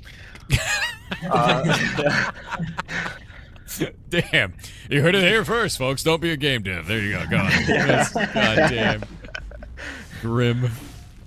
I mean, in what's the most important thing, and I think you can agree, is the passion, because it's a hard field. It's a hard field mostly in the last few years. So it's a lot of competitive and a lot of good devs from big companies. So this is a reality.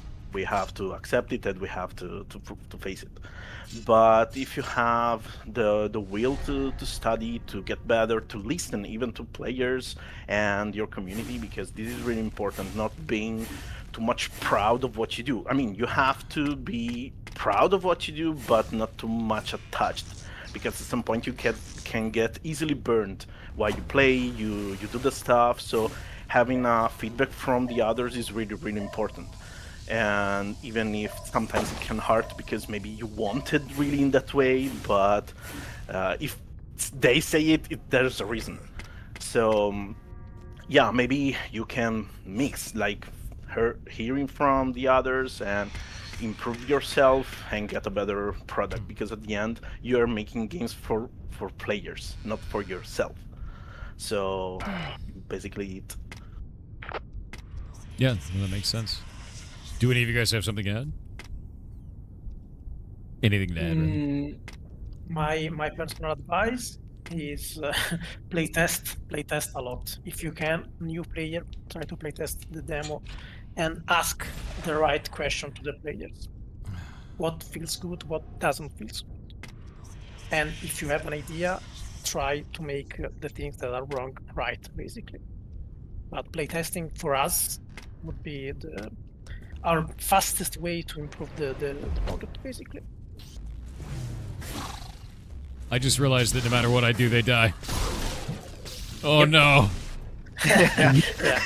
It's just a matter that if you want their blood on your hands, that's just it. I mean, their blood on my hands gave me a lot of cool powers, so like, yeah, you know.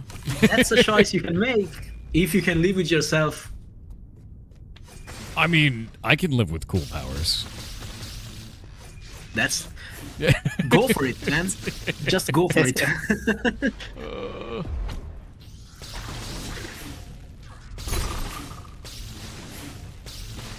Honestly, I love the dash in this.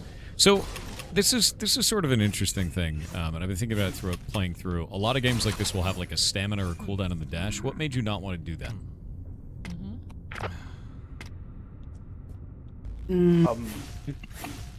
I think that that's something that, for example, in Souls-like games, stamina, I think it's important because it's part of the gameplay. I mean, when you face an enemy, it's much more personal than, for example, in a roguelike, because enemies are much stronger in Souls-like. So stamina is a way to control what you do. If you had infinite stamina, I think it would be less of a Souls-like and more of a general action RPG.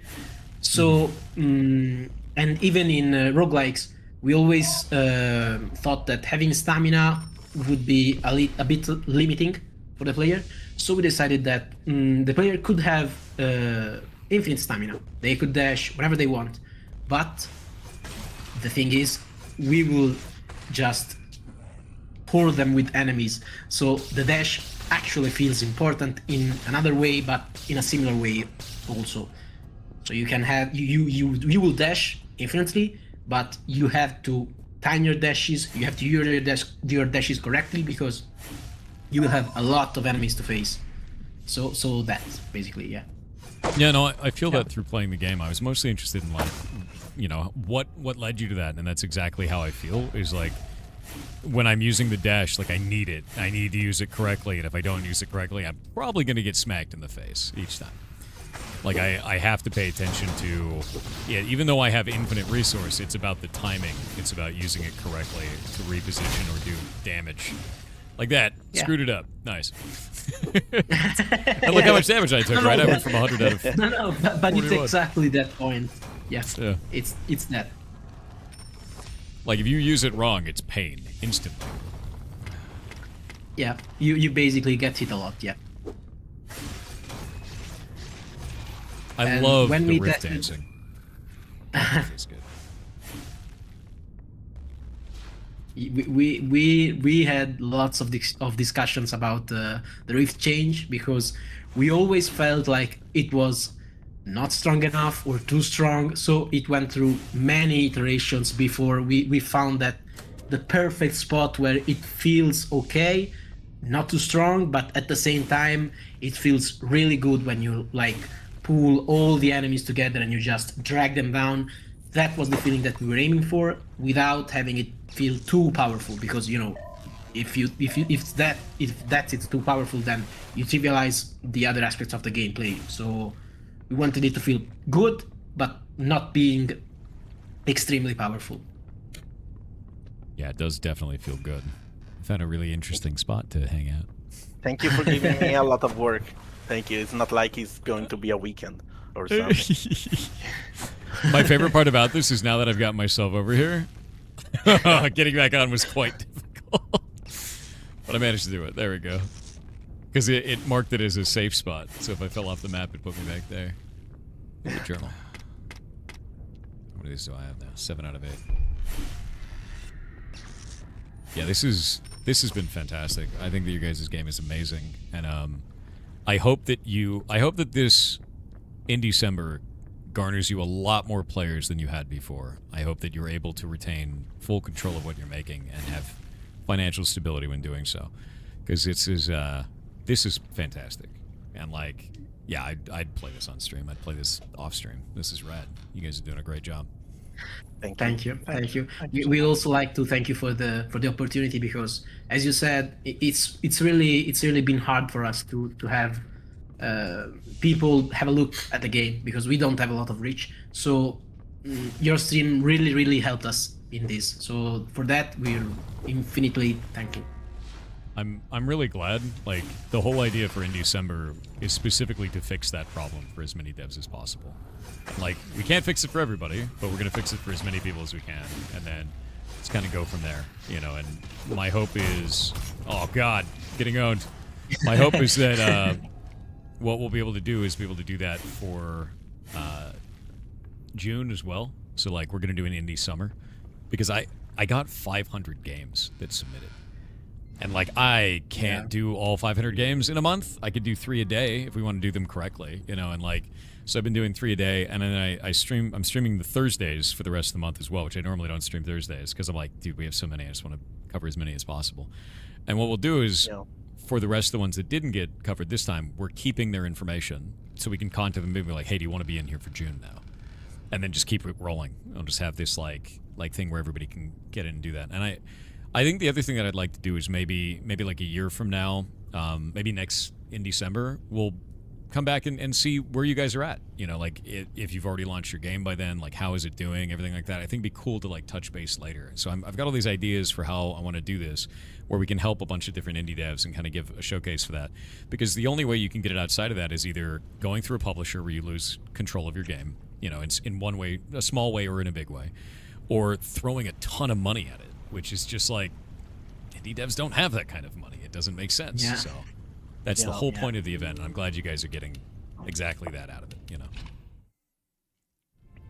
This is fantastic. This game is rad. And it's pretty, too. It looks great, it feels great, and I'm really enjoying playing it, so. And I'm not corrupted anymore. Yeah. Also, the last thing I'm gonna say is that, have you seen the armory? No. This thing right here? None of these No, the armory is like, that's okay. And those are not for show. We can say that those are weapons that are not like, oh yeah, let's put like a turret and we'll change it later. No, that's actually a build you will be able to make. Is that let's say the engineer. So you place turrets, and you'll have turrets fight for you. So when can I just throw money at you to have this game? It's like, I love engineering classes, dude. Like, the idea of having turrets or like robot minions or any of that kind of stuff, that's my favorite, 100%. Does it have legs? Is that a walking turret? Who knows? Who knows? Who knows? Who knows? Who knows? Oh, no, I'm super down. The idea of having different weapons like that is very cool. And, yeah, that's awesome. That adds even more gameplay to the game. Yeah. Yeah, not even the devs know. Incredible feature, right? No, I think this is great. I really love this, and I can't wait to see what you guys do next. Well, we are about at time, but is there anything you want to say to the community to end it out? Thank you. Just Thank Just you thank you for- for having us. Thank you for being extremely supportive. Yeah, that's Yeah. about it, I think. Yeah, I absolutely mean it too. I think what you guys are making is really, really good. Really, really good. And I can't wait to see where it goes. So keep going. Do it. And let me know if you start a Kickstarter, man. We'll let you know. Let me know. Thank you so All right. much again. Absolutely. I'll see you guys later. Thank you very much for coming on. Thank you. Thank Thank you. you. Bye. Bye. That game is sick. The game is sick. They did a fantastic job on that. No, I want to play the shit out of this. I want to play this a lot. There we go. Link that in, that's all linked there in chat. Definitely wishlist this. The best thing you can do, by the way, for an indie dev, wishlist the game. 100%. If you wishlist a game, you are telling Steam, show this to more people. It is just like upvoting a video on YouTube, leaving a comment on a video on YouTube. It's the exact same. The more that you do that for indie games on Steam, the more that Steam pushes them in the algorithm. So throw a ton of wish lists on it.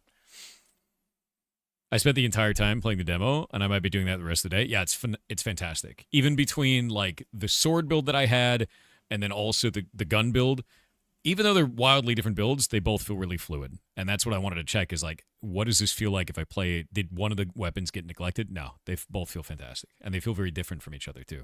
It's not the same ability copy-pasted between the two. They just feel completely different. Yeah, great. Honestly, great. This is, for me, this is one of the coolest games we've played so far. And because it directly fits in with the kind of game that I like to play on my alone time, on stream or off stream. So it's very, very nice. The only other one that I've been playing like super heavily this entire time has been Star Vector. Oh, it's stuck. It's stuck in my brain.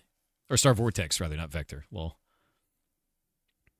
how is the ferret who had the allergic reaction yesterday? You're talking about Nemo. So Nemo is currently on Benadryl, as directed by his veterinarian. And what we're doing is every 12 hours when it comes off, when he comes off of Benadryl, he starts to have the reaction again. We give him more Benadryl. So every 12 hours we have to monitor and then do that. And if it comes to a point where he doesn't have a reaction anymore, then great. But if he has a reaction, we give him Benadryl again. If this lasts for 5 days, we're going to look into giving him steroids to try and fix the problem and looking into seeing if it's a something else. Because it could be anything else. Could be autoimmune related. Could be environmental, but it seems unlikely. It could be related to his surgery because he just had an amputation. They removed one of his limbs. So like it could be related to the healing on that. We don't know. And the vet doesn't know. And it's more of a, well, we've got him basically stable. Let's figure it out. Could he have eaten something? No, it would have passed through his body. Ferrets pass food through themselves within like 4 hours. So like, nope, couldn't be that. It's also not environmental because I had him in here in my office for 12 hours straight. He was totally fine right up until like the very end. And it's like right as his Benadryl ends, this starts to happen. So, yeah. Viewership's going to be reduced because everyone's going to be enraptured in new games. Good. That's great. That's fine with me. Like the way that I feel about it, man, is we are here to showcase cool indies and we keep finding cool indies. That's the whole point. Yeah. So like I'm overjoyed that we're finding so many cool games through this. Overjoyed for it. And this whole thing will be turned into a YouTube video and then that will be put up God, how many days has it been? Which game is this? 1, 2, 3, 4, 5, 6, 7, 8, 9, 10, 11, 12, 13, 14. This will be 14 days from now. Or 12 days from now, because we're doing one video a day, so they can all get like a full day of stuff. Yeah. Viewer thinks we don't game and watch. Dude, fair. 100%. 100%. All right. I'm going to swap this back. We're going to go back to doing some dev work. I got stuff to do. And if the music will play, it won't. It's not doing it. Boop. What a cool game, though, man. What an absolutely fantastic game. Yeah, it's always one of the biggest things to me is I'm always sad to see like an indie studio make something baller, like just absolutely fantastic. And they're like, the only way we can succeed is by giving away a percentage of our game to a publisher or no one's going to know we exist. We can fix that. That's why I want to do in December, man. That's the reason we're doing this. There's no reason that you have to go to a publisher. Publishers can help with other stuff though. But if it's just visibility, there's ways to fix this.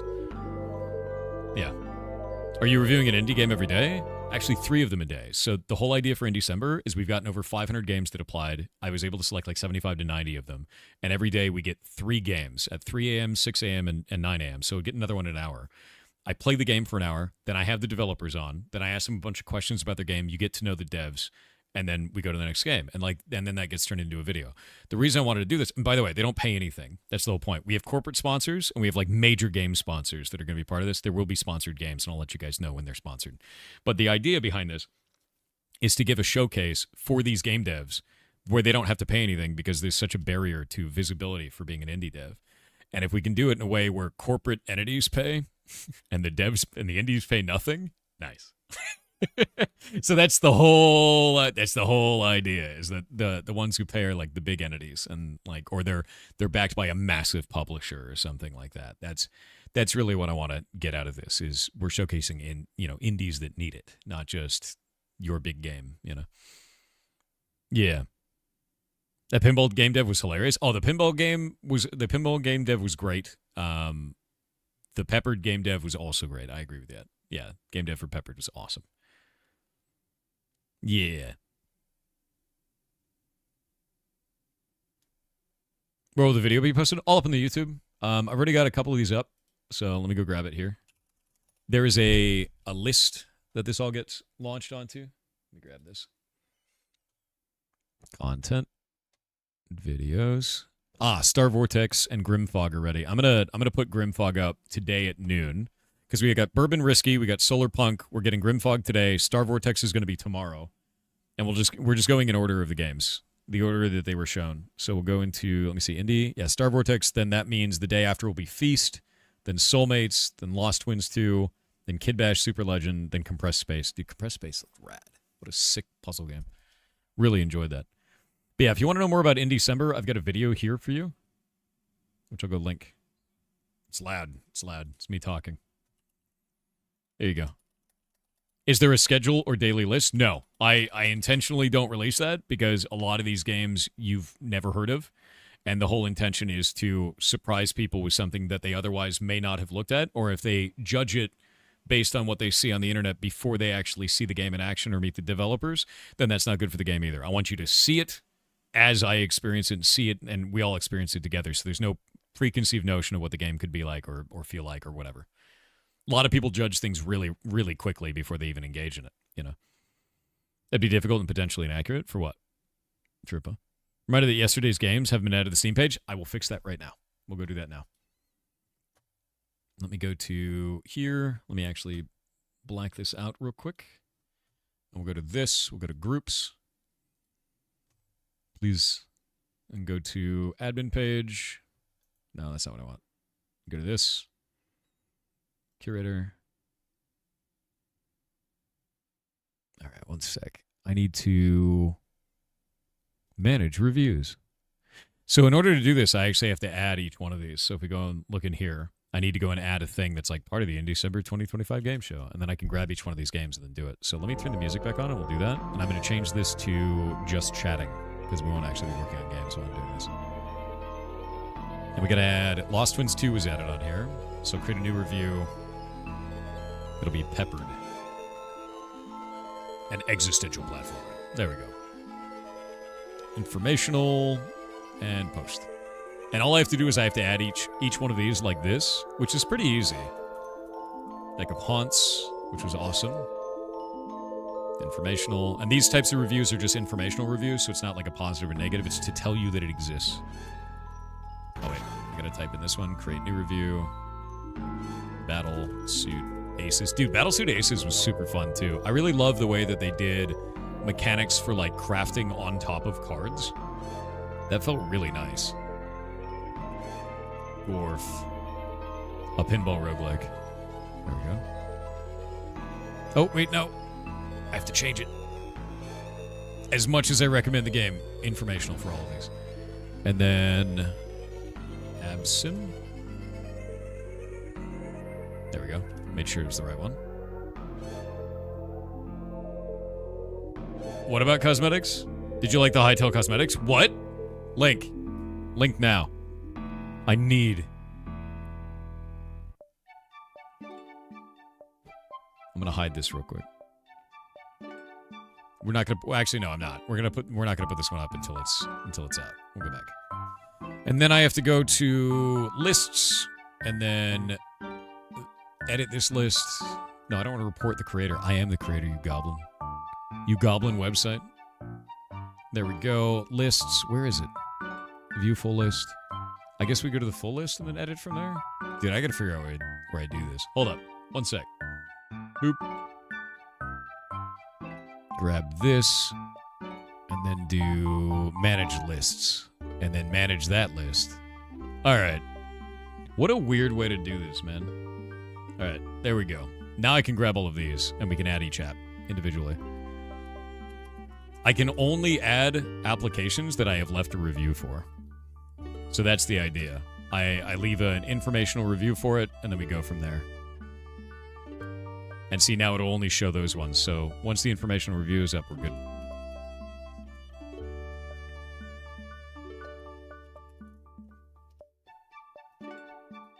There we go. And everything should be up now. I think Kid Bash is in there, Kid Bash is there, and then compress space. Perfect. Save the changes, and then we'll go back out here, lists, and we'll look at view full list. And there we go. So all of them are listed up on this, and when you mouse over them, you can actually see the, like, videos for each one of these games. And there you go. That's the whole deal. You love the cosmetics? God damn. I want to see them. I need to see them in my bones. My bones.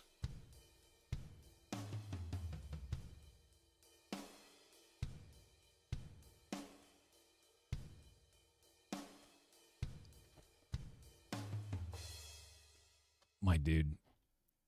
I need to hold up.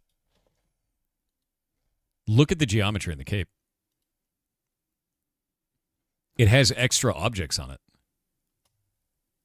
Holy shit. No, that's going to be great, dude. I'm thinking of the stuff we can build, Jake, based on what they have created as cosmetic items. Oh, my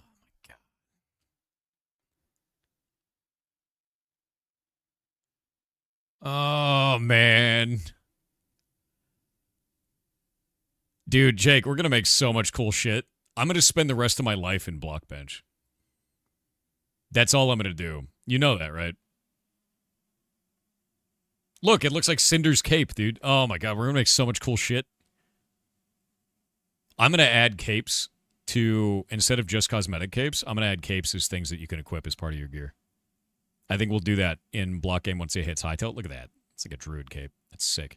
I think what I'll do is I'll add capes and I want to add rings. I want to add earrings. I want to add capes. We'll have like a bunch of stuff like that.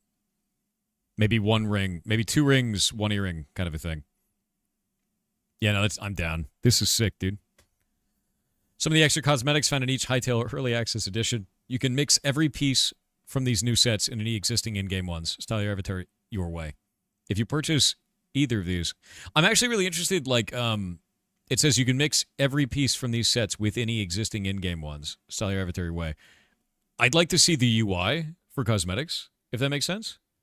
Yeah, like I want to know, can I like wear a piece of gear and then wear the cosmetic over the top of it? Can I recolor the cosmetic? Like I have ideas for this. I'd like to know. Is this Hightail? Yeah, it is. Did they say it wouldn't come out? So Riot canceled the game. And then Simon Hypixel, Lord Hypixel himself, he bought it back from Riot for millions and millions of dollars. And then he immediately rebuilt the team. Everybody who got fired, like a shitload of them came back, and now they're just building the game. And they're going to release it. It actually goes into early access on January 13th. Yeah, I'm very excited. Yeah.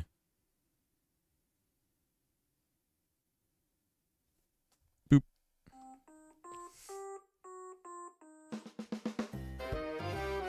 Salvatrode, no, it's not. No. Based on what the veterinary said, it is incredibly unlikely that it's environmental in nature because it's systemic. It is going through, first off, one of his eyes was swollen and his foot, and then the other one of his eyes and his foot.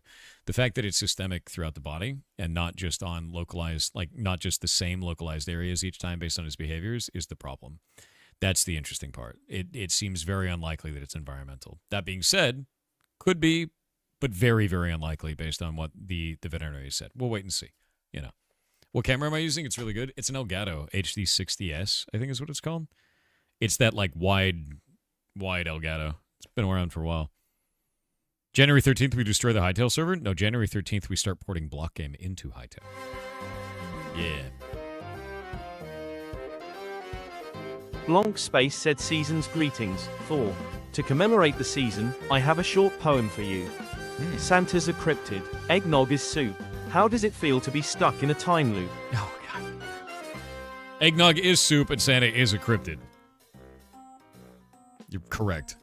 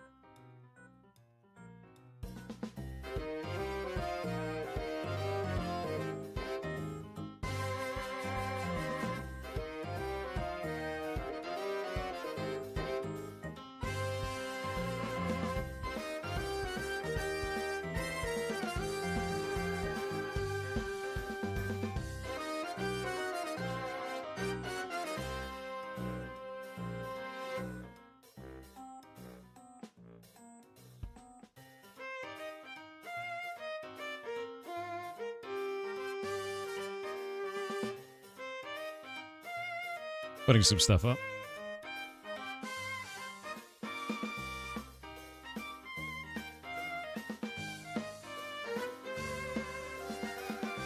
Yeah, I'm going to put some stuff up real quick so people can find all this.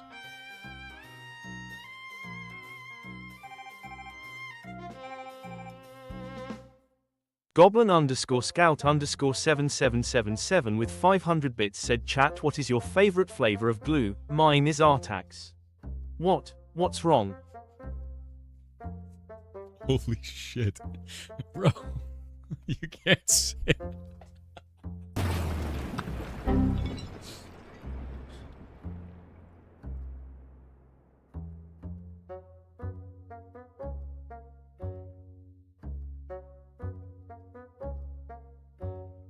That is insane, dude. You can't say that. Oh my god.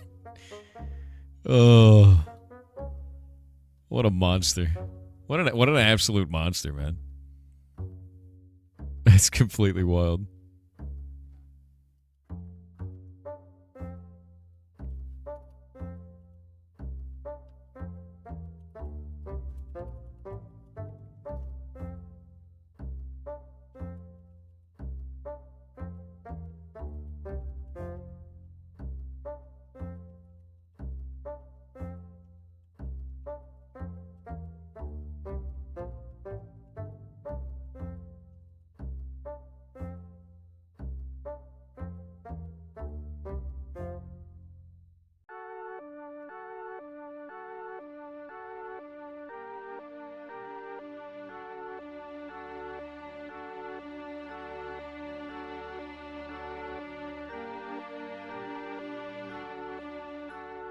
Holy moly. Blue Superman with 20 gifted subs. Thank you very much, man. That is completely nice. Like, thank you. Seriously. You're awesome, man.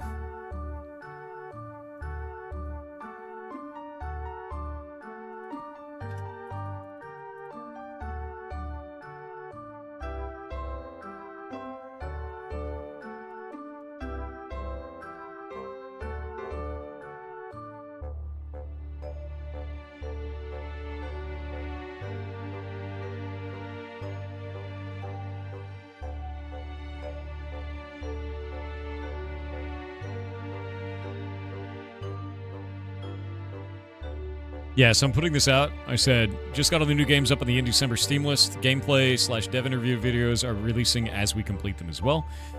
This event has been awesome so far, and we're only 6 days in. And I've got links to the gameplay and interview videos, and then the Steam list for everything. Yeah, this is... I'm having a blast, dude. I love this.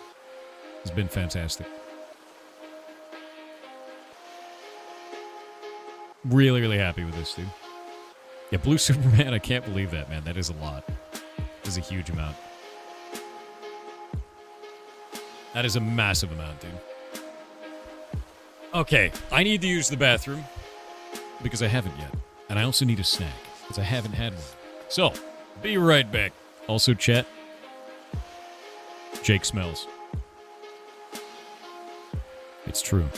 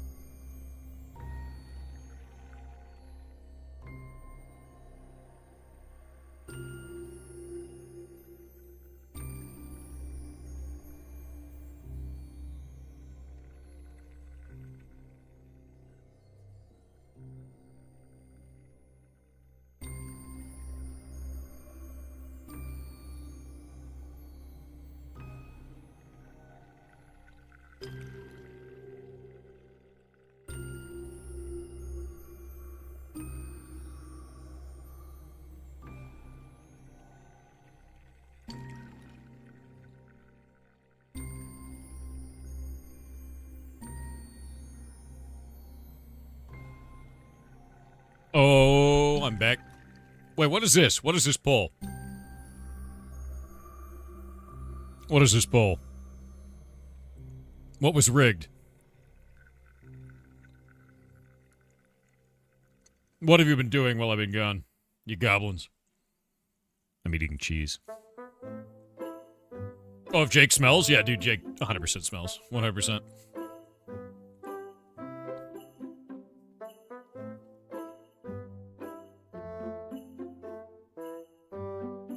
Nemo is back in my office.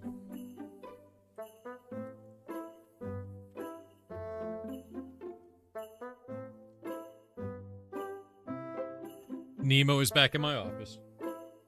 Shay's going to bed, so I get to watch him.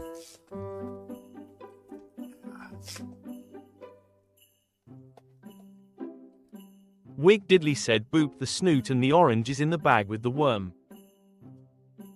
The orange is in the bag with the worm? What, dude? Yeah, Nemo is, he's under strict watch so that, you know, if he has another allergic reaction, I can go immediately.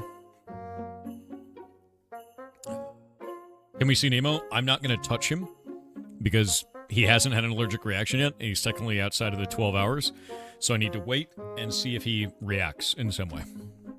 We need to see if it's environmental. So I don't want to touch him because that could contaminate the process. Wait, what? He's having allergic reactions? We don't know why. We're trying to determine cause. Right now it's systemic, so it means that it's on multiple parts of his body, even if he's not interacting with stuff. We don't know what's wrong that's causing this, so we're removing variables and just keeping an eye on him. I'm monitoring by watching him. Yeah. So that's the whole idea there. Shay's going to bed. Shay's been up for 24 hours, which is not the best. So I was like, go the hell to bed, put him in my office. And now he's in my office in a big pop-up cage. They're soft cages. You're saying that you're a variable? Yes, my hands are a variable. Me touching stuff, touching my desk, touching different objects, using things like chapstick that actually has like a scent on it, right? All of that is a potential variable for that. And I want to make sure that I haven't come into contact with something that is causing him to do this. We are removing environmental variables to get rid of this. It is unlikely it's environmental based on what the vet has said, but still marking them out, you know. All kinds of shit. All kinds of shit can cause that. But I have to use this all the time because your lips get chapped and you talk all day, man. When you flap your lips, you chap your lips. What are you doing, little man? You cannot climb. You have one arm. Stop using your teeth. He does this thing where he uses his foot and then pulls and then bites. And then pulls, and then bites, and then pulls, and then bites. And that's how he climbs. Because he's got one arm. Amputations make bodies do weird things. Yeah, we're a little bit worried it's an autoimmune thing, but we don't know. Is he within ant cam range? Not really. No, I'd have to move everything around. He's very cute, though. Yeah, he's using his mouth as a hand, you know? These games have all been badass, man.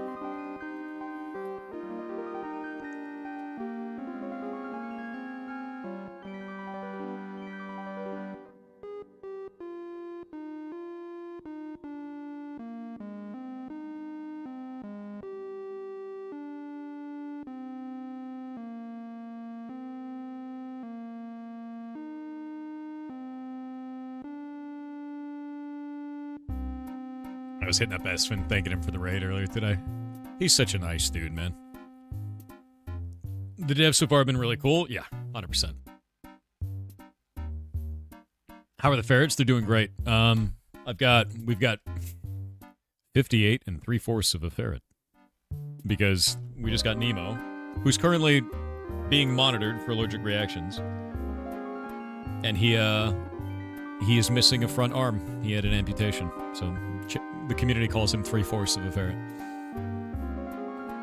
Sleeping Nemo Fado in the ferret chat on Discord? Yeah, no, he's super cute. He's so cute, man. Let me pull this up. I took 2 more patches I didn't tell you about, but we're stable now. There were some annoying oversights. There always are. I mean, like, don't take it too seriously, Jake. It's whatever, right? Like, you'll get there. It won't be a big deal. Everything will be fine. I need to fix some shit because I broke some things. So I'm doing that now.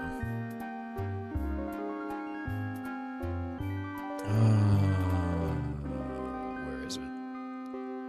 crafting stations. Is it hunting Gerald or Harold? I think it's Gerald. Shit. It is Gerald. F. All right, there we go. 3/4 instead of 3/4 always bothers me. This is America. The hell is a quarter? Is that a fourth or something? That is 3/4.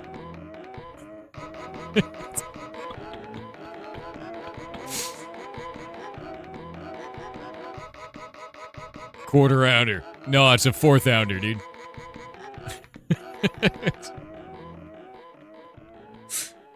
Oh, it's so funny.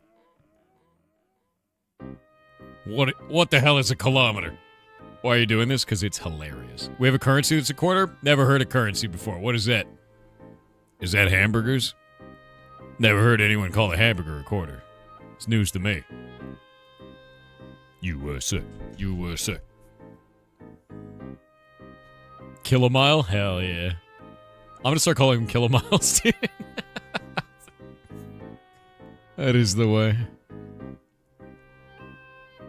USB. USB. Yeah. Hey, if the USA is so good, then why did they make USB? Ridiculous.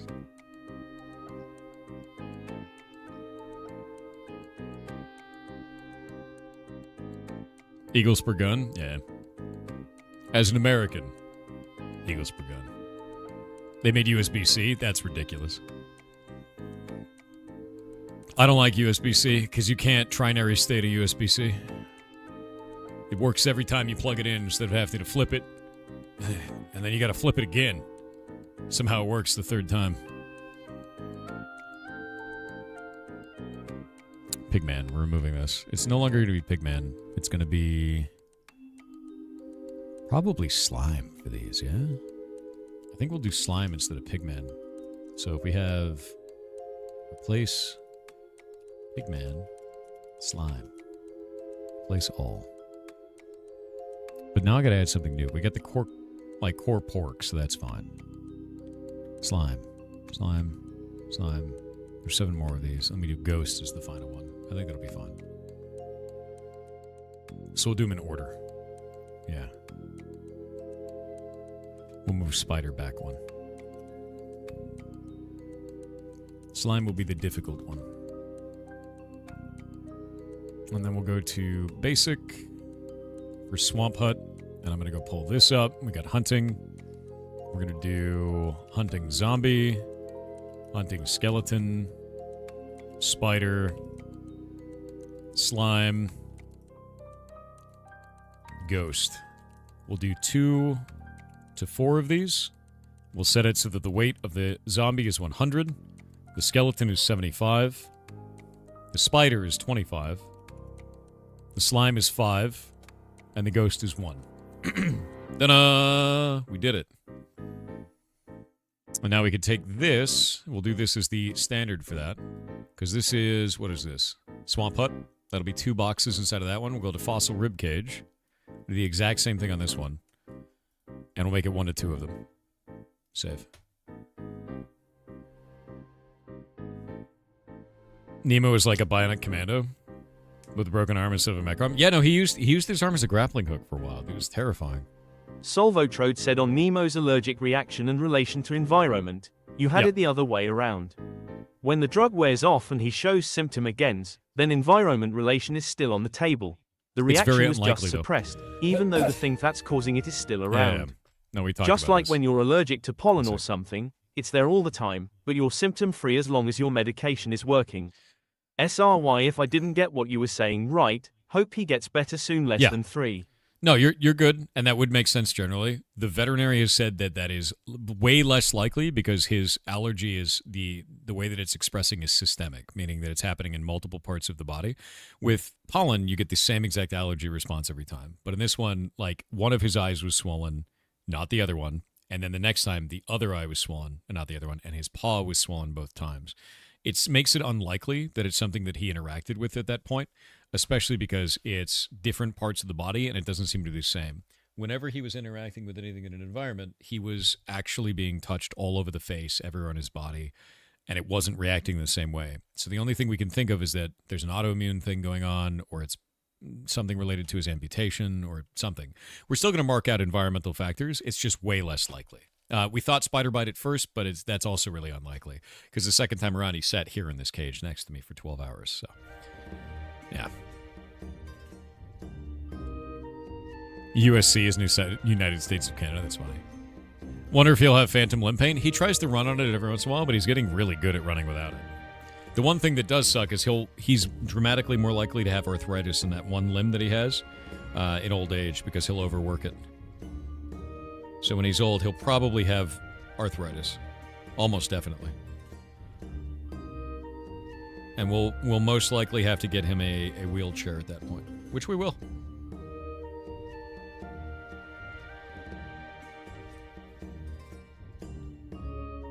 Or he'll slide around the floor like a snake if he rejects the wheelchair, which some of the ferrets do.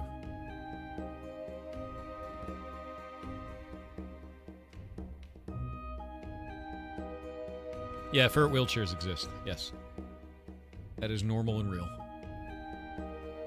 First ferret with a robotic arm? No. Do you have a ferret-based game in development? Nope. No. You kind of want to see a wheelchair for him? Sure. Let me pull it up.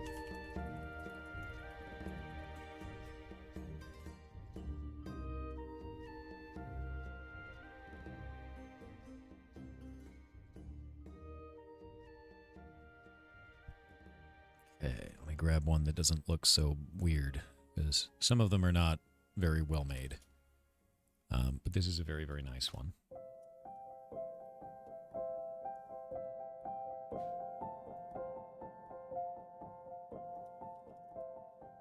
And I'll show you some ferrets with them in a moment.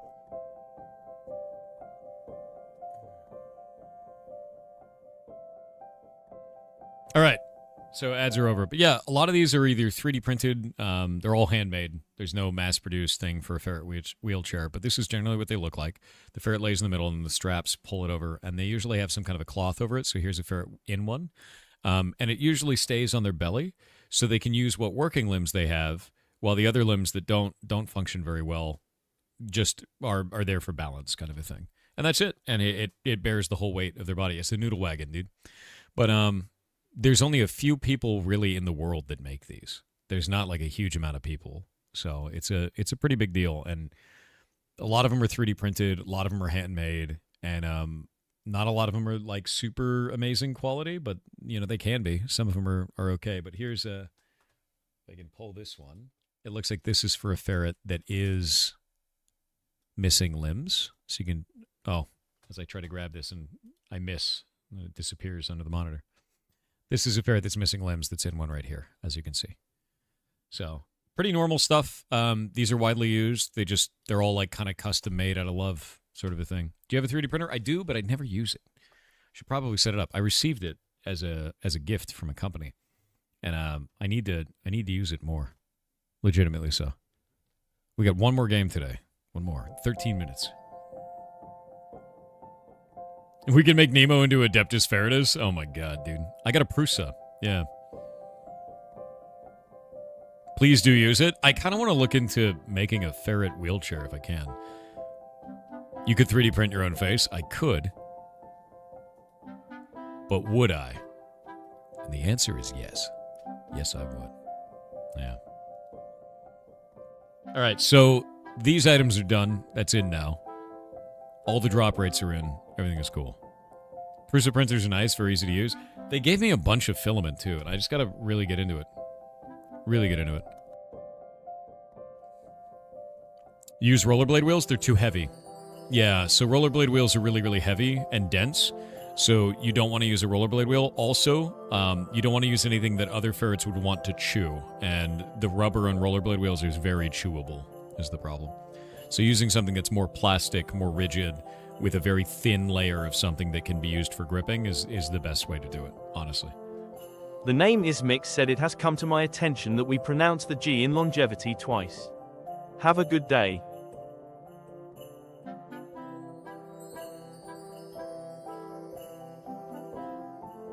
No, we don't. Where?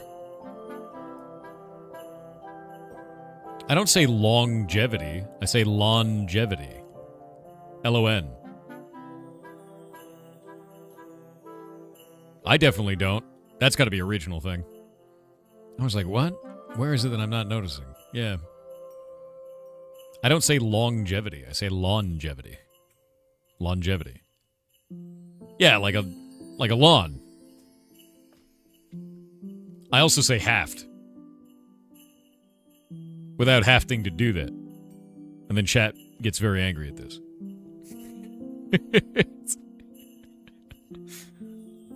Happy to you? I did.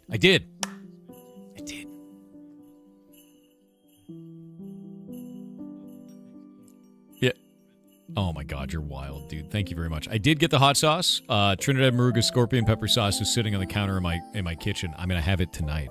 What I'm planning on doing is making a grilled cheese sandwich using a very thin layer of Kewpie mayonnaise. My mouth is watering thinking about this. Very, very sharp cheddar.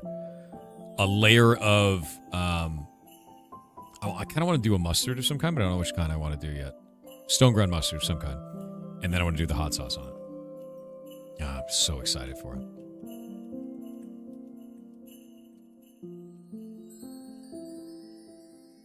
All right, there we go.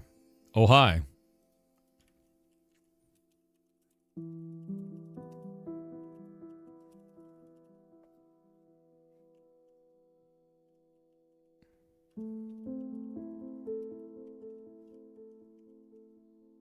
Okay, hunting has now been fixed.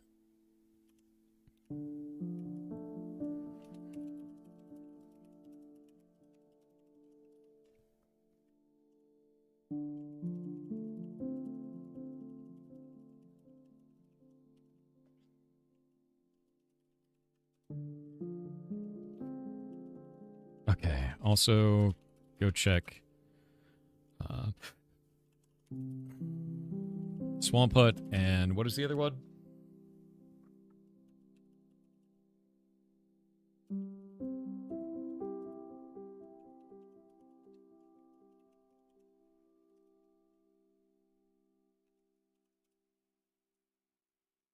Test World. All right, so I've added 2 new POIs. We've got the Bones POI, which is called Fossil Ribcage. This now shows up with random items in it. So you got bone marrow, bone marrow, bone marrow. Where's our zombie skin, dude? There we go. Wriggling flesh, bone marrow, and it'll randomly roll into these. That rolled spider eye. That's 25 out of 206. So 25 out of 206, it'll give one of those items. But it completely rolls randomly on each one of these. So that one did 25 out of 206. This one did 75 out of 206 in terms of the drop rates. This is the same thing, but it's made out of smooth basalt, which is cool because I can change these to make it so that this one merges into this one. So if I warp to, I do my worlds, delete potato, and then we say my worlds create potato, my worlds teleport potato, and we say mince raft locate structure, and what is it called? Fossil ribcage. So now this will actually spawn in the open world inside of World Gen, and it digs itself into the ground like this. So you'll just see something like this. Like players will be like, "What the hell are those bones?" But if you look, some of the blocks at random will be replaced with that smooth basalt, and that has effectively a fossilized version of the same block, and it will give you greater rewards. It only switches over at a rate of 25%, so they don't show up every time. But it is something where a player goes in and goes, "Oh, hey, that's nice," and I want to get that thing, is sort of the idea. And then in the bottom of this, there will always be a chest right there. So you can just find these out in the world now, and they're slightly buried, and they're kind of neat. Yeah. And then on top of this, let me see what else. There's the other one, which is the Swamp Hut. Oop. Swamp Hut. The original Swamp Hunt in Minecraft is kind of dog shit. It's like a weird little wooden box that has a witch inside of it that's just dumb, right? It's not like interesting in any possible way. So what I did instead was I turned it into a kind of a weird horror thing. So if we go into this, you find this, it'll just be out in the world. It digs into the ground as well. It's got some illegal build on it in the form of this ladder. So I made that so it would actually show up like this. You get inside, and it's a meat shack. And we found that mangrove looks like meat. It just looks like meat. So mangrove with the bark on looks like cooking meat, and mangrove with the bark off looks like uncooked meat, which is hilarious, actually. Deeply, deeply hilarious. Wait, the Hot Sauce TTS didn't play sound? Really? Speakerbot. Properties. Try again.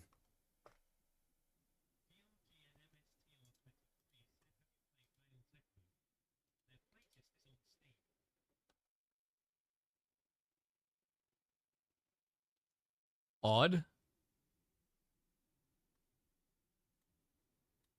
Oh. Let me try it again. I have not played Veil's Echo. I will check out the playtest.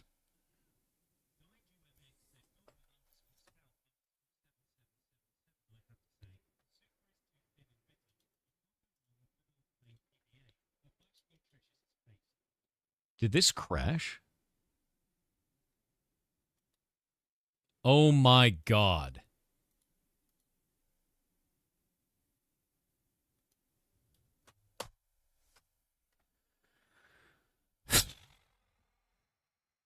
That was under OBS. OBS has crashed.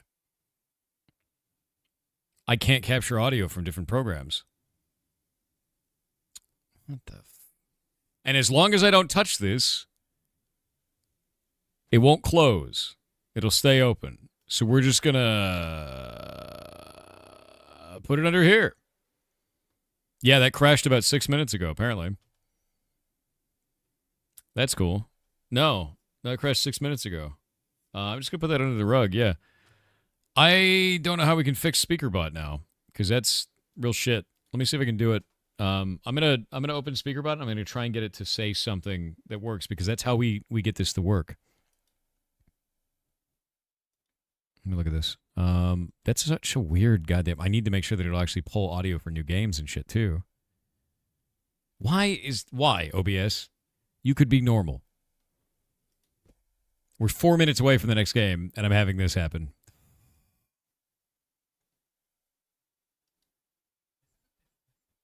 Okay, hold up. SpeakerBot. I need to go into a different UI. There's an audio sources UI here. You guys can still hear me, yeah? Let me change audio game to be Minecraft. We'll see if we can get that to work, number one. Okay, that works. You can hear Minecraft, so that's useful. That's useful and good. Great. Okay, so that works. We'll go to SpeakerBot. I'll change this to, I don't know, search engine. And then I'll change it back to SpeakerBot. And now I'll try this. Okay, that didn't work. I'm going to close SpeakerBot. I'm going to reopen SpeakerBot. Yeah, you're hearing the chimkin. There's a chimkin nearby. Yes. Never met one streamer that had 0 issues with OBS. Yeah, this is a wild one, though, man. It'd be cool if SpeakerBot would open. There we go. I'll go into save settings, speaking options, voice aliases, test. Okay, this in here, SpeakerBot. Put it to the other version of SpeakerBot, hit OK. It's literally just this program. That's the only thing that's broken, so me using SpeakerBot broke it. What the shit, man? Why? One moment. Hold up. Let me see if I can fix this.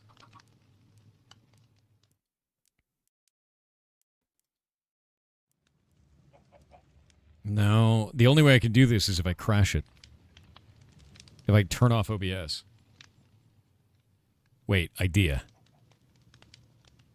What if I do something stupid? I have a dumb idea.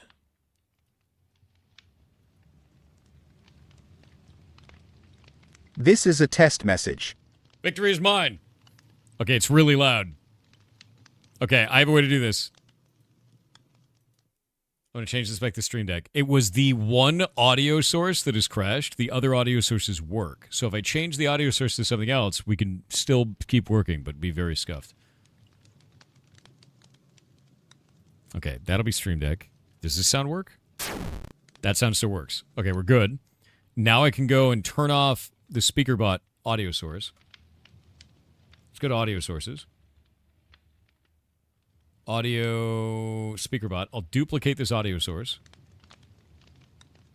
Copy. And then paste, duplicate. We got to duplicate it. Let me duplicate. It's not going to let me duplicate. Why? Why? Okay, hold up. This is at negative 6.1. I'm just going to delete it, dude. Remove audio SpeakerBot. Add source. Application capture beta. Audio SpeakerBot. New one. Okay. And then we'll change that to SpeakerBot. And we'll change it to negative 6.1 decibels. And then we'll try this. Aristotle 2600 with 500 bits said, so wait, if an arm is 1/4 of a ferret, what happens if they lose all 4? Is the essence of their ferretness in their arms? And if so, what do they become when they lose them all? A worm. They become a worm. They're worm-like. Yeah, worm-like is what I would say. All right, I got it working. OBS is still technically crashed, by the way. Yeah, like, this is still up here, and if I hit yes or no, the stream will end. So I'm just not going to hit it. I'm just gonna ignore it. Yeah. So yeah, I'm just going to ignore it. Anyway, let's get ready for the next game, now that I fixed these problems.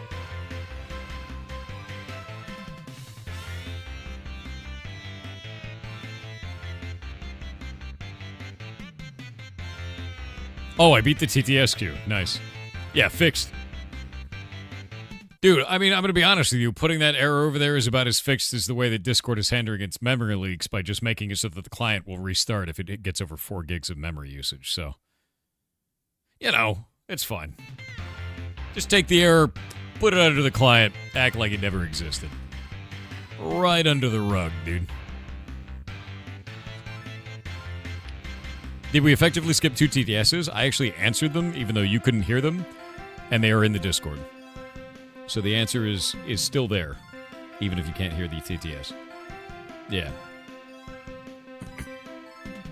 Out of sight, out of memory? Yeah. Okay. The final game of the day. I need to go get it and download it.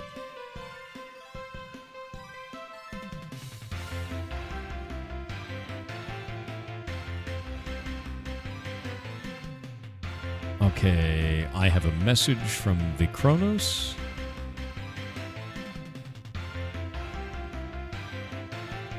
I'm going to install this.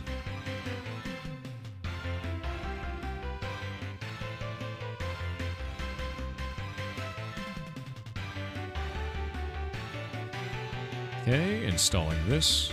Install that. Add to in December. Game is installing now.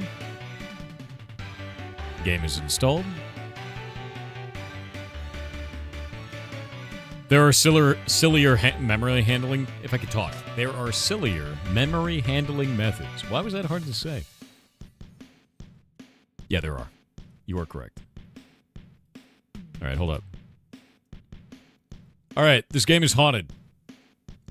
This game is haunted. What is it called?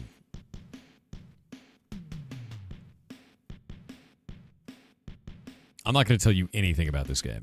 Just that it's haunted.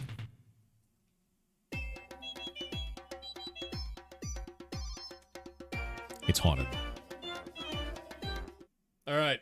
Game's haunted, chat. You ready? The next in December game. is called No Players Online. This is a first-person shooter. Kind of.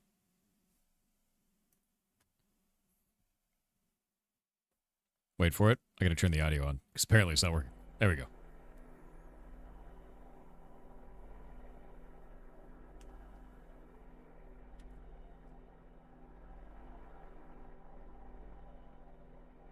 You saw what happened to this one? Exactly why I reached out to them.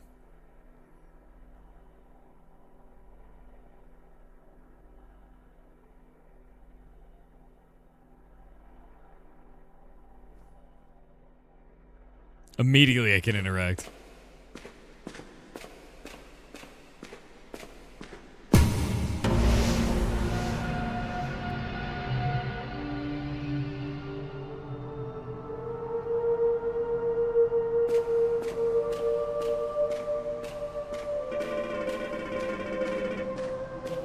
A game buy.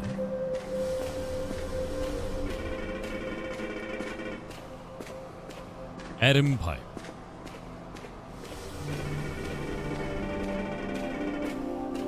Tibau van den Broek. I don't know if I'm saying their names correctly. Devs, I hope you're here.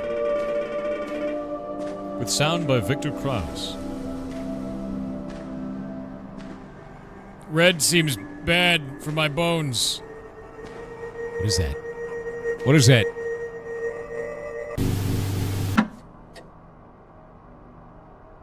That was probably bad for my bones. That seems...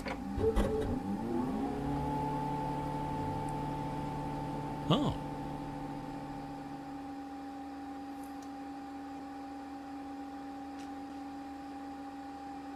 Oh man, look at that 512 megabytes, dude.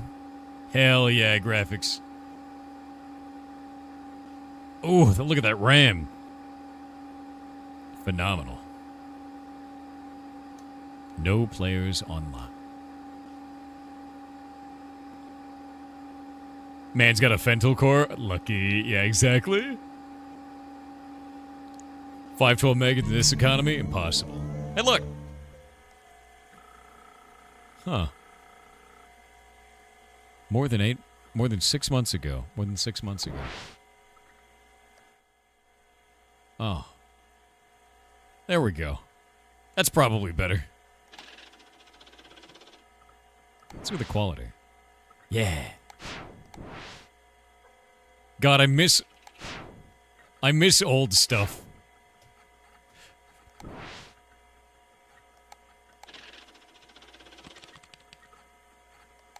Oh crap, you're not supposed to see the password. Darth_Godzilla said if a ferret with no legs is a worm, does that make Nemo the Kwisatz Haderach or Shai Hulud? Yes. I think some of us were hoping he was going to be the Adeptus Mechanicus Omnissiah. I think he would be. What shall I name myself? Oh, I can't. I'm just a guess.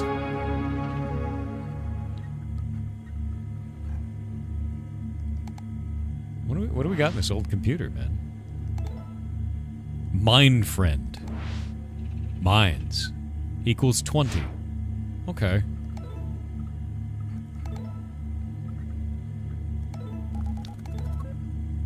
No pictures, huh? Establishing connection to World Eye Connect services over port 4301. We'll leave that connecting. That's going to take a while, based on where we are in time. Oh no, we're just stuck here, aren't we? Nice. Oh, did we do it? Yeah. Welcome back. World Eye user 9974. 13 degrees Celsius. It's cloudy. Game create. Game design board. Feedback and help. Off topic. We need to get into the game. Will I find it? Add friends. No one on the friends list. Audio player. I miss these Winamp skins, dude. That's what I want in my life.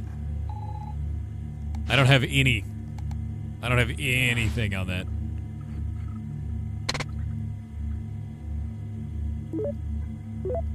Horrifying.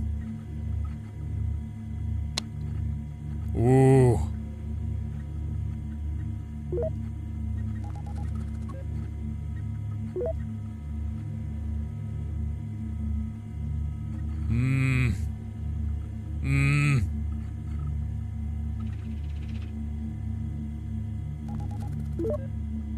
Deep fear. What do you mean incorrect? Below the 3 is safe? But this one has... Oh, you're right, because that one has a 1. That's a horrifying number to see. That is a deeply horrific number. 1, 2... There has to be a 1 here.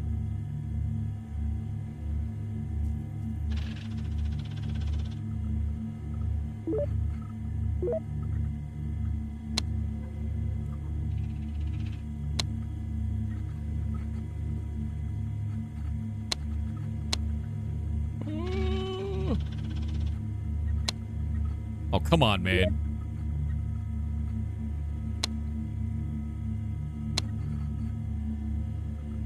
That could be anywhere. This could be anywhere.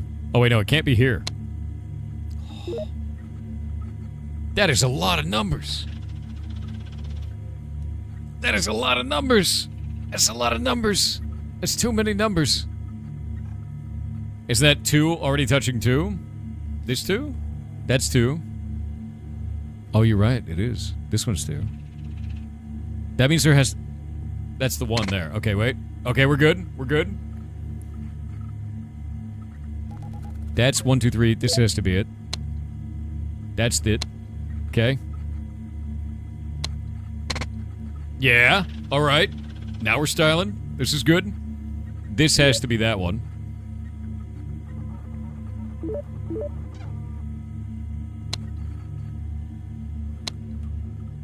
God.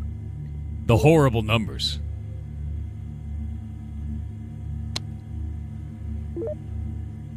Who puts a 5? Disgusting. Insane, actually. This can only have 1, so it's not that one or that one. This has 1, so it's not this one, it's that one. That's a 1. That's a 1. So now we got that. This is the 1, so it's not this one. It's those 2. That's 1. This is 1, 2, 1, 2, 3, 4, 5. It has to be this. 3 is going to be these 3 here. We've got a 1 up there, so it's... Might be that. Hold up. 1, 2, 3, 4. So if it's this one, if it's that one, then this is a lie. So it's not this one.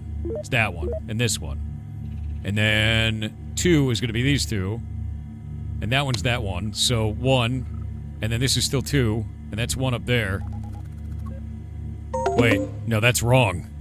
One of these is wrong.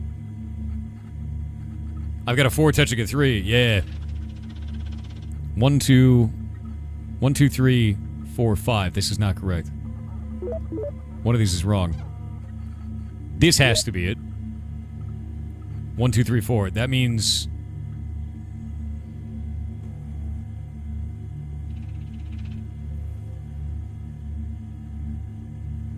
The horror.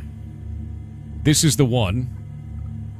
But if this one's a 1, it can't be that one. And it can't be that one. It's this one. Winner! Mind friend. I did it. Alright. I got a chat message. But what is it?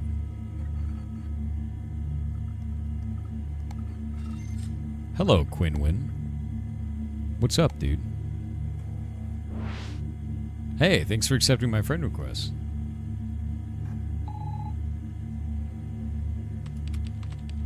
Oh! If I type anything, it comes out as, hey, who are you? Hey, who are you? Oh, I'm Quinn. I saw you online on the forum and decided to add you. Forum? I want to play a game with you. That sounds creepy. I love that you press the buttons and it writes it out. No, not in a creepy way. We have ads. We have to wait for the ads.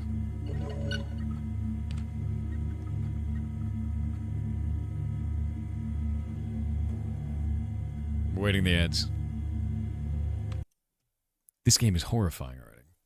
I know there is first-person shooter in it somewhere, but it's so much more than that. The droning is so good. I know, it sounds like Old Machine. Yeah. Is this just multiplayer Minesweeper? It's gonna get weird. It's gonna get weird. It's giving me the beginner's guide vibes? Yeah. Yeah. This on Steam? Yes, it is. It's up at... It is pinned. Pinned comment there. We're going to have the devs on in about 45 minutes. Boop. Ratthor Dax with 500 bits said, I miss old stuff. A quote from some old man. Thanks, man. Wolfran _ with 500 bits said, Yar cheer 500 fun animal fact for the day. There are published peer-reviewed papers of cute cuddly sea otters having forced copulations with seal pups. What? That is not a fun animal fact. That's gross. You're gross. Stop it. That's gross. Animals. Not even once. Why are you like this? I don't need to know about nature. Nature is horrifying. Nature terrifies me. I like nature when it's real weird. Like moose get eaten by orcas. That's true. It's one of their predators. Yeah. That's real and weird. Yeah, that's real, actually, yeah.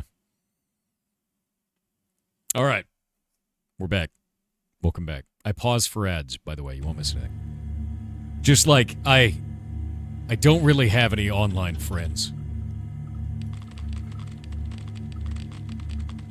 Okay, so what game do you want to play?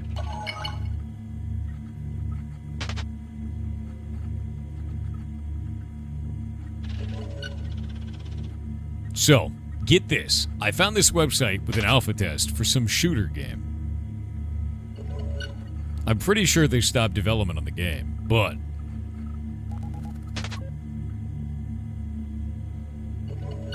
the download link is still up, so we can play it. So it's just a simple shooter game?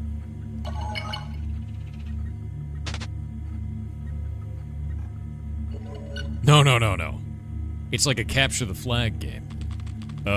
Sure. Where can I get the game? Man, I love getting wares. And then getting a great 90s virus on my machine, dude. I'll send the link.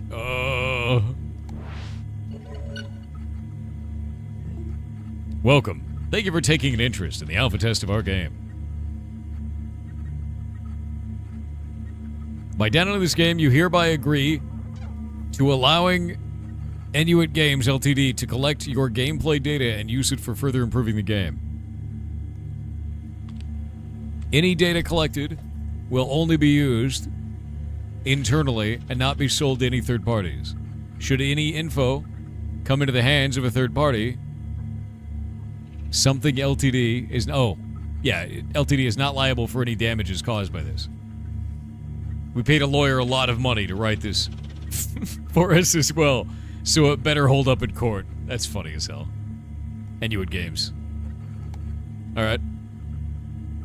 532 kilobytes, it's massive, dude.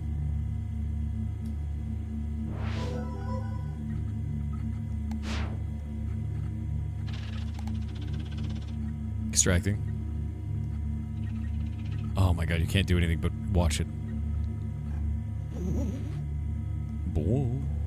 Just make a room and I'll join you. Alright. Read me. Thank you for downloading the alpha version. Don't forget to leave feedback on the forum. Note, servers may be unstable. Let us know if you're having trouble connecting to a host. Manifest. Packages. Bin.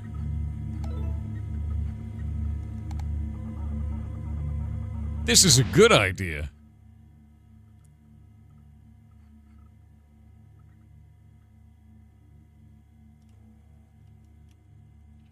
Create room. Set room size. Okay. Set room name. What do we name it? What do we name it, Chet? It's definitely not how you get a virus, dude. Name it Butts. What? I was naming it Butts, but one to the right. Set map. Okay. We've started the room.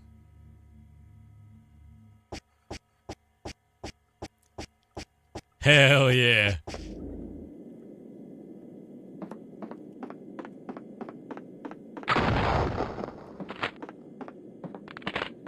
Sick. Look at that animation.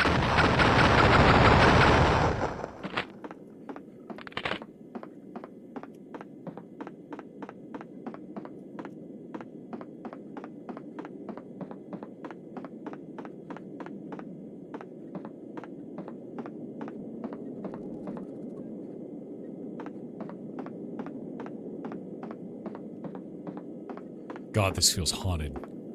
This feels so haunted. Like, something about it makes me feel gross.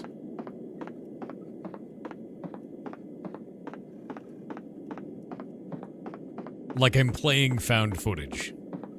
You know?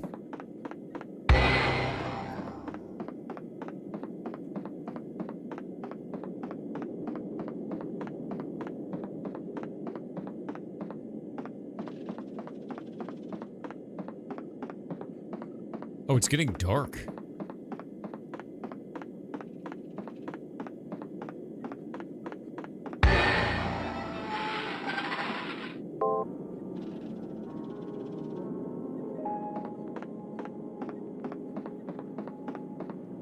Wait, what?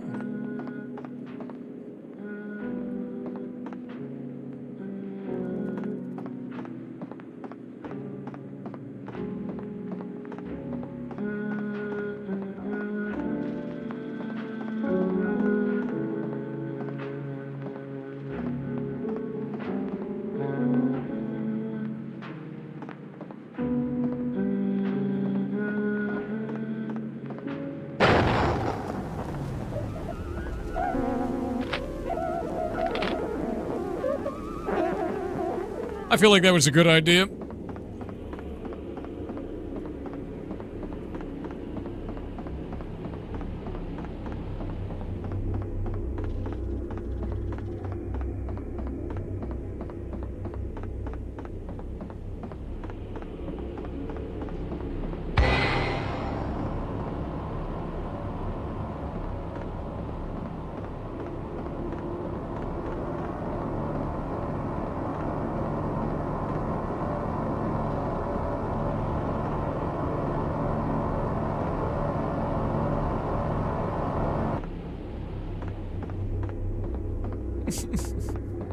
That's probably fine. Yeah, it's fine. It's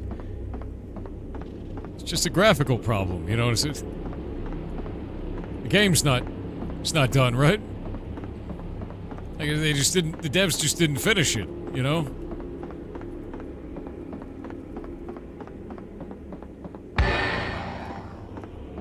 Wait. Right?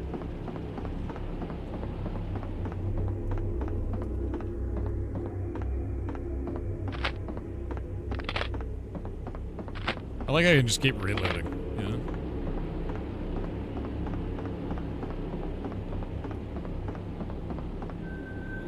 Oh. What is happening?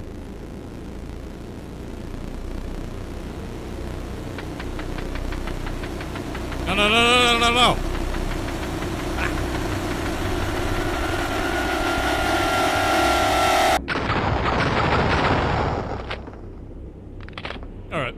That's fine. That's fine. That's probably fine. That's just, you know, it's another bug. That's probably just another. It's probably just another bug. You know, like. That's all. There's a lot of bugs. You know what I mean?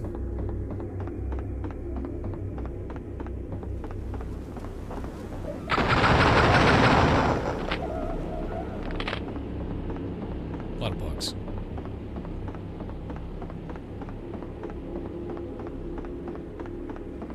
No! You come back! Come back!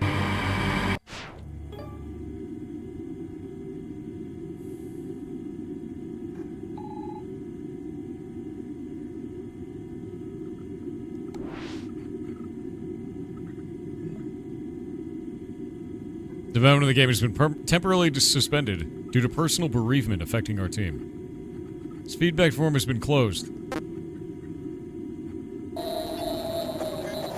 Don't do that. Stop that. Stop that at once. No. God, there's so many bugs. Sentimental, sentimental, sentimental.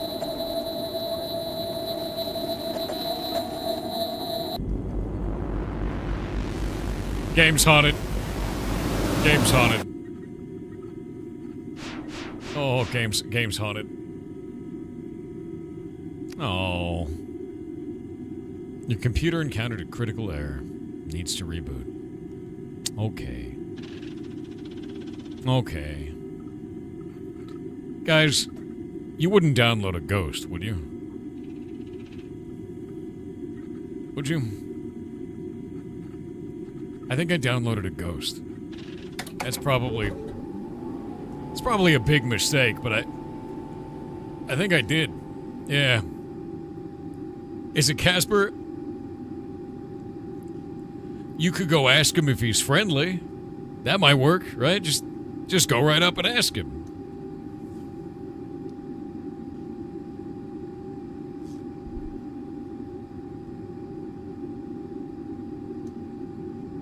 Yeah, the Fentil core processor, dude. Wait, did it say I had more RAM? Wait, did my specs change? Wait, what's happening?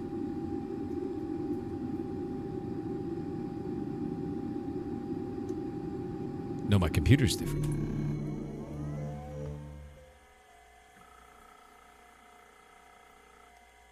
Oh, no! No! No, my guest. My guest. It's gone. SIT TNI? Sent IMEN T. It's just sentimental.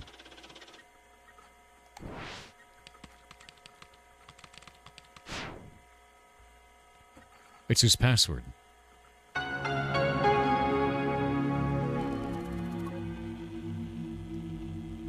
Is it his ghost? Soul transfer dev? Infuse tab usage instructions. Place the vessel game in the middle slot. Place a fitting stone in the correct slot. Press infuse. Soul essence from the stone will be infused into the vessel game. Opening the game immediately will allow the souls to do whatever they want with it. It's best to open game through editor and implement mechanics manually. Requires sigil star inserted at port 01 with pentastar version 0.3 or higher.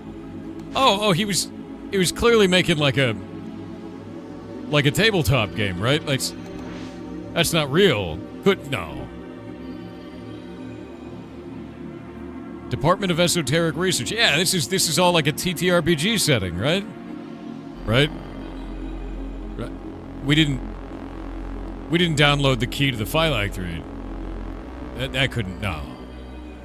This copy is intended for research purposes only. Do not distribute. Usage instruction. Generate host. Add 2 games as sources. Press transfer soul. If games have similar enough souls, they will be combined. Requires sigil star inserted at port 01 with pentastar version 0.3 or higher. Changelog.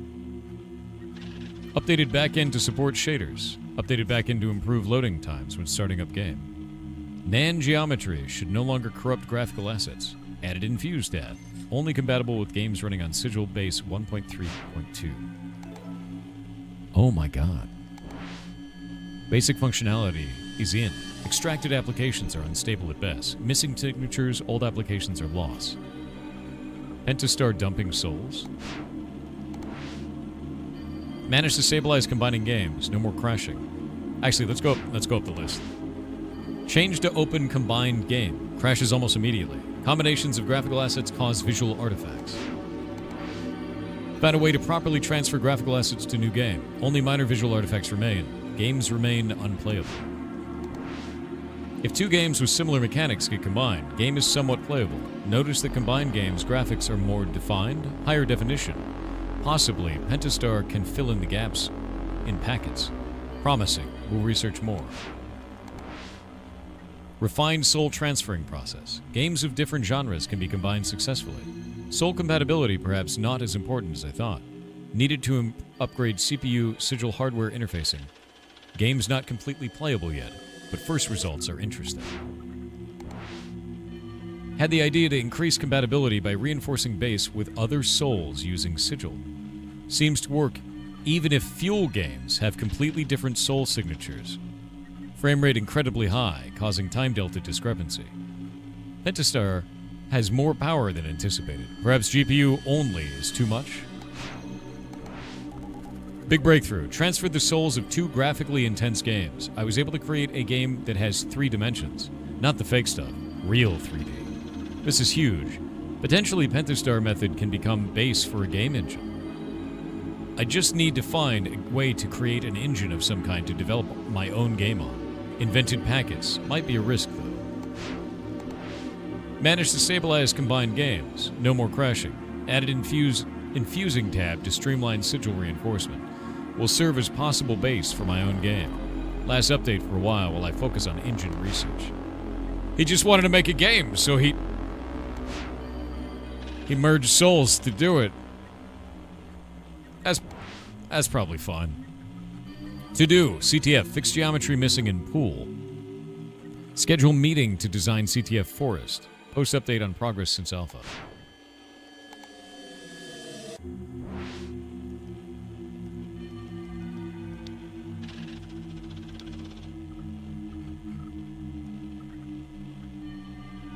Wait, they're friends with Quinn.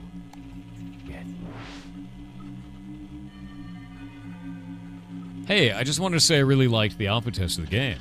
Glad to hear that. If you discover any bugs, feel free to let me know. Hey John, how's development of the game going?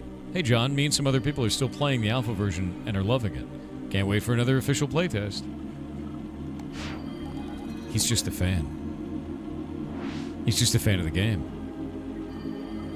Hey John, it's Winston H. Richmond from howtowinston.richmond.org. I played your game and I'm beyond impressed. Inuit's engine is miles ahead of the competition. 3D graphics, I mean, wow, just wow. Let's sit down sometime in the future and talk about working together. I'm available this Friday. I'm also available this Friday. Hey John, just checking back in with you. Maybe you missed my last message. Would love to talk about what we can do for each other. Hey John, I'll be out of the office for the foreseeable future. Some government issues. For some reason, they're convinced I'm evading taxes. For some reason. Inuit Sabine. Any progress on the no-clip bug? No, it's incredibly hard to replicate. I'll check around and see if anyone recorded a video. Don't worry about it. Just move on to other stuff if you can't replicate it. Alright. The concept art for the forest map should almost be done. Perfect. I'll get a meeting set up with the designers so we can start on that map. Thank you. This is all normal. This is normal stuff, right? Everything here seems pretty normal. Yeah, it's normal. Really liked the alpha test, John. When you told me you'd do 3D graphics, I gotta be honest, I didn't believe you. I told you I could do it. You should stop doubting me so much. I'm sorry. Any plans for release? Not too sure yet. We've gotten some good feedback from this alpha test.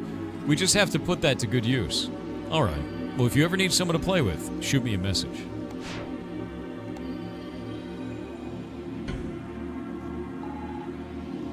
Deleted user.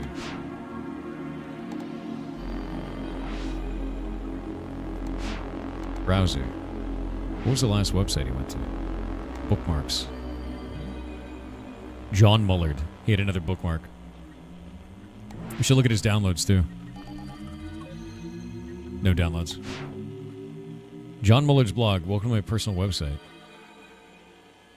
I'm setting up this blog to post updates about my work. Expect mostly in-progress screenshots and ramblings on games I'm working on. For probably few who ran into this blog don't know me, here's a little introduction. I'm John. During the day, I'm a student, but at night I work on little hobby game projects. I'm doing this for almost about half a year now, so my game design skills are not great yet. Luckily, my studies are helping me with the coding part of it. I saw a lot of people starting blogs for this type of thing, so here's mine. I'll probably update sporadically when I'm cooking up a game, so please bookmark this blog and give it a look every now and then. Speak soon. There's a ton in here. There's a ton in here. Wait.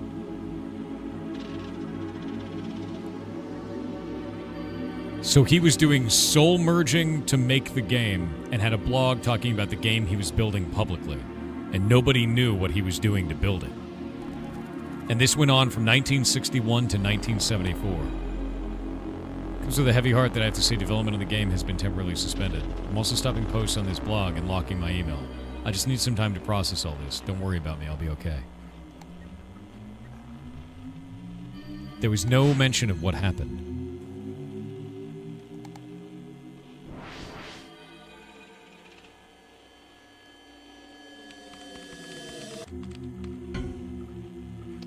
John Dev is not, his password is not sentimental. What on Notepad? Can we open Notepad and find anything? No. Jesus. The man's a genius with Mindfriend. I don't play Minesweeper, dude. Oh wait, we didn't go through this. I went through these. Created a game today that behaved unlike any I've seen before. The gameplay was much more abstract than usual. These two random games that have no story at all suddenly have a story to tell me. Highly unusual, possibly dangerous. Are the souls trying to communicate? Continued playing the aforementioned game and it transformed into a stone. The game crashed, and the icon transformed into a stone right in front of my eyes. I'll do more research on this stone, but it seems very stable. Combined games are always inconsistent and full of glitches, but this stone is calm. I could potentially use it to build my own engine on? Maybe I'm getting ahead of myself. These stones, before, I only assumed they contained the souls of the original games, but it's much more than that. I think it's their pure essence. I can see the souls perfectly trapped inside the stones, and their mechanics too. That's not good. That's not good. Yeah. Soul transfer, don't worry about it. It's definitely just the TTRPG setting. It's fine. It's fine. This is all fake. Don't worry about it. Created a rudimentary version of what will be the Infuse tab. I infused the stone into a simple game I made. It's unbelievable. I loaded up the game and it had all the stone's mechanics, randomly placed throughout the game. It's as if these souls created their own gameplay. Played around with more of the soul essence. It's terrifying what it can do. We'll need to find a way to intercept the souls before they alter the game if I want to create the game myself. Finished the custom engine and connected it to the Infuse tab. I'm now able to intercept the souls before they get their hands, ? On my game. With the editor, I can use the soul's mechanics however I please. Further research showed me that using the engine to intercept the souls and their mechanics destroys the souls in the process.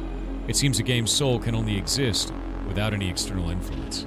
The mechanics and visuals remain mine to use, though, which is the most important part.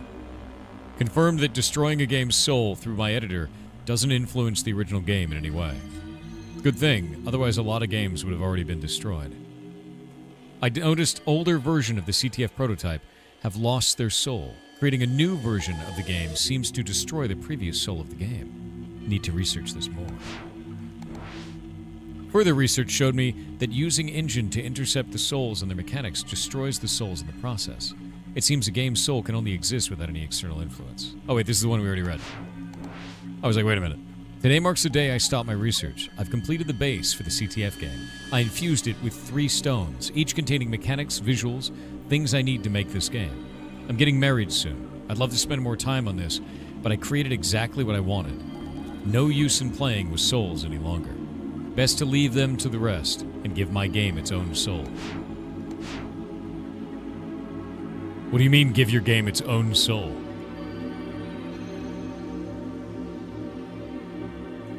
What does that mean?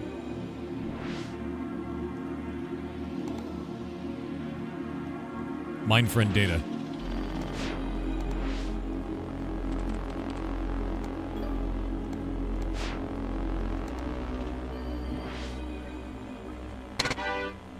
Winner!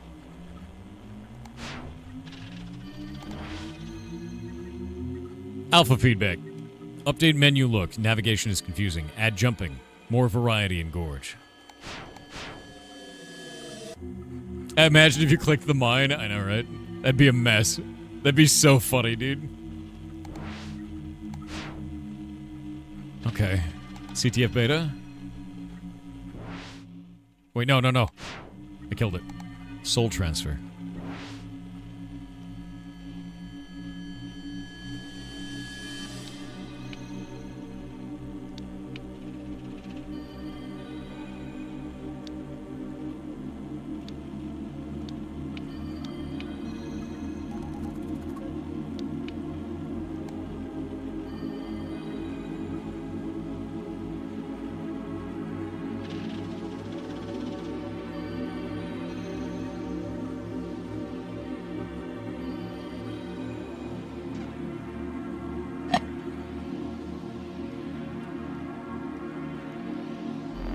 We need more.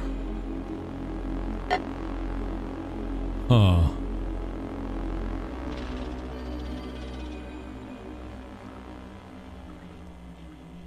Oh, he just put a... Yeah, it's just capture on it.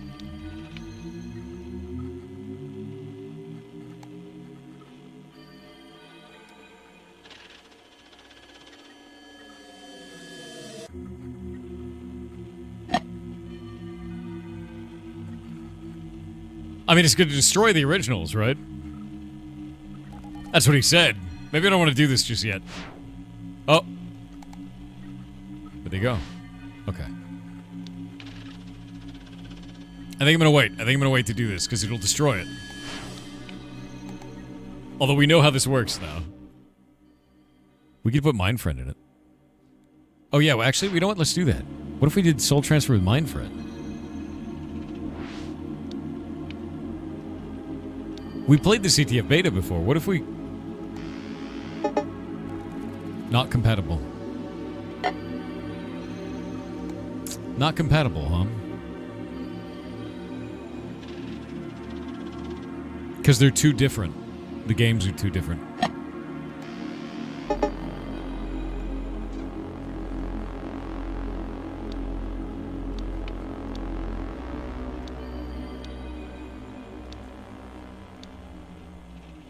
Idea. We can go into the browser. Not in downloads, but in bookmarks. We can go to John Mullard. I think he had a section where he was talking about games. Clock game download. Clock MV1. There we go. I'm going to download his games, and I'm going to merge them. Using the soul thing.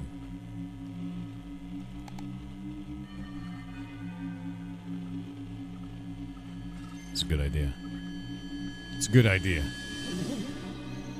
Okay, I'm grabbing all of his games first. Just to see. Just gonna grab every game he has.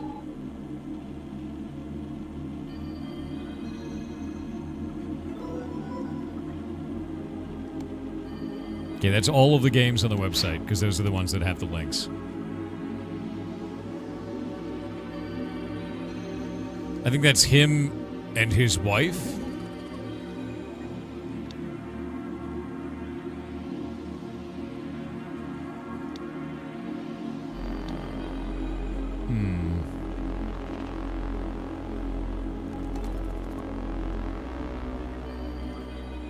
You can see that it has a soul. Let's play Look at the Time. Just to see what it does. We've never played this. What?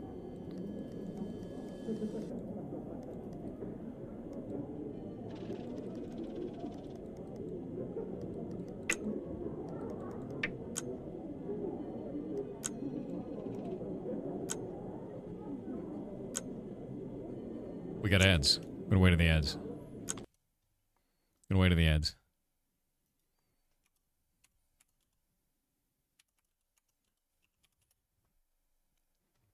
One of the things that I did notice in there that I want to check in my browser was there was a IP address. So I'm going to check that real fast.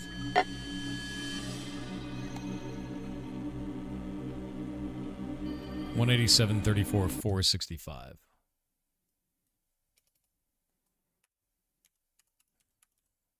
Excuse me. There we go. 465.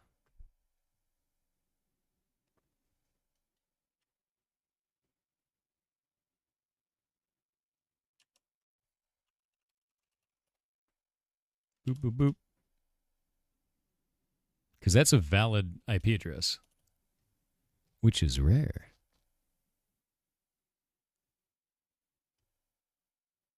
Interesting. Where's the 187 for that? Let me see.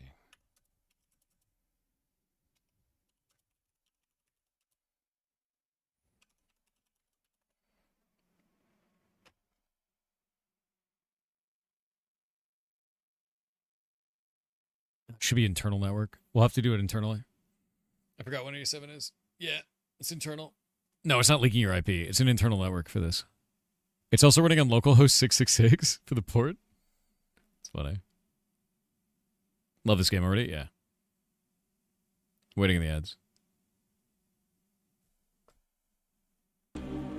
Boop, boop, boop. Alright. We'll just wait. I have the other game to look at as well.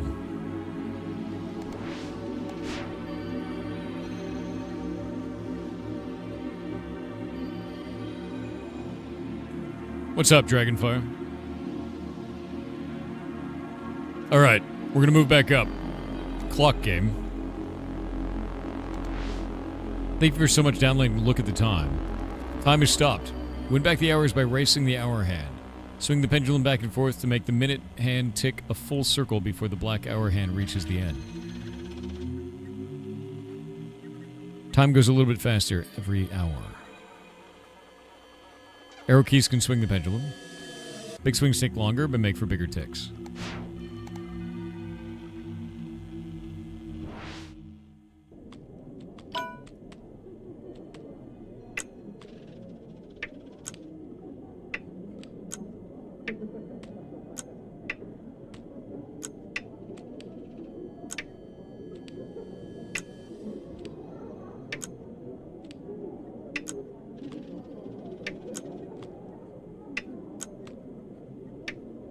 I like that. That's what an interesting way to do this. It's showing you the level.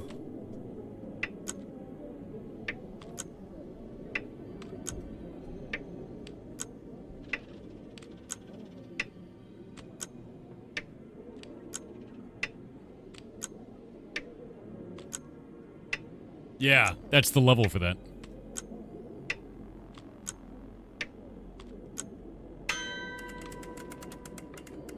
It's not actually a clock. I'm controlling the ticking. It's you're basically beating the second hand with the minute hand. And the idea is that you have to beat it before it reaches the end, and it moves faster and faster.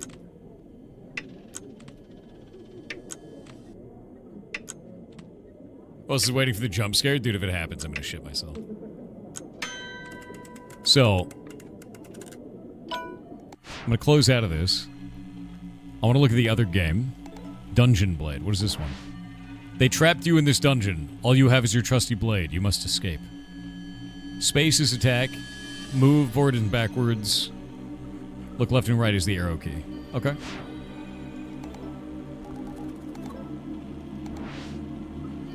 Bat sprite. Cultist sprite. Skeleton. It's got a bunch of levels. Level unused.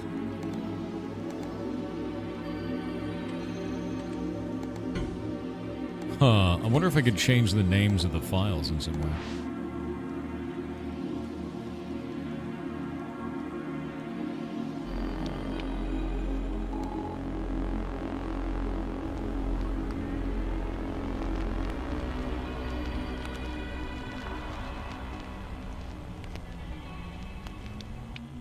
kind of sick. Alright.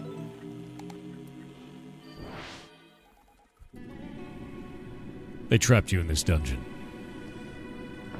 All you have is your sword. Okay, that's cool. Like real 3D, yeah.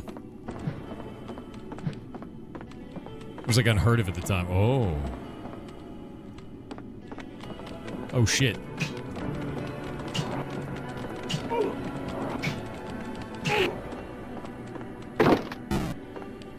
Alright.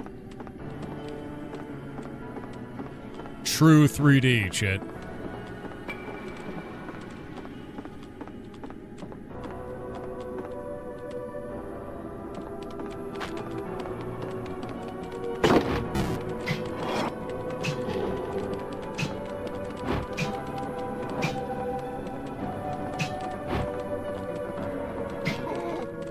Victory's mine.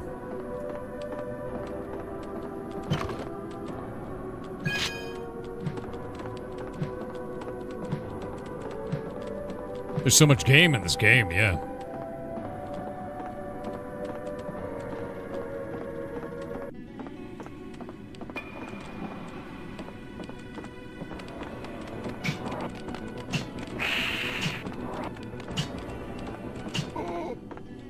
Got him.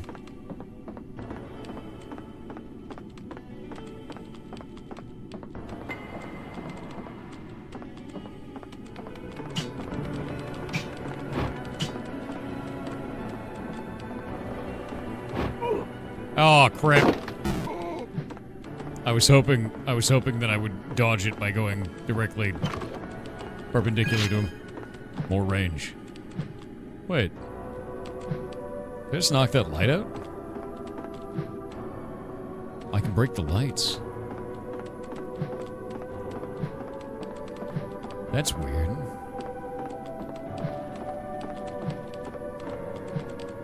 Huh.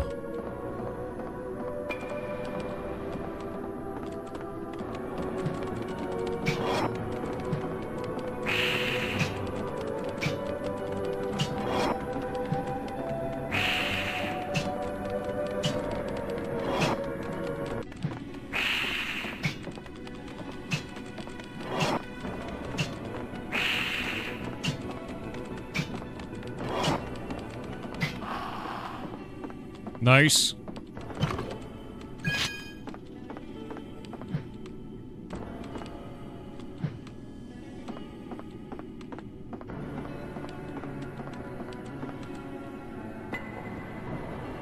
Did I escape? No, not yet.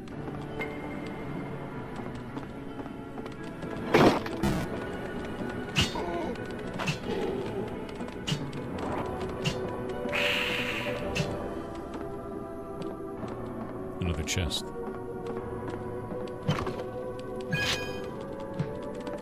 Nice. You playing a game in a game? No, I'm using my computer to play a video game that I downloaded on the internet after logging in as a guy who's probably dead and definitely uses souls to make video games. It's not weird. It's like normal 90s shit, dude. It's fine. Yeah, it's normal. Yeah. He's definitely not like dead and in the video game. All right.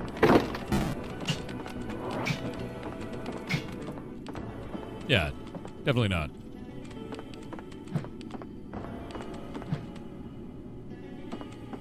Yeah.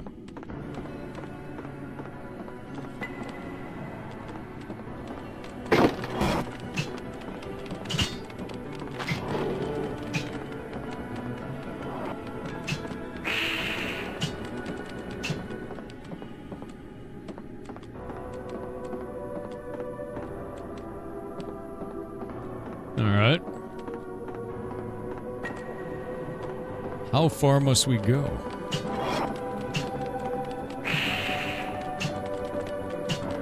What kind of a game would we declare this? A nested game, yeah.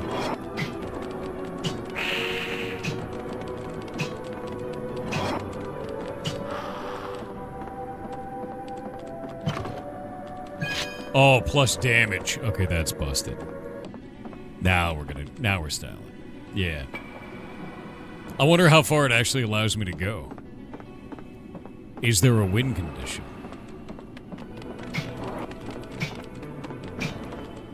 Like, is there a win condition, or can I just go forever? Matryoshka game? A little bit.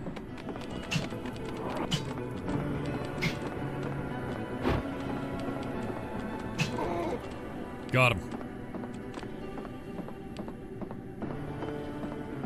Dungeon Blade is weirdly engaging. That's because old games were good.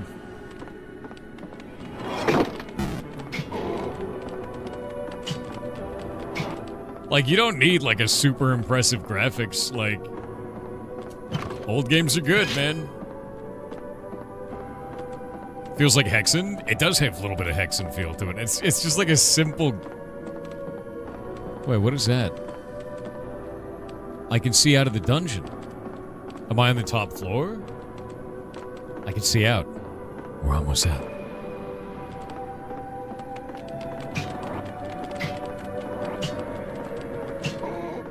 Alright. Texture bug? I don't think so. I think we can leave. I think this is our chance. Thinking more like Wolfenstein 3D. Yeah, I mean, it's funny because like, there's games that were like this at the time, like Eye of the Beholder. But they used that fake 3D, which is, it's 2D grids where you had transition sequences between every environment. And would just play that. But this is true 3D, as he was talking about inside of his logs. Wait, no, we are out. I was right. You successfully escaped the dungeon. Enjoy your freedom. For now. Alright, well, that game doesn't have a soul. Does it? Maybe it does. Hold up. Let's run soul transfer. Oh, it does have a soul. It's red.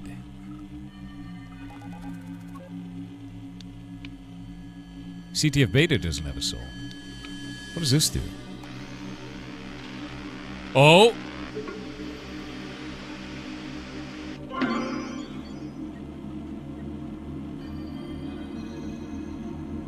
Oh god, what have I done?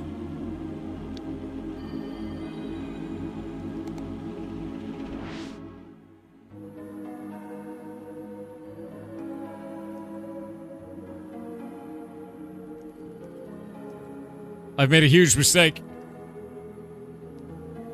It's an unplayable game. Chat, what have I done?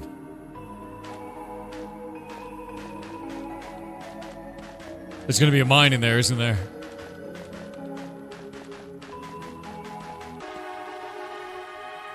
Maybe it's playable. Wait. Oh, there we go.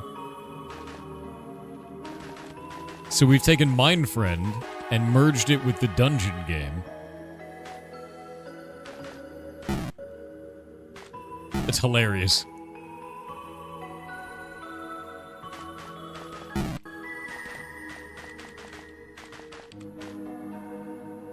This is actually really difficult.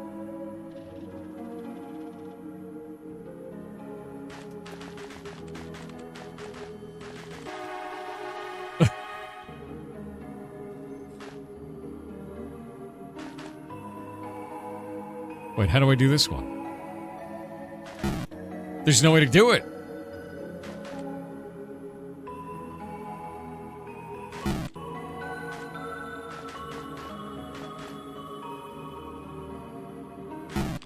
Oh, okay.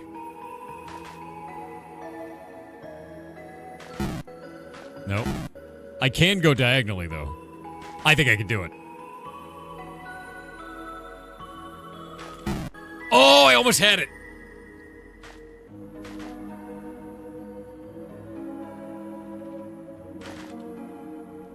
God.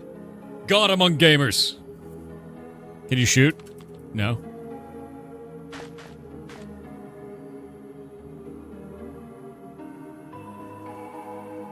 Flag the mines? I can't. Yeah, flagging them doesn't do anything.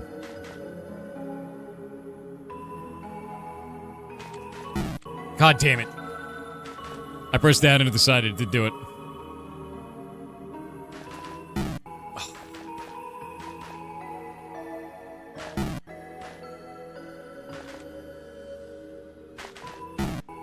I'm getting used to it now.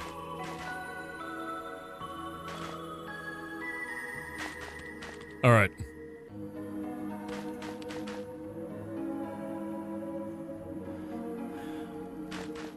Okay.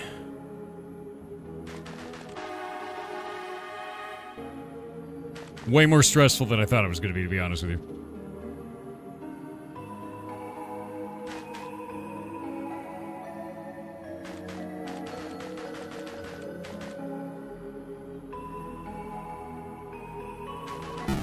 Shit.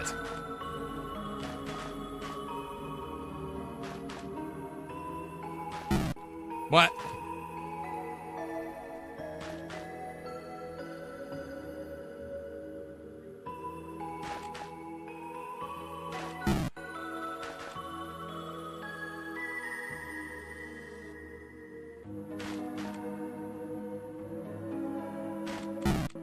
I'm not doing it fast enough. It like locks up. It's kind of funny because I'm trying to do.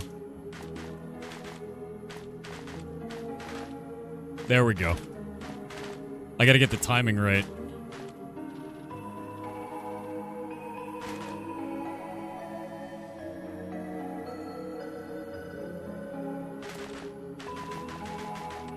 All right.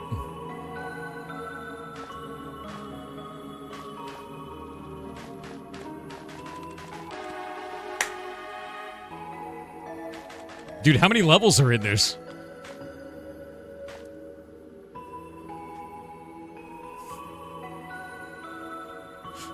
This is getting... This has become pain.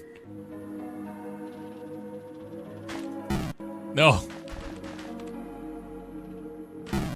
No.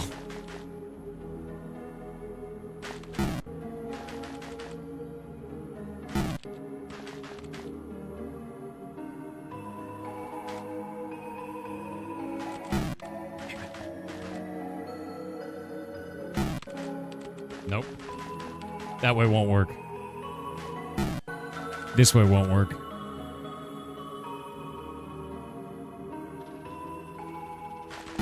Oh, so close. Nope.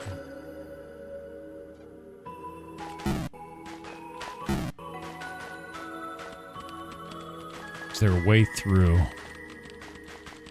There isn't.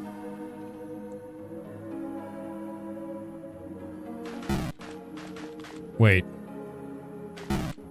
There's a way. Hold up. I was trying to see if I could squeeze between them. It looks like you can't. Yeah. I think I might wait a little bit longer for a specific lineup. These two are always exactly the same. Yeah, they're always exactly the same. This may be unbeatable for this one. Legitimately. Yeah.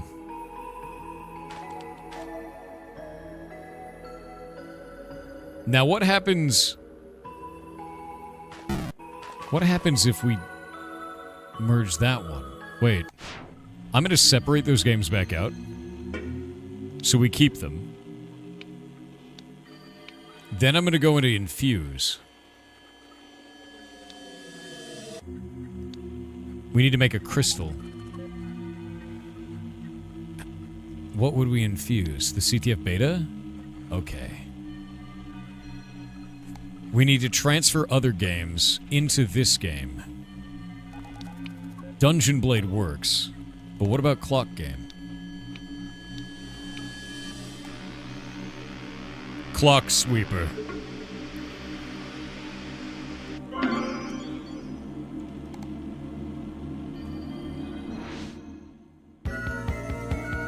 Oh, crap.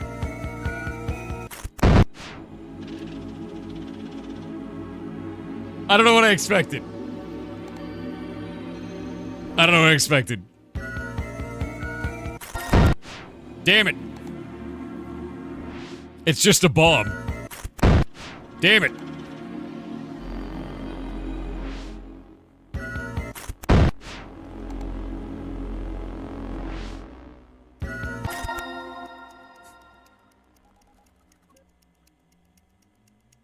We cool? That's the whole game. All right. Okay. Okay. That's insane. What if we... Oh, wait. Let's grab Mind Friend. I'm just going to move all these onto my desktop. And we can take... What about Dungeon Clock? Okay, those don't work. I need more games. Let's go to the internet. It's probably fine. All this is probably fine, you know? Right? Can you merge something with the audio player? Actually, let's find out. If I open Soul Transfer, it has to have a soul, right? Not every game, or not every program has a soul. It has to have... See how this has souls? Like, those have souls. So, like, this is red, that one's green. This one will merge with any of the colors. But this one merges only with green, this one merges only with red. If we go to the Infuse... We can't put anything there. The Vessel is the CTF beta. What if we just... You know? What if we just...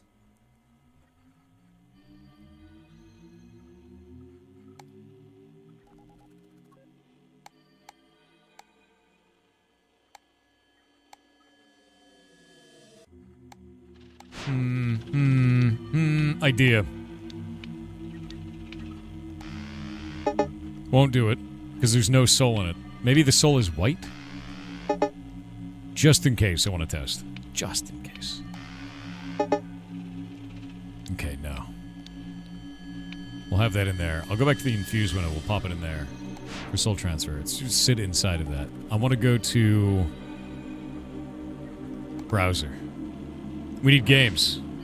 It lacks a soul like other programs. Yeah, exactly.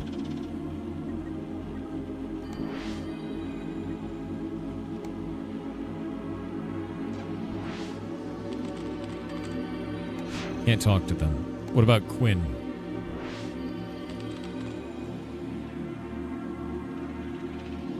A sign-in was detected on a different device. Please log in again to view newer messages.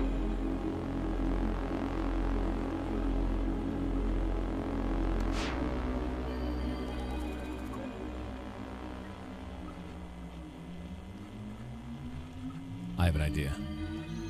We've got... Let me write this down so we've got this. 34... Was it 34? No, I gotta go check. Hold up. When I started up this program, it connects to a browser. It connects to a thing here. Let's grab this for a second. We're gonna turn this off. Empty the host. Remove it, and then when we generate it... Wait for it. There. 187.34.465. Let me write this down. This is the one that we saw earlier. 187.34.4.65. There we go. Grab that.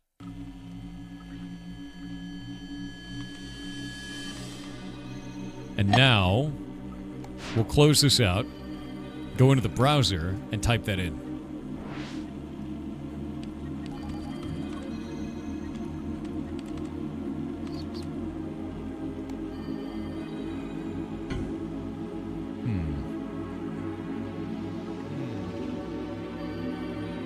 Oh, an hour's passed? Give me a minute. We could do a port. We could do port 80. Oh, no, port 666. That's true. Because that's what it was connecting over.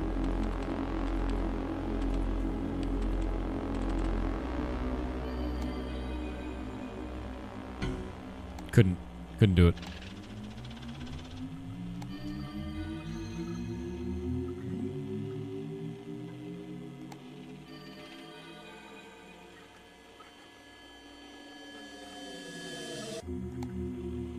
Another game. We just need more games, Jen. That's all we need.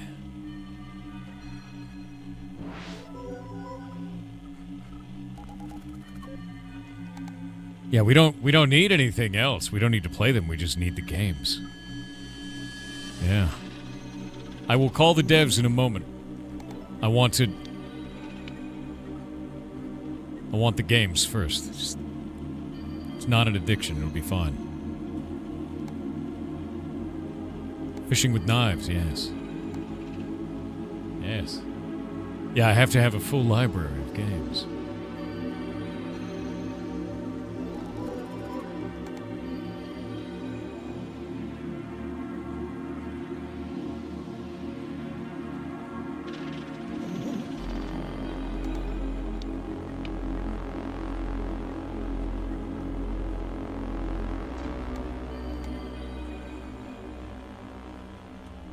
Oh, this forum is really messed up. You know, they must have all these bugs. Bugs in the forum, you know?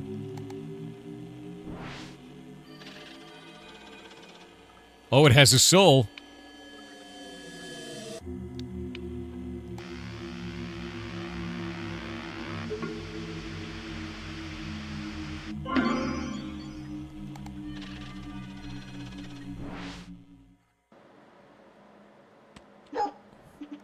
Bark, bark, bark. Nina wants to go out. Should I take her? It's okay. I can take her for you. Let me just finish up this part real quick. No, please. I've been bothering you enough all day. I'll take her again. I don't mind. But it's night out now. It's really not safe. I'll just go around the park. I'll be fine. Okay, but be careful. I'll make us something when you get back. Thanks, honey. Love you. Love you too. Take Nina out for a walk? Yes. I fused 2 games together and got a dog named Nina.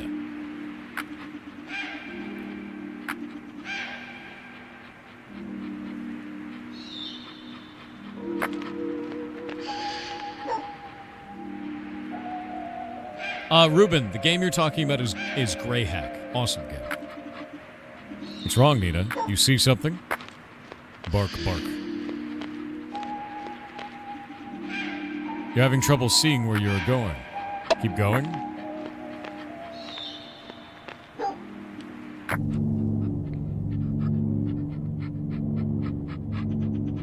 You hear the still water of the lake. You notice you can't see Nina anymore. Keep going.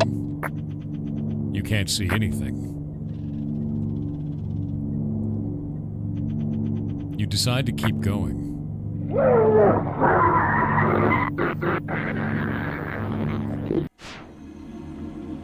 Oh, that's a cool game. That's great. Let's just pop the Infinity Stone in there and congratulate the developers on their amazing video game that they made.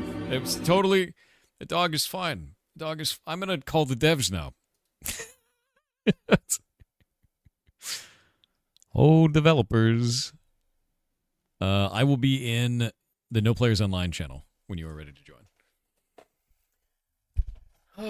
And I'll just keep playing while I wait for you. Because it's a little bit haunted.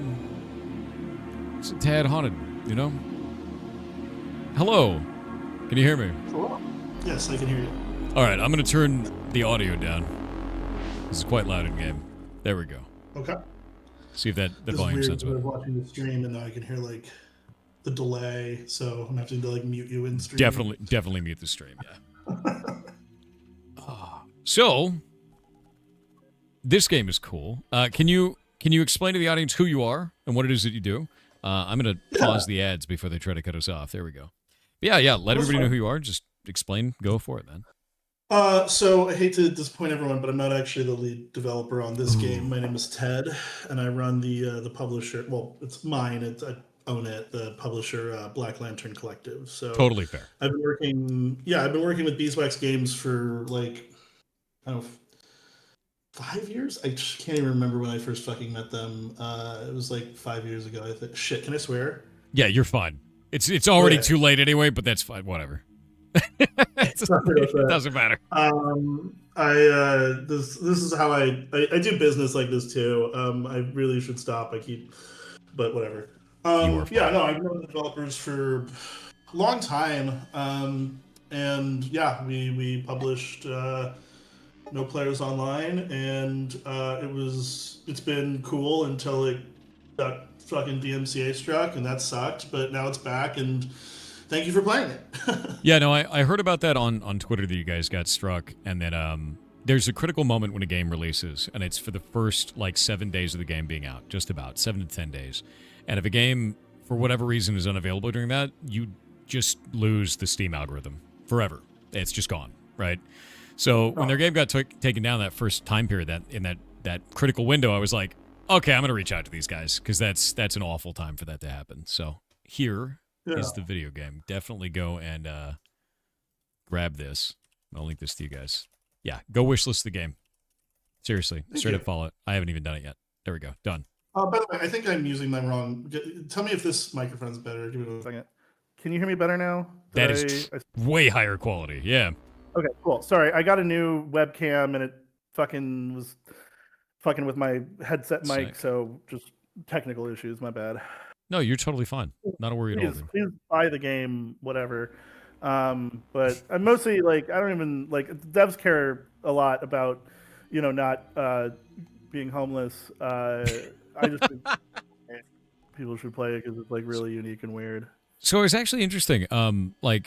So since you're from the publishing house, was the dev nervous to be on or anything like that? Because it's totally fine. I'm interested. No. He's so there's 3 devs. There's Victor, Adam, and Thibaut. Victor doesn't really do interviews and stuff. He's the musician and he kind of likes to kind of be behind the scenes. But Thibaut and Adam, Thibaut's like a lot of the technical stuff, and Adam is a lot of like the creative stuff. But I don't want to say that Thibaut doesn't do creative stuff. They're sure. Small team, wear a lot of hats.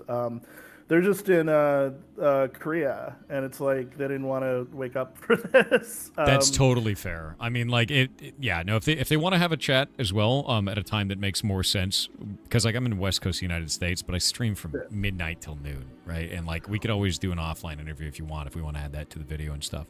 And like in Korea, cool. If it's Korea weird time, time zones suck. Well, the globe, it's dumb. But yeah, with that in mind, I do like interviews for them all the time at like conventions and shit like that. Like I've been doing this for a while, so I can answer any questions you have about the game. Like I'm not just a business guy. I know what I'm talking about with it. So yeah, I'm mostly interested. Like, what is the inspiration for this? Because I've played a number of games that are like this. Like I really liked Hypnospace Outlaw as an example, and like this is very similar in terms of that, but it's haunted. It's deeply haunted in comparison. So yeah, if you want to talk a little bit about that. Yeah, so basically, like the story goes back a while. So Adam, there was an original version of this game that was like a game jam game. Then that was back in like 2019. Basically, Adam, who's one of the, like I said, he's like the creative lead of the 3 devs. He was doing like a study abroad program in the Netherlands, and they had like a class assignment to like make an Unreal map, and so. He made this Unreal map and was like, you know what? I think this is like kind of like just running around this map, seeing if it feels good. There's like a kind of a sense of loneliness to it that's very like creepy and interesting. And basically then, went on to make like a game jam game version of it that was no players online. And it kind of like fucking blew up out of nowhere. And from there he was like, I should try to do this ARG to try to engage the audience and just do some fun stuff, because like back then he was doing this thing. Actually, Adam's one of my favorite developers, by the way, like not only as like a creative, but like as a person. He's like a really cool dude, and he did this like challenge where he did a game a month for 32 months, and which is like That's insane. wild. Like yeah I know, dude. Like you just make like a weird game each time. Yeah, and so this is one of the games that he did for that, and it just kind of, this is the one that kind of blew up out of nowhere, and after that, he sat on it for a little while, formed a new studio, which was Beeswax Games. I actually published their previous game as well. I used to run a publisher called Dread XP that did all horror games, and they made a game called Spookware, and that's where I met him, is that I was doing like an anthology collection of like 10 small games, and Spooker was one of those, and then we fleshed that one out into a main game. And so when he was done with that, he went to the Belgian government and was like, pretty please, or the Flemish Game Devs Association. They're gonna be mad at me that I can't remember what they're called. Flemish something, fair, whatever. Yeah. In Belgium, and they paid for the game.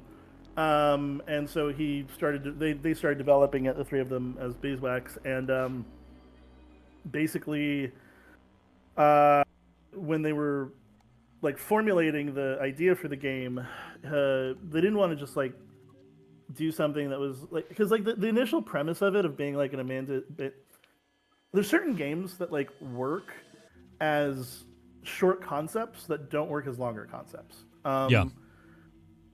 Like there's only so many pages you can find in the wood before Slender gets boring. You get what I mean by that? Like, yeah, no, I agree. I 100% agree. Like it gets played out real fast. Yeah, and so they didn't like, just being an abandoned multiplayer lobby doesn't like sound super like fun long term. So they wanted to like do something that had like a little bit more substance. And because of his history in making these games a month, and Spookware was basically, it's like WarioWare but spooky.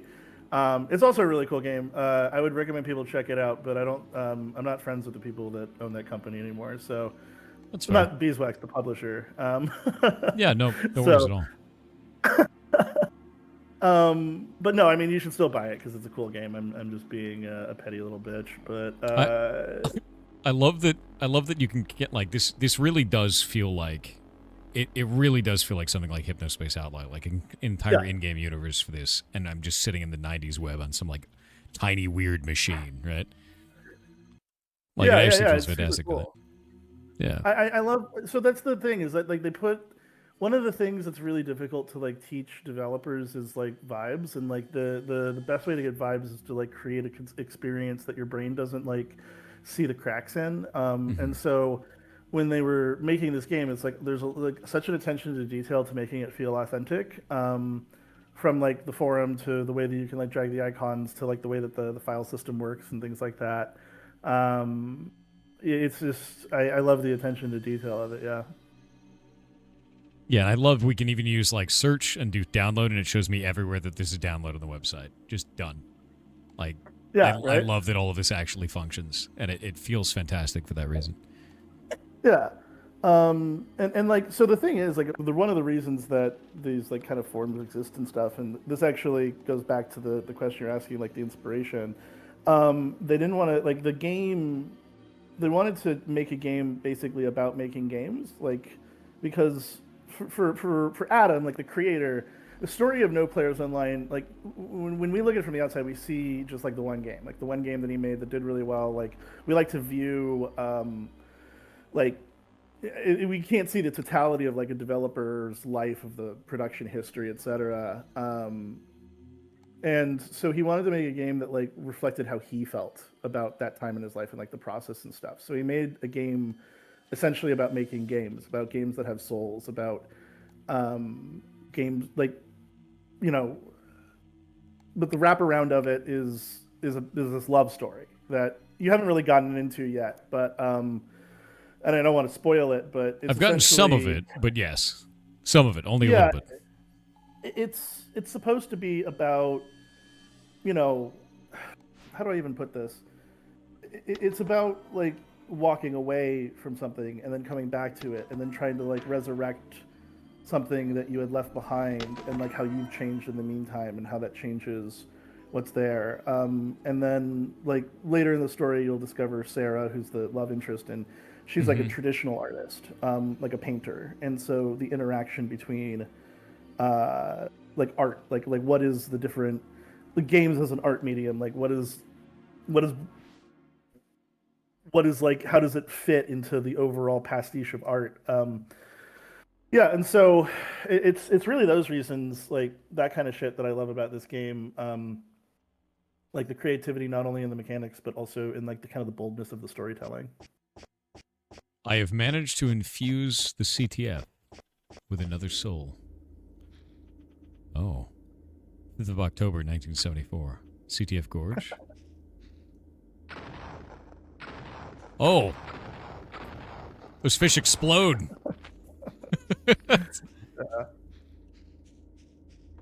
Oh, it's gotten completely different. I love... Oh, it's infused the soul now. Yes. Of the fishing game into it. Yeah, exactly. Oh. Thick sheet of glass is separating the player from the fish. Looking in their eyes, you sense a sigh of relief. Oh, that's wild. Yeah, no, this is the visual novel and the fishing game. That's actually fantastic, seeing that it all merged together, and it's such a brilliant idea, to be honest with you. And it is really haunted too. Like at the same time, it kind of captures that sort of like found footage feel to it. It's got like some good 90s era internet vibes feel to it at the same time. And it's like one of those things where it's like, yeah, you could imagine some dude in his basement doing research on the souls of video games. Yeah. Like you could do that. It would make sense. I saw this question in chat, by the way. They were asking where the devs are from. So they live in Korea, but they're from Belgium. They just live in Korea. Okay. So when you're talking about like that time period in their life and making video games, about making video games, the only thing that really comes to mind to me is like the Beginner's Guide. And have you heard of that? You played Beginner's Guide? Okay, so like Beginner's Guide was fantastic for that. I'm wondering like what kind of inspirations did this game have? Is it something like that? Like did Beginner's Guide have anything to do with that? Is it mostly just personal experience? Like what all went into that? So it's less of like a specific game. They wanted to create a game about game making culture, like game making, like so the forums, the sharing on the forums. Like I met these guys in a forum, a Discord server, which is essentially just a modern day forum called Haunted PS1. And Haunted PS1 was like a really cool place that like about 6 years ago. And it's still a cool place, but it was like back in like 6 years ago, it was really popping because they were putting out these yearly demo discs that were kind of the rage at the time, that were showing off all these really cool concepts for like, you know, small PSX style games. And, you know, basically a lot of like, you know, you join a development group, you join a Discord community and sub communities forum, you make friends, and then, you know, you make little dev groups and friends fall apart, and, you know, you live a life on there. And so that was more of the inspiration, was like kind of stepping into a place on this person's life and being able to deconstruct it. Rather than like, because like the Beginner's Guide is more about like a guided tour of a thing. Like this is more about like kind of stumbling onto something, very found footage vibes. Yeah, it does feel very found footage. What I'm interested in, like, were there anything that were inspiring for like horror genre? Because it does do a couple of the horror things quite well with found footage, and I'm wondering like where did that come from? Was that just like a personal interest kind of a thing? Yeah, I mean, Adam has like a really unique, like almost like poppy style when it comes to like the comedy that he puts in his games. So a lot of like the horror and stuff. I mean, like if you looked at like the Ghost and stuff like that, like it's pretty obvious there's like inspiration from like films like Pulse and things like that. You know, some of those like J-horror inspired kind of like techno horror kind of things. You know, The Ring and stuff like that. But in terms of like the actual like storytelling of the game, it's like a lot more similar. And I don't really want to spoil anything, but it's a lot more similar to something like White Noise or like Ghost in the Shell. Like Ghost in the Shell was one of the inspirations. I know it's not horror, but it's kind of horror. It's a little bit horror. Yeah, I mean, it's kind of like Black Mirror-esque horror, you know? Yeah. No, I love Ghost in the Shell a lot. Especially, you know, the idea of somebody hacking your eyes is uniquely horrifying, and that's what Ghost in the Shell has as part of its exploration, so freaks me out. So you're over on the publishing side. Can you explain a little bit about, like, how you feel about publishing right now? Like, because you're running a publishing house. What kind of games do you publish generally? Like, is it just this, or is it other things as well? Yeah. So I publish horror games. Okay. We've released. The company started back in July. We've released 5-6 games now. Captain Mortem, Glitch Spanker, Muffles Life Sentence, Days Without Incident, Dead Finger Dice. There's one I'm missing. This one. Yeah, No Players Online. So like 6 games so far. What do I think about publishing in general? I think most publishers are like bad. I think like most people that do publishing are trying to be like good, but I think that it's like it's essentially like any business industry. It's an industry of sharks. I think that like most publishers are primarily interested in their like pound of flesh. Should I wait for the ads, or Yeah, do here. the ads get? We'll wait for just a moment. Yeah, just for ads. They popped Okay. up and I couldn't control. I was like, God damn it. No, you're good. You're good. Yeah, we're gonna wait. You can buy this now. Yeah, there's a link up at the top of chat. You can check it out.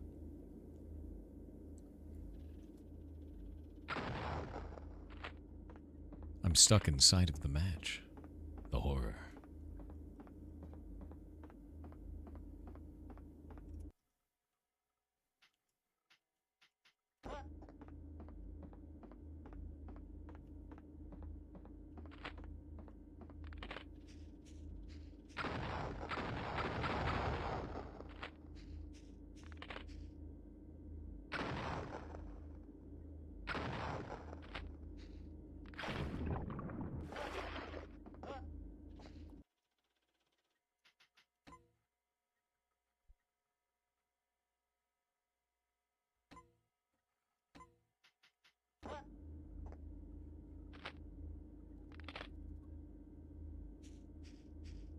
Yeah, we're just waiting on Bezos.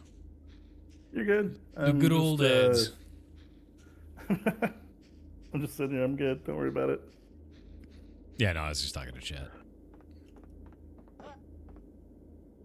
Oh yeah, they're here. Yeah, all those goblins.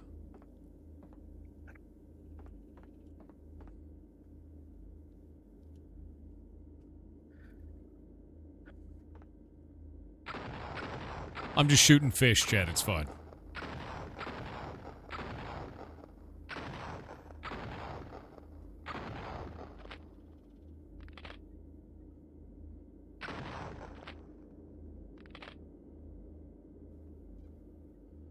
Yeah, the timer is going in minus, yeah.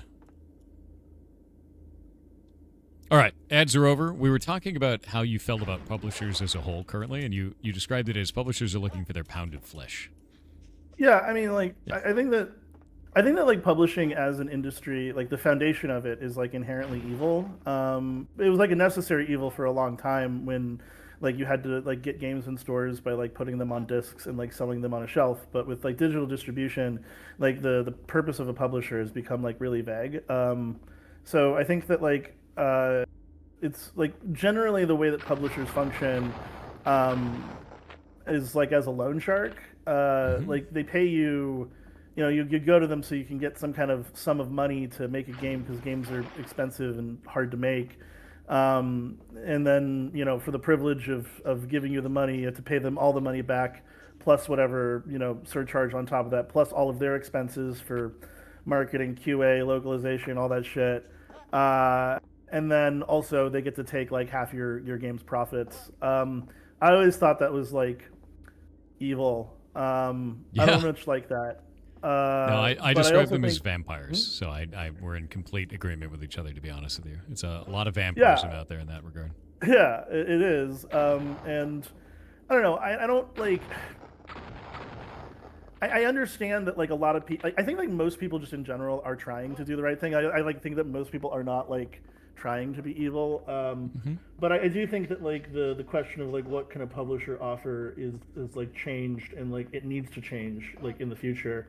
So the way I view publishing is a lot more as like what can I guarantee as a value add to the game in terms of like marketing, QA, all that kind of stuff, and like what is the percentage gain that a publisher like the developer is going to like get off of like my involvement, and then how can I guarantee that the number that I'm taking is like half of what they like, not half, but like what that additional profit would be. How do I guarantee that I'm less than half? Like, so if like again, if a game is going to make $100,000 extra because of me, I want to make sure that my cut is $50,000. Like, yep. And that's kind of how I view it. And so I try to make a brand specific publishing label where like there's like a voice to the games that I'm putting out, so that when people like buy a Black Lantern Collective game, like they know it's like one of mine. So like this is like the third publisher that I've kind of done. The first one, as I mentioned, was Dread XP. I started that in 2019, end of 2019, early 2020.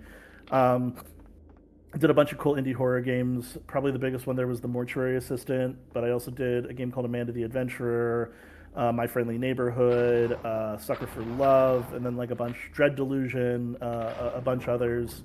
And then I moved from there to, I managed the horror label for a company called Critical Reflex.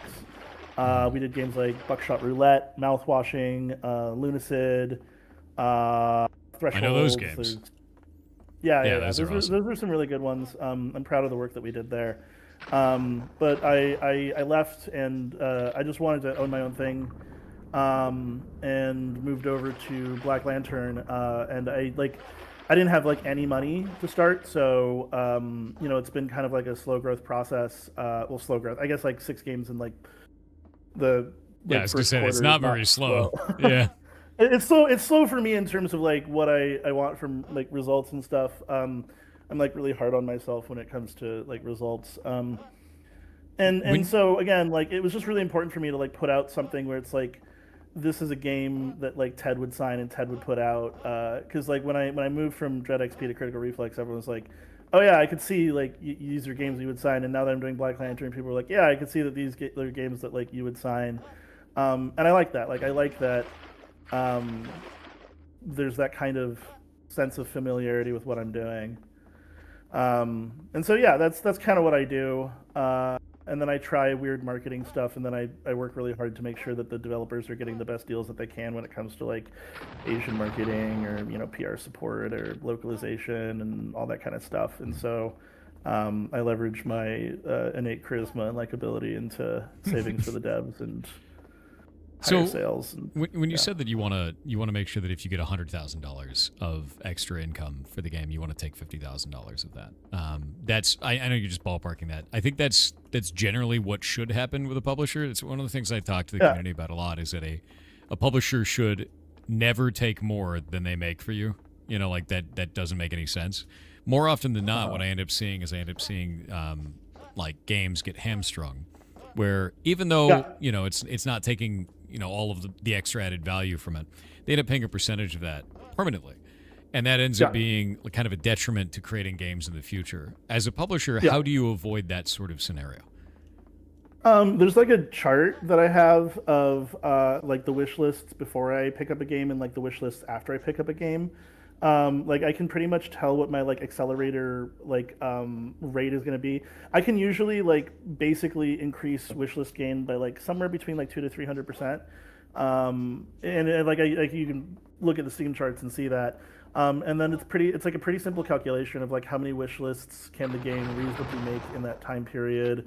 Then you do some kind of a modifier for the expected wishlist conversion rate based on not just like how many wish lists there are and what the average is, but also like how long they've had those wish lists, because like older wish lists convert less. And then what the MSRP of the game is going to be, and then you kind of come up with an expected unit number, and then whatever your costs are going to be that you would need. I don't recoup most of my costs like as like part of what I do, but there's a couple costs that I recoup, like porting and localization. But anyways, add that all up, and then you kind of get a number that you can compare to another number and go, okay, this is making sense. Yeah, that does make sense. No, that's good. Yeah. I think it's one of the things that like the community rarely gets to hear about is the publishing business sides. This is actually a lot more interesting than like it's definitely interesting for the community is basically it. Well, I think that like most people don't know what they're doing. Like most people I know that like do publishing like don't know what they're doing, which is why like all of them go out of business and stuff. And maybe I'll go out of business too at some point. I don't know. I'm doing okay right now. But oh, by the way, do you like want to know where to go? Because you've been running around for a second. Oh, I was just running around talking to you and like looking at stuff. But yeah, I'm just playing around with it. I was mostly trying to see like how much I can break out of the physics like on the environment. Oh, there's a lot. You haven't even found like the secret graffiti yet that you got. Yeah, there's all kinds of weird stuff in here. I'm digging it. Yeah. But yeah, fuck. What was I talking about? Something about publishers not knowing what they're doing. Yeah, I think that like. Most publishers like generally like the most important thing is taste, like having good taste in games. But I think that like money and like fame, like so success has like a paradoxical relationship with your ability to like tell which games are good, because I think that like a lot of knowing which games are good is just like vibes. Like it's like, oh cool, like I'm a human being that understands that other human beings are gonna like this game. This is intended, by the way. You did figure out which way to go. Out of bounds. Which is Swim out of bounds. Yeah, out of bounds. Yeah, it's hard to explain. But oh God, what is that? Yeah, that's why I wanted you to get here. This part's cool. Yeah, so like a lot of what makes like publishers good is like having good taste, and then like another thing that makes publishers good is like not wasting all of your money, and they're like super bad at the second part. And so yeah, I think that this was a point I was making about like the future of the ethics of publishing and things like that. Yeah. So like yeah, I think that like publishers can do good if they start focusing more on like the services that they provide in terms of like marketing, in terms of like effective QA feedback, things like that. Like I think that one of the things that Black Lantern does really well is that like I've designed games before, like I've been part of the game design process.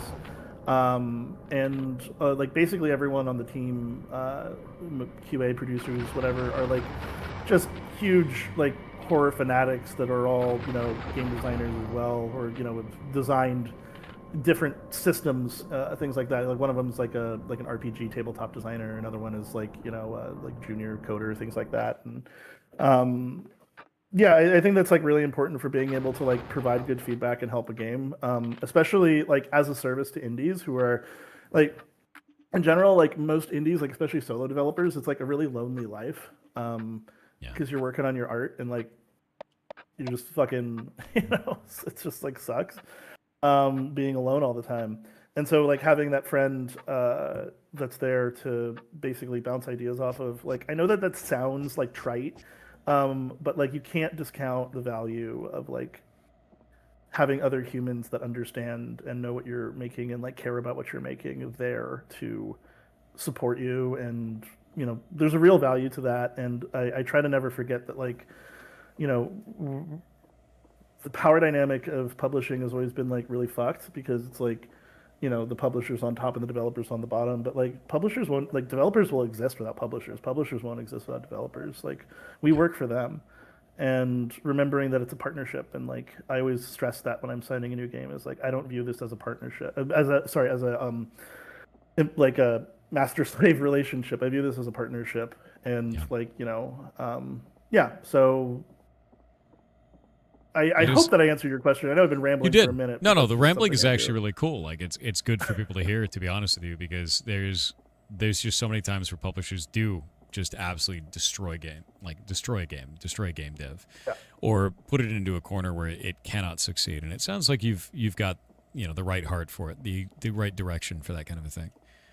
It's very difficult to pull off. It's really, well, that's so weird. Having the collision on the inside but on the outside is super strange. It's very difficult to pull off, and it's very difficult to do what you are describing while still staying solvent. You have to be like, you have to cut so much in terms of cost out to be able to do that, which is like awesome. Honestly, if you're pulling it off, man. That's great. Yeah, I think that like a lot of overspending comes from I don't know, like nepotism, bad decisions, ego.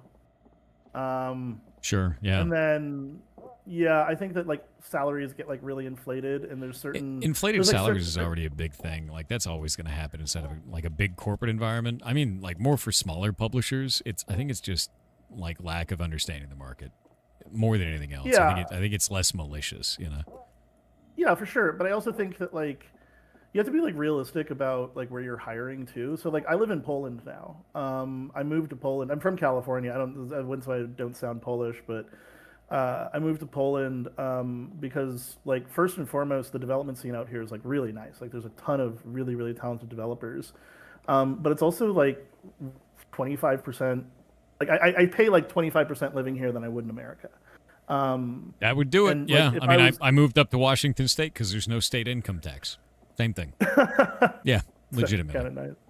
But it would be even cheaper if I moved to like, you know, Indonesia or Malaysia or, you know, Bangkok or something like that. You know, there's plenty of people I know that started their studios by moving to some place where it was just significantly cheaper to employ a bunch of people. And like games is like as a tech quote, is like one of like the lowest margin ways that you can apply like your skills, as like a programmer and shit.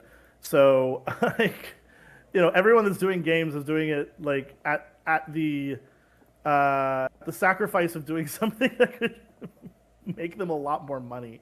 And so, trying to keep those costs low is like super important. Yeah, no, it completely makes sense. I mean, like, especially with indie games too, because a lot of indie games don't reach massive critical acclaim. They don't reach like a huge amount of income. They make an amount, and then hopefully that amount is enough that the dev gets to make another game. Yeah, most games make fucking nothing. Yep.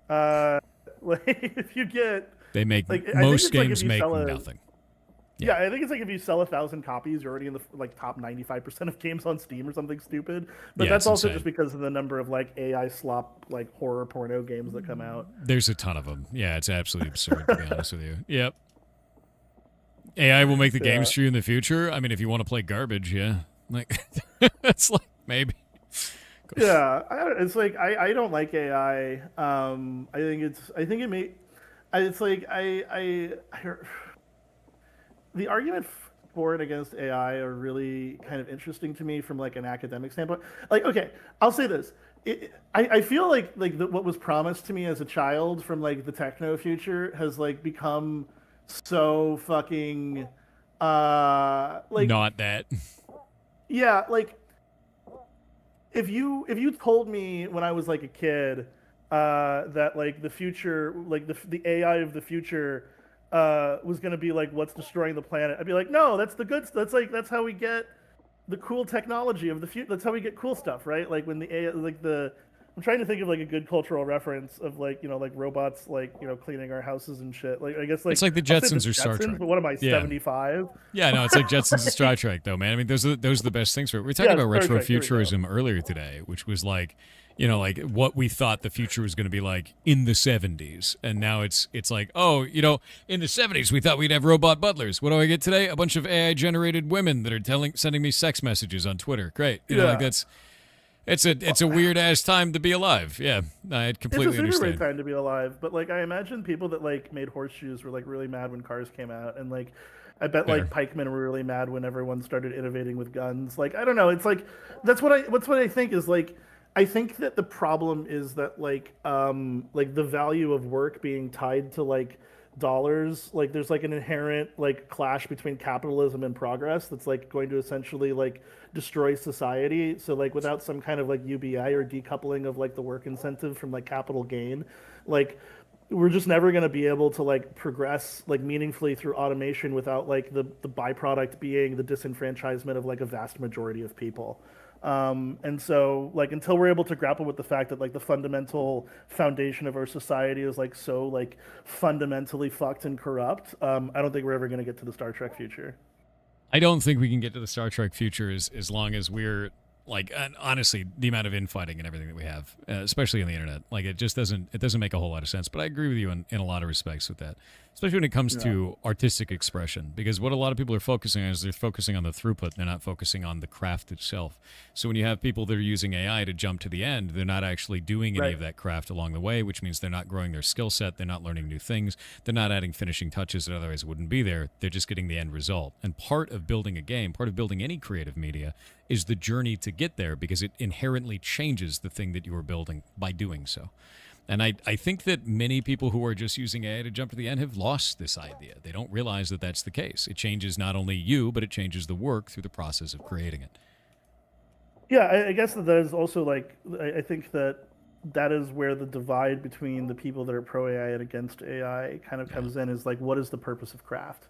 Like, what is the nature of craft? Is the craft to create the product to then like be sold to the market, or is the craft like the creation of the project and like the artfulness that goes into it? And like obviously as a creative myself and as someone who like works in a creative industry, like I would say like the soul is like what really matters. But at the end of the day, like we remember the games that sell. Like we don't remember the games that necessarily like someone like bled to put their like heart into. Like I don't doubt that like there's a lot of people that put like a lot of heart and soul into, I don't know, let's just say like Elden Ring. Like obviously there's a lot of like craftsmanship and like beauty that goes into that, but like we remember Elden Ring because it sold. And so how do we as human beings value our desire for the newest, shiniest thing with also the respect for art. And I'm not sure how to do that. It's something that I guess I personally struggle with too. I make the weird shit, I mean, the thing is, as long as you keep making weird-ass games that are not for everyone, I think the craft stays alive. That's it. And, that's why I liked the beginner guide so much, because it's for a particular kind of person, a person who's generally already creative, and it's very meaningful because of that, and it's meaningful in different ways to different people. I think anytime you're doing something like this and you're not trying to create a storefront instead of a game, when you're trying to tell a story, you're trying to get somebody to understand your perspective through this media, it's very interesting, and it ends up being something that's greater than the parts that made it up in the first place. And that's kind of actually, ironically, that's what No Players Online is about. Bringing it full circle, that whole, the process of the craft, bleeding your soul into the game. What is the point of creativity? What does it mean in, the sense of, what it means for, you and the your partner, personally. It's all... That's why I really liked it.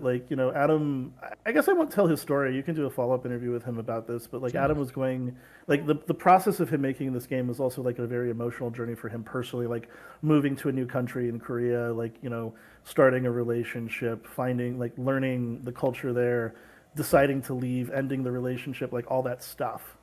All of that together is what the process of No Players Online, it bleeds into the game. And it's one of the reasons why it's interesting. And that's something that you can't really get with AI. I'm just a little bit of tangent, but I'm reminded of the Fleetwood Mac album Dreams. I use this example a lot because I'm a total jack off, but when they were making the Dreams album, basically everyone in the band at some point had fucked and broken up, and then they all hated each other, and they couldn't talk to each other outside of the studio. They could only they didn't want to hang out. They just wanted to go in and do the music, and well, that's funny. But Dreams is one of the best albums ever fucking made. Banger after banger after banger, and when the history, it adds to it, and it adds this kind of bittersweet quality to it. And I think about that, I think about that pain, I've been through a really hell of a year. It's building this new company, leaving my previous company. It's personal things that have happened to me over the year, and it's that. It's not just the good times that we bleed into what we do. It's the bad. It's the dark. Everything. It's and seeing and it's not always to the benefit of what we're making. Sometimes it's to the detriment, but it's those scars that give it character. It's it's those bumps in the road. It's those fuck ups and those mistakes that give it that human texture. And I think on the internet especially, we're so often prone to jumping down each other's throats about stupid random bullshit that we forget that without that human, if someone was a perfect facsimile, it's just I don't know, it's a world of cartoon characters. Without that human touch, we all Are you saying it doesn't need to be tribalism, us versus them, and when they don't agree with you, they're not the enemy that you have to kill? Impossible in the internet of 2025. Yeah, no, I super agree with you. I think that there's way too much of that way too often. One of the things that I've pushed for pretty heavily inside of our community is just go make shit. Right? Even if it turns out to be bad, even if it turns out to be a garbage thing that you make, you tried to make it, and you probably learned something along the way, and then you support someone else who also is making their weird bullshit, and then we just keep making stuff together. And it's worked out really well. We've got a lot of people now that we do game jams and all this other kind of stuff, and it's just more collaborative. But the reason that I feel that way is because I grew up in the old internet. And the old internet, there were trolls and shit, but it didn't really matter. It was I'm going to make a website. Why? I don't know. I want a website for my cat, right? Look how cool it is. I'm a nerd, right? That's what it was. You had your weird website for your cat. And everyone's wow, you know how to make a website. Holy shit. Because that was, at the time, that was cutting edge nerdery. And now it's no, you need to have a perfect video game that appeals to them. You didn't get 50 billion sales, you're worthless. It's just dude, you missed the heart and soul of the whole thing. Well, it's not just about a perfect video game. It's a perfect life. It's a perfect image. It's a perfect persona. We demand such perfection from humans that and it's like it's often the case that we are doing so while hiding our own imperfections. But Yeah, makes no I sense. think that like the like my own personal opinion is that like I actually think it is getting better over time. Like I think we've kind of passed the zenith of people being kind of like overreacting. Like I hang out with like a fair amount of people in their like early 20s just because like those are a lot of the people that I employ, and I work with a lot of universities and stuff, and like most of them are like they're very open to like learn and to talk and to like open to new ideas and experiences. Like I think that the extremeness of the internet has like, for us that grew up in a time where like moderation, being like more moderate, was considered a virtue, and the era of extremes, I think that people are like so pulled hard in different directions that they end up somewhere in the I don't want to say I don't mean politically center. What I mean is that like they learn. They still the average person winds up there. We just don't have like a lot of incentive for like major like outlets or companies, especially because of like the way that algorithms push content towards like the most interested, to actually like accentuate that middle. But I still think that like 70-80% of people out there are like not the 10% shouting online and asking for blood. They're the ones that are like willing to listen and be cool. And I always just try to remember that those are the people that are not yelling on Twitter, and those are the people that I'm trying to reach. The way that I feel about it a lot of times is there's so many platforms now that just push whatever is the most extreme viewpoint, no matter what that is. Doesn't even matter if it's political or not, because the more emotionally reactive an audience is, the more that they're willing to click or engage with something, whether they're angry or not angry. And it reminds me of Howard Stern. There was some analytics that they did on Howard Stern back in the day, before he went over to satellite radio, and they were trying to judge how long an average Howard Stern listener would listen to him. And they found that the average Howard Stern listener would listen through his whole broadcast. It was like nearly everyone would listen to the whole broadcast. He was completely just hanging on. And the average Howard Stern hater was the same. And both of their answers was, I want to hear what he's going to say next. And I was like, that's the moment where people realize that rage is going to get you a shitload of money. And then the internet has kind of followed suit with that, where it's just say the most bombastic thing, and if it ends up being, if it's emotionally charged enough, it's going to make enough money where you just do it again. And I don't think that's a good thing, and I don't know how you dial that back. The only thing you can really do is be like, nah, I'm just not going to engage in that. And I think as I get older, I'm just like, I don't have time for that shit. I think it's a thing that you almost grow out of, kind of a thing. Like, I think you just have to like not be afraid to engage. Like, I don't know. I think that there is a way to solve it. But I think that like especially, I don't know how old you are. I'm 36. 38.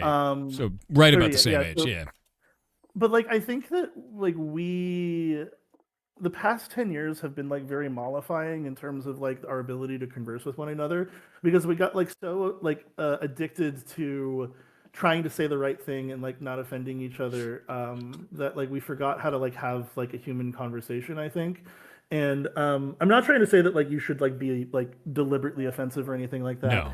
But like I'm like, people forgot how to have an argument without calling for the other side to be destroyed. Like, I did like I'm trying to remember how many years. 7 years sober now. Good for you. No, hell yeah. Thank you. That's awesome. Yeah. I did like Alcoholics Anonymous and stuff, and great job it worked for me. Yeah. Thank you. I appreciate. I just shouldn't have been drinking that much to begin with, but that's how it always goes. But dude, you made it through. Like that's a you. tough ass thing to do. Like I've known friends who have done that in the past, and that is like the hardest. They always say it's the hardest thing they ever did in their life. So good for you, seriously. Yeah, it was a big deal for me. But anyways, like I had to like sponsor. Like I was doing it in Phoenix, Arizona, which is not where I'm from. I moved there because of a breakup, as all good stories begin.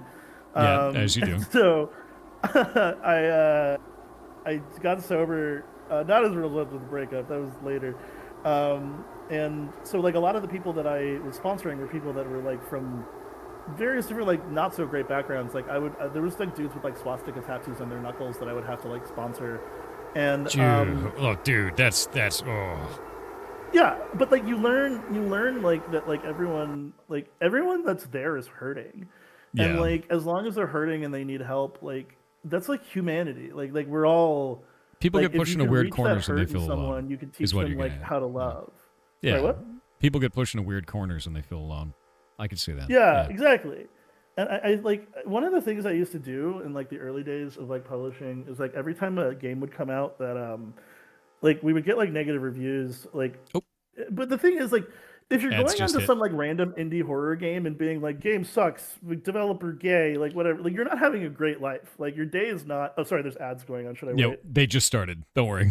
All right, cool. Yeah, Chad is really digging the argument or digging the conversation. I've read civil. Yeah, people were talking about the civil argument earlier because that's been lost for that. No, we've paused for ads. We've paused for ads. Okay. There.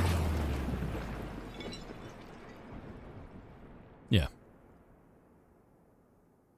This game is wild, by the way. Thank you.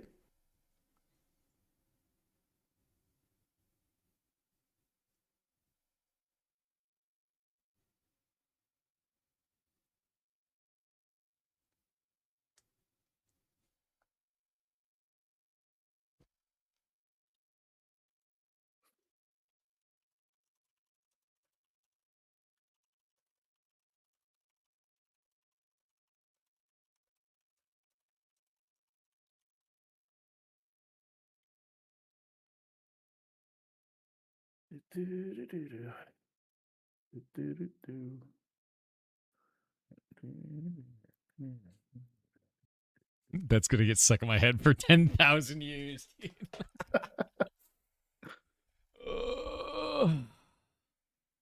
Or needs ad music. I'll just play elevator music during ads from now on. Yeah, and I hear just phenomena just over and over.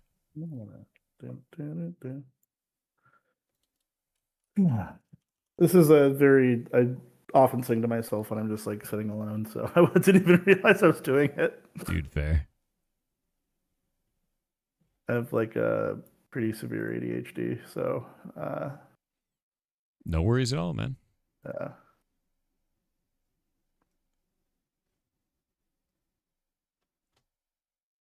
This publisher's the worst. Why would he curse us with that song?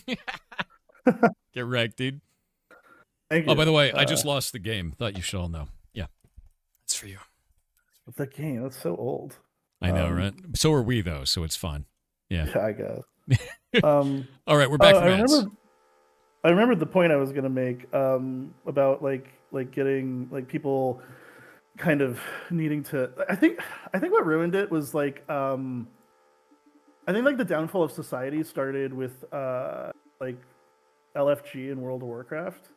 Like and Raid Finder, don't even get me started. That's such an interesting. That's the most wild connection that I've ever heard. Are you saying because it's like the lack of like social system now, where there's no reason to interact or have like a social connection? Okay. So the way I played World of Warcraft back in Classic, and then I raided a ton in Burning Crusade, and then I played Waddle, and then I kind of I played Kata. I started playing Pandaland, and then I was like, yeah. And then I just kind of never went back. But I've had friends that have played for like, you know, the whole run of WoW and shit like that. And like in the old days of WoW, for anyone that's a million years old and can remember this, like if you wanted to like do a dungeon, you would go into Orgrimmar and only Orgrimmar because no one played Alliance. None of my friends at least.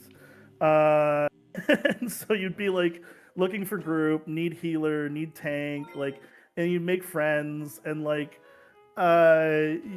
you'd be like, fuck, this tank sucks, and this healer sucks, but this DPS is okay. And, you know, and then you'd meet, there's always like the tank, you'd always meet like a tank that was decent and a healer that was great, and they were always dating. And so like, and you would like make those friends, and you would grow, and then when you would join a guild, you wouldn't just like apply to a guild as an individual. You'd have like a group that applied, and so like you'd be going over like an application for like, you know, 7 people to join this guild, and you know then you accept the group, and then 3 of them would suck and they'd lose their spot in the raid, and like, you know, that was the days when like you had to like make connections in order to make your raiding group. Now you push a button and join a group, and you just set the difficulty slider to whatever your gear level can face roll through, and that's it. Like, and I think that's like kind of sad. Like, you know, we've simplified our lives to the point that like the meaning is lost, and I don't like that. I think that we should have more meaning in our lives. I think you're completely right about that. Like, and it's not just video games. It's lots of things. And like, if we look at like the way that social media is now, the way that interactions happen on that, before you build a page, it would describe who you were. You would introduce yourself to other people on the internet. You'd say, "Hey, look at my page about cats. Look at what do you have? Oh, I have a travel blog, right?" And then you would interact, and you'd have a pen pal, but on the internet, an internet email pen pal, or email friends, and like that was like a big deal. Is meeting people was different. Now it's a Twitter post.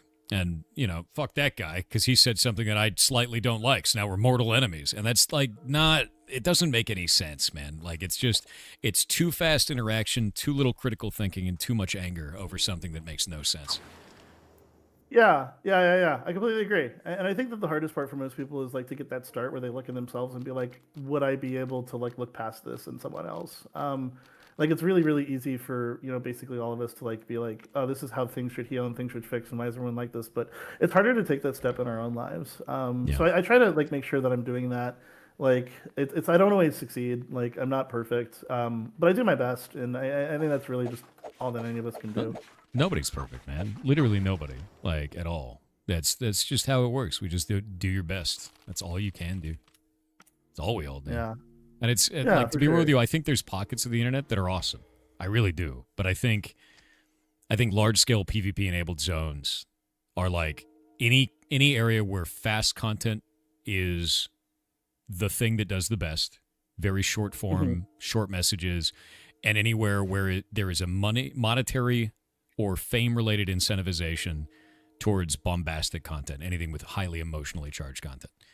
And that's, unfortunately, the largest social media platforms on the internet right now, because they do the best. Yeah. So. Yeah, and I think it's because it's digestible, it's easy, it's consumable. But I also think that, like, I don't actually agree with, like, the fried brain zoomerification of, like, most young people. Like, there's this guy making a game for me right now called Heartbound, and his name is Alex. He's like 20, 21, 22. It's like a clicker game. It's like a horror clicker game. It's really cool. And like, but he's making this like extremely long incremental game that's all about like setting up systems and stuff.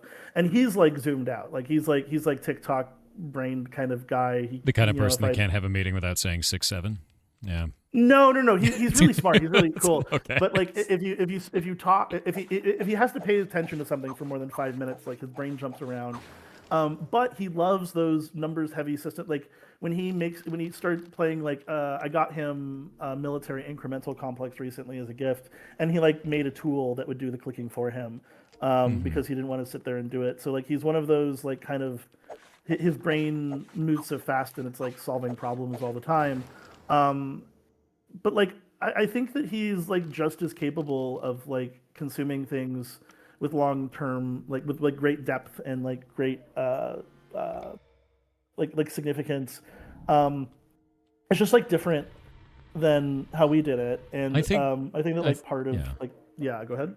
I think the thing is, at the end of the day, is every generation has a different way of handling interaction, and every generation has a different style based on the type of media that they consumed. We came from a different time. We came from a time on the internet where things were slower and they're more, more personal connection. There's a lot of people now that are growing up in a time where it's more quick interaction and, hype-driven kind of a stuff. And whether that has a negative or positive effect on society is yet to be seen. We can be upset about it, but it's just because it was different for us. It was the same thing for our parents and grandparents. They're like, God damn, kids are just ridiculous these days. There was a time period where if you didn't go to college, you were worthless. And now you could absolutely make a career without having a college, and it's like, without having a college degree. And like these types of things just change over time. And I think really at the end of the day, there's a lot of tongue-in-cheek jokes to make about it, to be like, oh yeah, goddamn Zoomers can't pay attention, but like it's just tongue-in-cheek jokes at the end of the day, because it's every generation's gonna be like this, every single one of them, no matter what. Yeah, like I saw the FNAF 2 movie last night, and the theater was like wall to wall, like autistic teenagers and early 20-somethings, and me and my date. And I'm like the autistic 36-year-old, and so my date was like, "Oh my god, they're so loud and annoying." And I was like, and I didn't know what was happening in the movie. I'm not like a huge. I've played all the games. I'm not huge into the lore scene of FNAF, which is an entirely different beast. Sure. And so, but I was loving it because like I was like, everyone was so excited about it. Like, and it was like, and there, like, I remember when, like, I don't know, like, hook hand wolf guy came on the screen. Everyone was like, oh, and I was like, it's like, yeah, of course he's gonna be in the movie, man. He's in the game. But they were just like so excited for it, and like all the references, like everyone was like clapping during like certain moments that just made like no sense to me. But like I love that shit. Like, and to be clear, like I'm also like pro chicken jockey. Like all of What my is that? old Wait, hold people up. friends- No, you got to unpack. What do you mean pro chicken jockey? Yeah, What does so, that mean? Like, the Minecraft movie, when they did the chicken jockey and all the kids like lost their minds and shit. Like that whole era of meme. Like I loved it. I was there. I saw kids losing their minds, and like every adult person I knew was like, oh, it's so terrible. Like, why are they disrupting everyone's good time? I'm like, bitch, it's the Minecraft movie. The way that I look at it, live a you know what human experience. You know You know what what I I mean? look at it as, to be honest with you, is I was seeing the Minecraft movie the same as Rocky Horror Picture Show. It's exactly the Yeah. same. You go to Yeah, you go to exactly. a showing of Rocky Horror Picture Show, and everybody in the crowd is yelling shit. Everybody's yelling memes. People bring in like newspapers and squirt guns and all kinds of shit to like simulate rain, and like it's ridiculous. If you've never seen Rocky Horror Picture Show, it's insane. And the way that I see the Minecraft movie now is effectively the same, which sucks because not everybody signed up for that when they went to go watch it. You know, there were a lot of families that just went to go watch Minecraft movie, and then were blindsided by it. You know, like that does suck for them for sure. Yeah, a toast throws toast. Exactly. Well, I guess that point is well. I think the chicken jockey thing kind of happened later into the life cycle of the movie. It was like a week later when people really started doing it. So I guess that like by the time it started happening, you could kind of like know, but like I don't know. It's like I'm reminded of like I was at a rave in the desert once, and like some guy was like, "Do you want some punch?" And I drank the punch. That's and a he was like, "By the foolish way, there's a mistake." bunch of like LSD. It was like there's a bunch of LSD in that. I was like, "Oh no."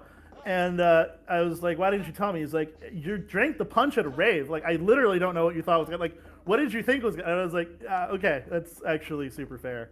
No, so, no. like, Do I not guess drink if you the go punch into at the rave, Minecraft Chet. That's a bad idea. Yeah, it's like if you go to the Minecraft movie and you don't want to see shirtless kids screaming up and down the aisles while they throw popcorn in the air, then like I don't know. I genuinely hope that like, you know, little art house theaters will start playing the Minecraft movie in 10 years, and that ironic adults will be screaming chicken jockey and, you know, doing all the sing-alongs and shit like that. I think world needs more shit like that. I mean, our generation still does the same memes as when we were growing up. You know, like legitimately. Yes. If I say badger, badger, badger, how many of you going to say mushroom, mushroom, and shit? Like, how many of you know, like honestly, like anything that I could pull from Newgrounds back in the day? Yeah, it's a snake. Like, look at you. It's the same. 6'7" is the same as that shit. It's the same brain rot from a different generation. Oh yeah, my brain is thoroughly rotted by Newgrounds and shit. Yeah, exactly. That's what I grew up on. Yeah. Oh. I do miss those days, like, but I think it's mostly because I miss being like in shape and like not worrying about death. What is this?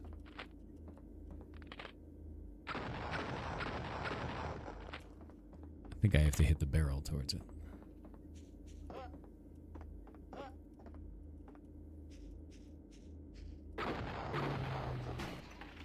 Yeah.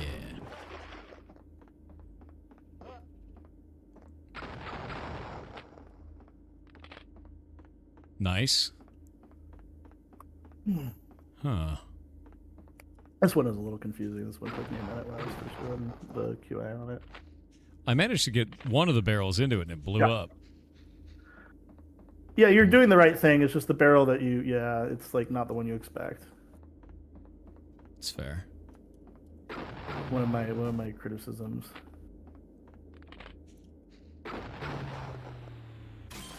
There we go. Oh.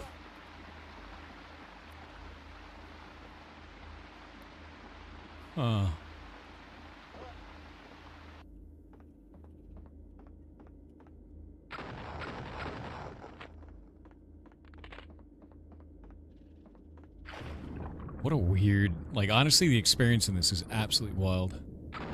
Yeah, I love it. I have so far. I think they make really cool stuff, like, in general. I'm really I'm really looking forward to seeing what like each of them does next, like individually, as like creatives. Like Victor, my old business partner Abby, she's a musician, and like Victor, the guy that does music for this, actually does her like synth and stuff like that. And so, you know, for me, like these people are not just like one-offs in my life doing something like this. So, Oh, it's awesome. I mean, it's great to have that kind of a connection for sure. yeah. What in the world? I'm really glad that I'm in the back rooms now. That's a little bit terrifying. Oh, it's her art show. It's her gallery showing.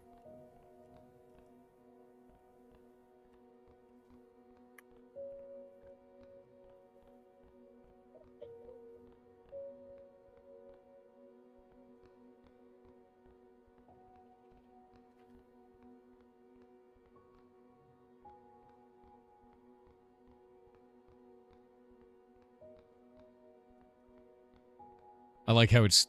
Okay.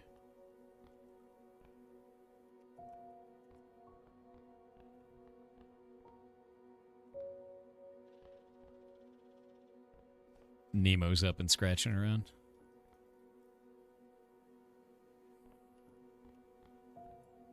This is weird to me. You have this deeply haunting figure, very obviously scary, right? But the moment is so serene, and you almost feel bad for them. Yeah, I mean, I guess I don't want to spoil anything, but it's kind of the point. Yeah. Yeah, no, it you'll get to it feels... soon. It's just very well done. Yeah. Like that is incredibly well done. That moment for that. How's the little guy? He just woke up. He's attacking stuff. We run a ferret rescue here, and we've got a little guy here who had an amputation. That's why he came out to us. And then he's been having allergic reactions. We're trying to watch to see why he's having it. So, oh shit! It's got him here in my office today. Yeah. Ferrets are cool. They are Same definitely business cool. partner I was just talking about, Abby. She has like 4 ferrets. She loves that Really? shit. We have 59 of them now at the rescue. So many ferrets. That's It's a crazy lot. amount. Yeah. Ludicrous number of ferrets. It is absurd. What do you see? Painting. I think this is the untitled one from earlier.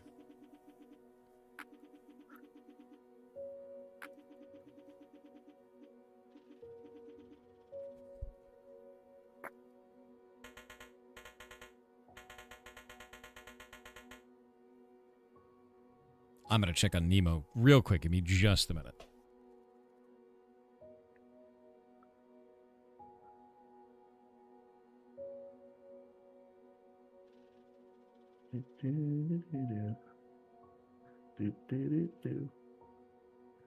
You monomoning? I heard it.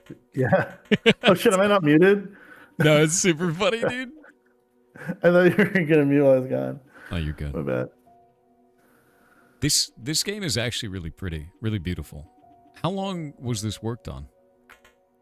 It was worked on for like 2.5 years, like 2.5, 3 years. I've talked to Adam about it. He's like, in hindsight, he could have done it faster, but like he wanted to take his time with it to kind of see where the ideas led him, and I think it's cool. But again, like for a guy that's used to making like 32 games in 32 months, like this is a crazy amount of time for him. Next thing he wants to do in like 4 months. Yeah. I mean, it's always interesting finding... I guess this feels like an art piece for a game, right? Mm-hmm. It's a slice of that person's emotion put into media in a way that you can't get that experience in any other game. And it's not like a hype-driven machine. It's not like a, buy a whole bunch of products, not a storefront kind of a thing. It's just, it is their expression from a time in their life where they felt a particular way. Yeah. I love that. They're rare. I mean, They're all I think quite good. that, I think that most small games are like that. Like back when I was working with Mick on Buckshot, like it's funny because like Buckshot was not supposed to be like this huge thing when he made it. It was like a game he made in like a month and a half for fun, like he does for most of his shit. And so like I think that that's interesting to think about, like what a game means to someone when they make it, and then what it kind of becomes to everyone else, and then I guess more importantly, like what it becomes after to the artist after it's come out. It's I find that all just to be very fascinating. Yeah. And even beyond that is, how does the audience change that? How does the act of viewing upon it change it for the creator? And how does it change it for the viewer as well? It's I always love art pieces like this, games like this that are more art form than they are anything else. Yeah. Yeah, I think that the hard part though is that like once that financial like price tag gets like tied to the game, like what it becomes to you then, like in trying to maintain the love of what you're creating rather than, you know, just the loving whatever makes the most money. But then again, I mean, again, I'm not going to throw any shade at people that like just create to make money. I mean, it's The thing is I love this line here is, you know, it's not about the intention. It's you put a bit of your soul in there unintentionally. Unintentionally, yeah. And I believe that the viewer probably sees that or feels that. Yeah. And that's 100% accurate. Yeah, and the only time you will get that kind of message is from someone sitting in their basement making some very strange video game. You know? Yeah, like if I look back on like some of the writing I did during like, I can like pinpoint the breakup that I was going through, like when I like wrote that piece of shitty poetry, and like it brings me back there. And it's like at the time though, like I didn't like I was like, no, this has nothing to do with her. This is me. I'm focusing on me right now. And then you look back and you're like, oh, of course, like this had an impact on me. Like of course this is how I was feeling at the time. Yeah.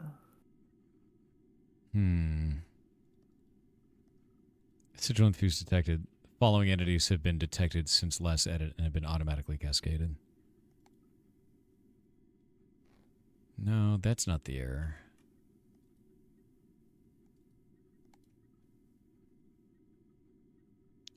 Class sigil infused. Type mesh. Wait, I can just delete.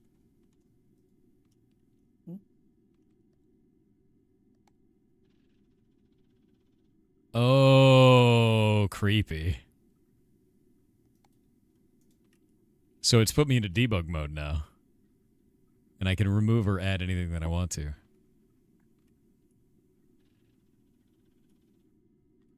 Huh. She is the error, but I don't feel like I should delete her. You know?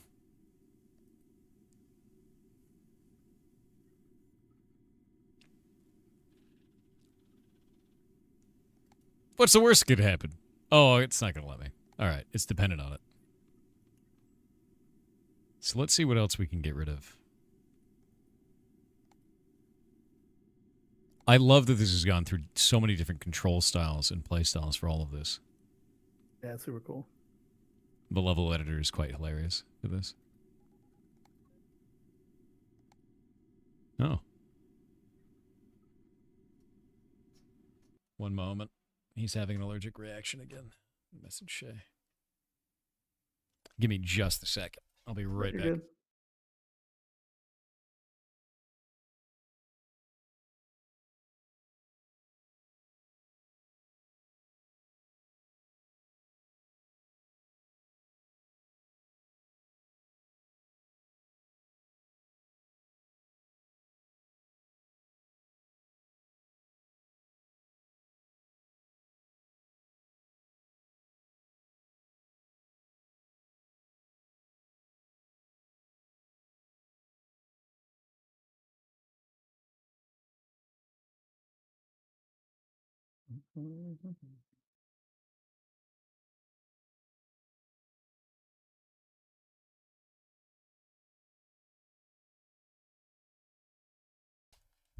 Alrighty. Yeah, he is he's having an allergic reaction right now. So we're just gonna Shay's gonna How bad? Well, we don't know why he's like this, like what's happening with him. Yeah, we don't know why that's happening at all. But it's basically he was a pet store animal, and when he was a pet store animal, he broke his arm somehow. We don't know how. They don't know how. And then after that happened, he was using his arm as a grappling hook, which is horrifying because it was just broken. What the fuck? Just flying around. Because ferrets don't care about pain. They don't care at all. Like even a little bit. No, they don't care whatsoever. And then they had to amputate it because it was severely broken because he is a ferret and didn't stop, you know.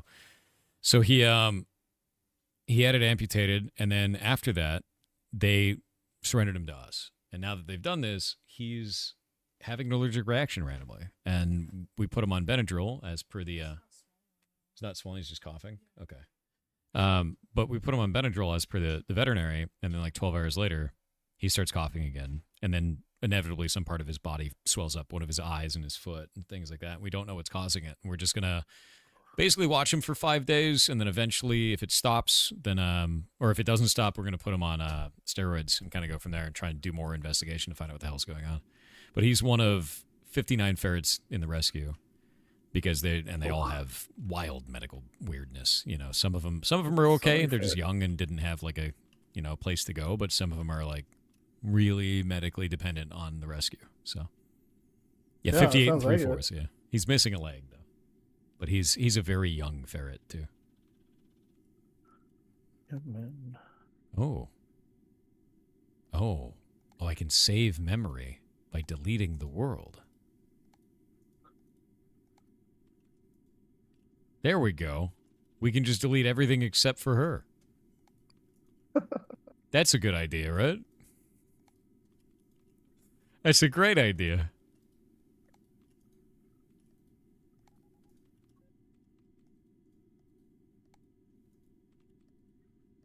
What a terrifying video game, you know?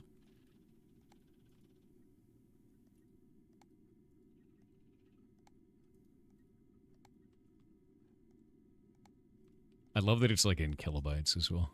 It's fantastic. Yeah. Very classic. So what are some of your favorite games?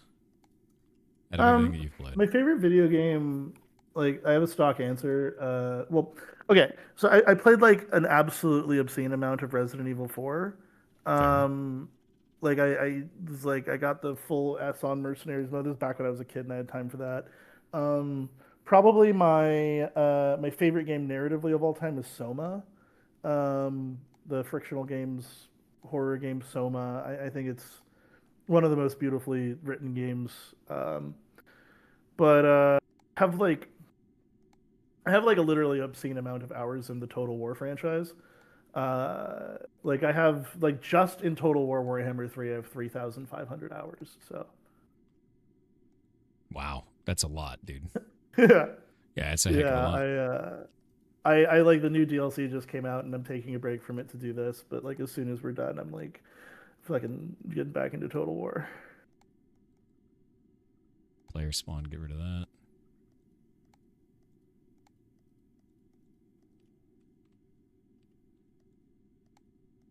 This is wild. I think my favorite game of all time is still going to be Secret of Mana for the Super Nintendo. Just something about it made me super interested in games when I was young and never went away. Yeah, I know. So I was never really a console gamer as a kid. I was like really I started I had like a Sega Genesis when I was a kid, but like I played a lot of handhelds because I was like really sick. So like Game Boy or mostly just Game Boy, various different versions of Game Boy. I was really into like Pokemon and Advance Wars and Fire Emblem and Dragon Quest Monsters and shit like that was really cool. And then I got into PC gaming with like the original Total War Shogun, Warcraft strategy games, Civilization, things like that. And then I didn't game a ton of I gamed in high school mostly through World of Warcraft because it was like a really easy way to meet girls. Like it's true. Like a ton of women played World of Warcraft, and especially like I mean now, but I think it's statistically more women play MMOs than men at this point. I don't know. I actually have no idea. Yeah, I think in World of Warcraft it's like 51%, but I'm not exactly sure. Like, but I was like, I'm really charming, but I'm like only like passably a 6. So I would do better meeting girls online that were interested in like the quality of my jokes and japes rather than if I had a six pack. Which I'm even fatter now, so luckily I focused on my prime skills. You gotta hone that personality, yeah. Yeah, and then I just kind of realized that I felt most comfortable in like spaces that, I mean, I'm really good at being in person now because I travel all the time for work. Oh, it seems like ads are going, so I should. Ads just started, yeah. Yeah, I'll wait. I'm watching Nemo. Yeah, he's having a breathing problem right now. Aw, poor little guy. I just got to keep watching him and make sure that it doesn't get bad enough.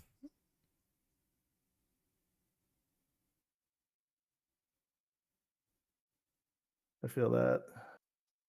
Give me just a minute. Yeah, you're good.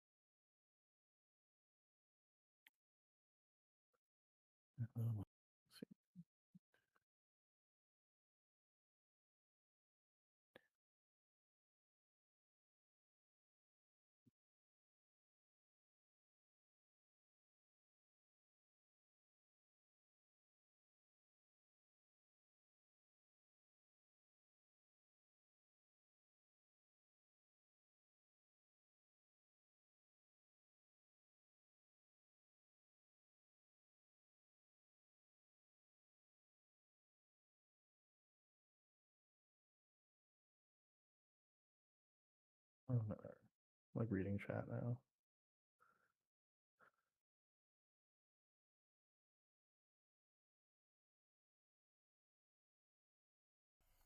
Alrighty, I am back. Yeah, he's getting meds.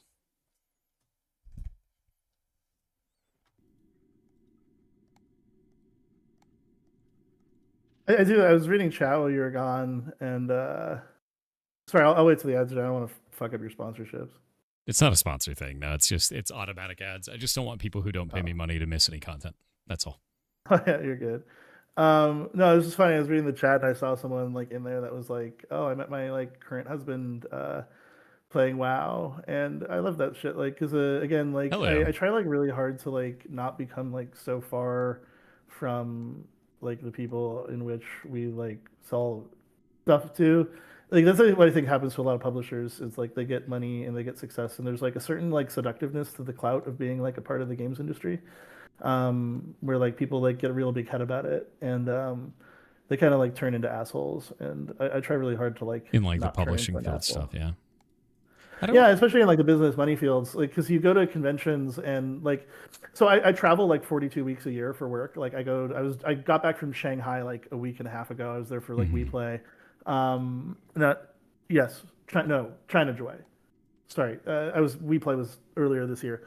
And when you travel so much, like so much of your social network is like the other guys that are guys and girls that are like doing it, and you get like your road friends and friendships are strong and intense and short and and it's very party heavy, it's very excitement heavy, it's very new things heavy, and it gets really really easy to forget that you're just like another, like that the people that we are here for are like the audience, and people that want a good experience, not like their goal when buying the game is not to fund my trips to Croatia or whatever. Yeah, it's funny you were talking about like like publishers getting like kind of a weird sort of outlook on stuff, and I remember the strangest interaction I've ever had with a publisher in my life is long time ago. I just started streaming, and you remember Mixer, back when Mixer was around? And I was talking to this publisher, and it was when we first started making stuff, and they wanted to publish our game that we were working on. And I was like, okay, if you're going to change one thing about my business model, what would it be? And he said, I'd stop streaming on Twitch. And I'm like, okay, what would you do instead? He's marketing, though. He's like, I'd start streaming on Mixer. And I was like, And I told him the whole reason why I thought Mixer was going to die, because at the time, Mixer had basically incentivized all of its users to be bots. And the way they'd done this is by watching any stream on the platform, you gained a certain currency.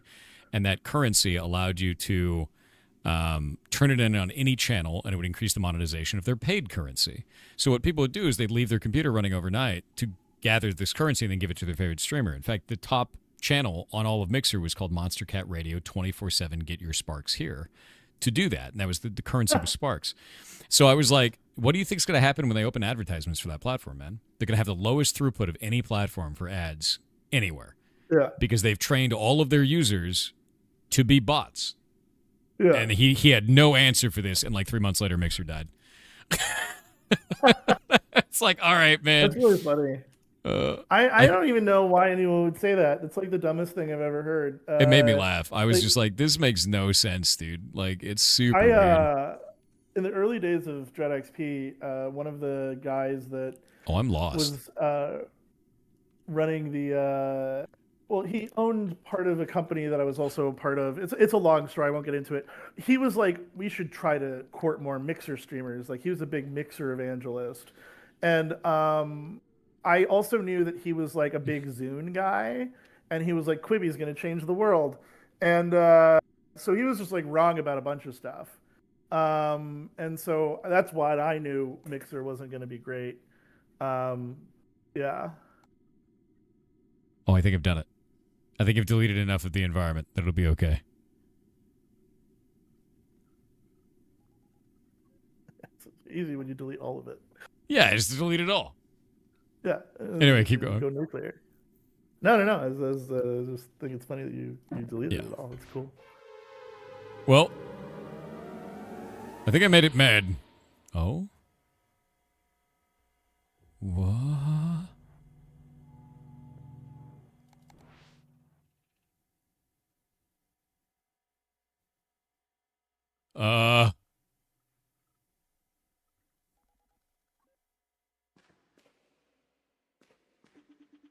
It's an old vinyl record. Yoink.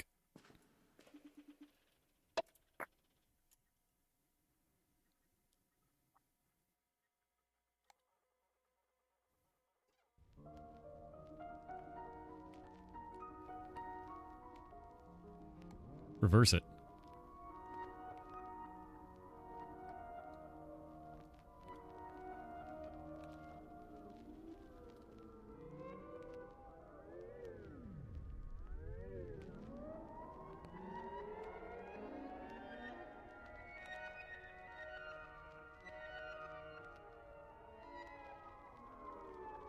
What a strange game.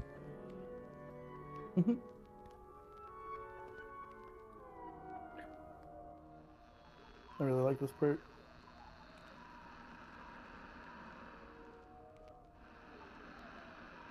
But yeah, I mean, if you go back and play Spookware, which was their previous like minigame collection, you can definitely see like there's such a like unique style to how he creates stuff. Or they create stuff. Sorry, I shouldn't singular. Oh. I love there's Morse code in there. That's funny. For the modification.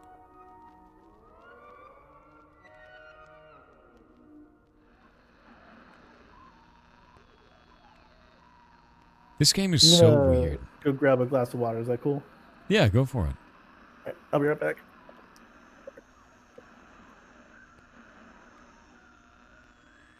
How are you guys feeling about this so far?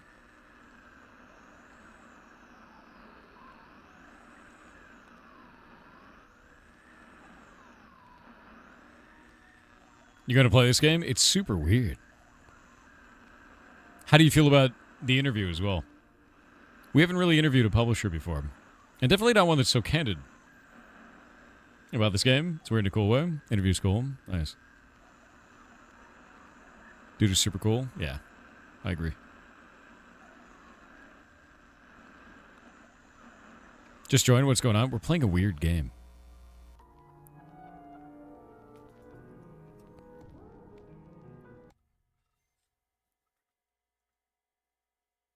Sigil Orchestra. Okay, so I believe that's the symbol for psi, spelled PSI. Remember correctly? Might be wrong about that.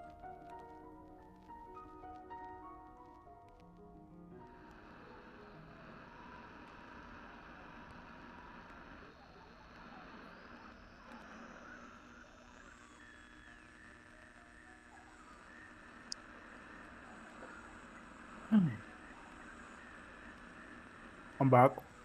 Welcome back. It's so weird. Anyway, I want to set the speed to what this is. We're going to reverse it, set the speed to 50. Signal is stable now. There we go. That music. Wait. My voice. It's so clear, I can hear myself again. Putting on these records, it's acting as a sort of channel. I don't think we have much time. I'm Sarah. Or what's left of me. This record player, John. He put my soul in here. He needed a host, something personal. By tearing me loose from the game, you somehow cleared up all the noise. Like popping your ears. I don't remember much. I was walking. Something horrible happened. And when I woke up, I could see again. Everything clear, but I had no body. Dude, I bet he killed his own wife to put her in the video game. No! It's terrifying. Yeah, a little bit of Edward moment. Yeah. As you do? I don't think it's an as you do, man. Well, I have the record now. Deeply cursed record that it is. I have another record. The environment is becoming more tangible as well, it seems.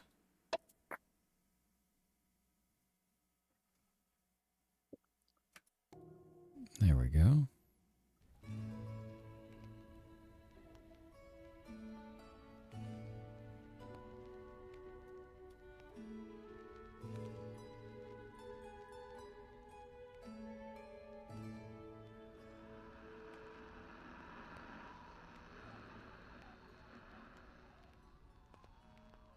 Right there. No.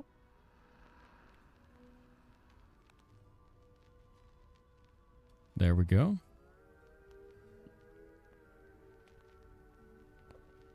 Feels like it's almost there.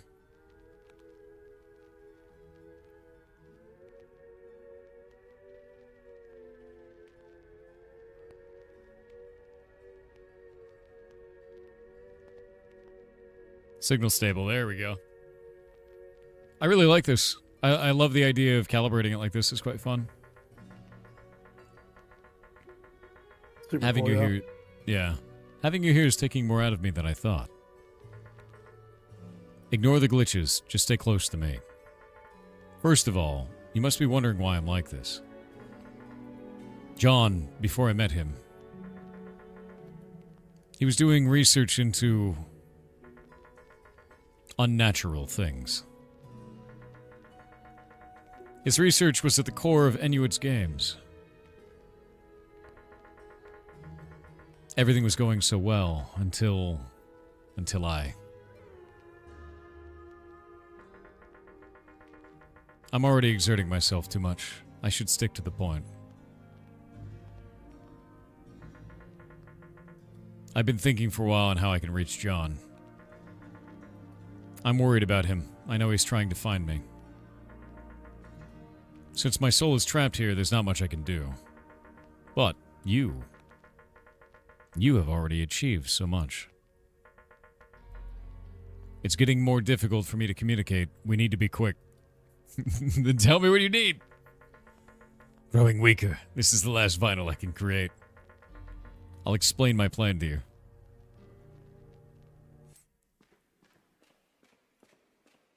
Oh. I like how it's like aspects of each one of the games that we've played to, like the weird jump is in there. Like there's still pieces of every game. Alright, here we go. It's gotta find it.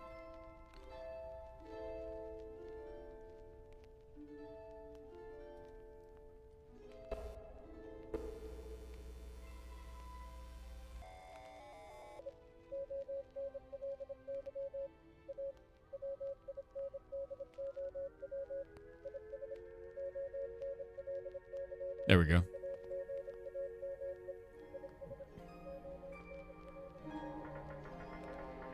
Our window is closing on us.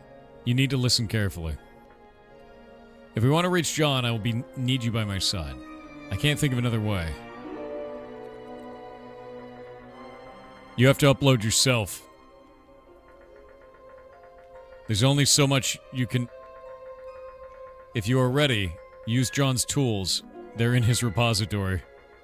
One final incantation to stop all this once and for all. I don't think we should do that. I think it's a bad idea.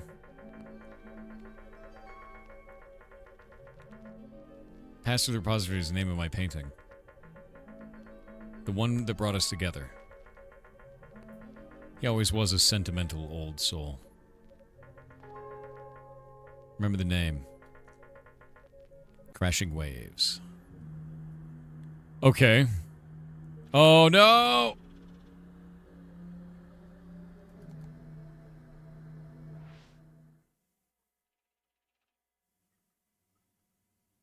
Go on. We're witnessing the creation of the Matrix? I think we're witnessing the death of a soul. And now we're also playing what appears to be Haunted Swamp. Yeah, it's not good. None of this is good. And also, it's like one of those types of things where it's like, hey, join me in here. The water's fine. Your old rowboat is just as you left it. Try not to dwell on those bittersweet memories. You have a job to do. I really like this part. This is one of my... I think that this part and the part with the fish, the underwater fish thing, I really liked. The underwater fish thing was terrifying. Yeah, it's super creepy. Freaked me out. Does this building not have a door? Oh, there we go. Yeah.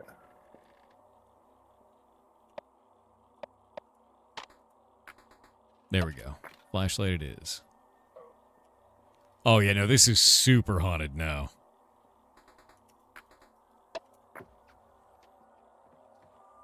She clearly doesn't remember how she got there. I guarantee he killed her. There's no way at this point.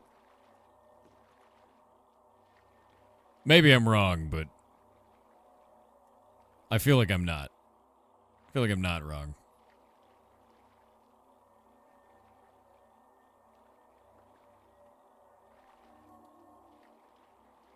What is that? It's always good to be inside of a haunted video game, and then you see something in the fog at night, and you definitely turn towards it. You know? Mm-hmm. That's a good idea, I think.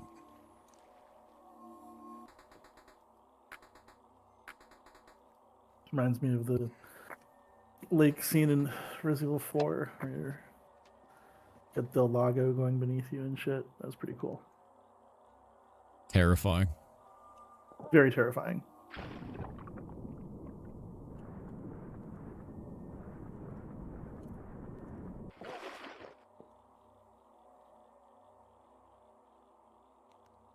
What?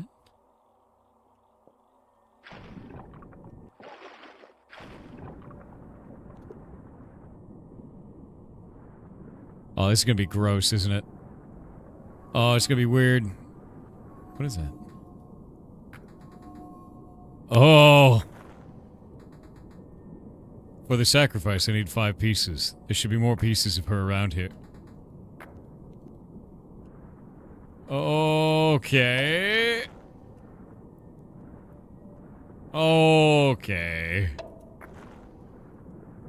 Sacrifice.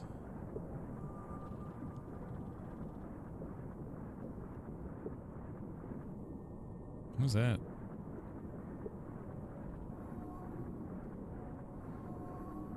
Yeah, we're just putting her back together again, you know?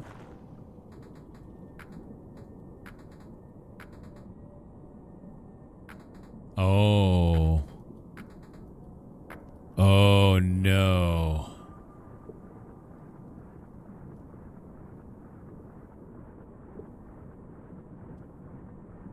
Did he not sacrifice his wife? Oh, now it's weird. Like, what if he sacrificed somebody else instead of his wife? I love this.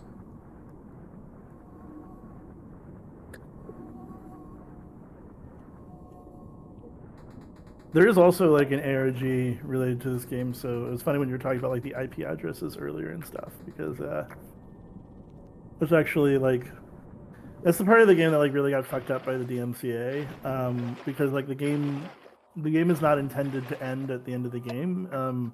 There's like an ARG that hasn't been solved / finished yet. Oh, I mean it's being released in phases, and there's another like I want to say 20% of the game that will be released with that. Yes. Yeah, I'm a really big fan of ARGs. Like massive fan of that. Yeah. So like in the login screen, when you logged in to the account, there was the account of Sarah. You can't log into that yet. At the end of the ARG, you will be able to. Oh. That's kind of rad. I dig that. Mm-hmm. Yeah, you mentioned ARG and my life is ruined now. Oh, that's a... My name is Mindfriend. That's a little man with a gun. Wait. This is my favorite guy. Why do I have a gun? This dude fucking rules. Oh, is this for extracting essence? Good idea. This will be much easier than last time. Hell yeah. What? Where you going, buddy?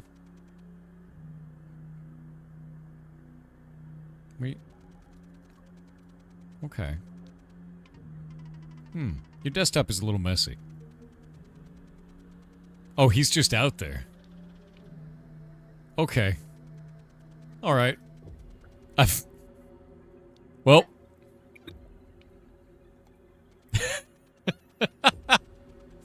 I've made a virus with a gun. Mm-hmm. Yeah. Don't worry about him, though. He'll help you out later. He's a good guy. It's probably fine. Yeah, got one more game in there. Okay. The soul transfer system is set up. Wait, what if we... Can I... No, I can't put that in itself.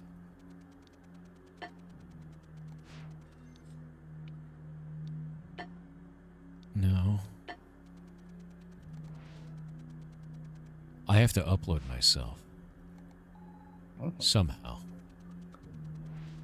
Which probably is bad.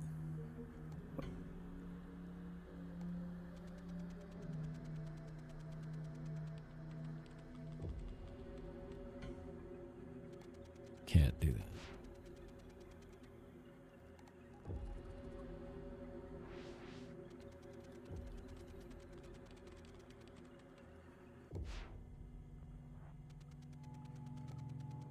There we go. Crashing waves from earlier. How much game is in this game? Because this is getting You're wild. relatively close to the end. I'd say about maybe like another 30-40 minutes of gameplay. It's depending on... I mean, this part is pretty easy to get through, and then the next part is more of a... I'm trying to think about how to put it. The next part's relatively straightforward. It can take some time, but it's relatively straightforward.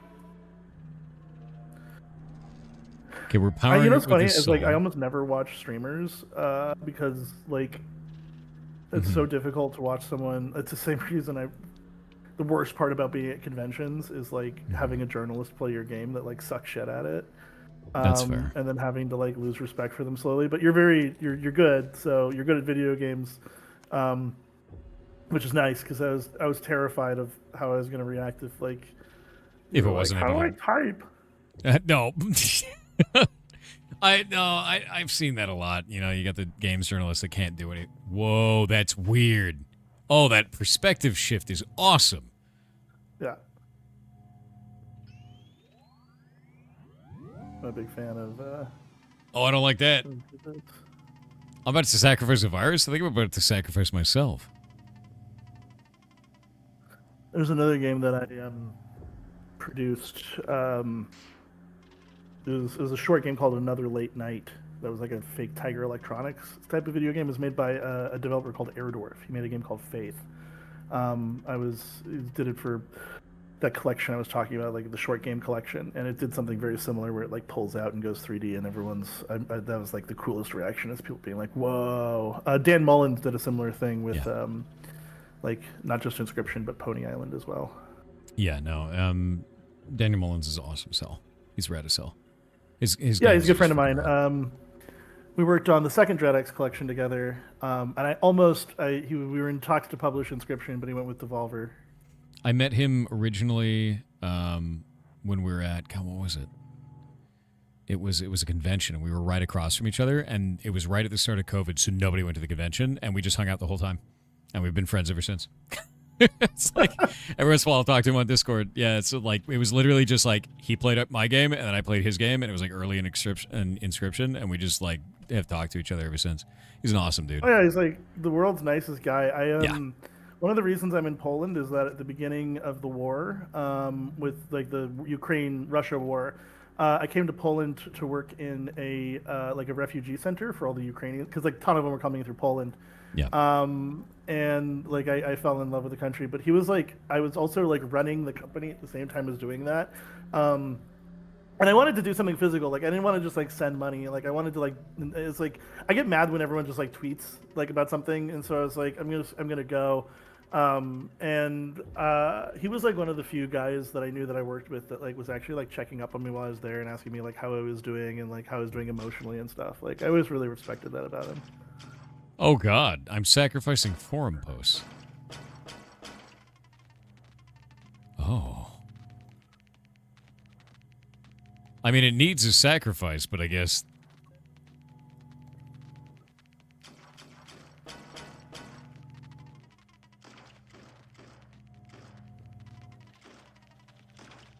Let's take down the whole forum.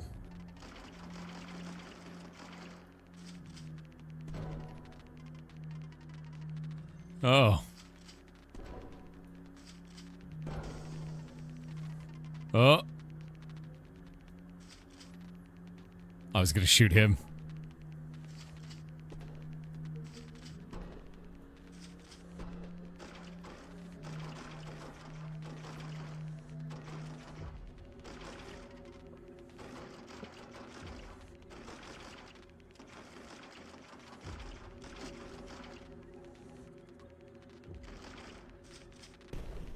I love this bird.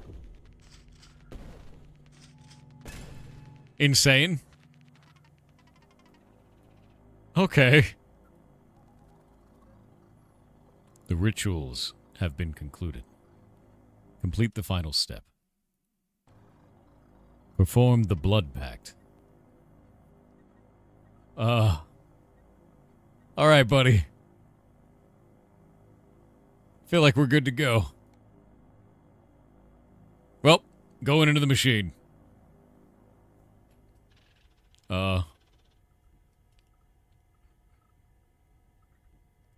Wait. What? Okay, this is fantastic. Yeah, it's pretty cool. Please refill the component to seal. It's nearly empty. Can we open this? We can. There we go. Oh no, dude. Oh no, dude.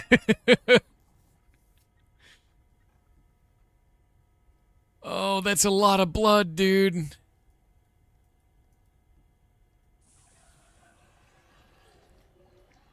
Is that blood?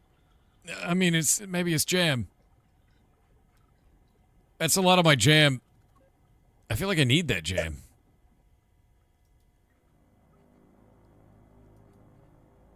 Ugh.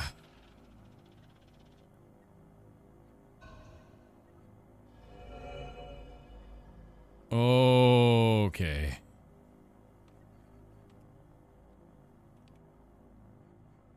Oh.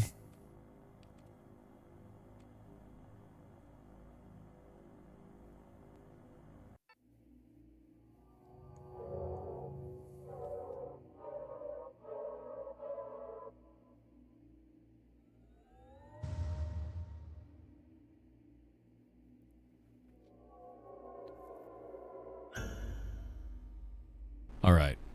With that in mind, I don't want to finish the game. I want you to get the game. So, I'm going to stop here. As much as I want to complete this game, it is very interesting and weird. Yeah. No, I know you're like, no. Here's what we'll do. I'll play through the entire game on stream sometime later. So that way, it's a good thing for the game dev. Yeah. We'll play it, we'll put it up on YouTube. I think it'll be fun. Cool. With that being said, we are almost at time. We're actually over time. But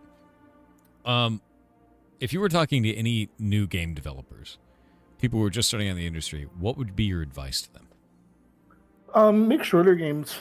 I think that most of like the core of like what makes a game like really good, you can figure out in like the first week of development. Like, is the game fun to play? Do you have a good idea? Make a lot of prototypes. Get out there, meet people, go to game jams, participate in game jams, and do not be afraid to release things. I think that most of the people that I know who are really good, really smart, really talented, but never quite make it, it's because they're too afraid to release things. And I think that you can sit there for a million years trying to make your perfect project, but you know, I think that at a certain point, you have to accept good enough and let the art live without, you know, being an overprotective parent about it. Yep. Yeah. Yeah, no, I super agree with you on that. It's the same message that I'm always telling everybody in the community. Yeah, that's phenomenal. Hell yeah, dude. Hell yeah. Yeah, for sure. Well, outside of that, it has been fantastic talking with you, and it's really nice to have you on. Our conversation steered into a bunch of different things, but I think it was great. I actually think it was a really cool interview. A lot of people in chat were digging it, and I really enjoyed it. So I want to thank you for being here. And just so everyone knows, sorry, I gotta plug real quick because I do have a job to do. He's doing it. He's doing it. I gotta be a business guy for a second here. I do my primary method of like community building is Discord. There is a Black Lantern Collective Discord. You can find it on the Steam page. It's like for No Players Online, all of them. There's a little Discord link down below. It's also in the game. All of our games have a Discord link to them. So yeah, it's like down there you see Discord. That's just going to lead you directly to the Black Lantern Collective Discord. I host movie nights there. I stream bad horror movies. So if anyone loves horror movies, loves horror games, and wants to hang out, that's where I am. That's where we all are. That's the cool thing. Hell yeah, dude. That was my pitch. There you go. Yeah, Thank you I linked the Discord to the chat, and I linked the Steam page for the game, and I'm hoping that you guys get a lot of visibility on this because this game is weird and awesome. So I'm digging it. I want to play through it again where I'm focusing only on it instead of doing the interview and it at the same time, so that we could do it on stream, and it should be a lot of fun. Yeah, for sure. All right, cool. It was fun. It was nice meeting all of you all, and if there's nothing else, I'm gonna fuck off. Well, it was nice meeting you, and thank you very much. And I will see you later, dude. This is super cool. Talk to you later, man. Bye. Peace out. Red. Yeah, that was Red. It's a very cool game. Very cool game and really fun chat, to be honest with you. Yeah, dude's just like real. It's a very real human being. Rare to have that. Have him back again? Yeah, he's rad. It was a good interview. Yeah, I really enjoyed it. I think it was quite good. It's funny because like anytime you're doing an interview, you have no idea like which way it's going to go on that kind of stuff. But that was a lot of fun. I really enjoyed that. Yeah, most personable publisher I've heard. He was very honest with the way that publishing works, because publishing a lot of times, to be real with you, is a scam. It's they're there to make more money off of you than they are to help you with your game. It's one of the things I tried so hard when I was over at Offbrand to make sure that was never the case. It was like one of the core things for me. And like you have to treat every developer that you work with the best possible respect you can, because you exist as a publisher because of them. Yeah. We tell most of the developers that 95% of the publishers are a scam, because they are. Like, they just are. Like, 100%. There's good ones, but they're rare. Like, they're really rare. And it's an environment where if you are an honest publisher, you have a much higher chance of failing, which sucks, you know. Do some TTS. David Pison with 500 bits said, fun animal fact.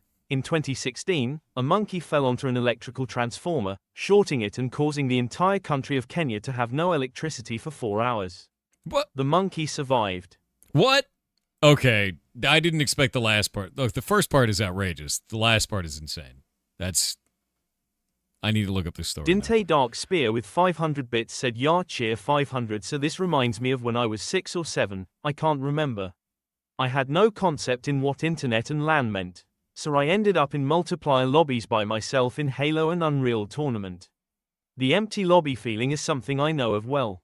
Yeah. Yeah. No, that makes sense. And this game captured that, but was also deeply haunted.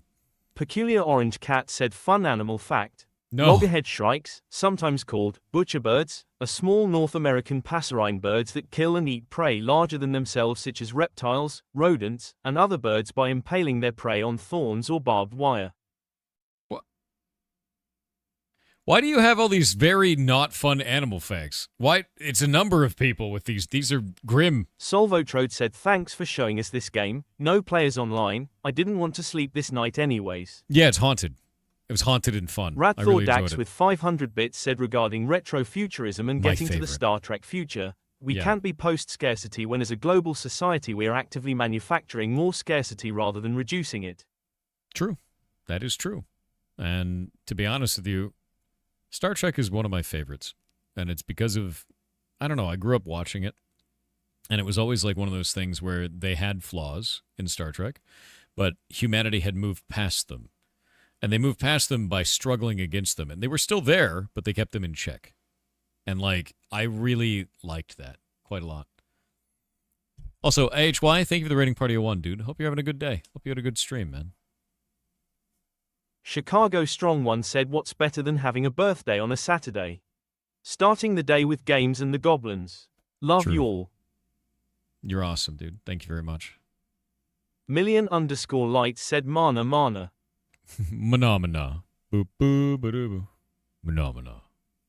Krillin64 said, good Stuck afternoon now. Thor and chat.